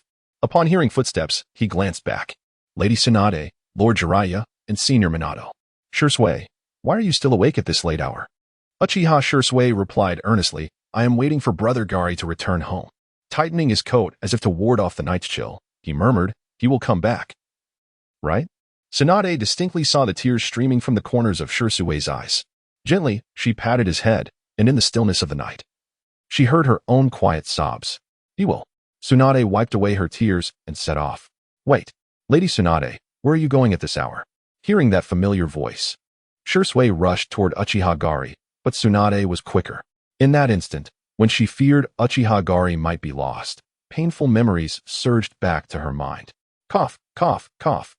Lady Tsunade, I can't breathe. From Uchiha Fugaku, your ocular technique has been further enhanced. From Sarutobi Asuma, you have acquired wind release, wind dust technique. From Sarutobi Hiruzen, you have gained earth release, earth flow river. From Tsunade, you have obtained the healing technique. From Jiraiya, you have received earth release, hell swamp. From Minato Namikaze, you have acquired the flying thunder god technique, second stage. Gold coins showered down in abundance. After a prolonged moment, Tsunade finally released Uchiha Gari. I knew you would be all right. Uchiha Gari beamed with a radiant smile. I sincerely apologize for causing everyone concern. At that moment, a feeble voice emerged from behind him. We can reminisce later. For now, let us meet with Lord Hokage. It was then that they noticed a Kimichi Toraifone was carrying Shimura Danzo, his expression rather grim. As for Danzo, he lay motionless, akin to a lifeless dog. Understood, Senior Toraifone. Uchiha Lee gently patted Shisui's small head. We have urgent matters to report to Lord Hokage. Very well, brotherly, let us be swift. The news of Uchiha Lee and Kakashi's survival quickly reached Sarutobi Hiruzen. He hurried downstairs and fortuitously encountered their group of 4. Wonderful, you are all still alive. Sarutobi Hiruzen affectionately patted Uchiha Lee and Kakashi on the shoulder, reiterating, it is good to be alive, good to be alive. After speaking, he turned his gaze towards the imposing Akimichi Toraifone and the seemingly lifeless Danzo. You and Danzo have endured much hardship. Particularly Danzo, he must be utterly exhausted. Upon hearing this, the expressions of Uchiha Lee and his companions suddenly grew complex. They exchanged glances, each remaining silent. Sarutobi Hiruzen sensed that something was amiss. What is the matter? Is it not as it seems?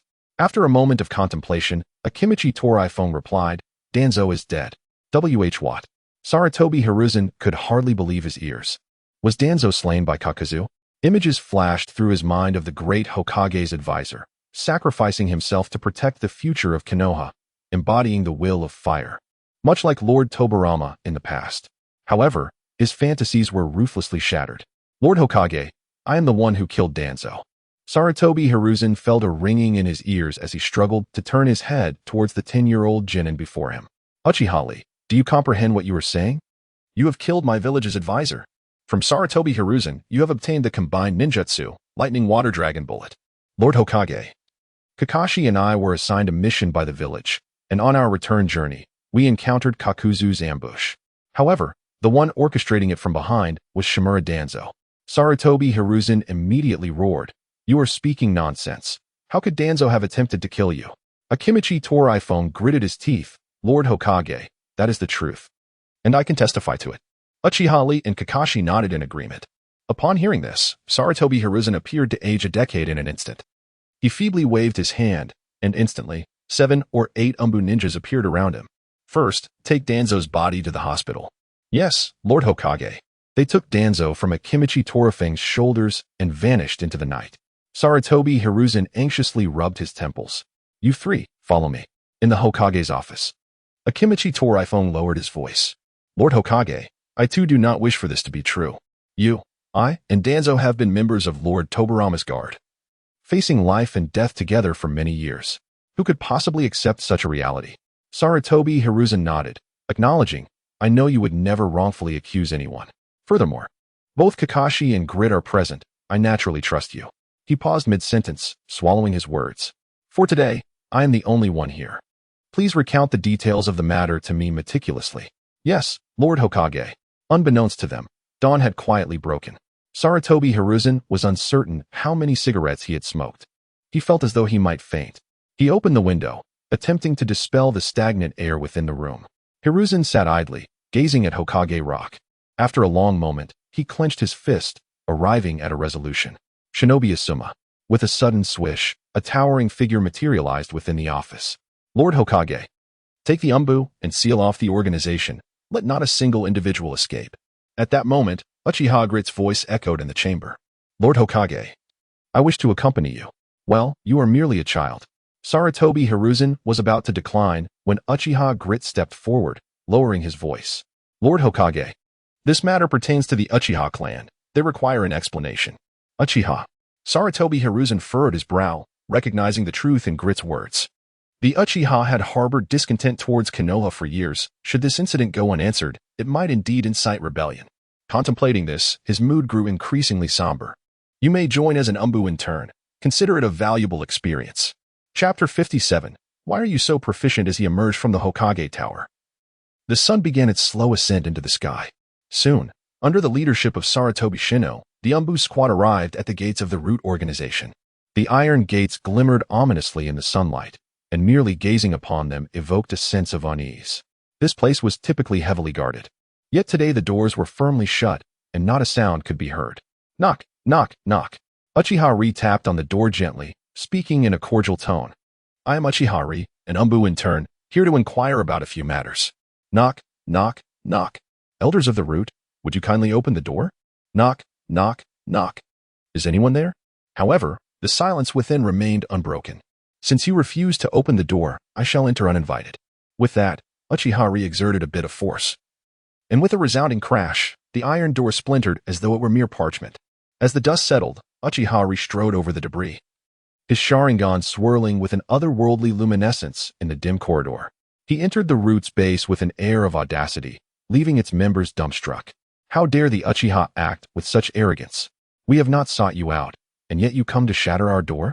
2 members, particularly incensed, recalled the last time he had ruthlessly dispatched one of their own right before their eyes.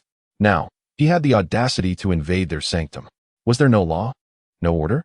Uchiha resurveyed the room and spoke with utmost politeness. I sincerely apologize for inadvertently damaging your door. If there are any grievances, please direct your claims to the Umbu. Upon hearing this, a member voiced his discontent. You insolent Uchiha brat, you must be here to provoke us. With that, he rolled up his sleeves, preparing to confront Uchiha Ri. Bang! Uchiha Ri produced a towering flame, crashing it onto the ground, which split open the earth with a deep chasm. His smile remained gentle as he inquired, Excuse me, Elder, what was that you just said? I didn't quite catch it. The previously belligerent Root ninja quickly subdued, forcing a smile that was more grotesque than sorrowful. And nothing, I was just stepping out for a moment, goodbye. He turned to flee. But Uchiha Ri restrained him. Inquiries by the Umbu. Why are you running? Might I ask, Elder, are you fleeing in fear of your crimes? The ninja began to sweat profusely. This Uchiha was far more adept at pinning blame than Danzo himself. I can endure, he muttered, crouching against the wall with his head in his hands, appearing quite practiced in this posture. Uchiha Ri shrugged, acknowledging the proficiency in the art of intimidation. Senju Tobarama scratched his head, vaguely recalling that during interrogations, a similar scene often unfolded. Uchiha Ri turned his gaze to the others present. May I ask, who is in charge here? Soon, a figure stepped forward. I am Yamanaka Ryoma, currently assisting Lord Danzo with the management of related affairs. Uchiha Lee displayed a sincere smile and inquired if he could be taken to the Root's archives, as he needed to investigate certain matters. Inuzuka Ryoma's eyes flashed with a hint of anger, but he quickly regained his composure upon noticing the dozen masked ninjas lurking behind him. They were not members of Root, but rather the Umbu. Having spent considerable time within the Root organization, he swiftly deduced that trouble was afoot. Consequently, the Root members offered no resistance and were easily subdued by the Umbu. Meanwhile, Uchiha Lee had already employed a wood clone to scour various corners of the Root organization. Before long, he stumbled upon a secret chamber. With a single punch, he shattered the door, only to discover it was filled with a plethora of meticulously organized files. These documents contained information on every clan, detailing their specialties in jutsu and bloodline limits. The records on the Uchiha clan were particularly exhaustive, with Shimizu Danzo's research on the Sharingan deemed exceptionally thorough. Additionally, there were records pertaining to experiments involving wood release. The documents meticulously chronicled the list of subjects involved since the inception of these experiments. Regrettably, all subjects had perished due to failed experiments. Uchiha Lee noted that the most recent entry was dated merely half a month prior. Damn, this old fool truly never learns. Just as Lee prepared to depart with the files, his foot unexpectedly kicked a metal object. Leaning down to examine it, he discovered a hidden compartment beneath the floor. Inside lay a small box, covered in dust, clearly long untouched. Upon prying it open, the first thing that caught his eye were the 4 characters, Hokage Sakumo. As he quickly perused the contents, his expression grew increasingly grim. Indeed, the circumstances surrounding White Fawn's case were suspicious. Uchiha Lee discreetly stowed away the files concerning Hokage Sakumo and hurriedly exited the chamber. "Lee, where are you headed?" "I have uncovered some new information that I need to report to Lord Hokage." Upon hearing this, his Umbu colleagues did not press further, as they were still preoccupied with their own tasks. However, Uchiha Lee did not proceed to Hokage's office. Instead, he made his way directly to the territory of the Shimura clan. His arrival swiftly attracted the attention of the Shimura clan. It was well known that relations between the Uchiha and Shimura clans had always been strained, with little to no contact between them. His presence today could only signify trouble. News of an Uchiha appearing in the clan's territory spread rapidly, and soon enough, armed Shimura clan members emerged. Once a sufficient number had gathered, Uchiha Lee spoke. "May I inquire if Shimura J-san and Shimura are present?" No one responded. Thus, Uchiha Lee repeated his request. "I have matters to discuss with them. Could you please summon them?" Before long, an elderly man stepped forward from the crowd. "You little Uchiha, this is not a place for you. Are you not afraid of Lord Dan seeking you out?" Uchiha Lee scratched his head, realizing that they were still offline. "Are you not aware? Shimura Danzo has desecrated the body of the first Hokage and has recklessly conducted wood release experiments, showing no signs of reform. He even hired bounty hunters to target ninjas from our own village. Oh, and that ninja was me. I have since eliminated him." "What?" The elder was taken aback. For he was a relative of Shimura Danzo, specifically Shimura Ryota, the current head of the Shimura clan. In the past, they had committed numerous transgressions in Konoha. Relying on this connection, now that trouble had come knocking, even a fool could discern the implications. However, Shimura Ryota remained obstinate, declaring, "What gives you the right to demand anything from our Shimura clan?" Uchiha Lee smacked his forehead, realizing he had forgotten to don his mask. He retrieved the mask that symbolized the Umbu and put it on. "Is this sufficient now?" Upon seeing the Umbu mask, Shimura Ryota's heart sank. This was truly disheartening. He never expected that a member of the Uchiha clan would join the Umbu. Sarutobi Hiruzen must truly be losing his faculties. Hearing this, Uchiha Lee took out a small notebook, recording the statement while saying, "The head of the Shimura clan claims that the Hokage is senile and that he has no say in the selection of Umbu members." You insolent brat. What are you saying?" Shimura Ryota was nearly beside himself with rage. How could the inherently malevolent Uchiha twist the truth in such a manner? "Stop writing. That's not how things transpired." With that, he lunged to snatch the pen from Uchiha Lee's hand. Uchiha Lee deftly evaded and continued writing. Shimura Ryota attempted to conceal the truth, hoping to revoke the Umbu's right to record. As he wrote, he cast a glance at the clan members brandishing their blades. The Shimura clan was vehemently resisting the Umbu's routine inquiries, employing force and opposition, which hinted at potential treachery against the village. Ultimately, Shimura Ryota capitulated, respectfully stating, "Uchiha Lee Dano, I was wrong. We will cooperate with your investigation." Beneath the mask, Uchiha Lee smiled with great satisfaction. See, was that not a more agreeable approach? Chapter 58. The Shimura clan's rebellion. Under the gentle persuasion of Uchiha Lee, 3 members of the Shimura clan willingly accompanied him to the Umbu for an investigation. However, a minor mishap occurred on their way. He inadvertently took a wrong turn, leading the trio on a circular route through the village of CBD. Nevertheless, he harbored no concerns about their potential escape. Should they dare to flee, Uchiha Lee was prepared to label them as fugitives attempting to evade justice.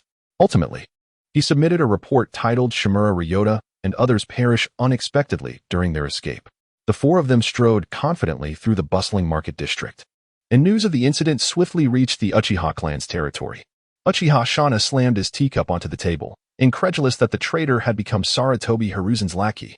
No sooner had he spoken than Uchiha Hokage burst into the courtyard, exclaiming that Uchiha Lee had paraded the 3 Shimura clan members before the public. A splendid execution, truly befitting a member of the Uchiha clan. Uchiha Shana shattered the table in his fury, letting out a harsh laugh. Uchiha Fugaku cast a disdainful glance at the uncontrollable Uchiha Shana. The news of Uchiha Lee's return did not elicit any noteworthy emotion from Uchiha Shana. However, learning of Shimura Danzo's demise at the hands of Uchiha Lee left him grinning from ear to ear. "Get me a new table," he demanded. Upon hearing that Uchiha Lee had returned with Shimura clan members in tow, Sarutobi Hiruzen was left utterly astonished. How had Uchiha Lee managed to orchestrate such a significant event without anyone noticing? Was he truly attempting to uproot the Shimura clan entirely? The current state of Konoha could not afford further internal strife. As he contemplated how to mitigate the repercussions of this incident, the 3 Shimura members had already divulged nearly everything. There was no escaping the Umbu's formidable grip, particularly that Uchiha Lee, who, despite merely being a recorder, was the most intimidating of them all. A few words from him could easily lead one astray, distorting the truth. Under his pen, those 3 had committed every conceivable crime. Remaining silent was not an option. That would be deemed a refusal to cooperate, warranting the use of the great memory restoration technique. Meanwhile, the interrogation department operated with commendable efficiency, enlisting the aid of the Yamanaka clan to thoroughly extract memories from the root organization members. Such a large-scale operation naturally stirred considerable unrest within Konoha. Anxiety permeated the air as everyone feared an encounter with the Umbu.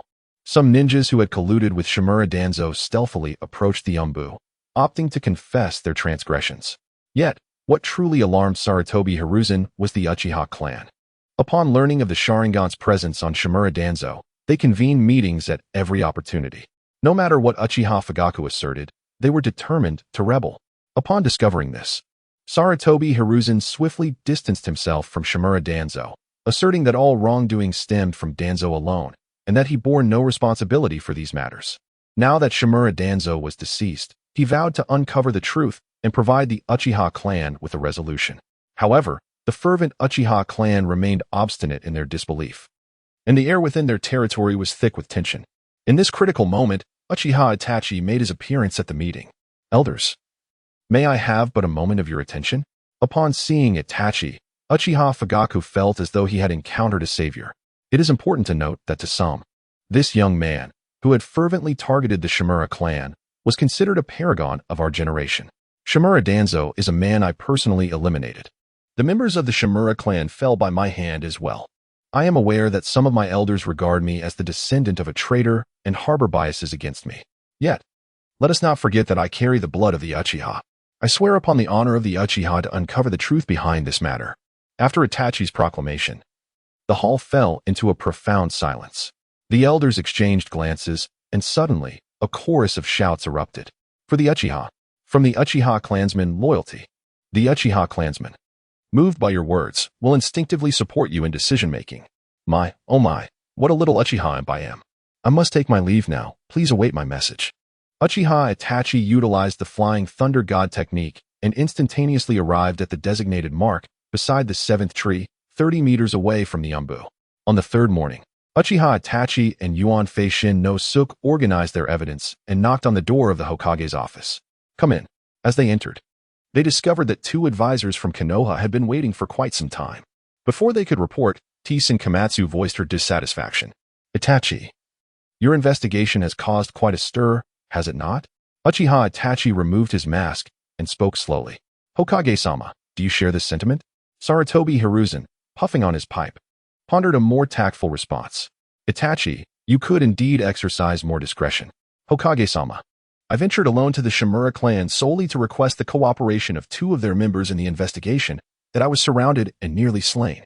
Who, then, should practice restraint? To put it mildly, this reflects the Shimura clan's lack of discernment. More broadly, it signifies their arrogance. In my view, they pose a potential threat of rebellion at any moment. I suggest we apprehend them all and interrogate them one by one. Hiruzen nearly choked at this declaration. Yesterday, your Uchiha blades were drawn, and yet you accused the Shimura clan of insurrection? Truly outrageous. Thus, Hiruzen was compelled to shift the topic. Itachi, you have truly endured much. You were not harmed, were you? Uchiha Itachi, unperturbed, placed the meticulously compiled criminal records from the previous night on Hiruzen's desk. Hokage-sama, the crimes of Shimura Danzo are all documented here. Please take a look. Hiruzen picked up one of the scrolls and glanced at it casually. In truth, he was already well aware of the sordid deeds committed by Danzo. It is precisely for this reason that he has previously cautioned Shimura Danzo. Who could have anticipated that Shimura Danzo would become increasingly audacious, engaging in ever more reckless endeavors? He has been frantically amassing funds and conducting perilous experiments. Of course, his beloved disciple, Orochimaru, plays a role in this madness. This young man slipped away on the very day the Umbu sealed off the Root organization. And now his whereabouts remain shrouded in mystery, lurking in some shadowy corner. The 2 advisors besides Sarutobi Hiruzen gazed at the scroll on the table, letting out a deep sigh. With their vast experience, they understood that Danzo's actions could not remain concealed, just as they pondered whether there was any chance of resistance. Uchiha Itachi produced yet another scroll. Lord Hokage, Lord Mitokaze, and Lady Tsunade, the final matter pertains to the late White Fang. Upon hearing the name of White Fang, the expressions of the 3 instantly turned grave. Uchiha Itachi spoke slowly. According to the accounts of the Shimura clan, it was Danzo who deliberately leaked information that led to the failure of White Fang's mission. Following the incident, he instigated his subordinates to spread rumors, driving White Fang to the brink of despair. Chapter 59. This is the will of fire. Upon hearing the name White Fang, Sarutobi Hiruzen's pupils contracted sharply. Instinctively, he withdrew his pipe and took a deep drag. What has happened to White Fang? Uchiha Grit cleared his throat and spoke slowly. During the investigation of Danzo Shimura and his associates within the Umbu, I discovered this scroll in a hidden chamber. He stepped forward, gently placing the scroll before Sarutobi Hiruzen. Before undertaking his mission, White Fang's movements were leaked by Danzo Shimura, which led to his ambush. Furthermore, after White Fang abandoned the mission to protect his comrades and returned to the village, it was Danzo who spread rumors, resulting in White Fang's tragic fate. Following the incident, Danzo dispatched assassins to eliminate White Fang's 2 companions. The 2 advisors of Konoha and the Hokage exchanged glances, their expressions laden with complex emotions. White Fang, Sarutobi Hiruzen, Tsunade, and Mitoge Inazuma each took turns examining the scroll meticulously, leaving no detail overlooked. In silence, they shared a moment of understanding. After a long pause, Tsunade finally spoke. I never expected Danzo to engage in such treachery. It truly sends chills down one's spine. Indeed, I had thought Danzo was, as before, a steadfast guardian of Konoha, only to witness this transformation.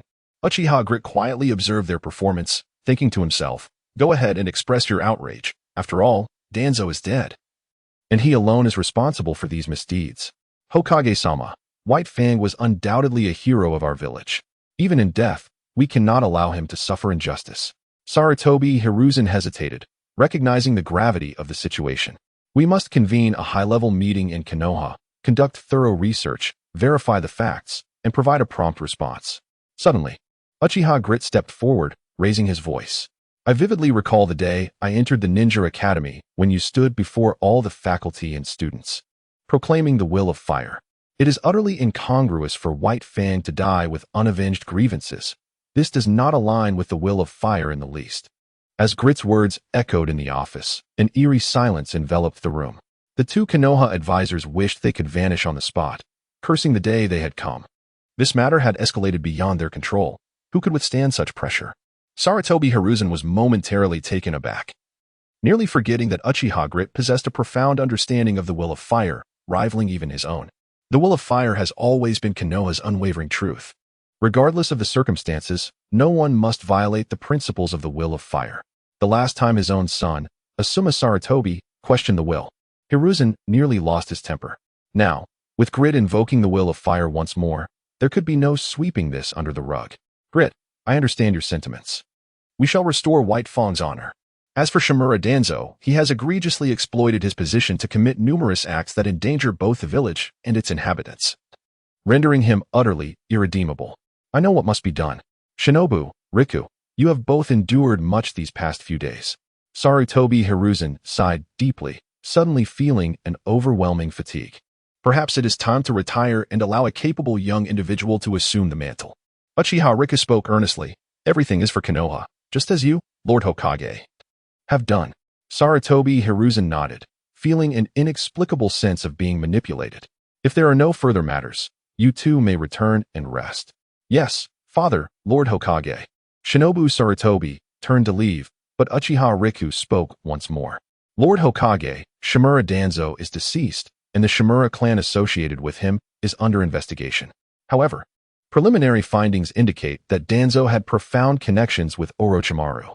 Uchiha Riku paused mid-sentence, casting a questioning glance at Sarutobi Hiruzen, eagerly awaiting his response. Upon hearing Orochimaru's name, Sarutobi Hiruzen's agitation grew. He genuinely wished to confront Orochimaru with force. He had already warned him once to keep his distance from Danzo. Yet, he persisted in colluding with him, disturbing the peace of Konoha. Now that matters had escalated to this point, how could he protect Orochimaru? Sarutobi Hiruzen sighed inwardly, resolving that Orochimaru must face the consequences from Konoha. Shinobu, dispatch a team specifically tasked with this matter. After pondering for a moment, Shinobu Sarutobi appeared conflicted. Lord Hokage, the Umbu are currently understaffed. We cannot spare additional personnel. I see. Sarutobi Hiruzen mused, acknowledging the strain on the Umbu as they were preoccupied with investigations. At that moment, Uchiha Riku proposed a solution. Lord Hokage, I suggest we reactivate Root. Immediately, Tsunade Shizun questioned. Uchiha Riku, the Umbu has just thoroughly investigated the Root organization. To propose its reactivation now seems rather frivolous. Lady Shizun, the existence of Root is not inherently flawed. It was merely Danzo who led it astray. Reactivating Root would signal to the people of Konoha that it has undergone significant transformation. As you are aware, Konoha currently faces internal and external strife. We must consolidate everyone's strength. We cannot allow one man's misdeeds to dismantle an organization that can play a pivotal role in times of war. Upon hearing this, Tsunade Shizun was rendered speechless. She turned to Sarutobi Hiruzen. Lord Hokage, what is your stance? After a moment of contemplation, Sarutobi Hiruzen concluded. Once the situation with Danzo is fully resolved, we shall proceed with reactivating the Root organization. Riku is correct, since Danzo has erred. We must act promptly to rectify the situation. He gestured towards Uchiha Riku. You will be responsible for the reactivation of Root and the recruitment of personnel. Uchiha Rock gently tapped the forehead protector resting upon his brow, affirming that all actions were for the sake of Konoha. Go, he commanded. After Uchiha Rock departed with Sarutobi Shino, Tika Kobayashi promptly spoke up. Hizashi, do you not think that your recent decision was somewhat rash? Sarutobi Hizashi lit his pipe, urging her to speak plainly. Hizashi, you have allowed Uchiha Rock to recruit forces. Do you not fear that he may use this pretext to undertake actions detrimental to Konoha? Mito Gate-in also concurred, asserting, Hizashi, I believe this matter warrants further discussion. Sarutobi Hizashi cast a glance at his two old friends and replied. Rock would not stoop to such measures. He is no ordinary Uchiha. Like Kage, he embodies the will of fire flawlessly. Hizashi, Tika Kobayashi exclaimed in exasperation. Do not forget, he bears the Uchiha name. Lord Tobirama once stated. Sarutobi Hizashi bellowed, silence. Had Uchiha Rock not personally slain Shimura Danzo, those Uchiha would have long since besieged the Hokage building.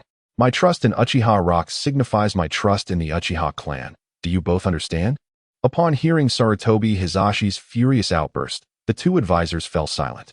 Leaning against the back of his chair, Sarutobi Hizashi gradually closed his eyes, contemplating how to exonerate White Fang from his unjust fate.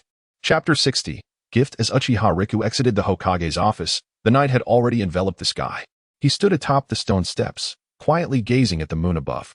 In the shadowy expanse, Senju Hashirama remained equally silent. For days, he had been observantly monitoring the unfolding events.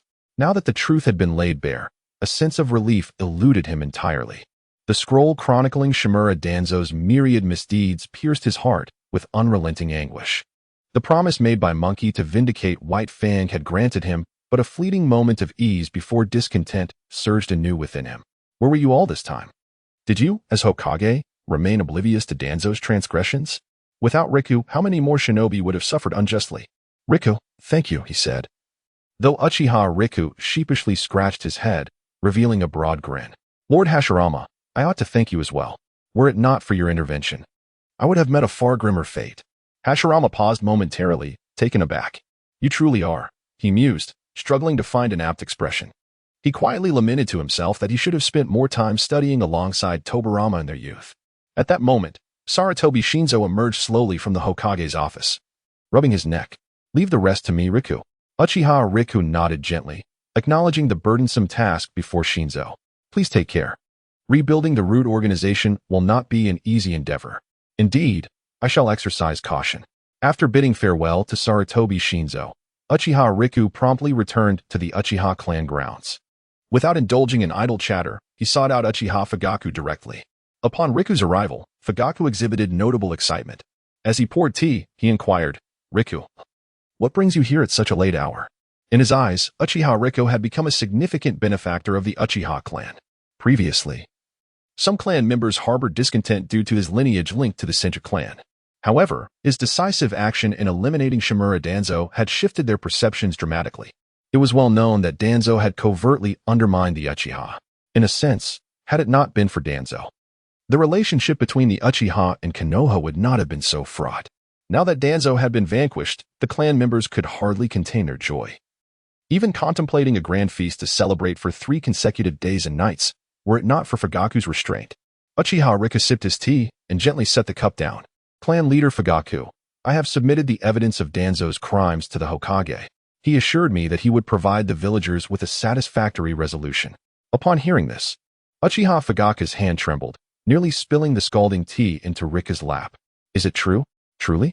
He exclaimed, his voice rising in astonishment. He had initially worried that Sarutobi Hiruzen would label Uchiha Shisui as a murderer of the Hokage's advisor, which could lead to a relentless conflict between Konoha and the Uchiha clan. However, with the demise of Shimura Danzo, both parties were spared from warfare. It could be said that he met his end appropriately. Uchiha Shisui quietly inquired of Uchiha Fugaku, what brings you such amusement, clan leader? Ah, you noticed? Fugaku replied with a blush, I merely saw you at lunch. Clearing his throat, Uchiha Fugaku composed himself. The two engaged in conversation for a while longer before Uchiha Shisui rose to take his leave. Clan leader Fugaku, it is getting late. I shall take my leave. Very well, very well. Uchiha Fugaku warmly escorted Uchiha Shisui to the door. Do visit often. After Uchiha Shisui departed, Uchiha Fugaku summoned a trusted guard. A meeting, now immediately. Within minutes, the shrine was filled with Uchiha clan members. Thank you all for coming at this late hour. There are several matters to discuss. In summary, with Shimura Danzo's death, Sarutobi Hiruzen would announce his crimes, restoring justice for the Uchiha. Uchiha Shisui had sacrificed much in this endeavor. He was not the descendant of a traitor, but rather a benefactor of the Uchiha. Henceforth, let us refrain from discussing bloodlines. At this point, Uchiha Fugaku cast a deliberate glance at Uchiha Shisui. Uchiha Shisui understood that this was Fugaku's way of signaling him. Yet, putting aside bloodlines, Uchiha Shisui had indeed performed admirably, leading him into a profound internal conflict.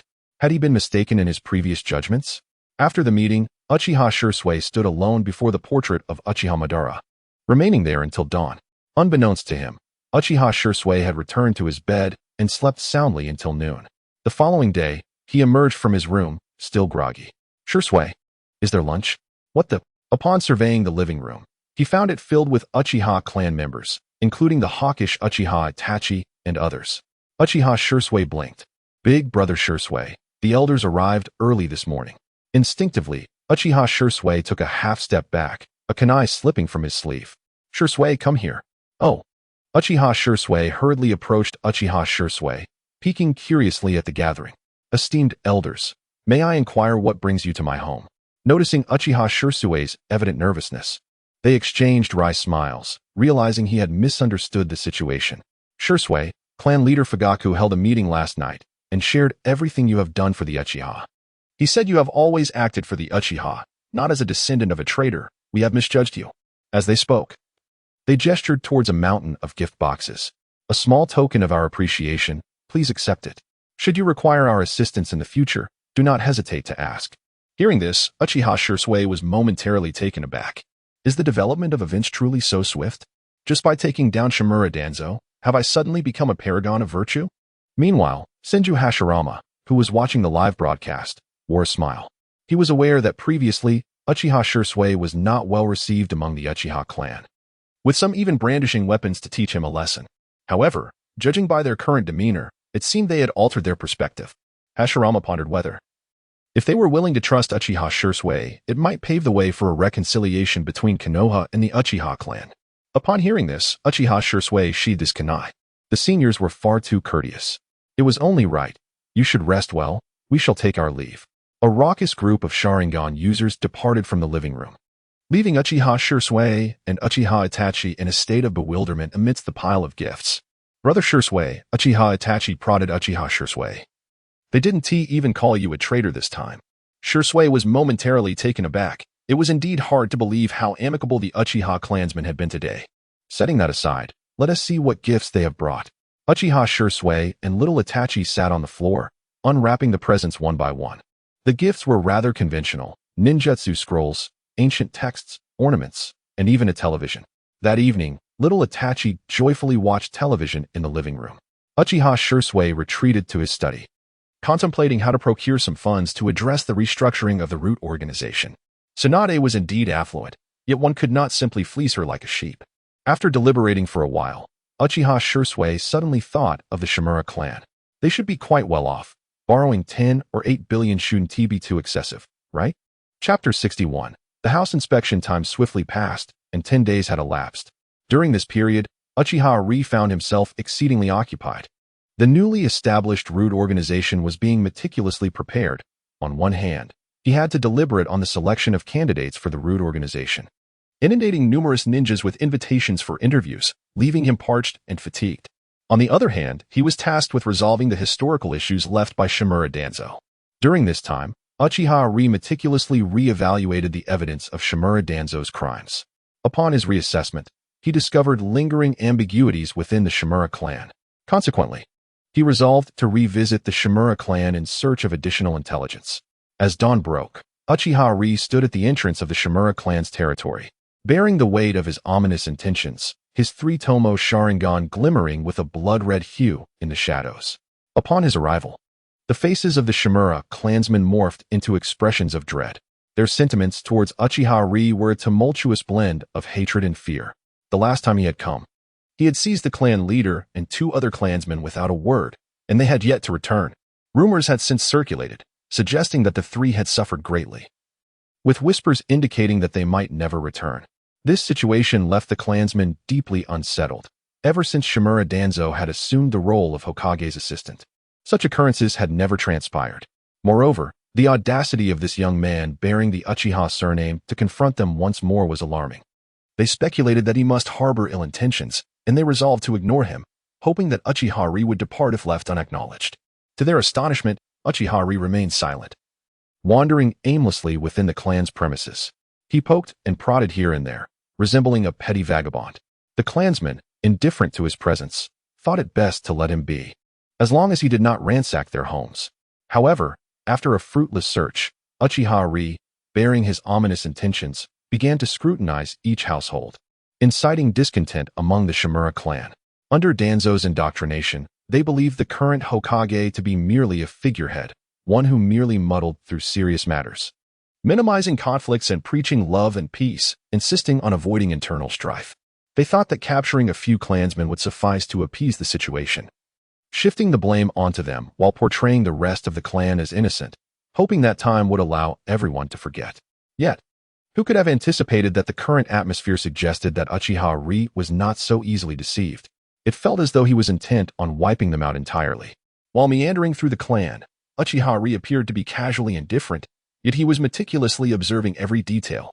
His fingers gently tapped against the walls, discerning the subtle variations in echoes. Suddenly, he halted, his gaze fixating on a storage room.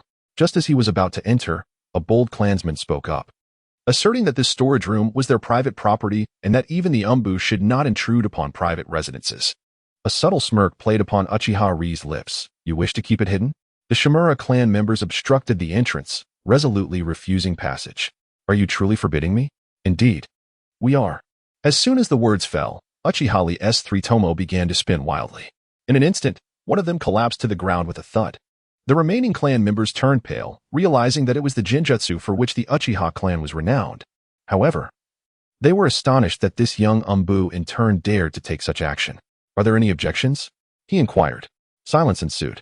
Clearly, everyone had reservations. Yet no one dared to voice them. If he could kill Danzo, what were they but mere fodder? At that moment, Uchiha Ri stepped into the storeroom, surveying the shelves. He furrowed his brow, pondering how long this inventory would take. Someone, bring forth your account books, he called. After a brief wait with no response, he chuckled and gestured towards the storeroom. I suspect that the contents herein are the ill-gotten gains of Shimura Danzo, acquired through his official capacity and now being taken over by the Umbu.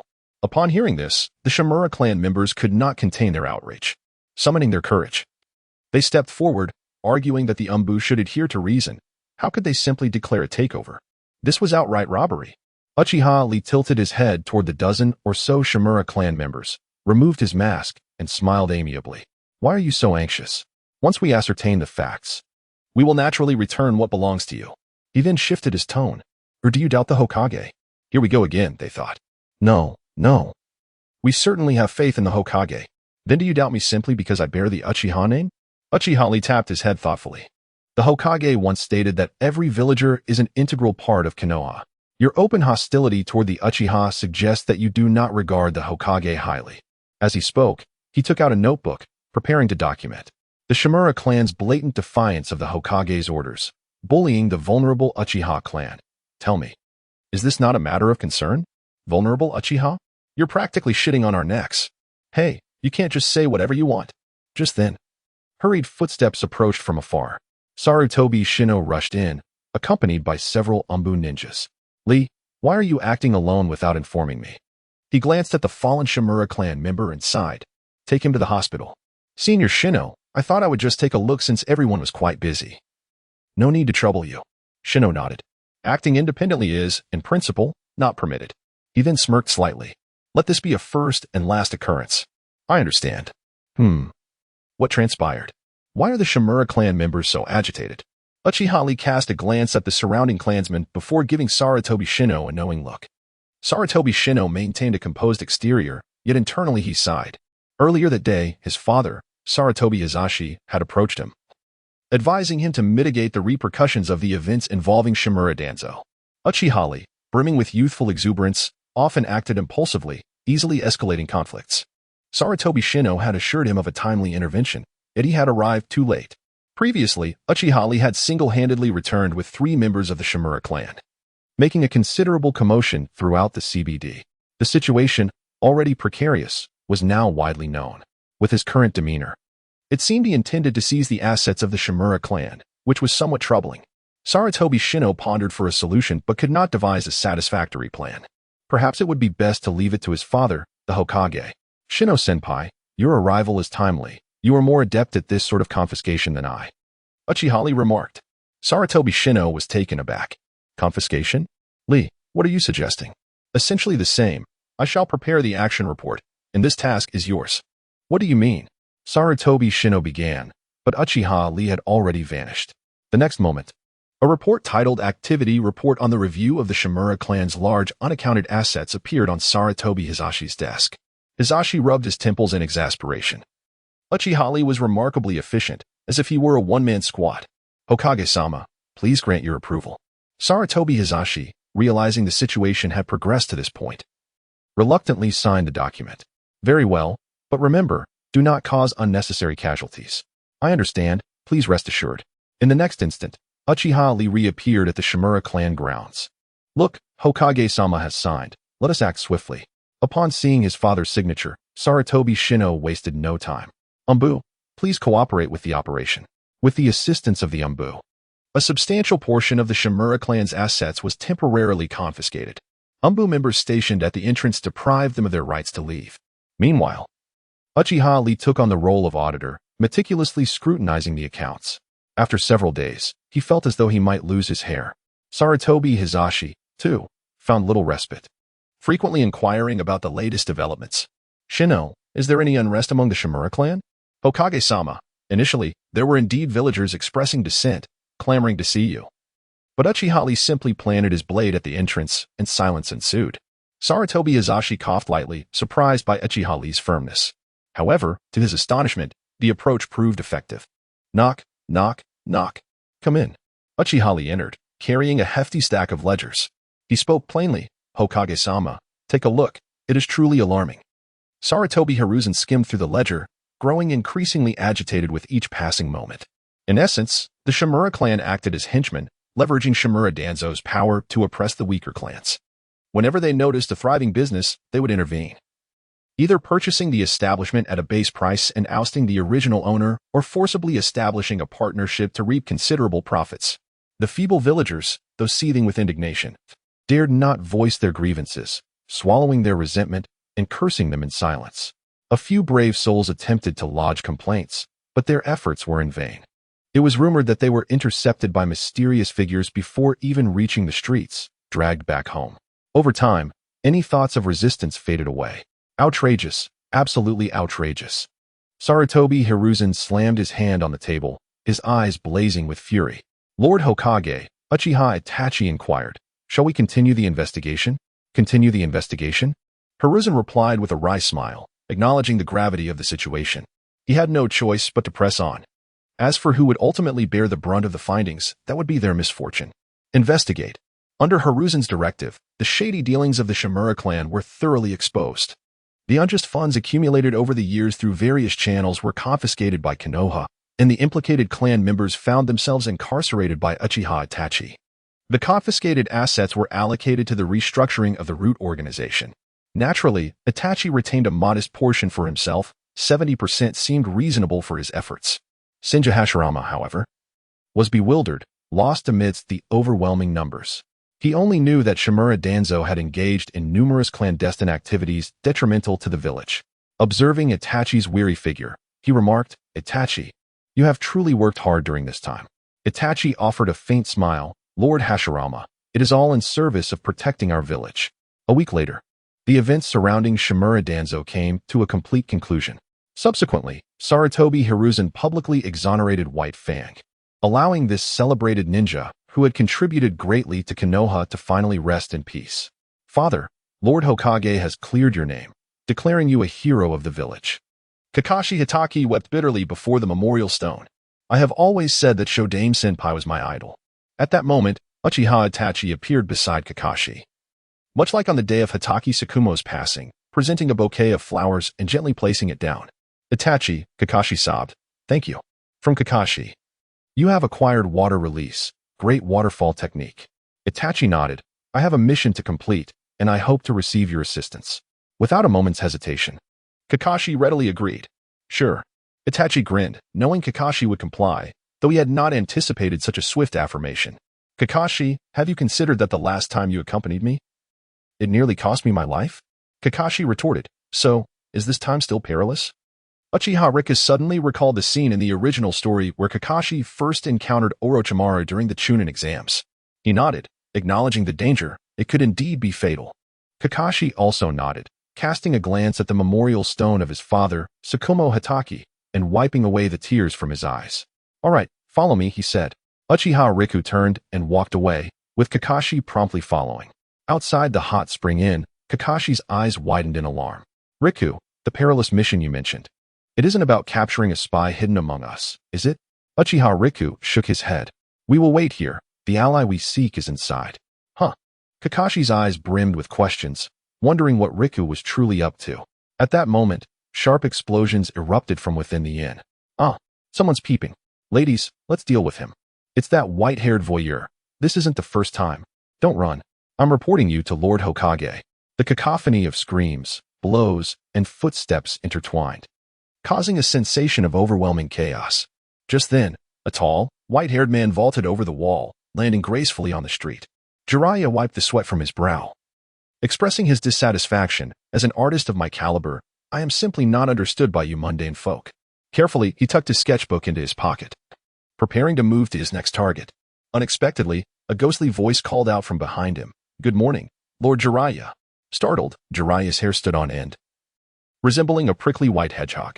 Turning around, he found two faces staring intently at him, nearly giving him a heart attack. What is wrong with you two? Why do you enjoy stealthily trailing behind others?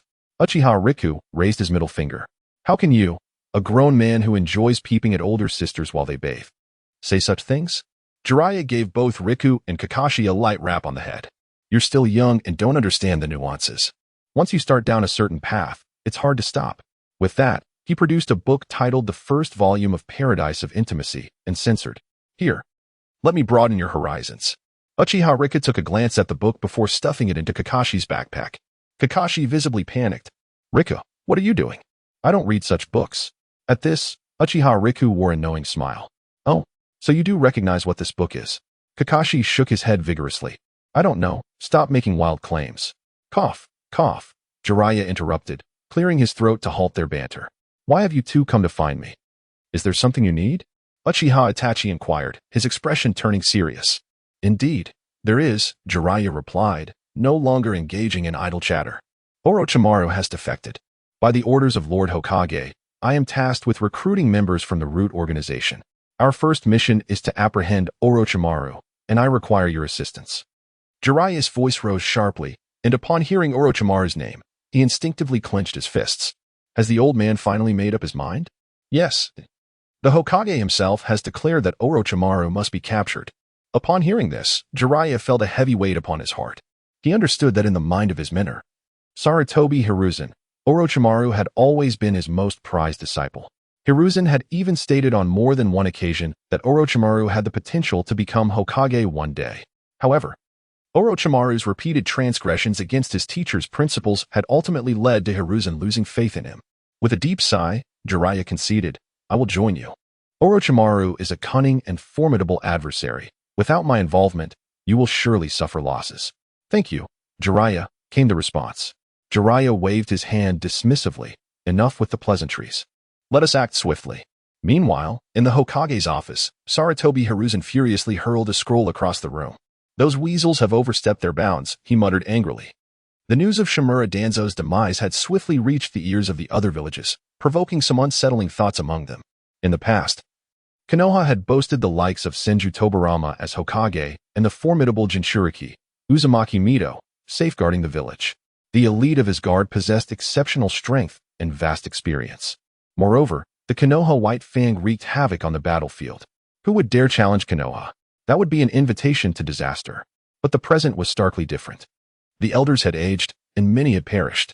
The village was caught in a cycle of decline, facing internal strife and external threats. In such a precarious situation, Konoha's bountiful resources appeared exceedingly tantalizing to the neighboring villages. Consequently, various villages discreetly dispatched spies to infiltrate the Land of Fire, seeking to acquire valuable intelligence. Hiruzen had anticipated this predicament and had dispatched additional personnel to intercept these spies. Yet, he had underestimated the ambition of the other villages. As scrolls containing intelligence reports flooded his office like snowflakes, with his eyes closed, he could envision the greedy and grotesque visages of the shadowy figures from the other villages. A sudden knock at the door interrupted Hiruzen's reverie. Rubbing his temples, he spoke with as much calm as he could muster. Come in. Uchiha Itachi, Kakashi, and Jiraiya entered. Jiraiya casually slumped onto the sofa, paying no heed to Hiruzen's furious countenance. Old man, I have accepted Uchiha Itachi's invitation to report to you, he declared. Jiraiya glanced curiously at Hiruzen. Old man, you don't seem to be in the best of spirits today. Sarutobi Hiruzen picked up a scroll and tossed it to Jiraiya. Take a look at this. Upon receiving the scroll, Jiraiya's expression changed drastically. These fellows have quite the keen instincts. Sarutobi lightly tapped on the table and inquired, Do you have any solutions? Jiraiya shrugged his shoulders and replied bluntly, Old man, you've asked the wrong person. If you wanted to know which elder sister at the hot spring inn is the most beautiful, I could certainly provide you with a comprehensive answer. Sarutobi swiftly grabbed another scroll and hurled it at Jiraiya's face, exclaiming, Get lost. Your 3 students are increasingly unreliable. I truly cannot fathom how you all ended up so misguided. As Sarutobi chastised Jiraiya, he continued to grumble while examining the scroll. The more he read, The angrier he became, and the more furious he grew, the harsher his words became. Ultimately, Jiraiya found himself thoroughly chastised. After half an hour, Sarutobi grew weary.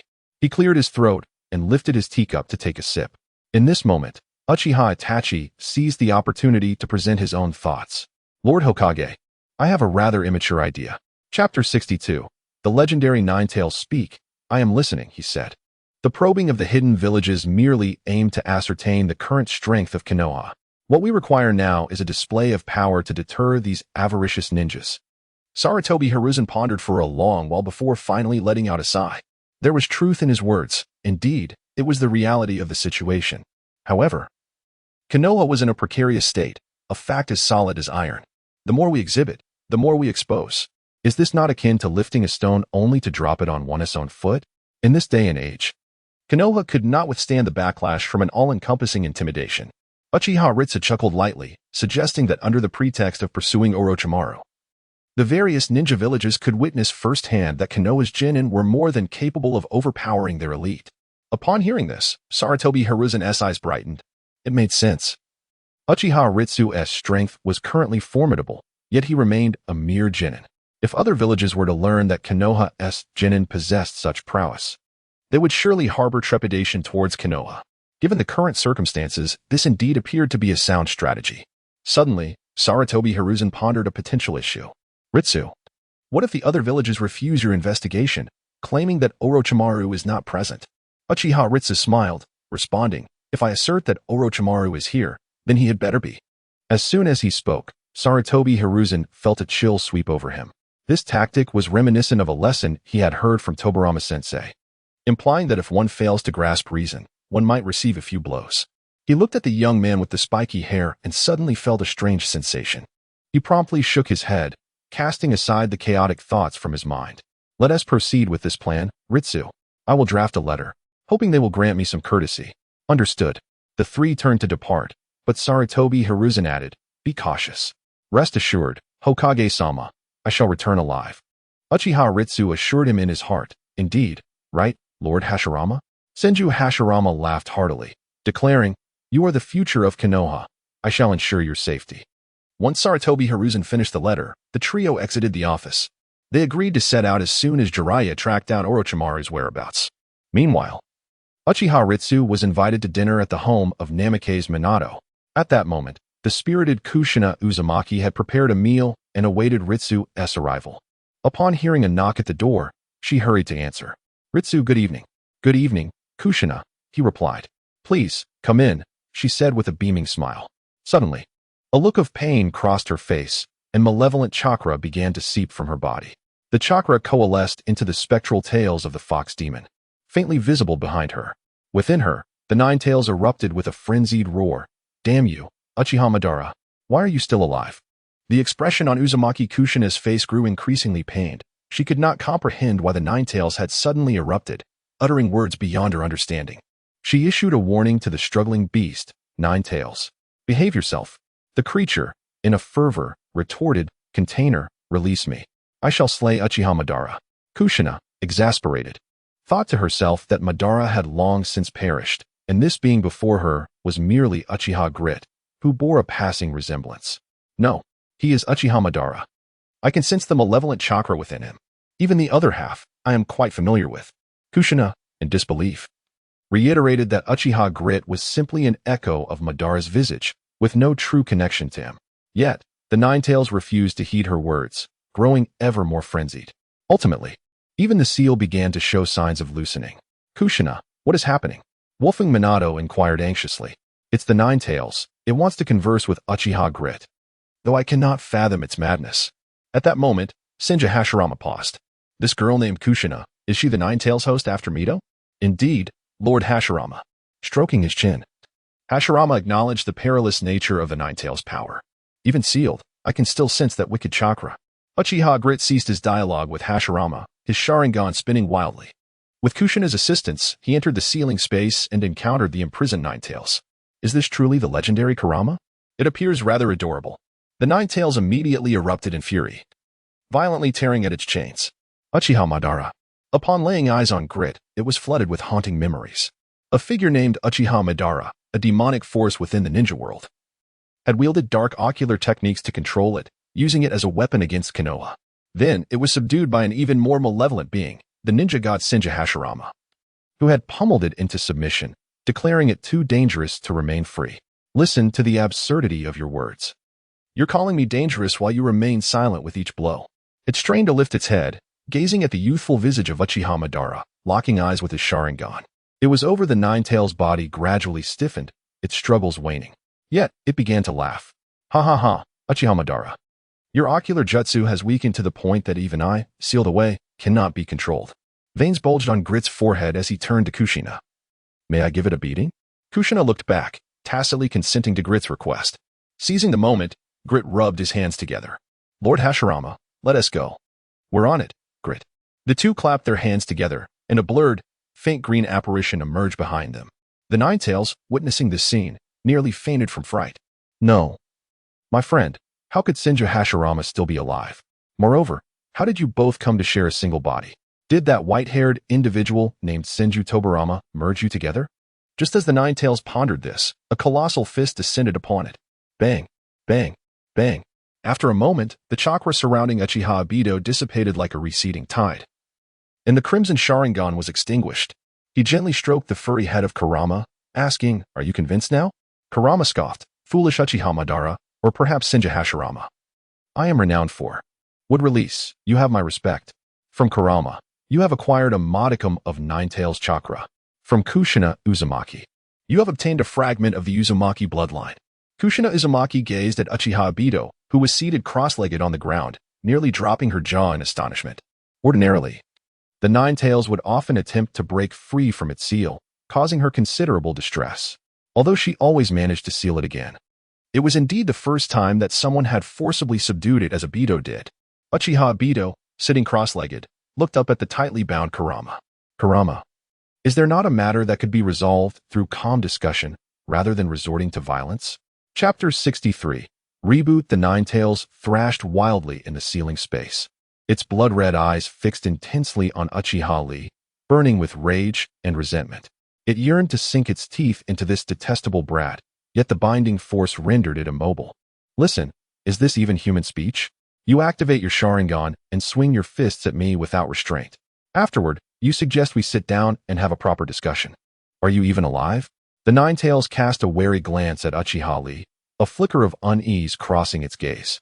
The last time it had seen this face, that man had made it into a mere power source, grappling with that scoundrel Senju Hashirama.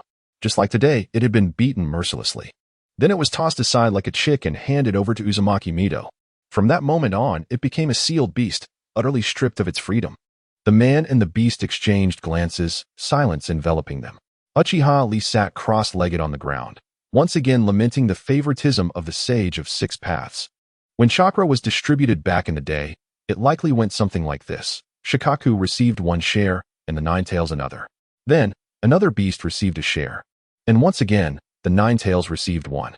This continued with each tailed beast. Oh dear, there's a bit left. Let us just give it all to the Nine-Tails. Subsequently, the prince, empowered by half of the Nine-Tails' strength, rampaged unchecked, slaughtering with abandon. Upon acquiring the whole beast, his power surged once more. One could only say, there was no pretense left. Observing the familiar visage of the Nine-Tails, Hashirama couldn't help but reflect once more on the situation. The sealed Nine-Tails remained a considerable challenge for him.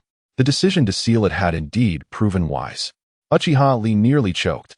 Lord Hashirama, perhaps you should take a break. Were those words to reach the Nine-Tails, they could very well infuriate it to death. Bound tightly, the Nine-Tails was filled with a plethora of questions. It had initially presumed that this boy, sharing a face with Uchiha Madara, would attempt to control it once again.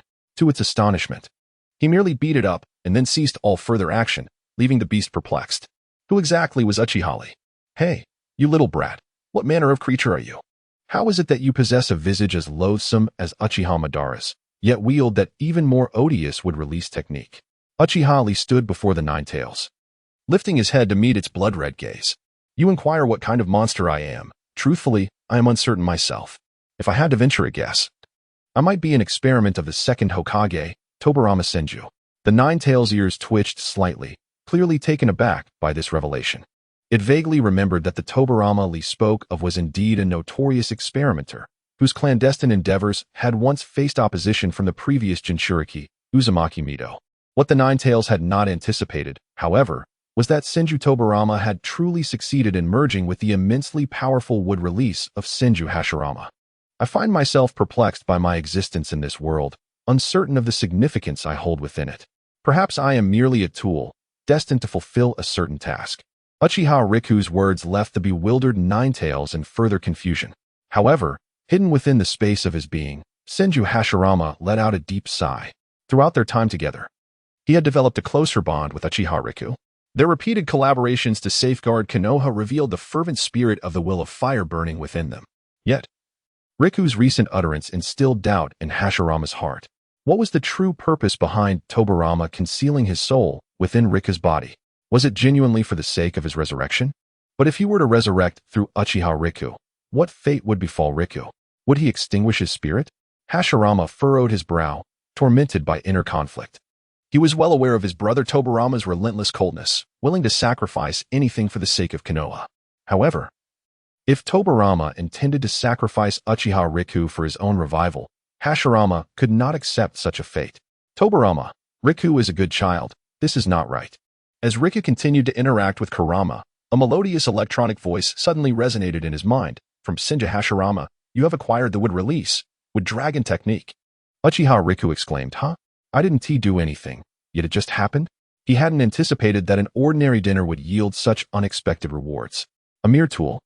Kurama contemplated this term, realizing it aptly described his own existence as well. Humans are truly amusing. They regard tailed beasts as tools and yet remain unsatisfied, sparing not even their own kind. Foolish sage of the six paths, you have overestimated humanity's benevolence. Kurama scoffed, turning away in silence. Riken rose to his feet, stretching his sore back. Let us conclude for today. We shall meet again when the opportunity arises. He gently patted Kurama's fluffy head, saying, Kurama, I'm leaving now. Farewell. The proud Nine-Tails turned his head away, retorting, Go on. I never wish to see you again. Suddenly, Uchiha Riku paused. I might encounter that creature named Shikaku in the future. Do you have any words for him? The previously lethargic Nine-Tails perked up at the mention of Shikaku's name. Kid, if you bump into that rascal Shikaku, be sure to give him a good kick in the rear. Riku stroked his chin, a smirk playing on his lips as he regarded Kurama. All right, but you must promise me one thing. Kurama pondered, considering what Riku could possibly want from him, likely not to cause chaos within the Jinchuriki's body. What an annoying little brat. Kurama bared his fangs. Fine. Let us go? With a snap of his fingers, Riku restored the ceiling space to its normal state. He smiled warmly at Uzumaki Kushina and inquired if it was time for dinner. It was then that Kushina snapped back to reality and hastily invited Uchiha to take a seat. Gaikuin, please indulge yourself. These are a few dishes I have recently learned to prepare. Thank you for your hard work. They soon finished their meal, and just before departing, he suddenly recalled something. Kushina, if the Nine-Tails misbehaves, do let me know, and I shall come to discipline it. Upon hearing this, the Nine-Tails instinctively shrank its neck. The man's fist was indeed excruciating. Observing the Nine-Tails' reaction, Kushina couldn't help but chuckle. Since sealing it away, this was the first time she had seen it so compliant. As they exited the home of Minato Namikaze, the streets were deserted. Uchiha Guy strolled leisurely, eventually arriving at the front of the root organization. With the consent of Hiruzen Sarutobi, Guy undertook a complete reconstruction of the root from the ground up, establishing it as an organization devoted wholeheartedly to the service of Konoha. Furthermore, in his capacity as HR, he extended numerous invitations for employment to various clans within the village. Whether they chose to join or not was inconsequential. They were welcome to come and see. If it suited them, they could sign the employment contract, not that he would deceive them. Could the heir of the will of fire truly swindle them? The following day marked the grand opening of the root organization, with the reception hall filled with members from various clans. Among them were Tsunade, the head of the medical department, Jiraiya, the head of the intelligence department, and Akimichi Choza, the head of the logistics department, among others. As there was currently no suitable candidate for the position of head of finance, Uchiha Guy reluctantly took on that role as well. Additionally, several members of the Uchiha clan made their appearance in the hall, sparking considerable discussion. It had been a long time since the Uchiha had been present in Konoha's core departments. Did this signify a thawing of relations between Konoha and the Uchiha? Watching the gathered crowd, Senju Hashirama felt a swell of contentment. This is how the village should be, harmonious and mutually supportive. As for the Uchiha, they would always hold a place in Hashirama's heart as part of Konoha. In the past, they had made significant sacrifices for the village on the battlefield. Today, witnessing their return to the public, I brought him genuine joy. The credit for all this belonged to a boy not yet 11 years of age. Uchiha guy, you have not disappointed me. Amidst the murmurs, Hiruzen Sarutobi made his grand entrance. Ladies and gentlemen, please quiet down and lend me your ears. For the next while, Sarutobi recounted the history of Konoha, starting from its establishment by the first Hokage, emphasizing the significance of restarting the root organization and the reasons compelling them to take such action. He then highlighted the representatives of each clan and their outstanding contributions to Konoha, concluding that every clan was indeed an integral part of the village. Sarutobi Hiruzen expressed that the position of the leader of the root organization is currently vacant, and any relevant matters should be reported to the Minister of Human Resources and Finance, Uchiha. After some trivial chatter, the audience applauded, marking the conclusion of the root organization's founding assembly. Subsequently, the task of filling out employment applications was delegated to other colleagues within the root organization. He ascended to a room on the second floor, where Uchiha Fugaku, Uchiha Shisui, and other clan members had been waiting for some time. Upon seeing Uchiha Fugaku could no longer contain his excitement.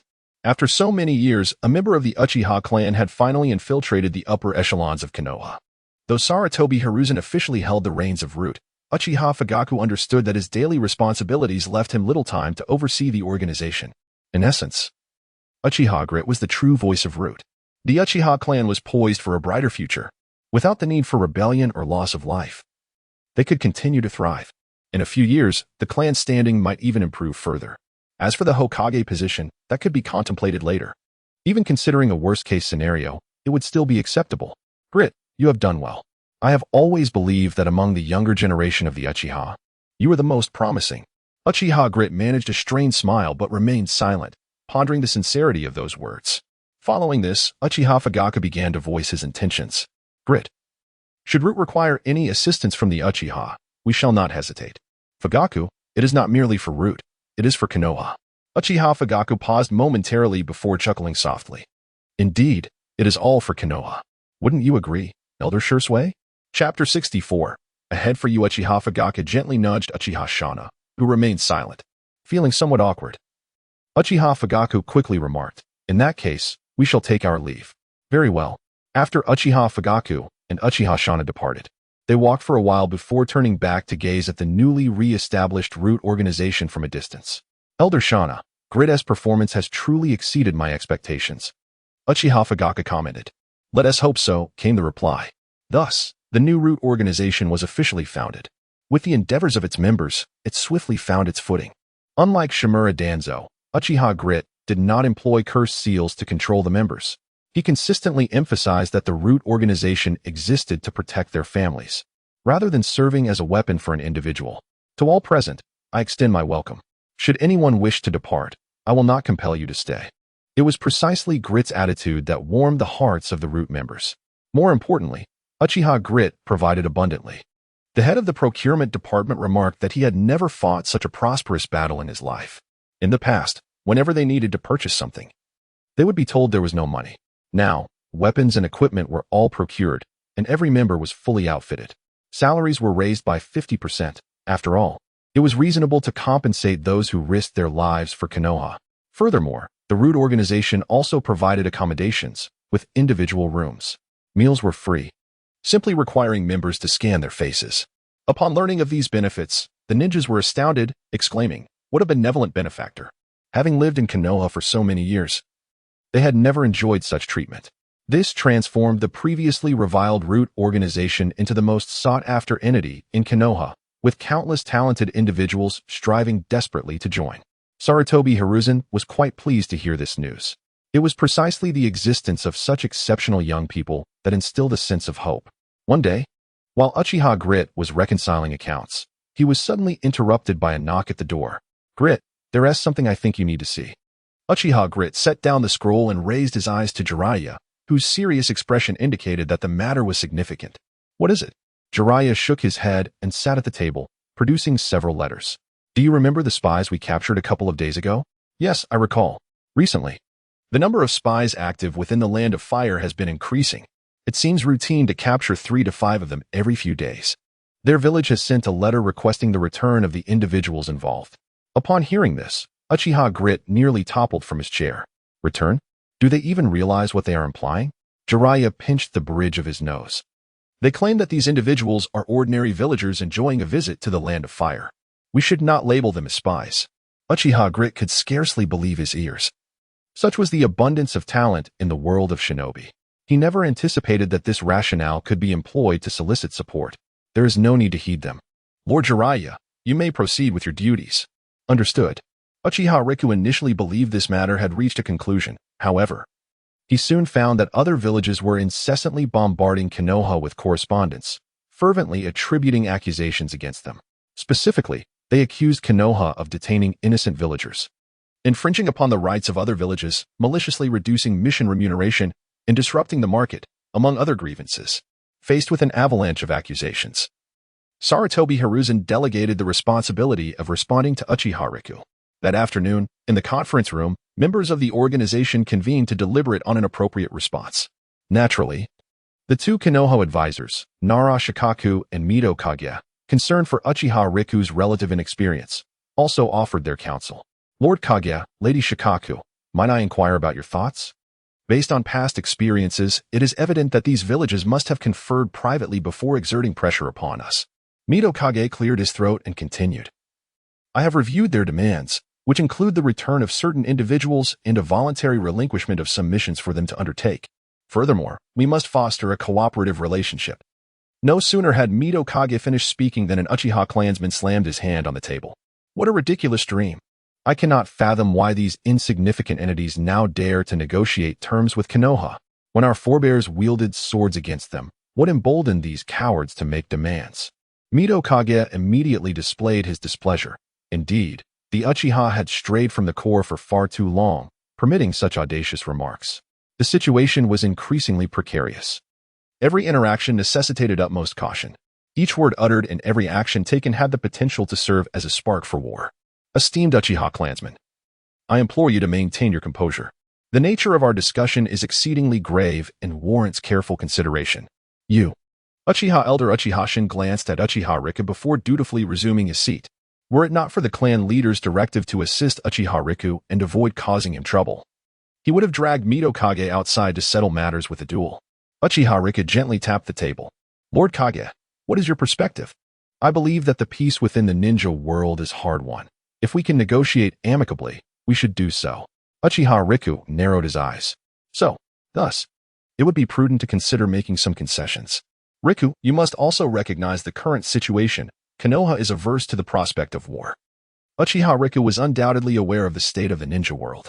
Humogakure was vigorously advancing its Jinchuriki technology, having cultivated the so-called perfect Jinchuriki, Killer Bee.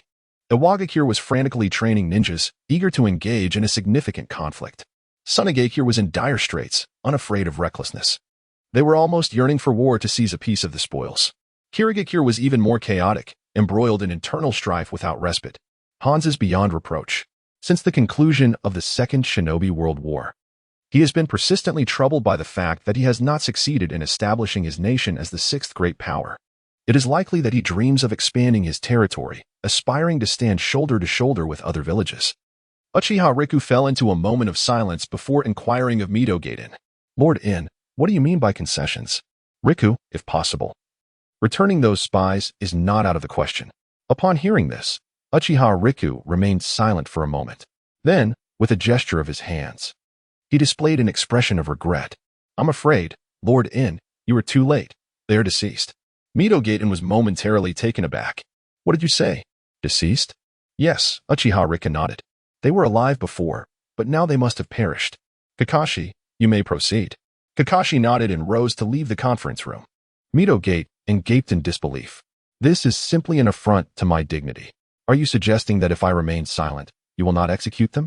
He struck the tabletop heavily. Riku, we cannot kill them. We may have to consider handing them over. With a resounding slap, Uchiha Riku shattered the conference table. Among our Konoha brethren, has anyone returned alive from their clutches? Is it justifiable to hand over these spies now? Mito Speak. Chapter 65. Drawing the blade, the air in the conference room felt as though it had solidified into a dense mass. Uchiha Grit tore apart one denunciatory letter after another directed at Konoha, discarding them into the nearby wastebasket. Mito Minion's wrinkled eyes twitched incessantly, his hands trembling uncontrollably due to overwhelming agitation. Typically, Sarutobi Hiruzen communicated with them in a courteous manner. However, today, during this organizational meeting, he found himself confronted by a brash young boy. Uchiha Grit, mind your attitude. Mito Minion rose, pointing a finger at Uchiha Grit. Tsunade Koharu's voice pierced through the tension. Uchiha Grit, you are jeopardizing Konoha's diplomacy. It is you who jeopardize Konoha. Uchiha Grit raised his voice, while Kakashi, having just returned from a mission, instinctively grasped the hilt of his short blade, White Fang. In the corner, Uchiha Shin activated his Sharingan. If they were to demand your sons or grandsons, would you comply? Speak. Would you comply or not? Faced with Uchiha Grit's challenging inquiry, the two advisors found themselves momentarily speechless. The other members exchanged glances, collectively opting for silence. Most present had never witnessed Uchiha Grit's fury before. He usually greeted everyone with a warm smile, never allowing the members of the Root organization to address him as Lord Grit. Rather, he showed utmost respect to each member. Over time, many had assumed Uchiha Grit would never lose his temper. Yet today, he astonished everyone by boldly confronting Mito Minin. This revelation prompted the others to realize that Uchiha Grit had even dared to slay the former Hokage's advisor, Shimura Danzo. Thus, confronting Konoha's advisors seemed hardly a remarkable feat. However, Mito Minion held a different perspective. He viewed Shimura Danzo as a criminal of Konoha. His death was justified. Unlike Tsunade Koharu, who was merely an advisor, Mito Minion was the second in command of Konoha. What capital do you, a mere child of the Uchiha clan, possess to counter their authority? He reiterated, his tone laced with undeniable authority. Uchiha Grit, do not let a moment of impulsiveness ruin the entirety of Konoha. Standing at the center of the conference room, Uchiha Grit surveyed his surroundings slowly. Relentless appeasement would not usher in peace. It would only embolden them, leading them to believe that Konoha was easy prey. Today they dared to demand spies. Tomorrow, they would dare to seek the life of our esteemed Hokage. I have already taken lives. If they refuse to yield, then we shall fight. With that, Uchiha Grit turned and departed, weary of engaging in further meaningless dialogue. Kakashi glanced at the Konoha advisors, sheathing his short blade, and followed Uchiha Grit out of the room. Mito Minion exchanged a glance with Tsunade Koharu before they too left the conference room, their tails between their legs, intent on reporting to Sarutobi Hiruzen. Thus, the meeting concluded on an unsatisfactory note, and the members of the Root organization returned to their respective duties, each bearing a distinct expression. Nevertheless, they all shared a common understanding. Uchiha, truly formidable, just as unyielding as Lord Tobarama of yore. By the time the meeting concluded, night had already fallen. Uchiha Shinsan, who had just participated in the meeting, returned to the Uchiha clan grounds, seething with anger. Were it not for the concern of inciting unnecessary trouble, he would have relished the opportunity to confront those two weaklings. At that moment, Uchiha Fugaku was dining with several elders. Earlier that day, Sarutobi Hizashi had engaged him in discussions regarding a matter concerning Konoha. The dialogue had been exceedingly pleasant, leading to a swift consensus. The Uchiha clan has always been an indispensable part of Konoha, and in the future, they would continue to support the leadership of the village.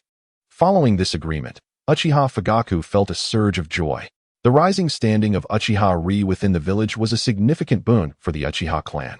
Even if he could not ascend to the position of Hokage in the future, there was no need to worry about potential opposition within the village. No rebellion would be necessary, all was well. Gentlemen, let us raise a glass. Just as Uchiha Fugaku lifted his cup, a series of urgent knocks interrupted. Bang, bang, bang. Uchiha Shinsen burst in, brimming with fury. Without uttering a word, he seated himself and drained his cup in one gulp. Observing his irate demeanor, Uchiha Fugaku initially assumed a disagreement had arisen between him and Uchiha. Have you quarreled with Ri? Did I not instruct you to cooperate with his efforts? No. Clan leader, listen to me. Upon hearing Uchiha Shinsen's account, the room fell into a sudden silence. Abruptly, Uchiha Shana overturned the table. Damn it, every student of Senju Tobarama, without exception, is utterly incompetent. Shimura Danzo may not have learned much, but he knows how to stir discord, making our Uchiha clan suffer in silence. Sarutobi Hizashi is becoming increasingly muddled, allowing this to fester. After finally dealing with him, those two ancient advisors pop back up. Retreating again? Shall we just hand over Konoha while we're at it? Uchiha Fugaku restrained the agitated Uchiha Shana. Calm down, Shana. We must maintain our composure. Calm down. Did you not hear Shinsan? The Konoha advisors demand tribute. This was nothing short of a colossal farce. When the ninjas of Konoha perished at the hands of those villages, why did they not dare to seek out the perpetrators? Uchiha Fugaku shut the door, pinching the bridge of his nose in irritation. Elder Shinsan, what did Ri say? Ri's stance is quite resolute. He declared that if they are dissatisfied, let there be a fight. Splendid. Uchiha Shana slammed the table with fervor. This child possesses the aura of Lord Madara. Uchiha Fugaku felt his heart racing. Today, Uchiha Shana was particularly animated. Wait, is he actually praising Uchiha Ri? A sharp intake of breath escaped Uchiha Fugaku. Loyalty. Activate. Elder Shana, were you just supporting Uchiha Ri? Uchiha Shana nodded. Indeed, if Uchiha Ri dared to compromise, I would seek him out to settle the score immediately. However, if he boldly declared he would not retreat an inch, I, Uchiha Shana, would acknowledge him as a man of honor. Uchiha Fugaku scratched his head. This elder truly is passionate and resolute. After venting his frustrations, Uchiha Shana regained a semblance of calm. The others, upon hearing of the discord between Uchiha Ri and the Konoha advisors, began to murmur among themselves. Some clan members expressed concern that this might affect Uchiha Ri's standing in Konoha, while others worried that the advisors would target him, jeopardizing the newly established atmosphere of harmony. Listening to the cacophony of voices, Uchiha Fugaku gently clapped his hands. Ladies and gentlemen, what I mean to convey is that regardless of what transpires, we stand in solidarity with Uchiha Ri. Having finished his statement, he asked for opinions. Without hesitation, the assembly nodded in agreement.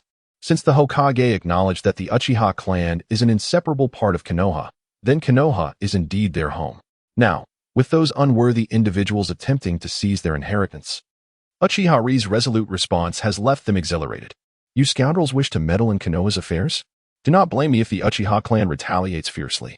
Witnessing the unity among the Uchiha, Uchiha Fugaku felt a profound sense of relief. He raised his glass. To the Uchiha clan, cheers. Cheers. In the Hokage building, Sarutobi Hiruzen pondered. Do you think Uchiha Ri is being too impulsive?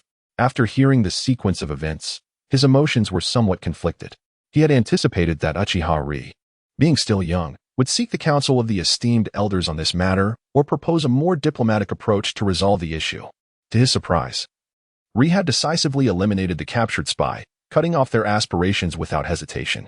Such a decisive and efficient manner reminded Sarutobi of his late teacher, Senju Tobirama, in Koharo. I believe it is best to leave this matter in Ri's hands. Hiruzen, I still feel that if we can negotiate, we should, Kohara replied. Sarutobi suddenly chuckled. With people dead, what is there to negotiate? Midogaiden found himself at a loss for words. Well, let's return. I am weary.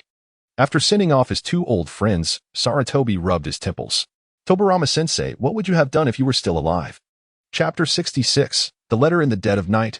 Uchiha Ri sat alone atop the highest watchtower of Konoha village. From this vantage point, he could clearly see the Hokage rock. Lee. A deep voice resonated within Uchiha Ri's mind. He paused momentarily and then closed his eyes. Gradually, his figure materialized in the dark expanse. He glanced at Senju Hashirama, noting the gravity etched upon his countenance. Lord Hashirama, you summon me? Hashirama pinched the bridge of his nose, his tone laced with confusion and helplessness. Has Konoha truly reached a point where anyone can trample upon it? Uchiha Ri remained silent for a moment, responding, not quite, but as you have observed, some of our elders advocate for tolerance. However, Lord Hashirama, do you genuinely believe that tolerance can foster peace? Hashirama appeared perplexed. Tobirama had once remarked that the treaties forged with other villages were not born of a genuine love for peace, but rather from fear. Uchiha Ri concurred wholeheartedly. Many years prior, Hashirama had introduced the theory of peaceful coexistence. The reason no one dared to refute him was that he was simply too formidable. Even when Hashirama slammed his fist on the conference table, none dared to laugh, fearing that the unrestrained Tobirama might seize the opportunity to strike them down in their sleep. Displaying their lifeless bodies at the village gate, waiting for the others to raise the white flag and surrender. Lord Hashirama, what Lord Tobirama said is indeed correct. Their insatiable greed for Konoha will never dissipate, but they are aware of fear. Only by instilling fear can we compel them to retract their hands reaching towards Konoha. Upon hearing this, Hashirama nodded in agreement. Although Uchiha Ri was merely 11 years old, he exhibited a wisdom that rivaled that of his brother Tobirama in many respects. With this realization, Hashirama ceased to speak further. He glanced at his own hands, his gaze sharpening. I, Senja Hashirama, advocate for peace. Yet I am not a soft target to be easily manipulated. Lee, go forth. I support you. Uchiha Lee flashed a broad smile, revealing his teeth. Rest assured. I have devised a strategy. Uchiha Lee performed the summoning technique, calling forth the languorous Fei. Fei, I have drafted the letter. Please find a colleague from the organization to deliver it. Understood, lordly. Fei wiggled his chubby form and swiftly vanished into the shadows. Before long, Uchiha Lee's response reverberated throughout the ninja world. His words were sharp, and his stance unyielding, starkly contrasting with Konoha's previously gentle demeanor. The specifics of the response were as follows. Firstly, regarding the incident of civilians from other nations being captured within the borders of the Land of Fire. Nonsense. Such claims are utterly baseless. The Land of Fire has always been a nation that cherishes peace, characterized by diligence and bravery. Our residents would never stoop to such despicable acts. Certainly, colleagues from the relevant departments have apprehended certain spies whose origins remain a mystery. If you claim these spies are civilians, then bring forth proof of residence to Konoha to reclaim them. If you cannot provide such evidence, refrain from making baseless claims that bully the innocent.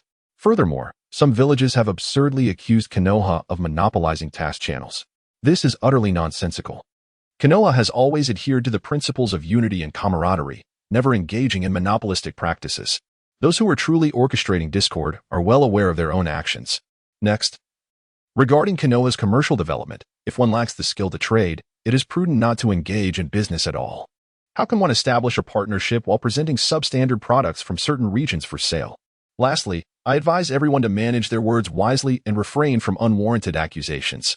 Should anyone have grievances, they are welcome to discuss them face-to-face in Konoha. The message bears the signature of Uchiha Ri. Upon receiving this response, the leaders of other villages immediately sensed a shift in the atmosphere. Who is this Uchiha Ri, a subordinate so audacious? Since the passing of Senju Tobirama and the subsequent ascension of Sarutobi Hiruzen to the position of Hokage, they had never encountered such a resolute reply. The text conveyed a clear message. If you are dissatisfied, come to Konoha and confront me. This brazen attitude left the other villages momentarily bewildered. Why does Konoha presume such authority? One might think that the deity of ninjas from their village had returned from the beyond. Despite vocally condemning the reply, the leaders felt an unsettling anxiety. Konoha had suddenly adopted a stringent stance, indicating they must possess new leverage. While the remaining hidden villages contemplated their response, Sarutobi Hiruzen sat in his office, smoking in contemplation. He never anticipated that the usually jovial Uchiha Ri would exhibit such formidable resolve. Bang! The office door was kicked open once more, startling Sarutobi Hiruzen, who looked up and instinctively cursed. Could you not knock? Mizutome Hikari. Jitsu Kamaru. Do you not know how to knock? All you do is disrupt the peace. Hiruzen, I have important matters to discuss. Whatever it is, it must be prefaced by a knock. Go out and try again. The Konoha advisor, exasperated, had no choice but to repeat the process. Knock, knock, knock. Hokage-sama, come in.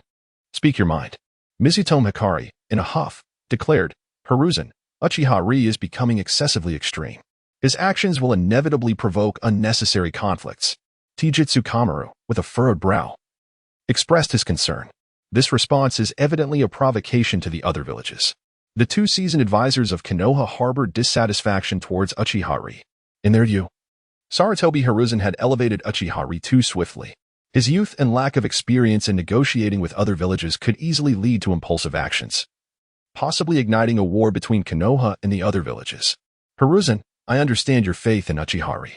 I must speak candidly, I too find this child commendable. Yet he is undeniably ill-suited for the position at hand. Sarutobi Hiruzen, confronted by the barrage of inquiries from his two old friends, found himself in a state of inner conflict. He gestured for them to take their seats while he poured himself a cup of tea. As for Sarutobi Hiruzen himself, he revisited Uchiha Itachi's response. This reply from Uchiha Itachi had not received his prior approval and thus deviated from the established protocol. However, having been uttered, what could he possibly do? It was hardly feasible to label Uchiha Itachi as a mere temporary worker, especially now that he had been dismissed. Such a statement would only serve to insult the intelligence of the leaders from other villages. Just as the three were deliberating the unfolding events, A knock echoed from the door. "Come in," he called. Kakashi entered, bearing a letter. "Lord Hokage, we have received a response from the other villages. Itachi has asked me to deliver it to you." The three exchanged glances, each reflecting the tension mirrored in the other's eyes. "Understood. You may return," Hiruzen instructed. Kakashi nodded and departed without casting so much as a glance at the two advisors from Konoha. The so-called advisors of Konoha paled in comparison to Uchiha Itachi in his eyes. Mito Kamen and Nara Shikaku exchanged a look, a flicker of discontent crossing their faces. They were acutely aware of Kakashi's unwavering support for Uchiha Itachi. During the previous altercation in the meeting room, that white-haired youth had even placed his hand upon the hilt of his sword. Once Kakashi had left, the trio eagerly tore open the letter. As their eyes scanned the parchment, their expression shifted from anxiety to astonishment, ultimately breaking into smiles. They had initially anticipated that the villages would vehemently condemn Konoha in light of Uchiha Itachi's response, seizing the opportunity to demand unreasonable concessions and extort them heavily. Contrary to their expectations, the replies from the other villages were not as confrontational as imagined. Instead, they conveyed a sense of caution and concession. "How is this possible?" Sarutobi Hiruzen exclaimed, slapping his thigh. "Uchiha Itachi, you truly are a little genius." Chapter 67. Tall and sturdy as a disciple of the esteemed Senju Tobirama. Sarutobi Hiruzen believed he had acquired a modicum of knowledge. He understood that the actions of the village leaders were always the result of careful deliberation with their higher-ups. The recent joint condemnation from other villages, ostensibly a demand for personnel, was in truth a test of Konoha's limits. Should Konoha choose to yield, they would infer that Konoha's strength had indeed waned significantly. This would embolden them to make even more unreasonable demands, inching ever closer in their pressure. However, Uchiha Grit's unexpectedly resolute response momentarily left them bewildered. What gave this young lad such audacity? No, it was Konoha that displayed such fortitude. On the surface, the reply came from Uchiha Grit, yet they did not perceive it this way. They regarded him as merely a child, with no substantial authority. Uchiha Grit was, in essence, merely a mouthpiece for Sarutobi Hiruzen. The sudden firmness of Hiruzen, who was typically so accommodating, could either be a bluff or a sign of a hidden trump card. After weighing the pros and cons, the other leaders suddenly felt that it would be prudent to avoid taking risks.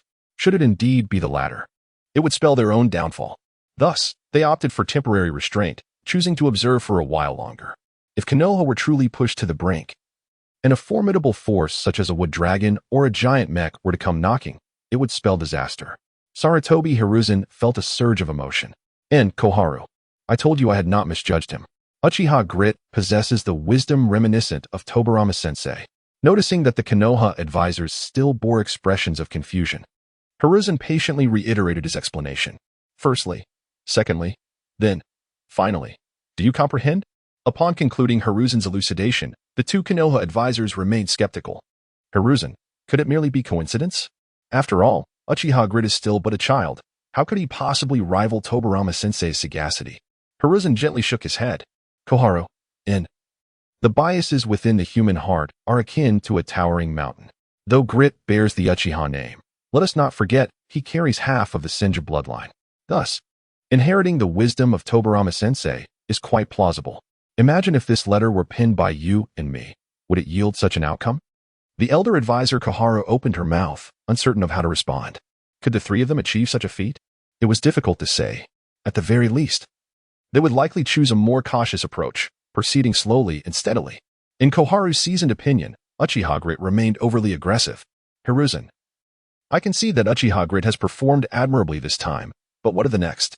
If this escalates the conflict and even incites war, who shall bear the responsibility?" Mito Gaiden sighed. "Koharu is correct. Both of us have endured the ravages of war. Conflict, after all, claims countless lives." Upon hearing this, Sarutobi Izashi's initially fervent heart gradually settled into a state of calm, yet a tinge of worry began to creep in. The harrowing scenes from the last war remained vividly etched in his memory, and he could scarcely fathom the grievous toll that a full-scale Third Ninja World War would exact upon Konohagakure.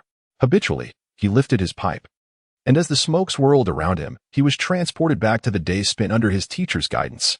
Was it true that Lord Tobirama faced such tremendous pressure each day? As time flowed steadily on, Hizashi's pipe finally extinguished. He glanced up at his two old friends and made a resolution. "Inuzuka, Koharu, we must place our faith in the children of Konoha. We are no longer young. The future ultimately belongs to them. Mitogate Inuzuka and Nara Kaharu exchanged knowing looks, understanding the weight of his words. They then added, however, Uchiha Kazu is still too young. We believe he requires our assistance. What do you think? Hizashi pondered for a moment and replied, yes, when the time is right. We shall offer him our support in an appropriate manner. Following Hizashi's acquiescence, the advisors of Konoha offered a few casual remarks before hastily departing the office. Downstairs, the two engaged in hushed whispers. The root organization cannot be entrusted to a mere child. Hizashi is being rather reckless. Indeed. Let us swiftly seek out Uchiha Kazu and reclaim control over the root organization. Hizashi gazed out the window at the Hokage statue, a wave of satisfaction washing over him. Lord Tobarama, your legacy endures. Although he bore the Uchiha name, it mattered little, did it not? That day, news of Uchiha Kazu's bold confrontation with the other villages spread like wildfire throughout the village. Previously, under the orders of the Hokage, everyone had diligently studied the will of fire embodied by Uchiha Kazu, leading them to reassess their perception of the handsome youth. This time, they spontaneously printed Uchiha Kazu's handwritten letters, further reshaping their understanding of him. In their leisure, they would often pull them out to admire, soaring with delight at the sight. Older villagers couldn't help but exclaim, it has been years since Konoha displayed such resolve. Meanwhile, Uchiha Kazu had just finished his box lunch and was preparing to accompany Kakashi to raid the Uchiha clan once more. However, as he stepped outside, he inhaled sharply. A dense throng had gathered at the entrance, brandishing banners. We want to join the root organization. Is the quota full? Can we not expand the recruitment? Suddenly, someone glanced over at Uchiha Kazu and let out a piercing shout. Lord Kazu! It's Lord Kazu! Lord Kazu, please give me your autograph. Among the crowd were two adorable young girls, Yuhi Kurenai and Noera Rin, fervently waving, while a young Uchiha peered out from behind them. Before he could utter a word, he was quickly engulfed by the crowd. Yet, a green figure broke through the throng, calling out loudly as it rushed towards him. In the face of the enemy's unreasonable demands, a resolute counterattack is the essence of youth. Uchiha Grit, Kakashi, let us engage in a youthful duel. Uchiha Grit swallowed hard. Without a moment's hesitation, he turned and fled. Is this the sensation of being an idol? Senju Hashirama, while directing Uchiha Grit's escape, marveled at the astonishing popularity of Uchiha Grit. It reminded him of the time when he established the Hidden Leaf Village. Back then, during his strolls, he would encounter enthusiastic villagers who greeted him warmly, their words brimming with hopes for a promising future. In contrast, Tobarama and Madara were rather serious, and the villagers tended to avoid them, particularly Madara, who appeared quite aloof. From Hashirama's perspective today, it seemed as though a youthful version of Uchiha Madara had transformed into a comedic figure, being chased through the streets by eager villagers. If they were to encounter someone overly enthusiastic, they might even be invited home for a meal, with the chance to be introduced to their daughter. Madara. This is the vision I hold for the Hidden Leaf. Alas, you shall never witness such scenes again. Shortly thereafter, Uchiha Grit dashed around the corner, vanishing with Kakashi using the Flying Thunder God technique. The remaining villagers exchanged puzzled glances. Where did they go? At this moment, Uchiha Grit found himself once again at the territory of the Shimura clan. Following the previous incident, the members of the Shimura clan appeared noticeably deflated. They meandered about as if they hadn't eaten in 3 days. Upon spotting Uchiha Grit, they resembled startled rabbits, and with an inexplicable surge of energy, they fled. Uchiha Grit has arrived. The robber is here. Quickly, everyone, hide your valuables. Kakashi wore a bemused expression. Grit, it seems your reputation among the Shimura clan is not particularly favorable. Ahem, Uchiha Grit produced a sack, hurriedly preparing to loot. Chapter 68, The Hokage's License. Decisive action. Uchiha Lee and Kakashi swaggered into the previously overlooked treasury, their burlap sacks in tow. I harbored suspicions that the assets here were also illicit gains of the Shimura clan. We should first present them to the root organization for thorough investigation. Kakashi remained silent, merely focused on filling the bags with money. Ever since Uchiha Lee had cleared the name of Hatake Tsukumo, Kakashi had become his unwavering supporter. Titles such as Hokage Assistant and Hokage Advisor were easily brushed aside in the presence of Uchiha Lee. After 2.5 hours of rummaging through the place, several sacks were filled to the brim. Let us go, Kakashi. Let us take a little this time. If we run out, we can always return, said Lee. All right. The two of them, carrying their heavy sacks, became a striking sight as they walked down the street. Just as they were nearing the root organization, Two familiar figures appeared around the corner. "Good evening, clan leader Fugaku, Elder Shinsan," greeted Uchiha. Uchiha Fugaku paused. "Are you moving? Do you need assistance from the Uchiha clan?" Uchiha waved his hand dismissively. If the Uchiha were to help, they might end up dismantling the house. Seeing this, Fugaku chose not to press further. He gestured for Elder Shin to bring over a few boxes. I discussed with the clan, and we've gathered some funds." Uchiha blinked, his eyes wide with innocent surprise. "What is this? Are you offering money, Fugaku? A brand new version I've never heard of?" Noticing Uchiha's silence, Fugaku assumed he had doubts, and thus elaborated, "During my recent discussions with the Hokage, we touched upon the financial strains in Konoha. Upon returning to the clan, I conferred with my kin. After deliberation, we decided to contribute some of our clan's resources, hoping it can assist you." Uchiha Shinsen chimed in. "Please accept it, It's all for the sake of our Konoha." For some inexplicable reason, Uchiha found himself afflicted by a peculiar urge to laugh whenever he heard the phrase our Konoha. He nodded earnestly, saying, "I am grateful to you all." Uchiha Fugaku offered a polite smile. "If there is nothing else, we shall take our leave. Thank you once again, clan leader Fugaku." Just as they were about to depart, Fugaku added, "If a conflict arises, please ensure the Uchiha clan is positioned in the most perilous area." With that, he turned and walked away, leaving a striking silhouette behind. Uchiha remained momentarily stunned, contemplating the surprising resolve of the clan leader. After bidding farewell to Fugaku and Shinsan, Kakashi and Uchiha secured the finances in the treasury. As Lee took out a rice ball, intending to take a bite, a sudden commotion erupted outside the door. "Lord Yin, Lady Koharu, Lord Lee is currently engaged in work. May I ask for your patience for a moment? We will finish shortly, and it will not take long. Please, do wait a moment, Lord Lee." With a creak, the office door swung open. As Uchiha savored his rice ball, he beckoned Midogate in and Sh Rin to sit. "Please, take a seat. I shall finish shortly." The two, undeterred, promptly settled into their chairs. Once Rika finished his rice ball, he poured himself a glass of water and downed it in one gulp before addressing them. "What brings you here?" Rika smiled warmly, his demeanor seemingly unfazed by the earlier incident in the conference room. "Riku, by the order of Lord Hokage, Sh Rin and I are here to assist you with matters concerning the Root organization." Upon hearing this, Riku raised an eyebrow, quickly regaining his composure. The involvement of these two was unlikely to yield any beneficial outcome. These two old fellows, wielding their influence like a feather on a whim, could easily stir up trouble. "Very well, you may return when you have the time. It is quite late, and everyone has left for the day." This remark left Midogate in feeling somewhat disgruntled. The Root organization was ablaze with activity, and to suggest otherwise was absurd. Given the current dire circumstances, how could they justify closing up shop? Clearing his throat, he pressed on. "Riku, I believe we should commence immediately rather than delay until tomorrow." Ignoring Riku's expression, Midogate and continued, "Previously, you mobilized forces to apprehend a considerable number of the Uchiha clan. Is that not correct?" Rika responded with a nonchalant him. "Were all of these clan members colluding with Shimura Danzo? Were there none who were unaware of his dealings?" Rika remained silent, merely glancing at Kakashi. The latter rose, retrieving a hefty dossier from the archives and slamming it down before them. "Review this. Rika would never wish to wrongfully accuse an innocent." The two were taken aback by Kakashi's fervor. After all, they merely asked him to fetch some documents, not to enact violence. Rika stretched lazily. "Take your time. I'm off to bed." Just as he stepped outside, he was called back.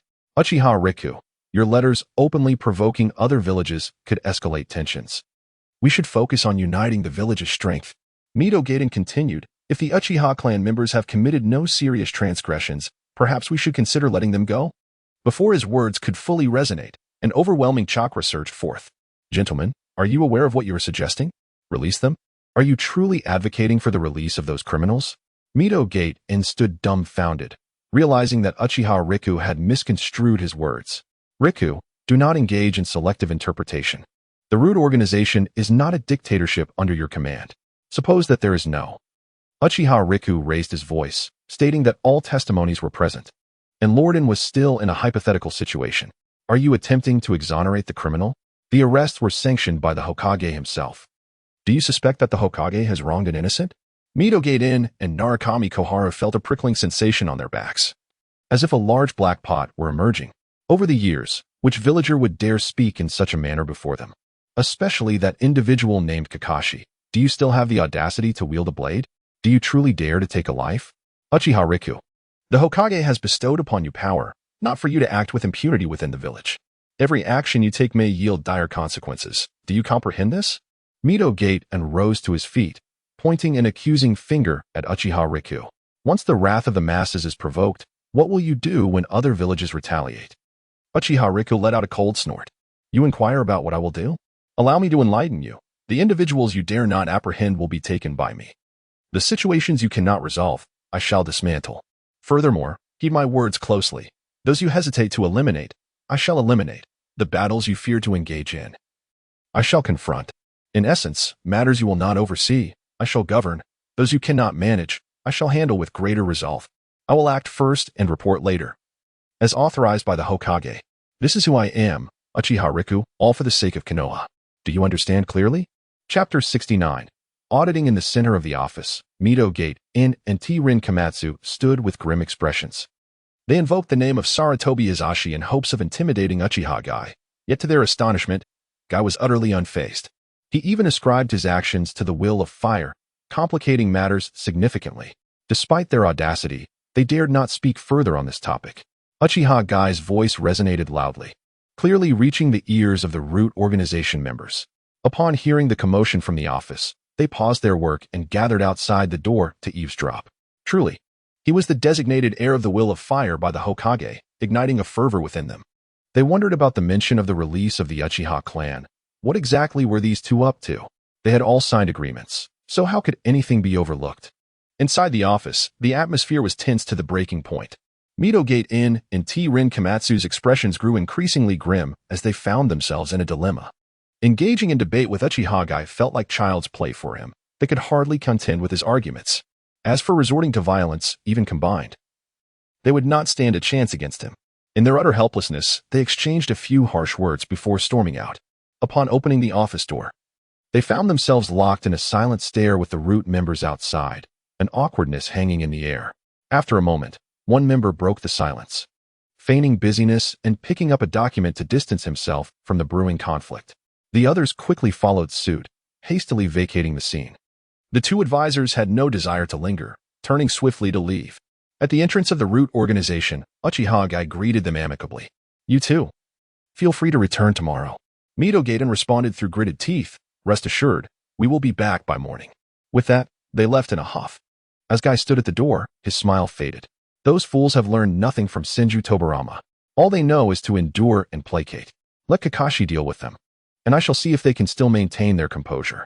Watching the live broadcast, Senju Hashirama felt equally disheartened.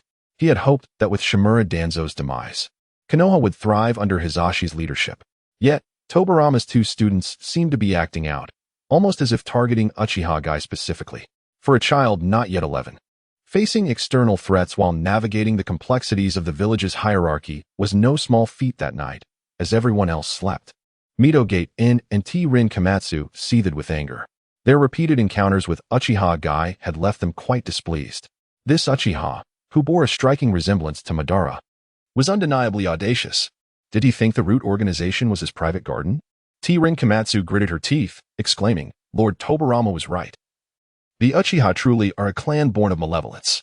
Midorima Yin nodded in agreement, stating that even though the individual bore half of the Senju bloodline, it could not conceal the malice lurking in his heart. After speaking, he produced a stack of documents and began to peruse them meticulously. These were records he had secretly compiled since the emergence of Uchiha Grit. Today, he sought to extract valuable information from them, convinced that such an ostentatious figure as Uchiha Grit surely had some incriminating evidence against him. 3 hours later, the two individuals rubbed their weary eyes and sighed in resignation. Alas, they had found nothing. What infuriated them further was how Uchiha Grit appeared to become increasingly righteous. Initially, he showcased the will of fire to the villagers of Konoha. Using the phrase where the leaves dance, the fire continues to burn as a starting point for a theoretical lesson. Subsequently, he risked his life to cover Kakashi's retreat during an encounter with Kakuzu, exemplifying what it meant to be a true ninja. Later, he eliminated the notorious criminal Shimura Danzo, becoming a champion of justice. He openly asserted that the Uchiha had always been a part of Konoha, aiding in the resolution of the internal strife between Konoha and the Uchiha clan. Finally, he sent a letter that intimidated the 4 great nations and an additional one for good measure. The two exchanged glances, questioning whether this was truly the Uchiha grit spoken of by the great Tobirama. It seemed he was on the verge of branding the word justice upon his forehead. Resigned. They decided to return home, for they had work at the root organization early the next morning. At dawn, the two veterans, bearing dark circles under their eyes, reported to the root organization. They approached the other members, adhering to the principle of harmonious interaction except for Uchiha grit, and greeted them. They had hoped to bridge the gap between them, yet were met with indifference. It appeared that the members were not particularly receptive to these newly appointed advisors. Observing this scene only deepened their unease. This was it.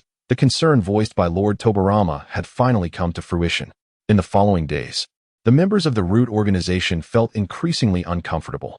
Midorima Yen and TKSH meddled in every matter, insisting that this was unacceptable and that should not be the case.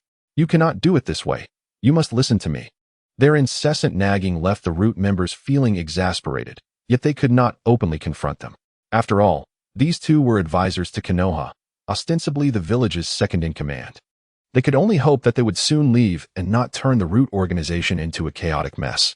At noon, Uchiha Grit had just finished his lunch in the cafeteria when Akimichi Takafumi, responsible for logistics, hurried over to obtain his signature. He pointed to the payment slip in his hand, stating, "Grit, we need to purchase a batch of explosive tags. I require your signature." Uchiha Grit acknowledged him with a nod and casually signed his name. "Thank you for your hard work, Takafumi." "It is only my duty," he replied. However, the advisor following closely behind fell into his old habit of meddling. He snatched the payment slip and scrutinized it thoroughly. TKSH furrowed her brow. "Wait a moment. Are explosive tags really this expensive? Wasn't it 300 Ryo each before?" In a spirit of camaraderie stemming from their past collaboration, Akimichi CHG patiently elucidated, 300 Ryo is no longer attainable. The villages are currently engaged in a frenzied buying spree.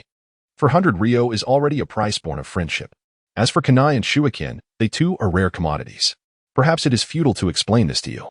With that, he seized the payment slip and, with his round belly leading the way, proceeded to settle the bill. Suddenly, Tinaka SHK appeared to have an epiphany. Where does the root organization acquire such substantial funds for procuring weapons? The remuneration alone constitutes a significant expenditure. It must be from the funds pilfered from the Shimura clan and Danzo. The accumulated wealth over the years now belongs entirely to the root organization. Tinaka SHK nodded, understanding the implication. A flash of inspiration struck her. Wait, do you think Uchiha Itachi might be embezzling? Mito Gaten's pupils dilated in astonishment as he lowered his voice. Could he possess such audacity? Why not? The Uchiha clan has committed acts as audacious as assassinating Lord Tobirama. Embezzling a few coins would be trivial in comparison. Mito Gaten remained conflicted.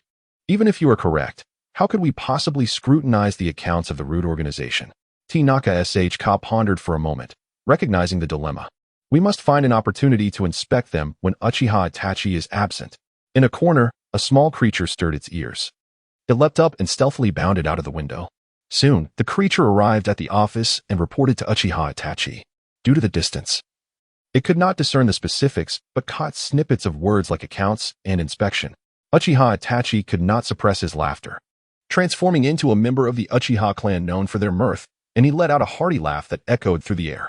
Ha ha ha ha ha. Outside, the drowsy Kakashi was abruptly startled. What could be so amusing?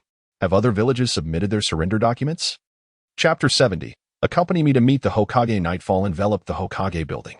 Sarutobi Shino stood before Sarutobi Hiruzen, reporting on recent developments. Hokage-sama. According to the information received from the borders, other villages have significantly restrained their activities. A rare smile graced Sarutobi Hiruzen's face, as this was the news he had longed to hear. He rubbed his aching back, lamenting the passage of time and the decline of his physique. Perhaps it was time to retire after another decade or so, allowing a successor to be nurtured gradually. And what of the situation in the land of grass? How are In and Koha faring in assisting Gari? Sarutobi Shino hesitated for a moment before cautiously responding. It seems that the two esteemed ones have some ideological differences with Gari. I see. Sarutobi Hiruzen pinched the bridge of his nose, contemplating for a moment. Gari can indeed be rather radical at times, yet he reminds me of my former teacher, Tobirama, in his youth. I will speak with my two old friends and clarify that your role is to assist, not to oversee Gari. After a moment of silence, Sarutobi Shino replied, I understand. Hokage-sama. Sarutobi Hiruzen chuckled softly, noting that in private, formal titles could be set aside. Indeed, father. Observing Sarutobi Shino's awkward demeanor, Sarutobi Hiruzen could not help but laugh again. Off you go, busy yourself. Yes, Hokage-sama. Once Sarutobi Shino departed, Sarutobi Hiruzen gazed blankly at the scrolls on his desk, suddenly shaking his head with a smile. His eldest son was somewhat rigid and lacked flexibility, while his younger son was excessively unruly, often addressing him as old man, which prompted Sarutobi Hiruzen to resort to using a belt in jest. If only these two could find a balance. Perhaps he should send them both to the root organization for a few days to observe how Uchiha Gari typically conducted his work. The more he pondered, the more he found this idea feasible. He resolved to communicate with Gari the following day. The next morning, Mito Gate Inn and Uchiha Koha arrived at the root organization as per their usual routine. However, following the events of the previous day, the attitude of those around them had notably cooled. They feigned ignorance, often responding that they were still unfamiliar with certain matters since they had only just arrived the day before. This left both of them quite vexed. See? The root organization has become a one-man show under Uchiha Gari. At this rate, if things continue as they are, it won't just be the root organization. The entire Konoha may very well fall under the influence of the Uchiha clan. Since the assassination of Danzo Shimura, the two Konoha advisors had developed a complicated relationship with Uchiha Gari. Previously, they had regarded him as an inheritor of the will of fire, someone capable of reaching the esteemed position once held by their late friend, Uchiha Kagami. However, after he had returned bearing the body of Danzo Shimura, both advisors found themselves plagued by restless nights, tormented by nightmares of Uchiha Gari clad in Hokage robes, delivering speeches atop Hokage Rock. This recurring vision often left them startled awake in the middle of the night, staring at the moon in a dazed silence. Initially, it was thought to be merely a dream. However, given the current circumstances, it seems increasingly plausible that it could indeed transpire. Those who pride themselves as exemplary students of the Thousand Hands clan would never permit such an occurrence. Amidst a haze of contemplation, Uchiha Riku and Kakashi arrived at the root organization for work. Upon encountering Uchiha Riku, both of their expressions instantly stiffened, their words caught in their throats. Uchiha Riku, indifferent to their presence, clapped his hands to garner attention. Esteemed colleagues, the explosive tags and other ninja tools have arrived. Please collect them from Elder Kaze at your earliest convenience. At this announcement, the eyes of several members from humble civilian backgrounds sparkled with excitement. Although life in Konoha was relatively better, providing clothing, shelter, and sufficient food, many families struggled to make ends meet. Often, to afford a few suitable ninja tools, entire families had to tighten their belts. The joy of acquiring a decent ninja blade upon graduation could keep one awake with happiness for several nights. However, within the root organization, circumstances had taken a favorable turn. A plethora of weapons was now available, delivered in large bundles. In Uchiha Riku's words, the life of each ninja was far more precious than any tool. In times of crisis, there was no need to panic. Simply produce an explosive tag to obliterate the threat. In stark contrast to the enthusiasm of the root members, the two advisors began to entertain their own schemes. With such a substantial amount of money passing through Uchiha Riku's hands, could he truly resist the temptation of greed? Oh, and starting next month, everyone's salary will be increased by 5,000 ryo, he announced. A resounding applause echoed through the office area. Lord Riku is indeed a magnanimous individual. Now, please carry on with your duties. I too must attend to my work, Uchiha Riku remarked as he returned to his office to reconcile accounts. Having previously borrowed a sum from the Shimura clan that needed careful documentation. At that moment, Tsunade emerged from the laboratory. She knocked on the office door. Riku, some data doesn't align. I recall you assisted me in organizing it. Could you take a look? Uchiha Riku replied affirmatively, of course. Kakashi, please lend a hand. He placed the ledger on the table and swiftly made his way to Tsunade's laboratory. Upon seeing the ledger, the eyes of the two advisors gleamed with opportunity.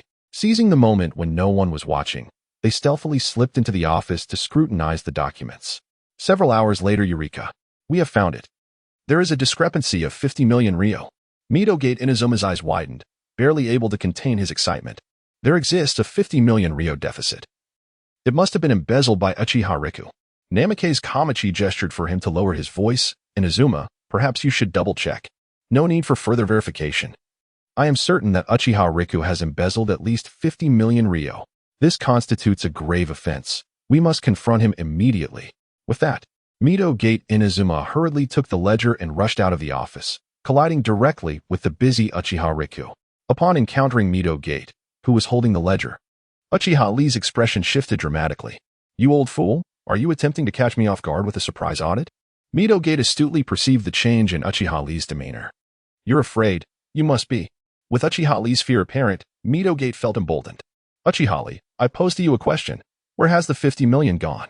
Uchiha Lee, taken aback, replied, "Huh? How much?" "Oh, still feigning ignorance, are we?" 50 million. Uchiha Lee nearly burst into laughter. "Who do you think you're looking down upon? 50 million? It's more like 500 million. It seemed that both of them were rather lacking in financial acumen. Surely they had never passed an introductory accounting course. Noticing Uchiha Lee's silence, Mito Gate pressed further. "Uchiha Lee, have you perhaps embezzled 50 million? Uchiha Lee pondered earnestly for a moment before shaking his head. That is indeed not the case. Mito Gate's expression grew even graver. He had not anticipated that Uchiha Lee would still be evasive at this juncture. He seized Uchiha Lee by the arm. "Come with me to see Lord Hokage. We shall clarify this matter once and for all." Chapter 71. I demand an explanation. What? How could you betray the trust bestowed upon you by Hokage-sama? Mito Minin, witnessing Uchiha Grit remain unmoved, tightened his grip with increasing force. As Mito made his move, the members of the Root organization rose in unison. In the corner, Uchiha Shinsan activated his Sharingan, having long harbored resentment towards these two elders, and today presented the perfect opportunity to confront them. Sensing the gradually escalating chakra emanating from them, Mito gulped, his anger intensifying.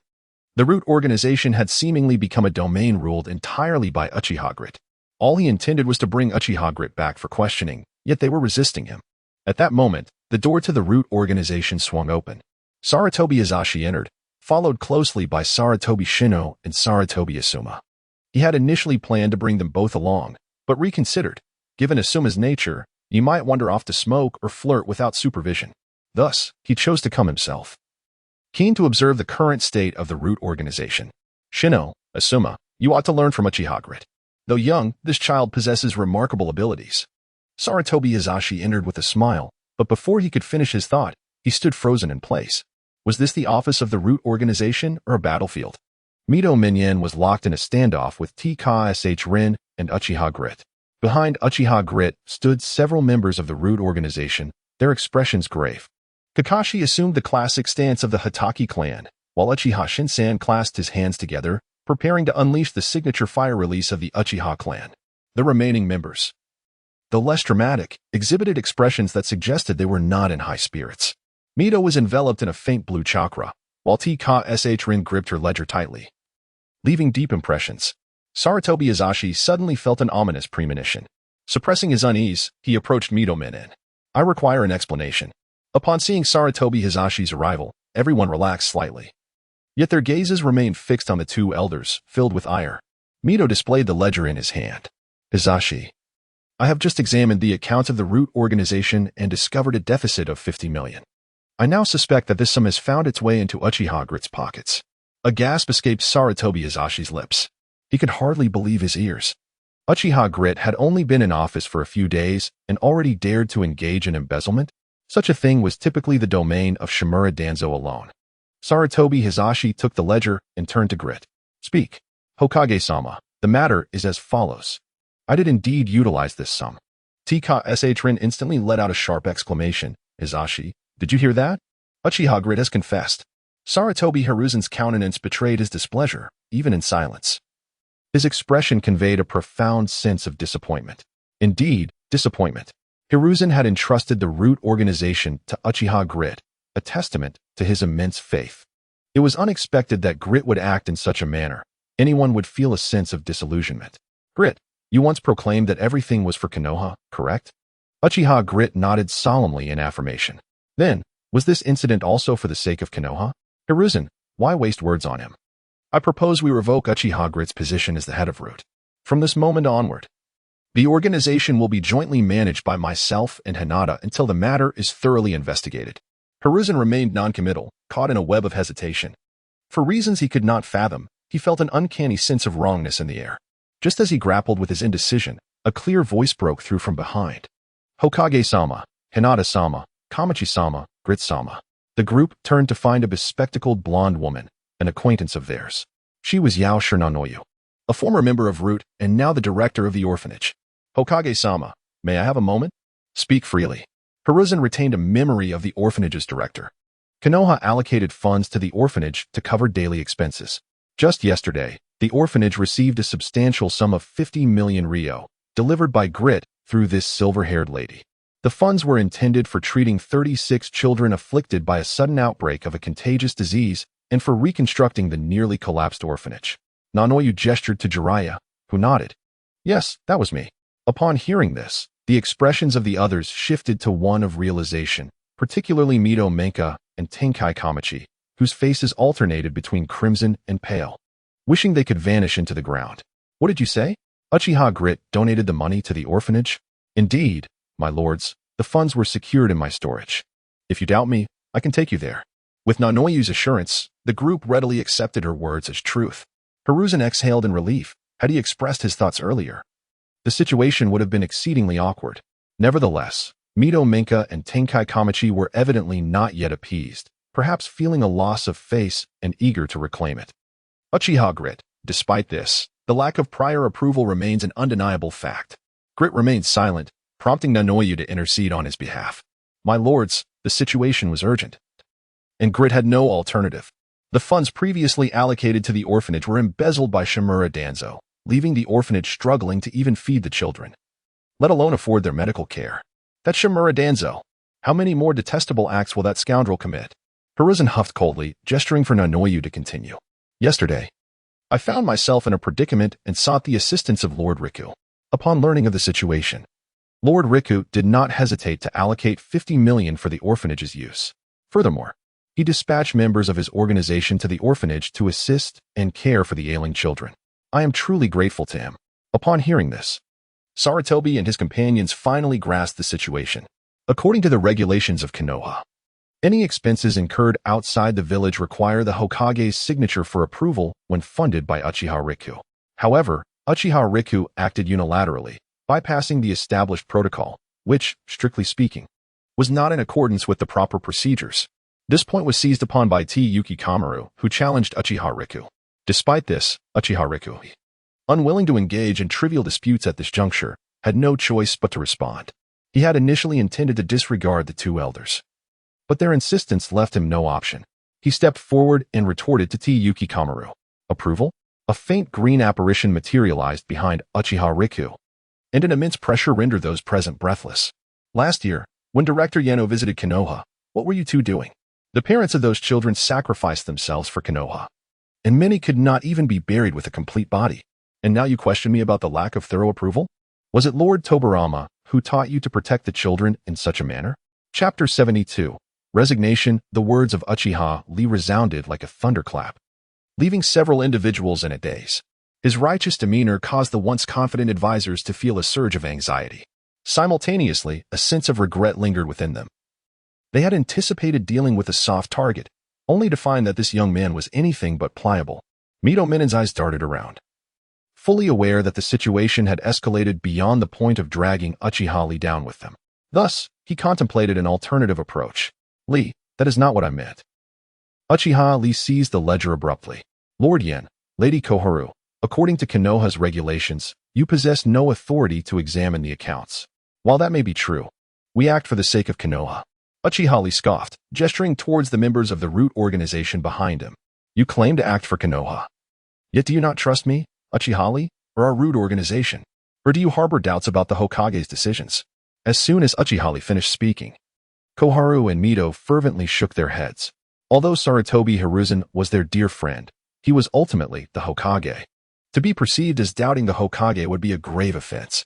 However, regardless of their explanations, Sarutobi Hiruzen had no inclination to listen. He felt a growing irritation. Why did these two old friends consistently engage in foolish antics? As Uchiha Lee pointed out, they toiled tirelessly every day for the benefit of Konoha. Just days prior, several ninjas had faced peril at the border due to skirmishes with ninjas from other villages, almost losing their lives. Now, these two had intruded into the Root organization without a word to stir up trouble. Wasn't that merely a waste of time? I summoned you both to assist, not to spread discord. Now look where we are, uncovering a deficit of 50 million. And then what? Do you intend to use this opportunity to chastise Uchiha? You've both made yourselves into unjust villains. I have no doubt that had I not been present, my two old friends would have been soundly beaten. He pinched the bridge of his nose, preparing to mitigate the situation for Koharu and Mito. I believe today's events were merely a misunderstanding. Wouldn't you agree? The Konoha advisors nodded, and Uchiha lightly acquiesced. They consented, yet Kakashi would not. With newfound courage, Kakashi stepped forward before the Hokage, proclaiming, "Lord Hokage, if this is merely a misunderstanding, then the two of them should afford Lee an opportunity to explain rather than clamoring for his dismissal. Is it truly the conduct of advisors to tarnish the reputation of Konoha's hero before ascertaining the truth?" Sarutobi Hiruzen exchanged a glance with Kakashi and sighed deeply. If it were anyone else speaking, he might not have felt such a headache. However, he is Kakashi, the son of the illustrious White Fang of Konoha, Tsukumo Hitaki. Kakashi's father, unjustly accused, took his own life, with Uchiha Obito aiding in clearing his name. Yet, who could have anticipated that today he would again be regarded as a sinner accused of corruption? Sarutobi Hiruzen was aware that there were many who wished to speak on behalf of Uchiha Obito, such as Jiraiya, Tsunade, and countless ninjas from the Root organization. After pondering for a moment, Sarutobi Hiruzen resolved to swiftly address the matter with both of them. Though it was a misunderstanding, punishment was still warranted.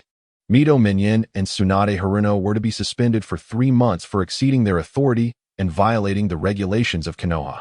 Upon hearing this, Mito Minyin and Tsunade Haruno felt as if they had consumed 3 pounds of expired yellow braised chicken. The weight of exhaustion from their recent endeavors only compounded their distress at being suspended.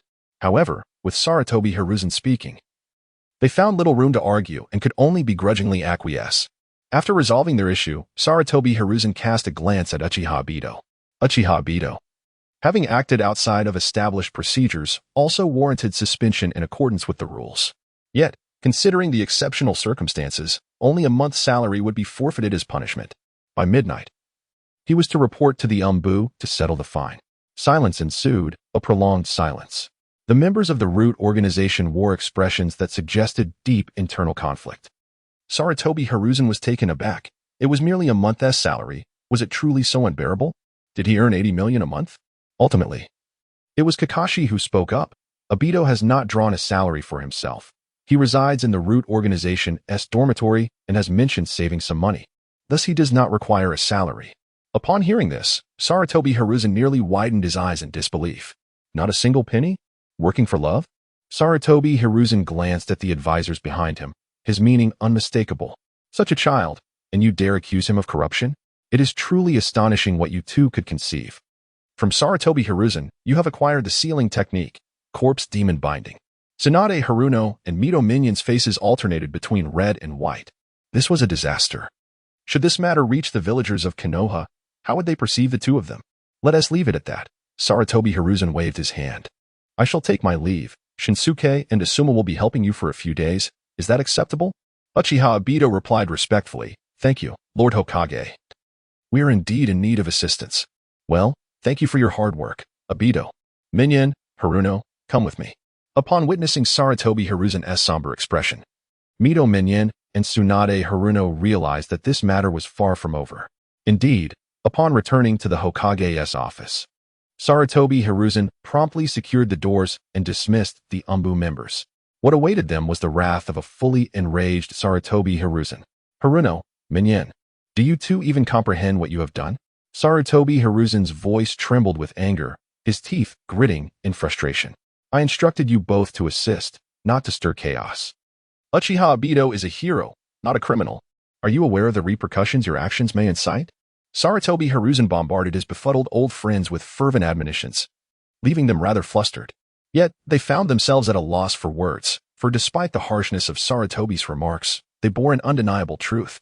Ever since Uchiha Lee ascended the ranks of Konoha's higher echelons, the relationship between the Uchiha clan and Konoha had markedly improved. Even Uchiha Shisui, who had long harbored rebellious thoughts, was reported to have recently adopted a more compliant demeanor. Not long ago, the Uchiha clan contributed a significant sum of money for the Root organization's military expenses. What does this signify? It signifies the Uchiha clan's allegiance to Konoha. Moreover, Uchiha Fugako had even requested deployment to the most perilous battlefield, showing no inclination to retreat.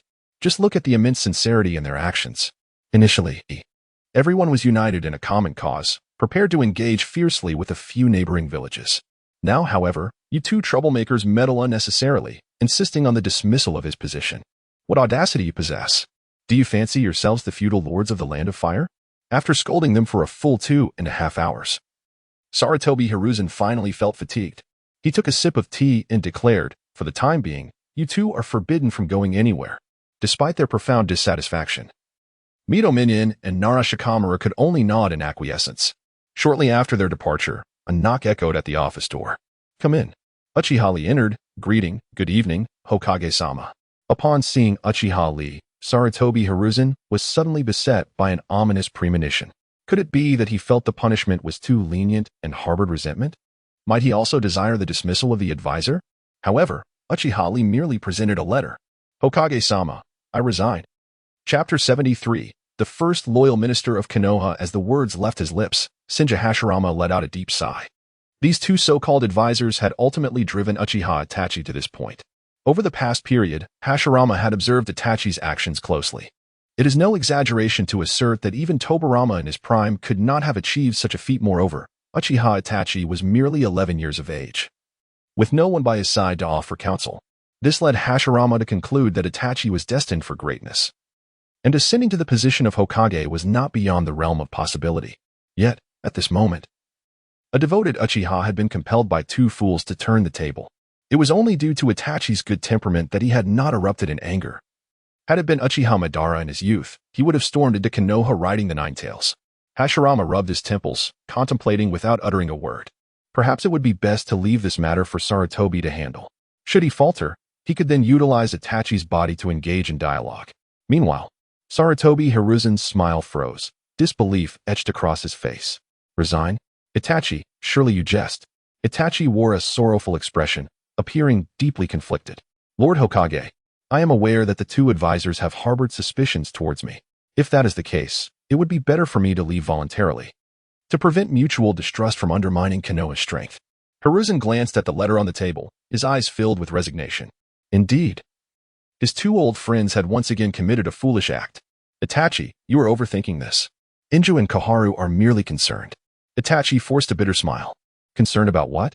That I, Uchiha Itachi, would turn the root organization into a personal army, threatening the stability of Konoha? Hiruzen widened his eyes, surprised by Itachi's bluntness. How could that be? The entire village knows you have inherited Lord Tobirama's will and are wholly devoted to Konoha. He gestured for Itachi to take a seat and retrieved his cherished tea leaves. As he brewed the tea, he endeavored to soothe the situation. Itachi, in my eyes, you are Konoha's foremost loyal minister. Upon hearing this, Itachi realized the conversation had reached a crucial juncture. He ceased to feign ignorance and laid everything bare. Is this the treatment a loyal minister of Konoha deserves? The actions of the two advisors have thrown the root organization into disarray, severely disrupting its normal functions. This has led to delays in the approval process and nearly implicated me in wrongdoing. Hiruzen's hand trembled as he poured hot water, splashing it onto the resignation letter. After a moment's hesitation, he gently poured the hot water into the teapot and wiped the water stains from the table. He then set the resignation letter aflame, sweeping the ashes into the trash bin. Hiruzen understood that even if Itachi were to resign voluntarily today to some, it would still appear as though he had been coerced by the higher echelons of Konoha. Once this matter escalates, it will undoubtedly create a tremendous uproar within the Uchiha clan. Sarutobi Hiruzen harbors no doubts. The long-dormant Uchiha will swiftly resume their old practice of attempting to assassinate the Hokage. Furthermore, Sarutobi Hiruzen has observed that the current situation in Konoha is rapidly approaching a state of dire scarcity of capable individuals. The elite guard of Lord Tobirama, once the backbone of Konoha, is now beset by numerous issues. The early sacrifice of Uchiha Kagami evokes deep lament. As for Shimura Danzo, he is best left unmentioned, a truly despicable character, dispatched by Uchiha Itachi with a single decisive blow. Mito Kazan and Nara Shikamaru have both exhibited lapses in judgment today, resulting in their suspension for review. As for Akimichi Choji, while he may engage in combat, the notion of him employing intellect is quite frankly an unfair expectation. His three pupils seem perpetually lost in their thoughts, with one aligning himself with Shimura Danzo, now a rogue ninja, lurking in the shadows of Konoha. Contemplating this, Sarutobi Hiruzen found himself cursing his old friends in silence. The troubles you two have caused compel me, as Hokage, to clean up your mess. He removed the Hokage hat, striving to regain his composure. It seems that you have endured much, Itachi. Uchiha Itachi remained silent, endeavoring to maintain a neutral expression. However, to Sarutobi Hiruzen, it appeared as if the young man before him was still dissatisfied. Thus, as he poured tea, he unveiled his ultimate point. We, too, are gradually aging. The position of Hokage must ultimately be bequeathed to a suitable successor. Do you grasp my meaning, Itachi? Uchiha Itachi lifted his gaze, his eyes clear yet somewhat naïve. I understand. It's akin to your previous assertion regarding Orochimaru as the heir to the Hokage. Hokage-sama, I harbor no aspirations for the position of Hokage. As I've reiterated, my sole desire is to safeguard Konoha. Sarutobi Hiruzen smiled softly, truly an intriguing child. To protect Konoha, one must stand a little higher to gain a broader perspective. He gestured toward the Hokage mountain, for instance, this. Uchiha Itachi remained silent, merely sipping his tea. Sarutobi Hiruzen noted that Uchiha Itachi had relinquished thoughts of resignation. He simply required a stepping stone. The two conversed for a while longer, discussing the suspension of the Konoha advisors. Itachi, I just sternly reprimanded Kazan and Shikamaru, asserting that a child like you would never engage in actions detrimental to Konoha. Uchiha Itachi expressed his gratitude, stating, Hokage-sama, your trust brings me immense joy. Sarutobi Hiruzen smiled again.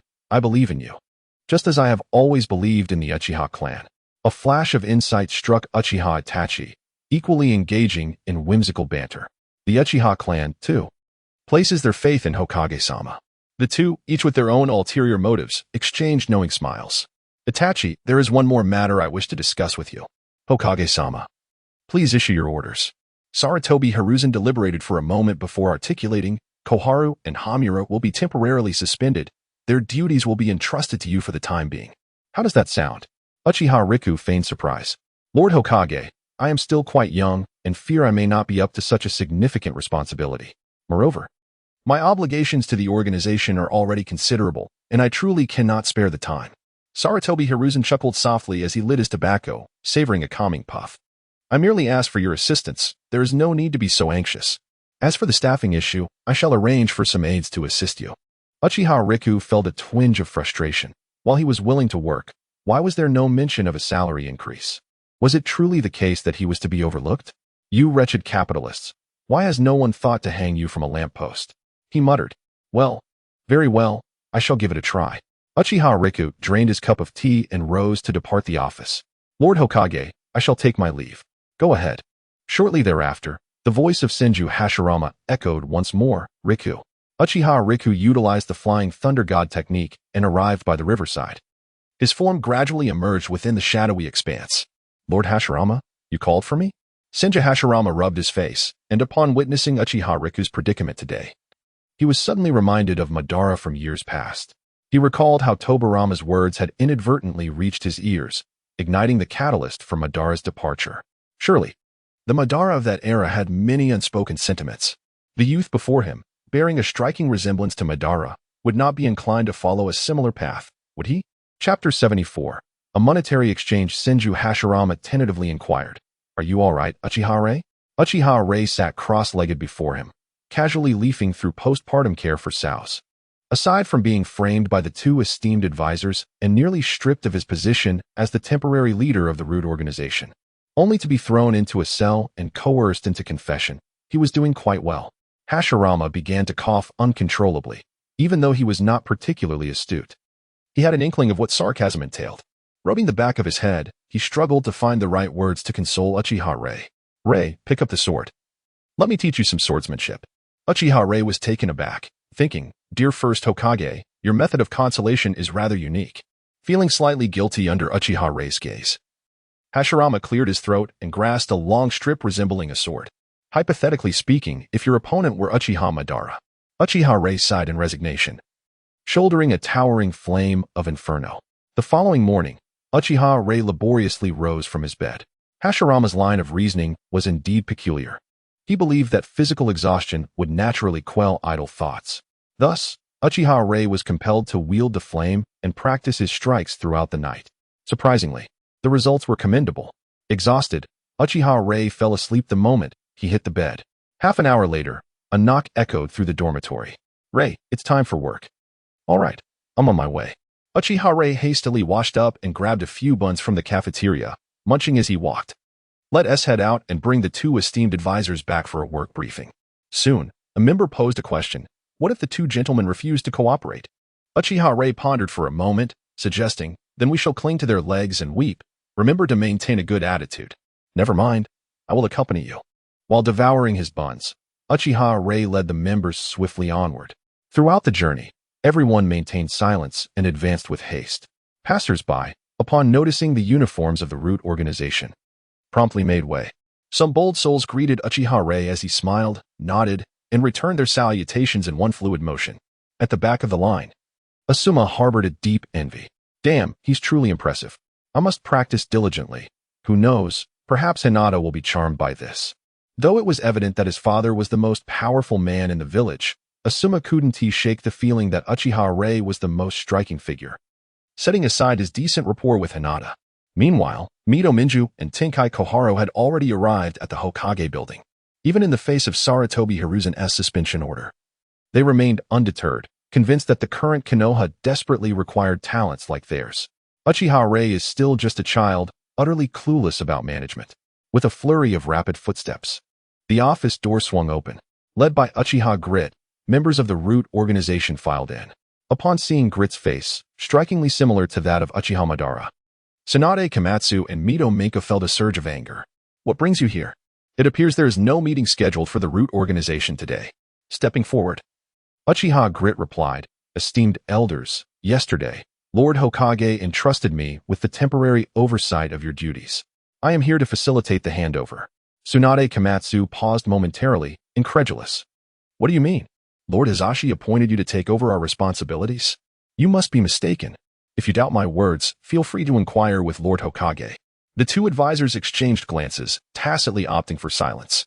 Despite their unwillingness, they had no choice but to acquiesce. "It's merely 3 months. When the time comes, we shall reclaim what we have lost. Time will tell, and one should not underestimate the elderly. Now, let us commence the transfer." Tsunade Komatsu placed a hefty stack of documents on the table. However, Uchiha Grit shook his head, adding, "There is one more matter." "What now?" "In accordance with Lord Hokage's orders, you two are not permitted to leave." "Did you receive his approval for your visit today? Are you serious?" The two advisors were incredulous. Since when did the Uchiha become adept at grasping at straws? "While we accept being temporarily suspended for review, 3 months of confinement is excessive. Surely, we deserve some respect as advisors of Konoha." As they regarded Uchiha Grit, the only thought in their minds was one of frustration. "Restrain yourselves. Very well. Once the handover is complete, we shall return." Unexpectedly, Uchiha Grit shook his head again. "That won't do." Their anger flared. "Are you some sort of weather vane? Merely swaying with the wind? Then what do you propose, Uchiha Grit?"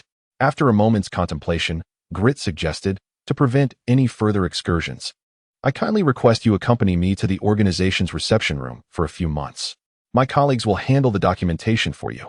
This way, we can conveniently communicate regarding your duties. What are your thoughts?" Tsunade Komatsu and Mito Minka turned pale, while Grit's words were eloquent. They were not fools and could discern his ulterior motives. Uchiha Grit intended to confine them for 3 months. Indeed, Tobarama-sensei was correct. The inherently nefarious Uchiha would resort to any unscrupulous tactics. "You shall come to regret this, Uchiha Grit." Grit merely shrugged, unperturbed by their threats. "Esteemed elders, please." Uchiha Komatsu and Mito Minka, adhering to the principle of not yielding to immediate adversity, stormed out of the office. Subsequently, members of the Root organization dispersed, systematically packing up all the materials from the advisor's office. In no time, the group returned to the Root organization. The remaining individuals each fulfilled their duties. As Kakashi led Mizuki and Nara Shikamaru to the entrance of a modest chamber, it was suggested that the two adults could rest here for the time being. Mizuki surveyed the small room, a look of disdain crossing his face. This was likely a former dormitory of the organization, now rendered obsolete. Inside, there were merely a few beds, a couple of blankets, and an oil lamp. Such conditions were typical for common dormitories, requiring only a bit of tidying up before being deemed habitable. However, having grown accustomed to the lofty status of advisors, it was understandably difficult for them to accept such accommodations. "Is there no one to assist us with cleaning?" Mizuki inquired. Kakashi regarded them with a rather incredulous expression. The bathroom is over there. Sanitary supplies are located above. Please remember to return them after use. Furthermore, I kindly ask that you refrain from wandering about. This area is quite perilous. With that, Kakashi turned on his heel, not wishing to engage in further conversation. The two advisors exchanged glances, each reflecting a hint of resignation. What choice did they have? They would simply have to make do.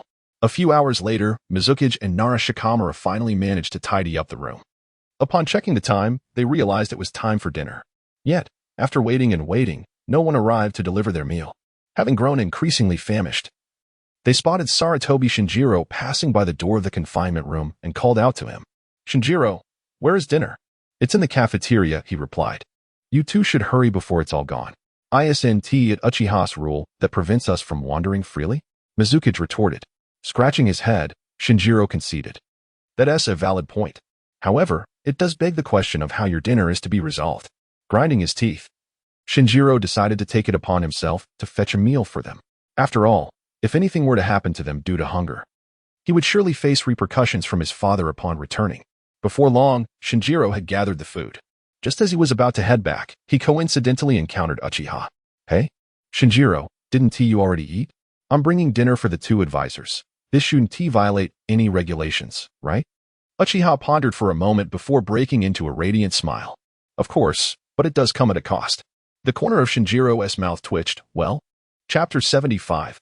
Investigation in a small room, ominously deemed a reception area yet truly a confinement chamber. Midogate Inn and Tsunari Koha voraciously consumed their meals. Upon hearing Sarutobi Shinizuke mention the need for payment, they nearly smashed their lunchboxes in frustration. How meticulous of the nefarious Uchiha guy to keep such accounts. Sarutobi Shinizuke swiftly caught the lunchbox, reminding them that any damage incurred would necessitate compensation. After dinner, the two elder gentlemen stared vacantly at the flickering oil lamp before them. "Do you think Hisashi is aware of our predicament?" En pondered. "He must know, yet he has not sent anyone to intercede on our behalf. It seems he has tacitly approved Uchiha guy's actions." Following this exchange, silence enveloped the reception room. They exchanged glances, each lost in his own thoughts. Thus, Midogate Inn and Tsunari Koha spent their first unforgettable night in the confines of the Root organization. The following morning, they were greeted by breakfast brought by Sarutobi Shinizuke. Of course, with a reminder of payment. He had meticulously noted every detail in his ledger. After their meal, they were summoned to Uchiha Gai's office for a series of formalities.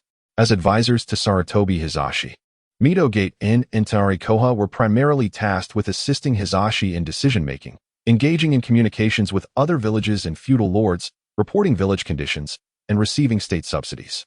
Furthermore, the advisors of Konoha played a pivotal role in talent selection. However, at present, this authority had been usurped by Uchiha Guy, perusing the letters before him, including responses yet to be dispatched, seethed with frustration. It was acceptable to maintain a cordial demeanor towards the feudal lords, but the audacity to demand payment was infuriating. Of course, should the situation become dire, he could simply annihilate the lords. Yet, the question persisted, why extend such courtesy to other villages? Especially to that scoundrel Sunigakure, who, without hesitation, sought financial assistance. What infuriated Guy further was that these two scoundrels were indeed prepared to oblige, and judging by the circumstances, they intended to offer a substantial amount. To this, Uchiha Guy could only mutter, "Fools. It is no wonder others take advantage of you, you great softy. Gentlemen, I believe I have clarified the work at hand. You may return now," he declared. Midogate and gently tapped the table, stating, "Uchiha Guy, diplomacy is no trifling matter. You are still too young. Certain matters must be addressed by Koha and me." Raising his voice, Uchiha Guy retorted, "Lord In, you need not concern yourself with this. Any matters I cannot resolve will naturally be brought before Lord Hokage for judgment." He invoked Sarutobi Hisashi's name once more, effectively silencing their objections. "Now, be on your way. I shall not see you off." With a resigned sigh, Sarutobi Shinizuke escorted them out. Once they were gone, Uchiha Guy retrieved a file folder containing records of the assets belonging to Tsunari Koha, Midogate Inn, and their respective families. In the face of a formidable adversary, the village of Konoha finds itself in dire financial straits. The following morning, Uchiha Lee appeared at the entrance of a certain street. According to investigations, several of the advisors' estates were located here. Currently, the The two advisors were suspended from their duties and prohibited from leaving. Therefore, Uchiha Lee reluctantly took on the responsibility of managing affairs in their stead. Initially, the members of the root organization were brimming with confidence. But upon hearing they were to investigate the assets of the Konoha advisors, they instinctively withdrew. "My lord Lee, this may not be appropriate," one of them remarked. Uchiha Lee shrugged, observing the extent to which these bullies had coerced the common folk. They were as despicable as Shimura Danzo, and a firm response was imperative. Behind Uchiha Lee, Kakashi, clad in the uniform of the root organization, stepped forward. "We are here to ensure the safety of the Konoha advisors' property. Why are you so fearful?" The nearby civilian ninjas nodded in agreement, recognizing the validity of his statement. Consequently, they joined in. The members of the root organization moved with remarkable speed, swiftly sealing off the entire street. They then proceeded to knock on doors, inspecting the villagers' household registration documents. "What are you doing?" "We are upstanding citizens," one villager protested. Kakashi feigned ignorance, demanding the household registration. "What proof do you require?" "I have lived in Konoha for over 20 years. Do I still need documentation?" With a swift motion, Kakashi drew his blade. "Ninja, please wait. I will fetch it immediately." During the brief wait, Kakashi raised his voice to explain to the villagers peering out. "Everyone, we have received intelligence that a few spies have infiltrated Konoha village. They may be hiding among you. Please cooperate to avoid unnecessary trouble." His explanation sent shivers down the spines of the villagers, who quickly produced identification, fearful of being mistaken for spies. Soon, the entire street was thoroughly inspected. Kakashi, holding a file, approached a tightly shut door. "Let us see what lies within here." Just as he was about to force the door open, a bolder villager stepped forward to halt him. "Ninja, this is Lord Yan's residence. Would it not be inappropriate to barge in?" Kakashi paused momentarily, glancing back at Uchiha Lee. Then, with a decisive kick, the door shattered. "I will cover the cost of the door. Will you take responsibility for the delay in apprehending the spies?" The villager cast a fearful glance at Uchiha Lee's Sharingan, nearly losing his composure. Is this truly the legendary Uchiha Lee? Who dares to confront the hidden village of the 4 and 1? Clearly, he was not a foe to be trifled with. Subsequently, the group stormed inside, conducting a thorough search. Just as they were about to withdraw, Asuma suddenly shouted, "Wait! Look what I have found." The others rushed over to see a small room filled to the brim with stacks of cash, and they could not help but swallow hard. How much could this possibly cost? Asuma also noticed that on the empty box in the corner was emblazoned the crest of the Shimura clan. A moment of brilliance struck Asuma. Why would the Shimura clan's funds be found here? Could it be that there is a collusion among the three of them? Before Uchiha Grit could utter a word, another member hurried over. At Lord Yan's estate, a significant amount of assets belonging to the Shimura clan was also discovered. Meanwhile, the two advisors remained in the confinement room, sipping cold water. Suddenly, with a resounding crash, the door to the confinement room was kicked open. "Mito Gate Yin and Nara Kamaru, it has come to our attention that a large sum of unidentified funds was found under your names. We request your cooperation in the investigation and ask you to accompany us to the inquiry room." The Konoha advisors, unable to contain their anger, shattered the teacup in their hands. "Do not indulge in such slander. We are the advisors of Konoha. How could we possibly engage in such deeds?" Uchiha Grit patted the shoulder of a root member, signaling him to clear a path. "Remember, Lord Mito Gate Yin broke one teacup. Uchiha Grit, you, esteemed sirs. Whether right or wrong, a simple investigation will reveal the truth." Mito Gate Yin pointed at Uchiha Grit, asserting that he lacked the authority to investigate him at his rank. With a swift motion, Uchiha Grit struck Mito Gate Yan's right hand away. "You've already been suspended from your duties. What authority do you possess? Take him away."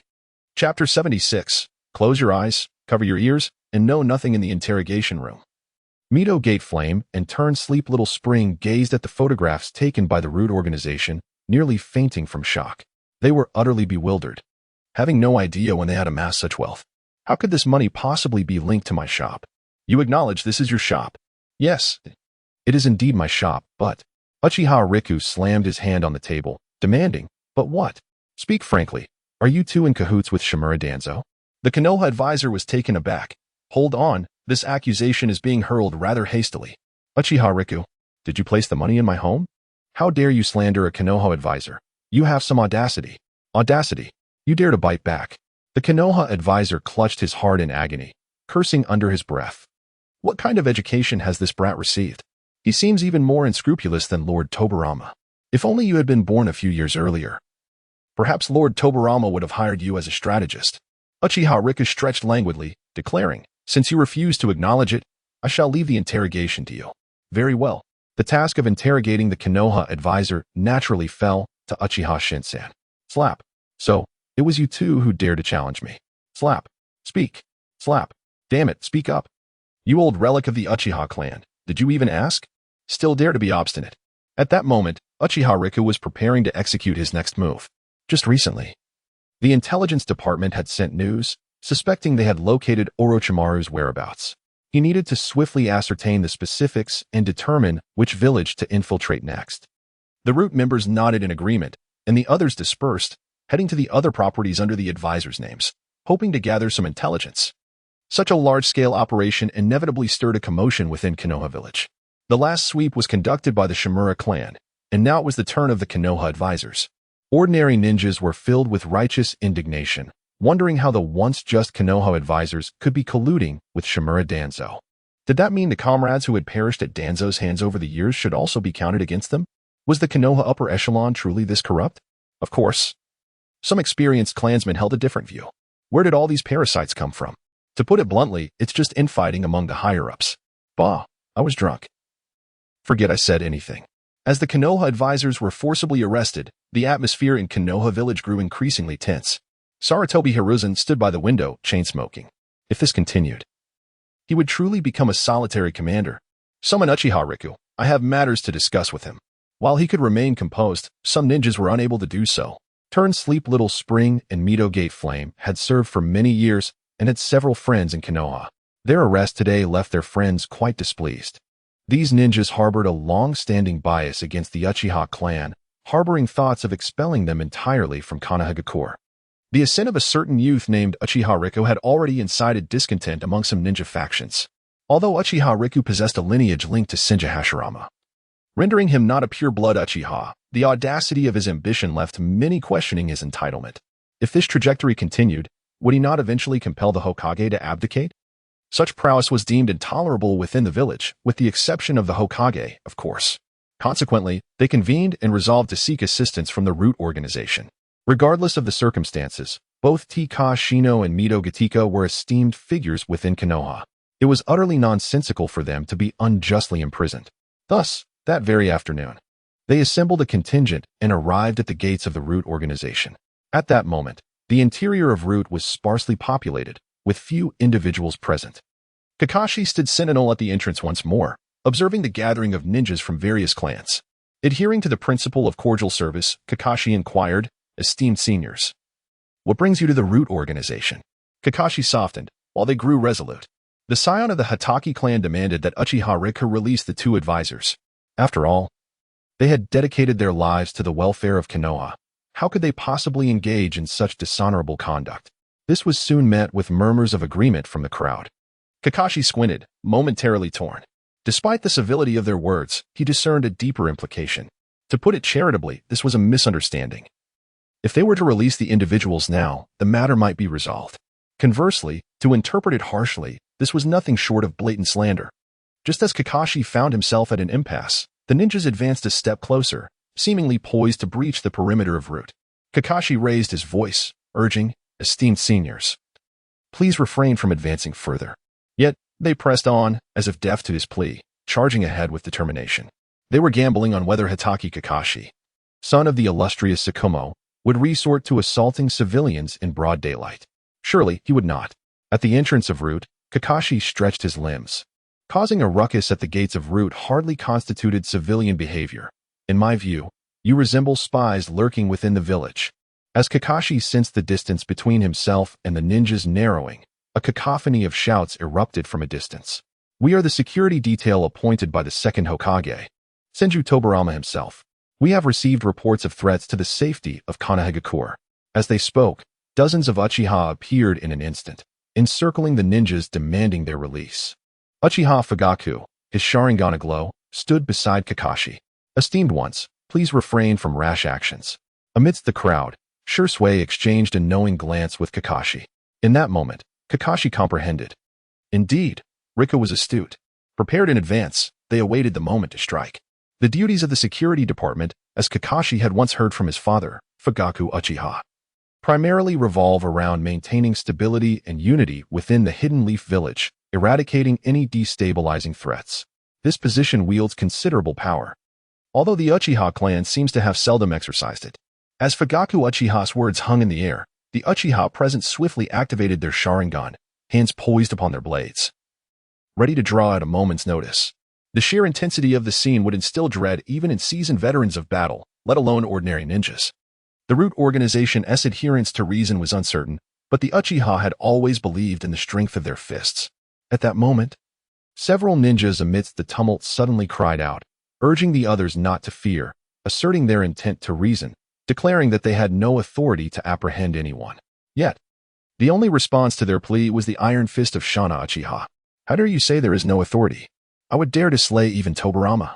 With that, Shana unleashed a torrent of blows upon the ninjas, pinning them to the ground. It was the first time since his release that he had allowed his true nature to surface. The ferocity of Shana stemmed from the fact that the individuals they sought to release were Mito Kazuma and Tanshin Kahara.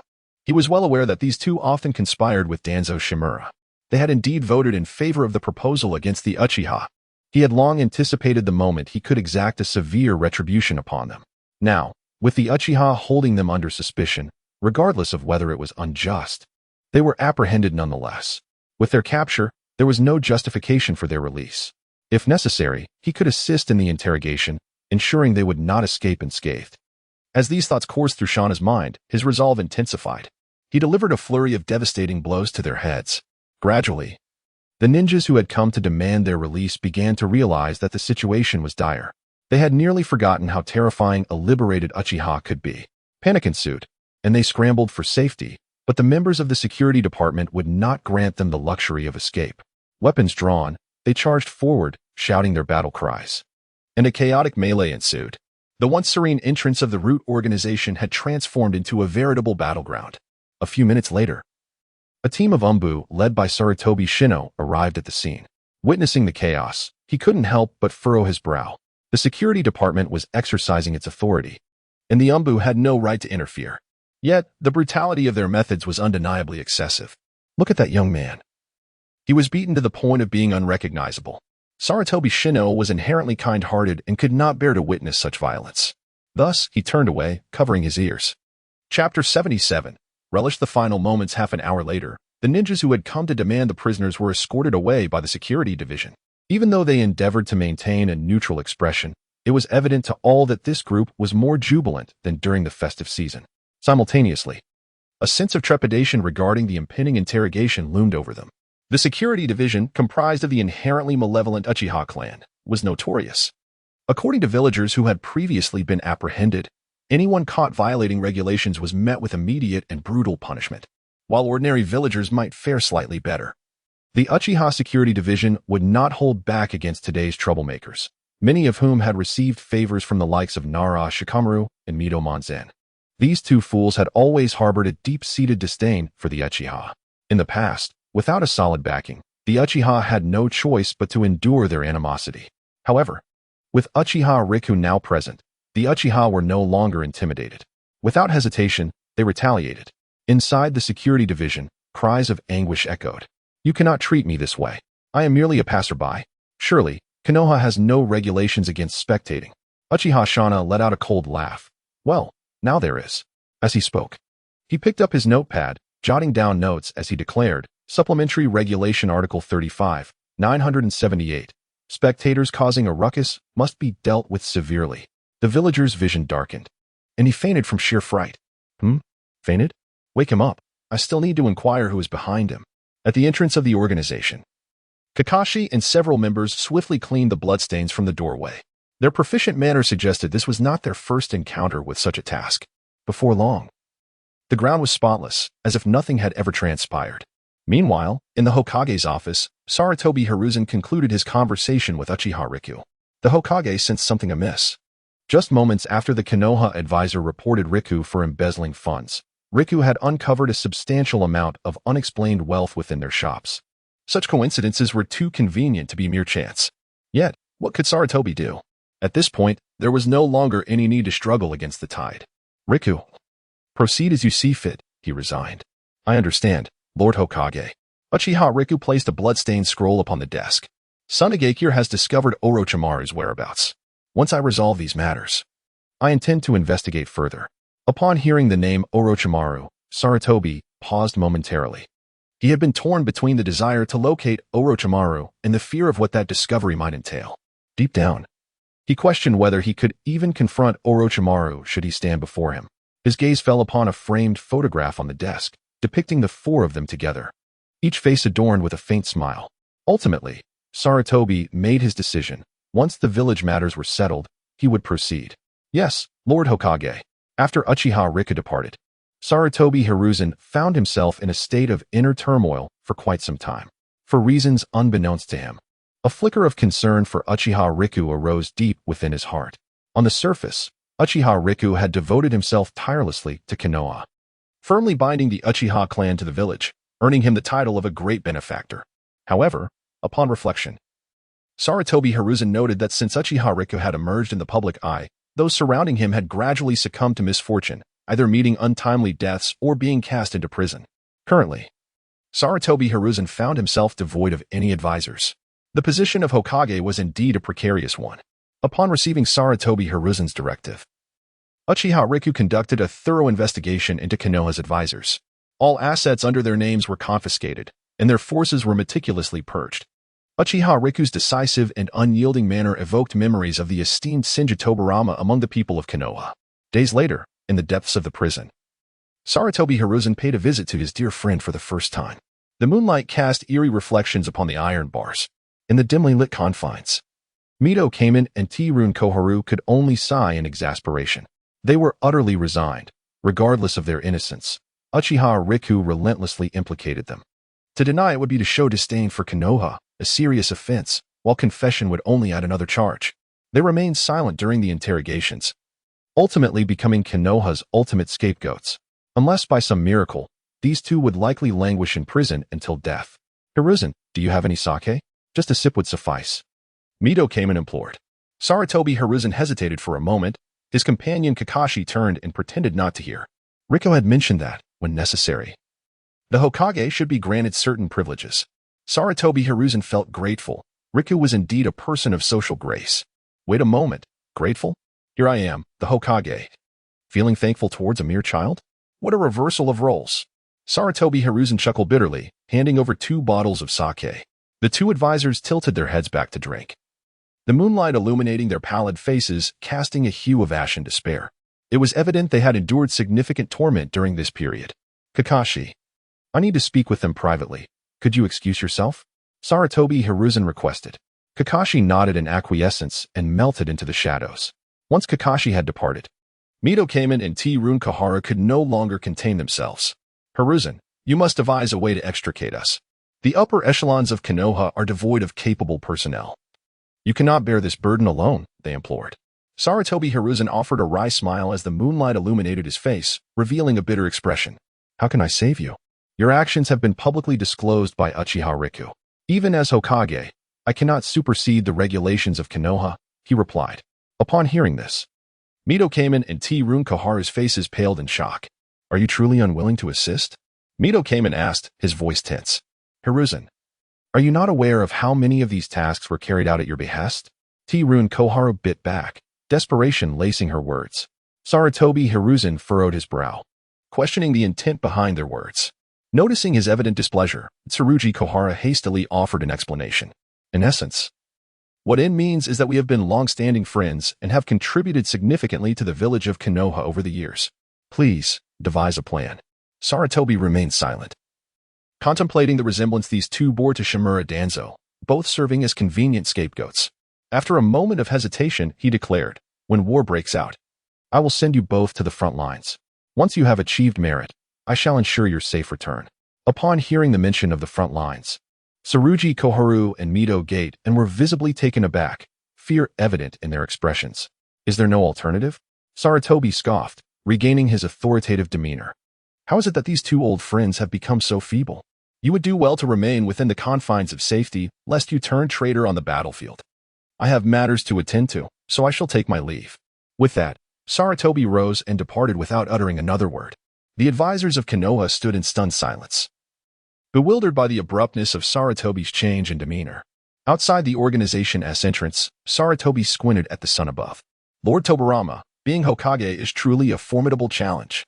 Meanwhile, within the Uchiha clan grounds, Uchiha Shisui bowed repeatedly before an image of Uchiha Madara, expressing his fervent respect. Lord Madara, our Uchiha clan is flourishing. We are but a step away from the Hokage position. Behind Uchiha Shisui, a diminutive figure clenched his fists, his eyes brimming with resentment.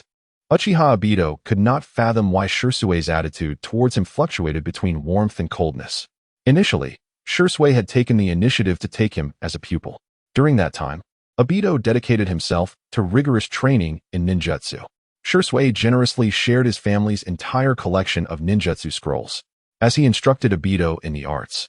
He did not forget to provoke him with comparisons to Uchiha Itachi. Soon after, Obito awakened his Sharingan. Though it was but a single tomo, it was nonetheless impressive. Just as Obito felt he was on the verge of surpassing Itachi, Shisui's demeanor underwent a startling transformation. Previously, he had always regarded Itachi as a traitor, proclaiming that Obito would be the pride of the Uchiha clan in the future. However, as time passed, the tide had turned. Today, Itachi had become the pride of the Uchiha clan, leaving the young Obito bewildered, unable to comprehend the shift with his not-so-bright intellect. Could it be that Elder Shisui has abandoned me? Obito murmured to himself, contemplating whether to confront Shisui. Yet, as he took a step forward, he hesitated and withdrew. Never mind, it matters not. Obito approached the riverbank, his Sharingan spinning wildly in his eyes. Subsequently, he formed hand seals. Fire release, great fireball technique. Uchiha Obito expelled a colossal fireball that illuminated the dim sky. Yet it was insufficient. He demanded more. Fire release, great fireball technique. Uchiha Obito, in a fervent attempt to master this ninjutsu, swiftly exhausted his chakra. His vision blurred, and he crashed heavily to the ground. Not enough, still not enough. I shall take one step at a time to become the strongest in Konohagakure. The tomo in Uchiha Obito's eyes spun wildly, evolving into the double tomo. As he felt the surge of ocular power within him, Uchiha Obito let out a triumphant roar. Ha ha ha ha ha. I, Uchiha Obito, am the true genius. A week passed in the blink of an eye. Tazuna Kamachi and Mito Menko were found guilty of dereliction of duty and embezzlement, suspected of colluding with other villages. After organizing matters within the village, Uchiha Grit, Kakashi, and Jiraiya departed from Konohagakure. In the dead of night, at a quaint tavern, Jiraiya had his arm around a beautiful lady, his face aglow with a radiant smile. Yua, Kaido, it has been quite some time. You have both become even more exquisite. Come, let us share another drink. In the adjacent room, Uchiha Grit exchanged glances with Kakashi. Truly, the legendary Sannin had a rather unique approach to gathering information. Uchiha Grit sat cross-legged at the table, swiftly perusing medical manuals. Prior to their departure, he had diligently studied medical ninjutsu under Tsunade, and he had grasped the basics. Nevertheless, he felt it was insufficient, so he casually brought along a dozen or so books on medical ninjutsu. After all, they were easy to comprehend. And it was better than idling about. In the event that either Kakashi or Jiraiya were injured, he could provide aid. Meanwhile, Kakashi's face was flushed, the sounds from next door evoking thoughts of peculiar scenes from Jiraiya's latest work. Kakashi, why is your face so red? I assure you, I did not add anything to your drink. Kakashi quickly covered his burning cheeks, pondering if Jiraiya had swapped his water for sake. Uchiha Grit wore a knowing expression. Oh? Huh? Lord Hashirama, why is your face also flushed? The towering Jiraiya pushed open the door and plopped down onto the floor. Hey, hey, hey. You little rascal from the Hitaki clan, don't pin the blame on me while I'm away. He lightly patted his cheeks, shedding any remnants of intoxication. He beckoned Uchiha Grit and Kakashi to come closer and lowered his voice. In the Land of Wind, there have been multiple incidents of death and disappearance. Moreover, serpent skins have been discovered in peculiar corners. Jiraiya glanced at the two. Orochimaru is likely in the Land of Wind, and his next targets are probably the ninjas of Sunagakure. Upon hearing this, Kakashi's expression turned one of astonishment. Does Orochimaru have the audacity to attack the ninjas of Sunagakure? Jiraiya rolled his eyes, expressing his disdain for the cowardice of a certain individual. He remarked that he would even believe it if someone claimed that the Kazekage had been assassinated. Rising to his feet, he stretched his swollen arms, readying himself for the journey to Sunagakure. The trio quickly packed their belongings and stealthily leaped from the window, discreetly departing the small tavern. Suddenly, Kakashi sensed a chilling presence behind him. Instinctively gripping his white fang, he surveyed the surroundings. Uchiha Itachi inquired, "What is it, Kakashi?" "I don't know why, but I have a foreboding feeling," Kakashi replied. Jiraiya placed a reassuring hand on Kakashi's shoulder. "Fear not, young white fang. I shall protect you well." After Uchiha Itachi and the others departed, a shadow stealthily emerged from the ground. "TSK, foolish child, cherish your remaining days," it sneered. Meanwhile, in Sunagakure, the Kazekage was convening a roundtable meeting with the elders. The three ninjas from Konoha had boldly appeared in the Land of Wind, presumably to track down the rogue ninja, Orochimaru. "I have received a letter from the Hokage requesting our cooperation in their capture operation," Chiyo informed the gathering. Her gaze turned to the Kazekage. "What do you think we should do?" The Kazekage lightly tapped the table, pondering for a moment. "Since they have arrived, we shall cooperate fully. This is an excellent opportunity to gauge the strength of Konoha's young generation. Leading them is one of the legendary Sannin, Jiraiya. Accompanying him is the prodigious Uchiha Itachi and the renowned son of the White Fang, Hatake Kakashi. Quite intriguing." Upon hearing Kakashi's name, Chiyo lost her composure. She slammed a scroll onto the table, exclaiming, "Regardless of anything else, Kakashi must be handed over to me." "Elder sister, please calm down," Aiz interjected, aware of Chiyo's thoughts. She sought revenge for the deaths of her brother and sister-in-law at the hands of Hatake Tsukumo's son. Under different circumstances, her desire for vengeance would have been justified. However, the current situation was precarious. Should anyone dare to kill Kakashi, it would be akin to handing a weapon to Sarutobi Hiruzen. Although Konoha was facing difficulties, Sunagakure was hardly in a better position. Engaging in war with Konoha would only serve to benefit the other observing villages. The Kazekage shook his head, rejecting Chiyo's request. "Let Yakura handle it. She is more suitable. Remember to negotiate for a reward. The village is in dire need of funds." With that, he rose and departed, ignoring Chiyo, who was on the verge of an outburst. Frustrated, Chiyo huffed and stormed out. Aiz hurried to follow her. "Where are you going, sister?" "I'm going to procure poison, and then I shall eliminate all three of them." Aiz, nearly choking, scrambled to keep up. "Sister, perhaps we should reconsider the poison. Instead, how about I accompany you to the desert to pan for gold to sell?" Get lost. Chapter 78. First encounter with Yetzong a few days later. At the entrance of Sunagakure, Senja Hashirama stood thoughtfully before this familiar place. When he had first arrived here, to his left stood the strategist Tobarama, and to his right, the warrior Madara. The entire village had been struck with fear at the sight of the three of them. Madara even suggested that rather than negotiating, they should simply annihilate them. Surprisingly, Tobarama, who had always been wary of Madara, concurred with this proposition, and the two contemplated whether a week would suffice to unify the five great nations. However, this notion was ultimately dismissed by Hashirama, who advocated for diplomatic discussions to avoid further casualties. Reflecting on this, Senja Hashirama was engulfed by a sense of regret, pondering that it might have been better to have eliminated them back then, thereby reducing the loss of life. Alas, such is life. Uchiha Riku and his companions scrutinized the dilapidated gate, quietly exchanging remarks about its condition. They had not heard of any recent conflicts. Yet the entrance appeared as if it had been ravaged by explosions. Nevertheless, one could not deny that the few sand sculptures were quite aesthetically pleasing. They mused whether there was a place in Sunagakure where they could witness a beautiful young lady bathing. While the three were engaged in hushed conversation, a striking female ninja emerged from the gate. "Greetings, Leaf Ninjas. I am Yetzong. By the order of Lord Kazekage, I am here to assist you in the pursuit of the rogue ninja Orochimaru. Please follow me." Uchiha Riku nodded gently, expressing his gratitude. Yetzong smiled softly and gestured for them to follow. Jiraiya discreetly poked Uchiha Riku and whispered, "I never expected this rundown place could produce such a beautiful female ninja." As he spoke, he gestured animatedly. "Just look at her face and figure." However, he abruptly halted mid-sentence. Unbeknownst to them, they had already arrived in the bustling district of Sunagakure. Due to the daylight, the streets were lively, with vendors eagerly attempting to attract customers, hoping to earn a little to support their households. Upon spotting Yetzong, the merchants greeted her warmly. "Lady Yetzong, would you like to purchase something?" "Freshly baked flatbreads." "How many would you like?" A plump little vendor extended a warm flatbread into Yetzong's hands. It was evident that Yetzong held a high reputation in Sunagakure. However, the merchant's expression soured the moment they noticed the leaf headbands worn by the ninjas behind her. In their eyes, even though the war had ended, they remained irreconcilable enemies with Konoha. More crucially, these ninjas appeared well-fed and healthy, a stark contrast to their own plight of living in this barren desert, where even their bedding was covered in sand. Recent news also indicated that the feudal lord of the Wind Country intended to cut military funding, which would further exacerbate the already impoverished village's struggles, potentially leaving them unable to afford sufficient food in the future. A myriad of emotions intertwined, and the gazes directed towards Uchiha Lee and his companions grew increasingly hostile. Had it not been for Yitsong's presence, harsh words would likely have been exchanged. Yitsong keenly perceived the merchant's shift in demeanor, feeling quite helpless in the face of escalating tensions.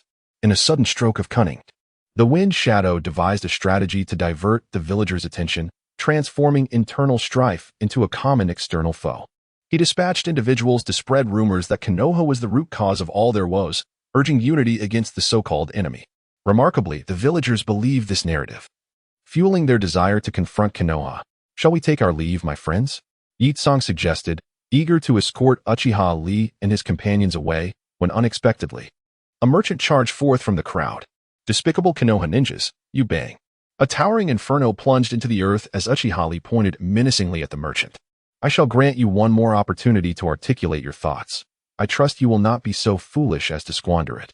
As he spoke, he began to emanate a palpable chakra. The overwhelming pressure caused the onlookers to swallow hard. "And no, nothing at all, esteemed ninja. I shall return for my midday rest." The merchant stammered before hastily retreating, fearing for his life. Witnessing this, the other merchants promptly packed up and fled. Within mere moments, the once bustling street was left desolate, with only the four of them remaining. Yitsong furrowed her brow at the sight. Was it not said that the ninjas of Konoha, under Sarutobi Hiruzen's leadership, were increasingly feeble? Yet here was this youth, readily drawing his blade. Ah, but of course, he bears the Uchiha name. That explains it. Setting aside her musings, she led Uchiha Lee and his companions to a nearby building and pushed open the door. "You three may rest here for the time being. I apologize for the humble conditions in Sunagakure." Jiraiya, upon seeing Yitsong, a striking beauty, lost his composure entirely. With a broad grin, he exclaimed, "No worries, no worries. The accommodations here are quite satisfactory." Kakashi interjected with a scoff, "Lord Jiraiya, you weren't saying that moments ago. Who claimed this place was nothing but sand? That even a simple meal consisted solely of sand?" MMPH. Yitsong quickly covered his mouth, attempting to mask her embarrassment with a light cough. While Konoha's ninjas bannered, she discreetly scrutinized Uchiha Lee prior to their departure. The Wind Shadow had repeatedly instructed her to keep a close eye on this young man named Uchiha Lee, for he was destined to become a formidable weapon for Konoha on the battlefield. Just then, an urgent ninja burst into the room. "Lady Yitsong, there's trouble. A ninja has fallen in the village." Yitsong gasped, "Take me there at once." Without hesitation, she dashed out the door, with Uchiha Lee and his companions exchanging concerned glances before following suit. Upon arriving at the scene, they were greeted by a faint scent of blood. Yitsong knelt down to examine the body closely. In addition to visible wounds, there were two distinct bite marks on the neck. Upon witnessing this, Jiraiya felt a sudden jolt in his heart. Alas, it was undoubtedly the work of Orochimaru. The victim had only just perished, and the perpetrator could not have strayed far. Yukura swiftly devised a countermeasure, sealing the main entrance and meticulously inspecting the unfamiliar faces within the village. The assailant possessed formidable strength. It was unwise to act alone. "Indeed, Lord Yukura," came the obedient response. Once these measures were completed, Yukura turned her gaze towards Uchiha Riku and the others. "I sincerely apologize. An unforeseen event has arisen in the village, and I can no longer accompany you. Do not worry, my lady. You may attend to your duties without concern for us. We shall find a sunny spot to relax," they replied. Yukura nodded and vanished from sight in an instant. Once she departed, Jiraiya's smile faded. "Split up." Upon discovering Orochimaru's whereabouts, promptly informed the others. "Disperse." After parting ways, Kakashi found himself in a secluded alley. According to Yukura, this area had been sealed off for quite some time, rendering it unlikely for anyone to be present. Yet, he distinctly observed several faint footprints around the corner. Gripping his short blade tightly, Kakashi cautiously ventured forth. Just as Yukura had described, all the buildings here were securely locked. Not a single soul, nor even a stray dog, was in sight. Kakashi exhaled in relief. Perhaps his anxiety had misled him. As he prepared to search elsewhere, a sudden sound of footsteps reached his ears. Instinctively, Kakashi drew his short blade. "Who goes there? Show yourself." A raspy laugh echoed in response, and then the figure turned to flee. In that moment of eye contact, Kakashi unmistakably beheld those serpent-like eyes. Orochimaru. Without a moment's hesitation, Kakashi charged forward, entirely disregarding Jiraiya's warning. The black Zetsu, transformed into Orochimaru, maneuvered through Sunigakure, occasionally glancing back at the approaching Kakashi. Chapter 79. The perfect form. Whenever Kakashi found himself too close, he would accelerate, creating distance between them. Conversely, when Kakashi struggled to keep pace and risked losing his target, he would slow down. This back and forth continued, and soon they had sprinted out of the hidden sand village. As time passed, it became evident that Kakashi's stamina was waning. He gasped for breath, wiping the sweat from his brow, and encouraged himself as he ran. He was so close, just a fraction away from catching Orochimaru. Orochimaru merely scoffed and shook his head. Foolish Kakashi, are you prepared to leave this beautiful world behind? With that, he performed the wood release insect technique, vanishing from Kakashi's sight. When Kakashi finally arrived, he was momentarily dumbfounded. When had Orochimaru learned such peculiar ninjutsu? Capable of appearing and disappearing without a trace? Kakashi suddenly grasped what Jiraiya meant when he said that capturing Orochimaru was a formidable challenge. Exhaling slowly, he fought to regain his composure. Drawing a short blade, Kakashi meticulously surveyed his surroundings. The terrain was sandy, devoid of any cover. He would be quick to notice any movements from Orochimaru. Just as Kakashi contemplated taking a sip of water to rest, a multitude of pale, humanoid monsters erupted from the ground. Startled, Kakashi wondered what on earth these creatures were. In the blink of an eye, dozens of white Zetsu charged toward him with a cacophony of cries. Kakashi swiftly formed hand seals, unleashing fire release, Phoenix fire technique. The flames spread, causing the white Zetsu to howl in agony.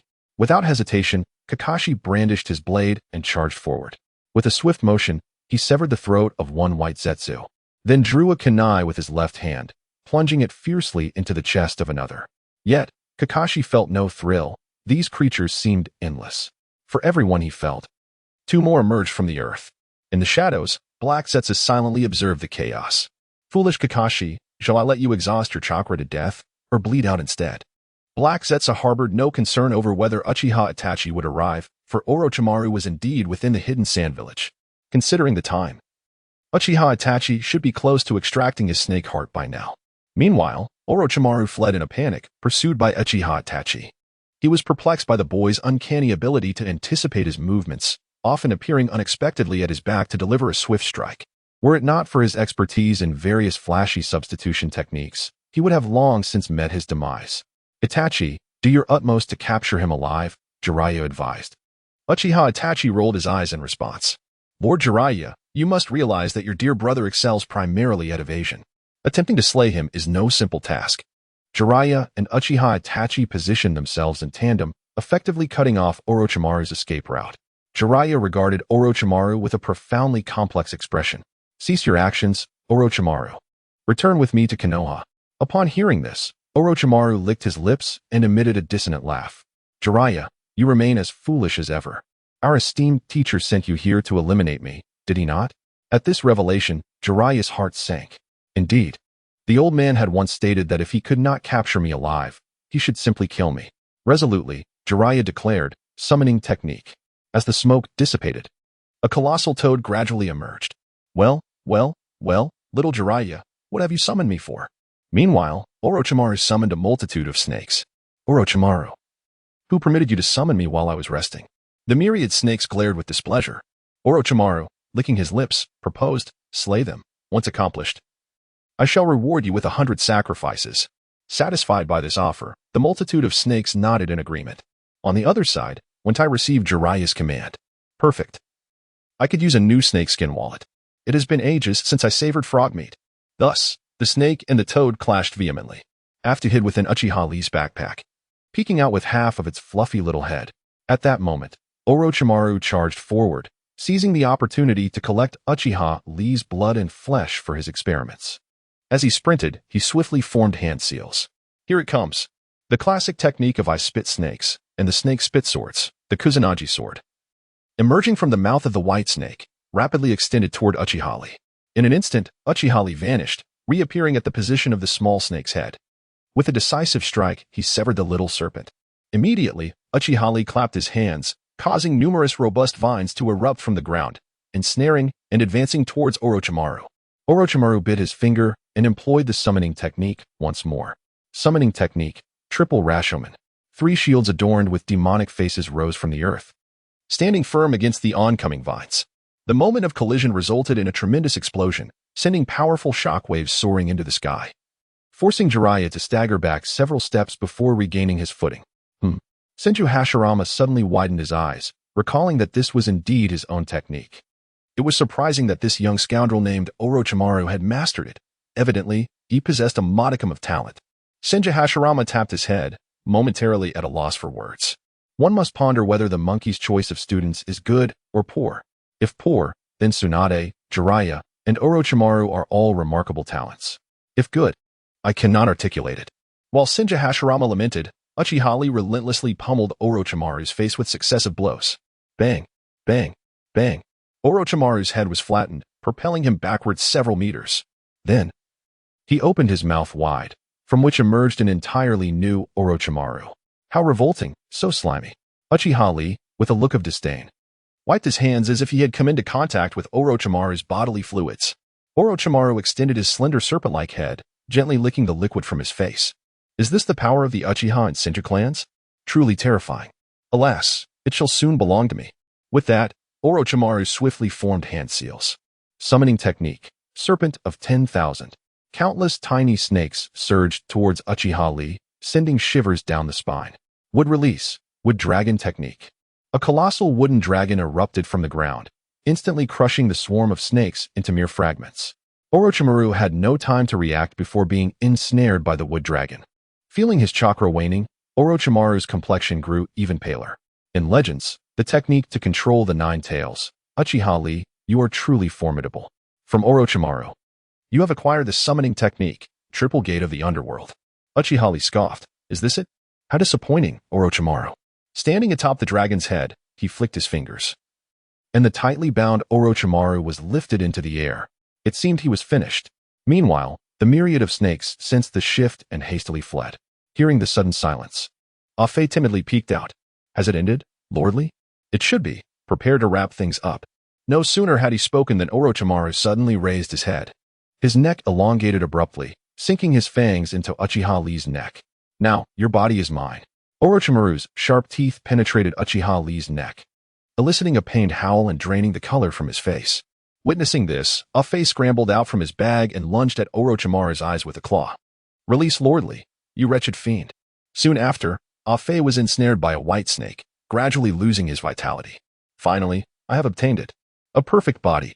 P.S. A lament. My income is now but a fraction of what it once was. It gives me a headache. Chapter 80. Embrace the pain. Orochimaru released a sinister cackle, his laughter echoing through the air. Ha. The path to immortality is finally within reach once more. He laughed maniacally, as if the hope of eternal life had materialized before him. However, as time passed, he sensed an unsettling shift. Wait. Why can I not feel the connection to the cursed seal on Uchiha Itachi? This shouldn't be. Just then, a demonic whisper slithered through the air beside Orochimaru. Behold the illusion of the Uchiha clan. With a snap of his fingers, Uchiha Itachi restored Orochimaru's clarity. It was then that Orochimaru realized there was no perfect body to be had. He remained ensnared by the wooden dragon, bound like a dumpling. Under the cold, pallid moonlight, Orochimaru's golden snake-like eyes suddenly constricted. He looked up, locking gazes with Itachi's blood-red Sharingan. A piercing scream erupted from Orochimaru's throat. Damn it, those cursed Sharingan. As soon as he uttered these words, Itachi snapped his fingers again. More and more vines ensnared Orochimaru's body, tightening their grip. In the next moment, Itachi's hand struck down, cleaving Orochimaru in two. Meanwhile, the hurriedly arriving Jiraiya exhaled a sigh of relief. Gazing at the dismembered pieces of Orochimaru, he felt a wave of nausea wash over him. Is it over? He wondered. Itachi kicked one half of Orochimaru's severed head, muttering, killing Orochimaru is no ordinary task. At that moment, a small white snake was frantically fleeing underground, only to vanish in the blink of an eye. Jiraiya nodded, feeling increasingly unfamiliar with Orochimaru. While he had previously known Orochimaru for his obsession with experiments, it was now apparent that he was equally ruthless against his own kind. Itachi retrieved a lighter and incinerated Orochimaru's remains completely. Let us proceed to rendezvous with Kakashi. They had two objectives in Sunagakure. First, to hunt down Orochimaru, and second, to display their strength before the village. With the first goal unattainable, they would focus on the latter.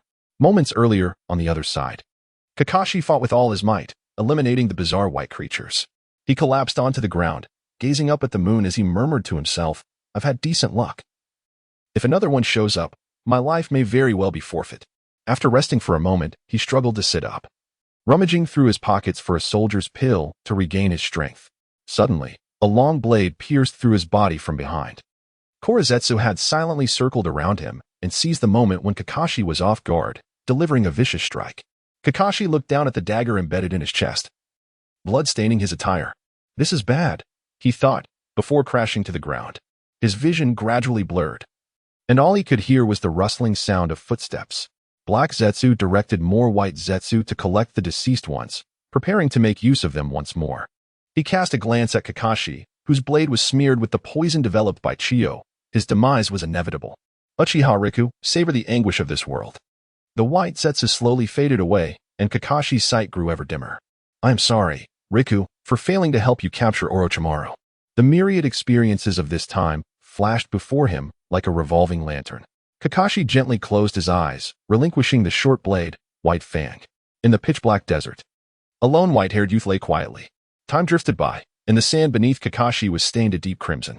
Black Zetsu lurked in the dark depths, coldly observing Kakashi's weakening breaths. "Let me witness your limits, Uchiha Riku. Without your comrades, what potential can you truly unleash?" Black Zetsu pondered. If Riku did not succumb to despair, then he would make his way to Konohagakure, seeking an opportunity to eliminate Uchiha Shisui and the admiring Kurenai Yuhi. For Black Zetsu, the death of one person bore no difference from the death of 10,000. As long as he could resurrect his mother Kaguya, he would even obliterate the entire shinobi world. Amidst these drifting thoughts, a figure suddenly appeared. A cruel smile crept across Black Zetsu's lips. It had arrived. Uchiha Riku, witnessing the unconscious Kakashi, let out a desperate scream. "Kakashi!" Black Zetsu's smile grew ever more sadistic. "Feel the pain, foolish Uchiha clansman." He fixed his gaze on Riku's eyes, eager to discern how far Uchiha Riku's Sharingan would evolve under such immense provocation. Yet, to Black Zetsu's surprise, Riku still possessed the same three tomo. This left Black Zetsu perplexed. Was Kakashi truly insignificant to him, or had Riku's emotions stabilized to the point that even the loss of a vital comrade failed to stimulate his nerves? Or perhaps, Riku had reached his limit. No matter the provocation, his Manjiki could not be awakened. Black Zetsu pondered for a long while without arriving at a conclusion. As for whether Riku could revive Kakashi, Black Zetsu had never entertained such a notion. After all, he had merely learned some basic ninjutsu from Tsunade and skimmed through a few books along the way. Perhaps, Riku would only come to terms with Kakashi's demise once he had truly taken his last breath. Black Zetsu thought this as he vanished once more into the darkness. He had to report to Uchiha Bido.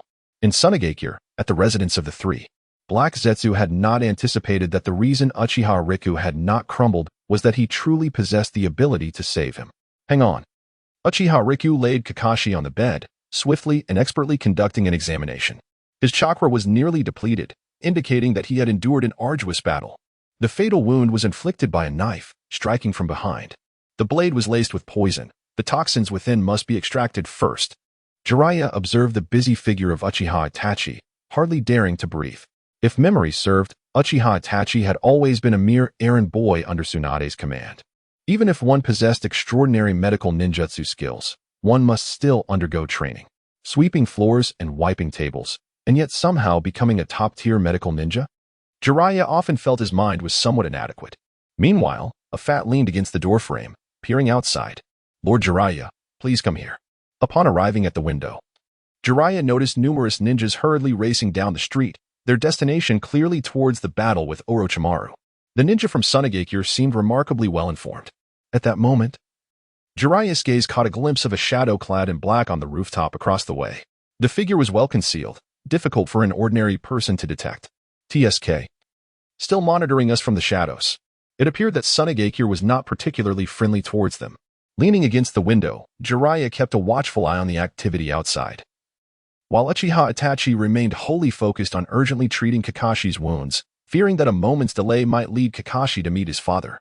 3 hours later, Uchiha Itachi sighed in relief. "It's over. He won't die." Jiraiya turned his head, inquiring, "What is the situation?"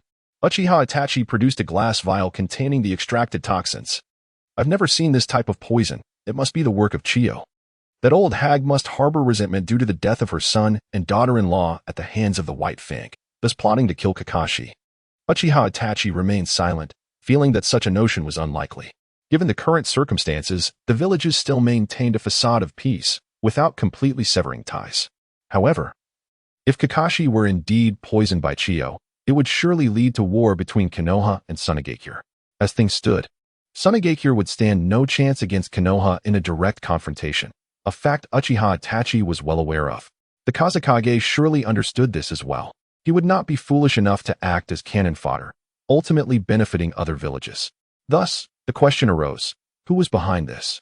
Uchiha Itachi tapped his head. The act of extracting the heart from behind seemed eerily familiar. Wait a moment, a flash of insight struck Uchiha Itachi. The scheming toad had always been a source of trouble. Could it be the work of Kagaya's ultimate pawn, Black Zetsu? Meanwhile, Black Zetsu had returned to report. Lord Madara, I have returned. How did it go? Madara inquired. I delivered a fatal blow to Kakashi and utilized the poison stolen from Chiyo. He is undoubtedly doomed. A cruel smile spread across Madara's face. Well done. Prepare yourself. Seek an opportunity to eliminate that girl named Rin Noera as well. Yes, Lord Madara, Black Zetsu replied respectfully, slowly sinking into the ground. Ha ha ha ha ha. Uchiha Riku, experience the anguish of this world.